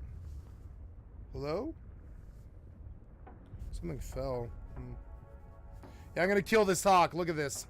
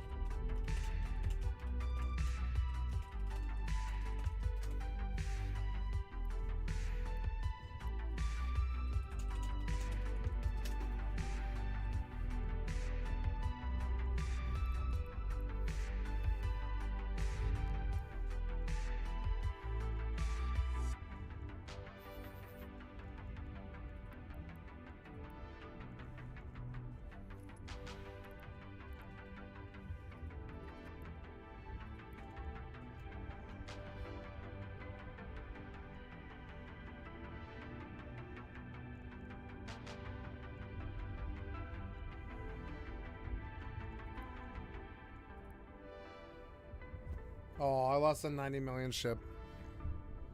Inside of 10 seconds in low sec. You would think that they would leave me alone for longer than 10 seconds.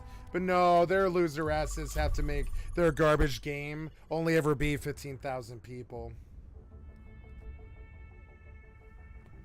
Oh well, I still have, 15 billion sitting in the bank and 150 more ships than those scrubs. Yeah.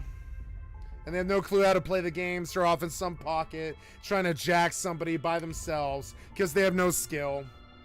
And the only kills they can get is by themselves. And they almost get defeated by the drones. He would have been defeated by the drones in the end.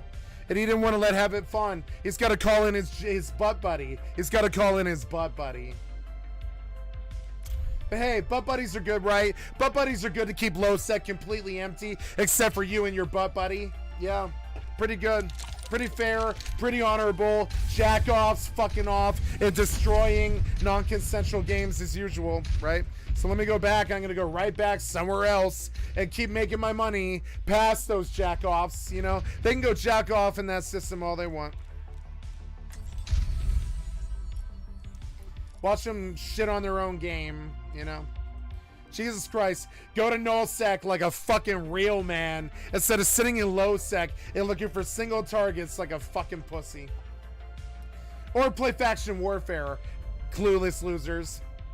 Clueless losers, 5-10 years on EVE, and they still have no fucking clue because low IQ. Low IQ. Down here, you know what I'm saying? Low IQ say, why are you low sec? Oh my god, you're so low, I gotta get you. Instead, you gotta ask yourself, why are you in low sec as a fucking duo doing nothing, jacking off in a fucking corner? That's the real question. Oh no, I lost 90 million. Oh no, but I make 10 times that a day, 10 times more than you. And I try to come out here, see you in 5 years, till you toxic shitheads get a clue and go to nullsec and actually get some skill and play the game. The rest of us are gonna suffer until you cocksuckers move on to your actual fucking reality, which is nullsec. Get a fucking clue, piece of shit with no history. I don't even have to look at the names. I don't want to look at the names. I don't care. Those guys suck fucking dick, dude. Like, straight up. They suck dick. Like, straight up. Like, they have no clue. Like, they have no clue. They couldn't even get the pod on top of it. And it's like, man.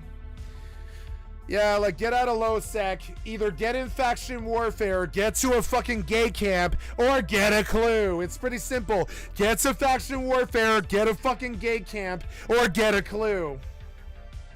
But you won't because small penis. No clue, hard, room temperature Ronaldo, can't stand the idea of needle jacking in the nullsec and being a real man. Nah, he's got to pull his skirt down and show everybody the vagina while he runs around low sec and ganks one person in a pocket. Because he has no skill. In reality, when you hear it, it's pretty real, but no, this kid's never been to nullsec. He's pretty proud about his low sec kill on a fucking procurer worth 90 million. Yeah, you're pretty proud. because you're a cocksucker in a tiny pocket and your only butt buddy is your only friend. And you're in low sec, kind of breaking the rules and kind of shitting on people because you have no clue what EVE Online is, no clue how it is played, no history in null sec, nothing at all. So you shit on people, no clue, dum-dum. Yep. And as it is, your hawk almost lost to my fucking procurer. If your butt buddy didn't show up, your hawk would have lost to my procurer. I'm just trying to scare you, you know what I'm saying? I'm trying to show you that not all of us are idiots like you. Not all of us are idiots like you who care about 90 million or are fucking lost to a hawk. You know how many hawks I have? 11. Like, seriously. Like, I'm just saying. Only butt buddy losers like you are often low sec, jacking off in some fucking pocket. Only jack-offs like you. Get to the faction warfare, or get to the fucking gay camp, or suck dick in low sec all your lives getting cheap-ass kills that nobody ever respects you for. Go to null sec like a real man for your fucking living. Don't sit in low sec and bang people trying to get ore that makes the ships that you fly, cocksucker. And there it is. What happened there? Why did you do that? Don't do that. Just launch it again. Why did you die? You can watch the shitty non-consensuals destroy their own communities for years and years and years and years. And you can like witness it. And then it happens. And you're like, oh God, that's how many dicks you guys have been sucking for this long? Ooh, no wonder the population stayed what it was until you guys came. Remember when you guys came, it was at 16,000? Shit, it's still at 16,000 because you guys came. No clue how to play the game. Cock sucking off in low sec in some fucking Caldari pocket. Trying to duo bang some low sec idiot. Right? But see, the difference is, you don't know what low sec is and you have no clue how to play EVE Online. And so you get the kill, and I don't feel bad about it, and I call you a cocksucker right to your loser-ass face. Thanks for destroying your own community, cocksucker. Get the fuck out of low sec. Get a clue, go to null sec, and steal like a real man for your fucking dinner.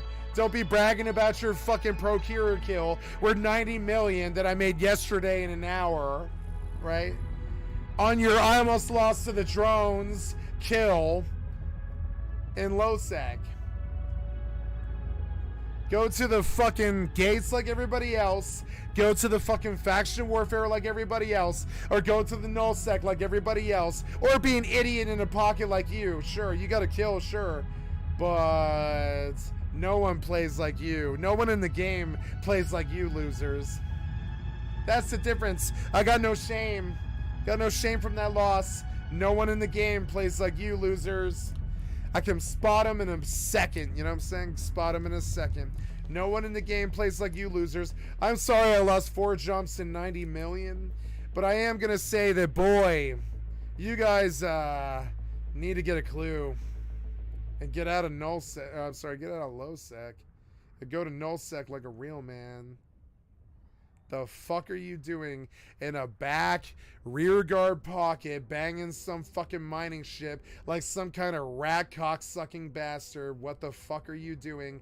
Get a fucking clue. Do you have any idea how much damage you're doing to your own community? Suck 50 billion bags of dicks. Get a fucking clue. Sooner or later, after the conversation's been in your head 4 or 5 fucking days, you'll move to null sec like a real man and pull the skirt down.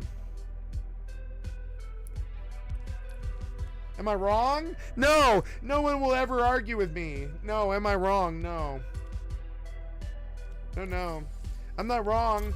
You guys think you're good because you're sitting there banging somebody who's trying to produce the mats that make the ships that you fly. In low sec in some fucking corner because you're too much of a pussy to be at the fucking gate or at the fucking faction warfare. And I've got more kills in the last fucking 4 weeks than you guys got in your entire career. And you pride yourself on these backroom kills because you're a backroom thug with no skill. And you don't know how to operate in real EVE Online. Which is why you got that kill. Congratulations. Do you see any shame? No. Congratulations on your Procurer kill that almost killed your Hawk.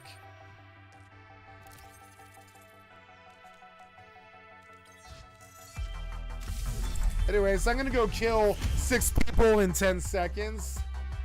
You might take 6 months.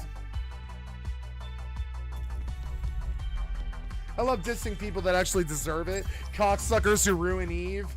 I actually really love digging into their shitty, thin hides and actually ripping their fucking face off right in front of them and shit.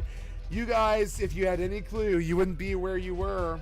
Any clue at all. And then this, you got back in the back of your minds for the last 4 months, you're thinking, oh man, is the dishonor too much? Yeah, it kind of is. You guys suck cock. Yeah. Get out of low sec, losers. Get to the faction warfare or the fucking blob, or shut the fuck up and get out of the dead pocket, or you won't have any more ships to fly, cocksucker. When you go to buy ships, it won't be there because cocksuckers like you ruined EVE. Get a clue, suck a lot of dicks, which whatever you do. There's 1 kill. Let me get 6 kills in the 10 seconds. You get 6 kills every 6 days. You can play 10 or 12 other games too. And like, you guys are pretty good at ganking low sec in the background while they try to make the ships that you fly, cocksucker. Cocksucker.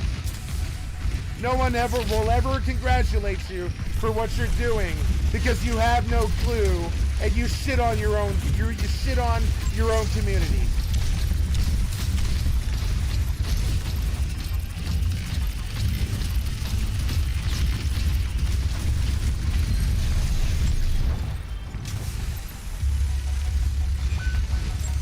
Why are you dead?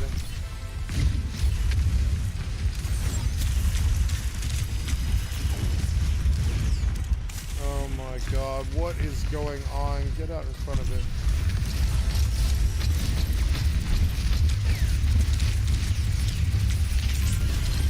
Wow, at least I traded for the fucking tank. Anyways. So yeah, like, rats on your procurer kill in low sec, clueless asshole. You know? You are why the game's bad. Congratulations. Yeah, you're why everybody left. It's why 13,000 people left. It's cocksuckers like you. Congratulations. Have some like, you ever heard the phrase, you cocksuckers, right? You ever heard that phrase, you cocksuckers, right? And right after they call you a cocksucker, and you've heard this before, I know you have, right? They say, read the fucking room. Read the fucking room, cocksucking losers. Read the room. You didn't read the room. You just shat on your fucking community for a really long time.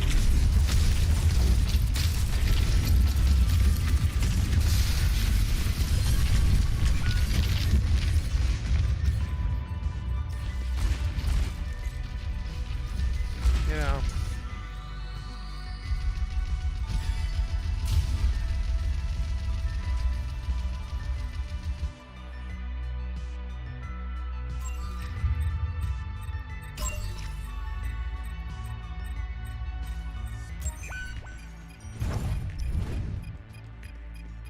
But understand, that ore that you losers protect in the pocket, right? You don't farm it. You just lose all day. You lose most of your engagements all day. I saw who you are. You lose most of your engagements all day. Where do you think those ships come from? Gee, did you move to low sec to gank the farmers? Because that's not how that works. You need those ships that you fly. You need to gank the other gankers, you clueless assholes. Get a clue, shitheads. Cocksuckers. Anybody in the community would say the same the minute they saw your actions.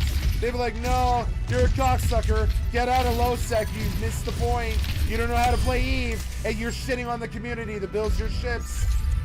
Get a clue, cocksucker. I'll say it right to your face. Sorry, some of us actually have a clue. Been around a while. You little youngins that treat everybody like doomer gloomer shit and stomp everybody who steps in your little private butt buddy pocket. Yeah, it's not cool. No, nobody, none of us think you're cool for doing that. Nobody's ever gonna give you props except for your butt buddy.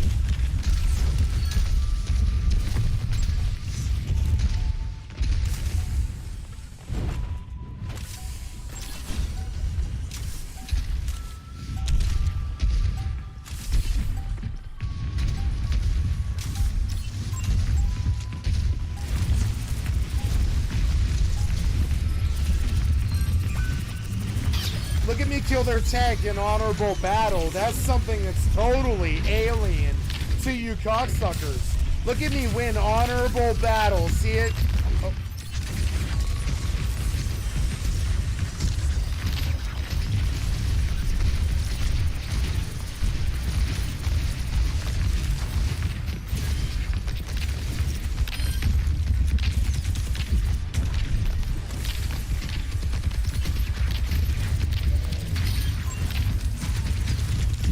What?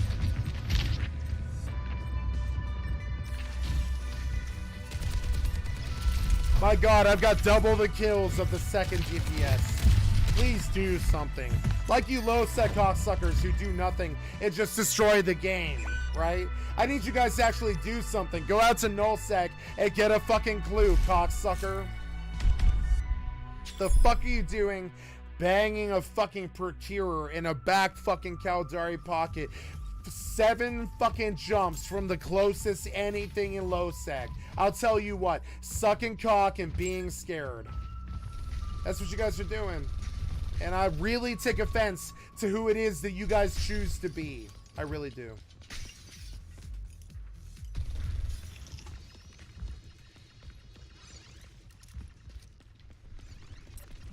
Get a clue about who you damaged with your bullshit.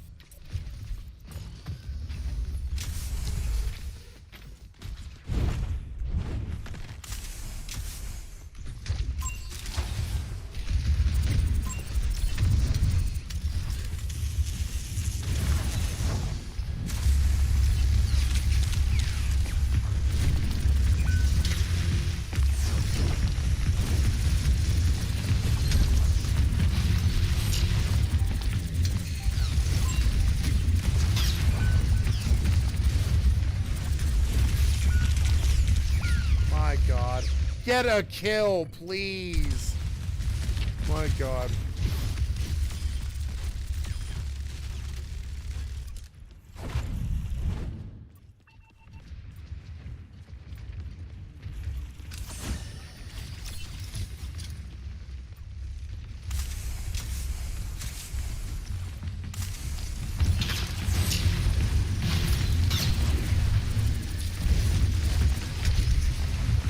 Guys try to damage somebody. They're so bad at it.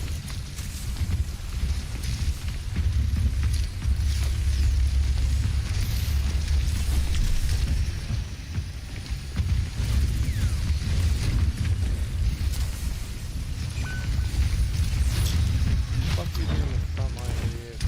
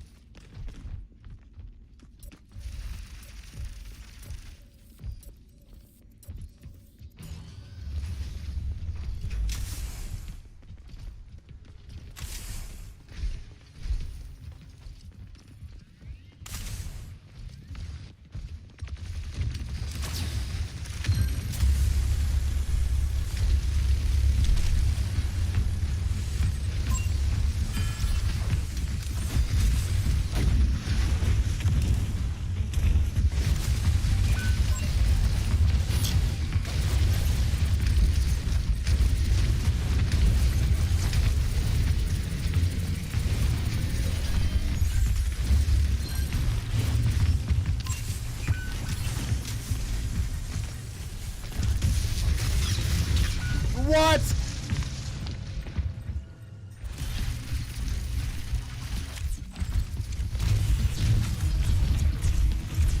Watching you stand there while he runs past you is pretty comforting.